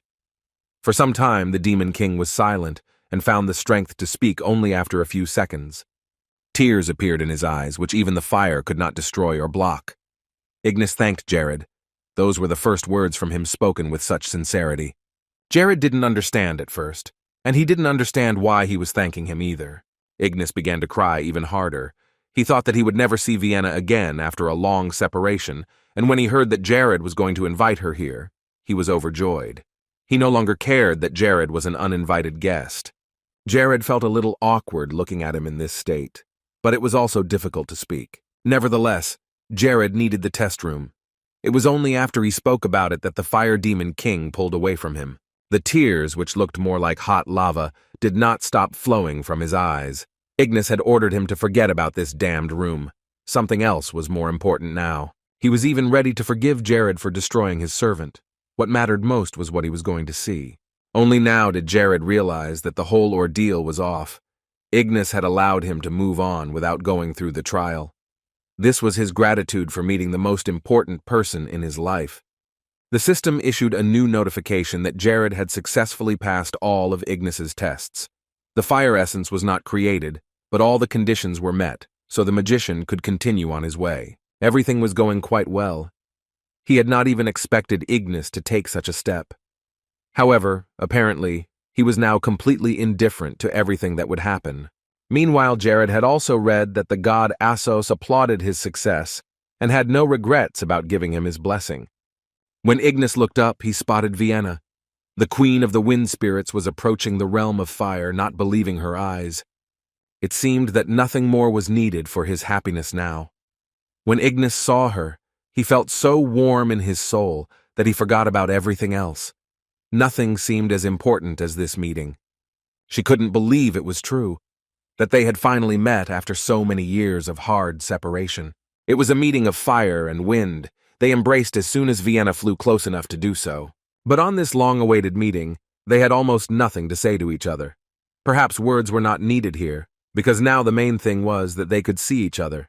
It was only after a few minutes that Vienna pulled away from him, asking how it all happened, how it came to be that this meeting took place. It was hard for her to realize that it was real. She never thought she would ever see the man she loved so much again. Ignis immediately asked if she had asked Jared to set it all up, to bring them together. She was so shocked and overwhelmed that she didn't even notice Jared standing nearby, looking at them with satisfaction. He knew that Ignis was not the best person he had met here, but he was happy that Vienna was back together with him and that it made them happy. She thanked Jared for this wonderful opportunity, but asked him why he had done all this. The young man bowed before the queen, greeting her, and replied that he had summoned her because Ignis wanted this meeting more than anything else. But he immediately changed the subject, saying that he had one rather selfish request. In front of Ignis, he didn't care. The man was arrogant enough sometimes, and he didn't really like him. But in front of Vienna, Jared was uncomfortable. But on the other hand, everything went just fine. They are two spirit rulers who have loved each other for a long time. But because Vienna and Ignis became rulers of such different elements, they could no longer see each other. The spirits resisted them. It was passed down from generation to generation, and they did not allow the two rulers to come together again. At the same time, these were only their wishes, which had absolutely no subtext. The moment Ignis and Vienna arrange a meeting on their own, a curse will be placed on them. That was the first rule for those who were rulers of spirits. But their meeting now was completely different. Neither of them had any idea it was going to happen. Ignis held her hand tightly, each time worrying that at some point it would all end and any second could be their last. Vina looked up at the sky, where her wards were, who had instantly hidden behind the clouds and returned to their home after her request. Then the queen turned to Jared and asked him what his request would be. She was ready to fulfill whatever he wanted after this meeting. Jared said that in order to be promoted from the 5th class to the next, he needed guidance from Ignis. The Fire Demon King was not happy to have to help this idiot who had come to his kingdom once again, but he asked what kind of guidance he wanted to hear. Jared looked at the system, where it was written that he needed to ask Ignis about the origin of fire, and then listen carefully to his fascinating story. Only then could he get the reward of moving on to the next stage. At the same time, the boy approached the Demon King and said that he wanted to learn more about fire. This request sounded too rude for Ignis, and he got angry again. He did not understand how an ordinary person had the right to ask about such things. Then Vina entered the conversation. She was already well aware of Jared's abilities, and told him that this boy really knew a lot about witchcraft and had great potential. The Queen of Spirits added that he would never regret telling Jared this story. Her words encouraged Ignis to fulfill Jared's request, especially since he had seen for himself that this magician was not a weak person and was far from being a simple man. Ignis agreed, so he briefly told Jared to show him the full power of the fire magic he possessed. Vina will also evaluate his abilities, although now the queen and ruler of the wind spirits is already much more favorable to Jared than Ignis, knowing what he is capable of. So the king told him not to disappoint them both while he was performing his tricks. Vienna assured Ignis that he would be impressed with Jared's skills, since he had already won her blessing, which was very difficult to obtain. Ignis was surprised that Vienna had given him her blessing. He turned to her, looking into her eyes. But a moment later, he turned to Jared again, starting to shout and ordering him to show all the strength Jared had. Before he taught this boy anything, he wanted to make sure it would even make sense. So Jared prepared to show off all his abilities and the skills he had been practicing for months. Moving a few meters away from the two rulers, Jared unleashed a firewall that was greatly enhanced by his artifacts and reached the 6th grade level. This was a real surprise to Ignis and Vienna. Jared was skillfully using his powers, and it was already a very good start. After that, the boy was not going to stop. He created a fire boss, summoning it to come here. When everything started burning around him, Ignis became convinced that Jared could be trusted with such valuable information and that it would not turn out to be a disaster. It is said that the gods bless only the most outstanding people who truly impress them with their abilities and deeds. But this was the first time Ignis had ever had to face this and make sure that such people existed. Vina looked at her lover and asked him to help Jared with what he was asking for. This is truly the kind of person who is worth it. Ignis couldn't say that he was pleased to hear her say that. He was even a little jealous of Jared for being able to impress Vina so much. He began to convince himself that everything was fine. Looking at her, Ignis said that love and mere interest in a person were completely different things, but he still needed confirmation from her. Still, Ignis decided to listen to Vienna and help Jared. He told him to listen very carefully, because he would not do it again. Like a little child, Jared was excited and jumped several times on the spot as he approached the Demon King. Then Ignis began his story. In the beginning, the first spirits in the whole world were fire spirits. With this, the king of the fire spirits began his story. It was indeed an incredible beginning to the story for Ignis, who was telling it, for Vina, who was listening attentively, and for Jared, who was trying not to miss a single word he said in order to achieve a higher rank. Later, when it was all over, a sign appeared in front of the guy. It said that Jared had completed a special task called the Adventure Test. And as a reward for this, Jared had reached the 6th class, which allowed him to use the magic of mages who are at the 6th stage. Normally, such a reward would have taken a lot of energy, but he didn't have to worry about that. Thanks to that artifact, everything would be much easier. Ignis could now say that he was even a little happy to have helped him achieve this goal. Jared's transition to the next rank was complete, and he sincerely thanked Veni and Ignis for their help. They were still under the impression. They missed each other, and now they didn't want it to end. She asked if it would be okay to leave the spatial gate open and not close it. After all, it was not their will that opened it, so Vina would be able to visit Ignis at any time. Ignis, as soon as he heard the phrase about closing the gate, seemed to go crazy. He exclaimed that it was imperative to leave the portal open because they could not close it and divorce again. He added that he had even made a throne for Vienna, waiting for her to return, even though he thought it would never happen again. Jared didn't know how to interrupt these two lovers, so he gently called Ignis. But he didn't care. All his attention was on Vienna. Only later, when they finished talking and returned to Jared, did he ask them to teach him everything they could. After all, if he left this realm, he would never be able to return here again. Vina and Ignis stood on the throne, and Jared bowed before them and asked them to help him again. Still, these lessons were very valuable. Ignis didn't really want to help Jared again. Once was enough for him, but Vienna asked him again, and he could not ignore her.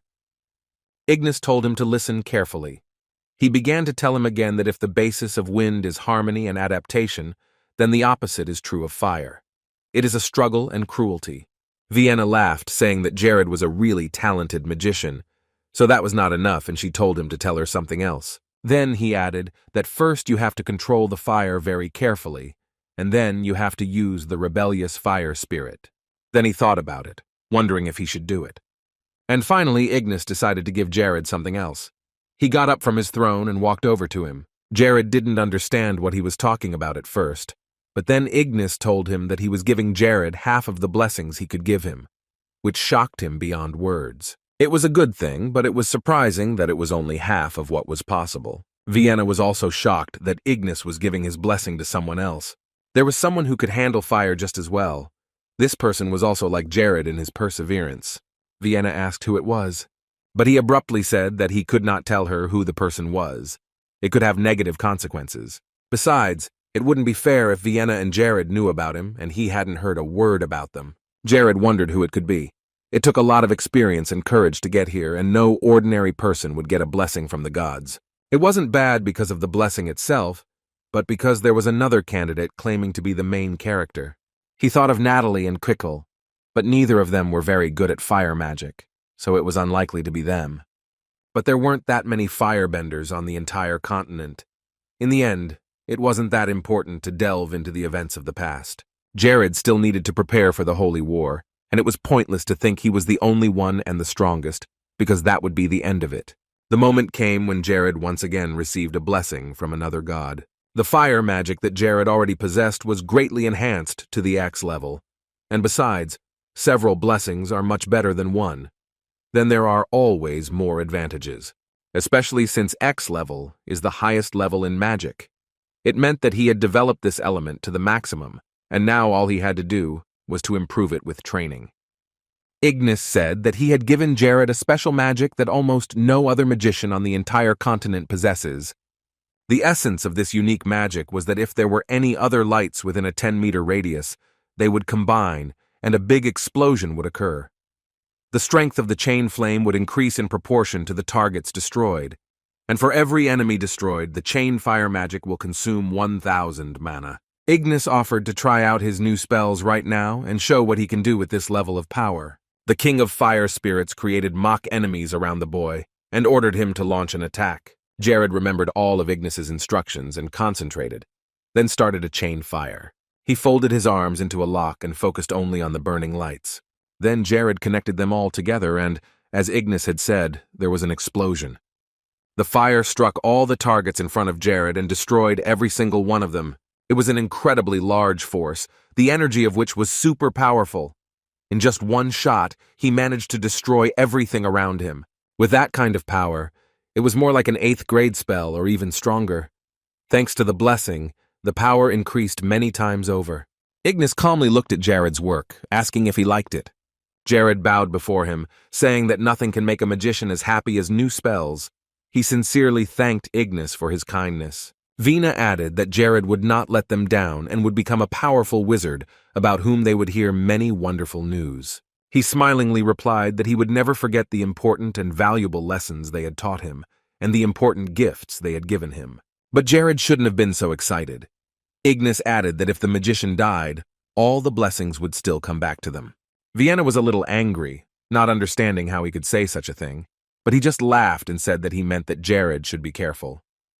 That was how the meeting with Ignis, who was known for his difficult personality, went, but everything went very well. It took a few days, but Jared was able to gain experience that could take years to build on. After a while, the king of Krivia found himself in his mansion. He arrived there when it was a quiet night outside, but he did not rest there either. He could no longer put off the promise he had made to Chloe some time ago. This mage was a professional in his field, and now Krivia needed his expertise. So Jared decided it was time to recruit for Mito. And while he mentors Chloe, she can improve her skills by at least 2 times. While the king of Krivia was sitting in an undercover pub, he overheard a group of people talking quite loudly. One of them mentioned the Ithima Empire, which had recently attacked the kingdom of Ristis and completely destroyed it. It was strange to hear that about the kingdom. After all, they are more powerful than empires. They have much larger armies, so it was mostly the other way around. Another man added that there were people in the kingdom of Ristis who supported this uprising, and the attack was not only from the empire, but also from within the country. This group of people betrayed their kingdom, and the ruler was caught by the rebels and beheaded in the main square. This war started quickly and ended just as quickly. Jared could not have imagined how much detail the Ithima Empire had put into preparing it all. As expected, the world does not stand still. It is filled with fierce battles, betrayals, and machinations.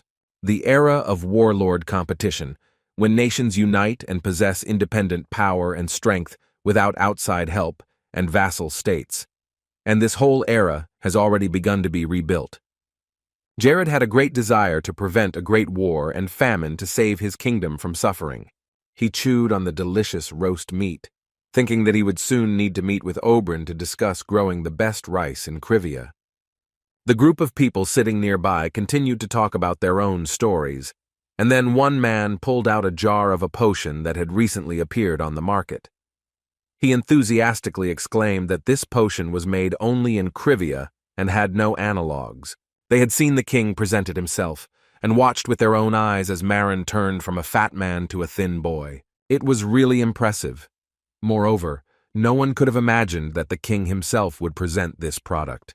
Many people bought it because of that, because they trusted him. When the king himself guarantees the effectiveness of this potion, how can you not try it? With the help of Aki's aggressive sales strategy, the weight loss potion quickly spread across the continent. This was the beginning of a big income, and very soon the treasury of the kingdom of Krivia would be overflowing.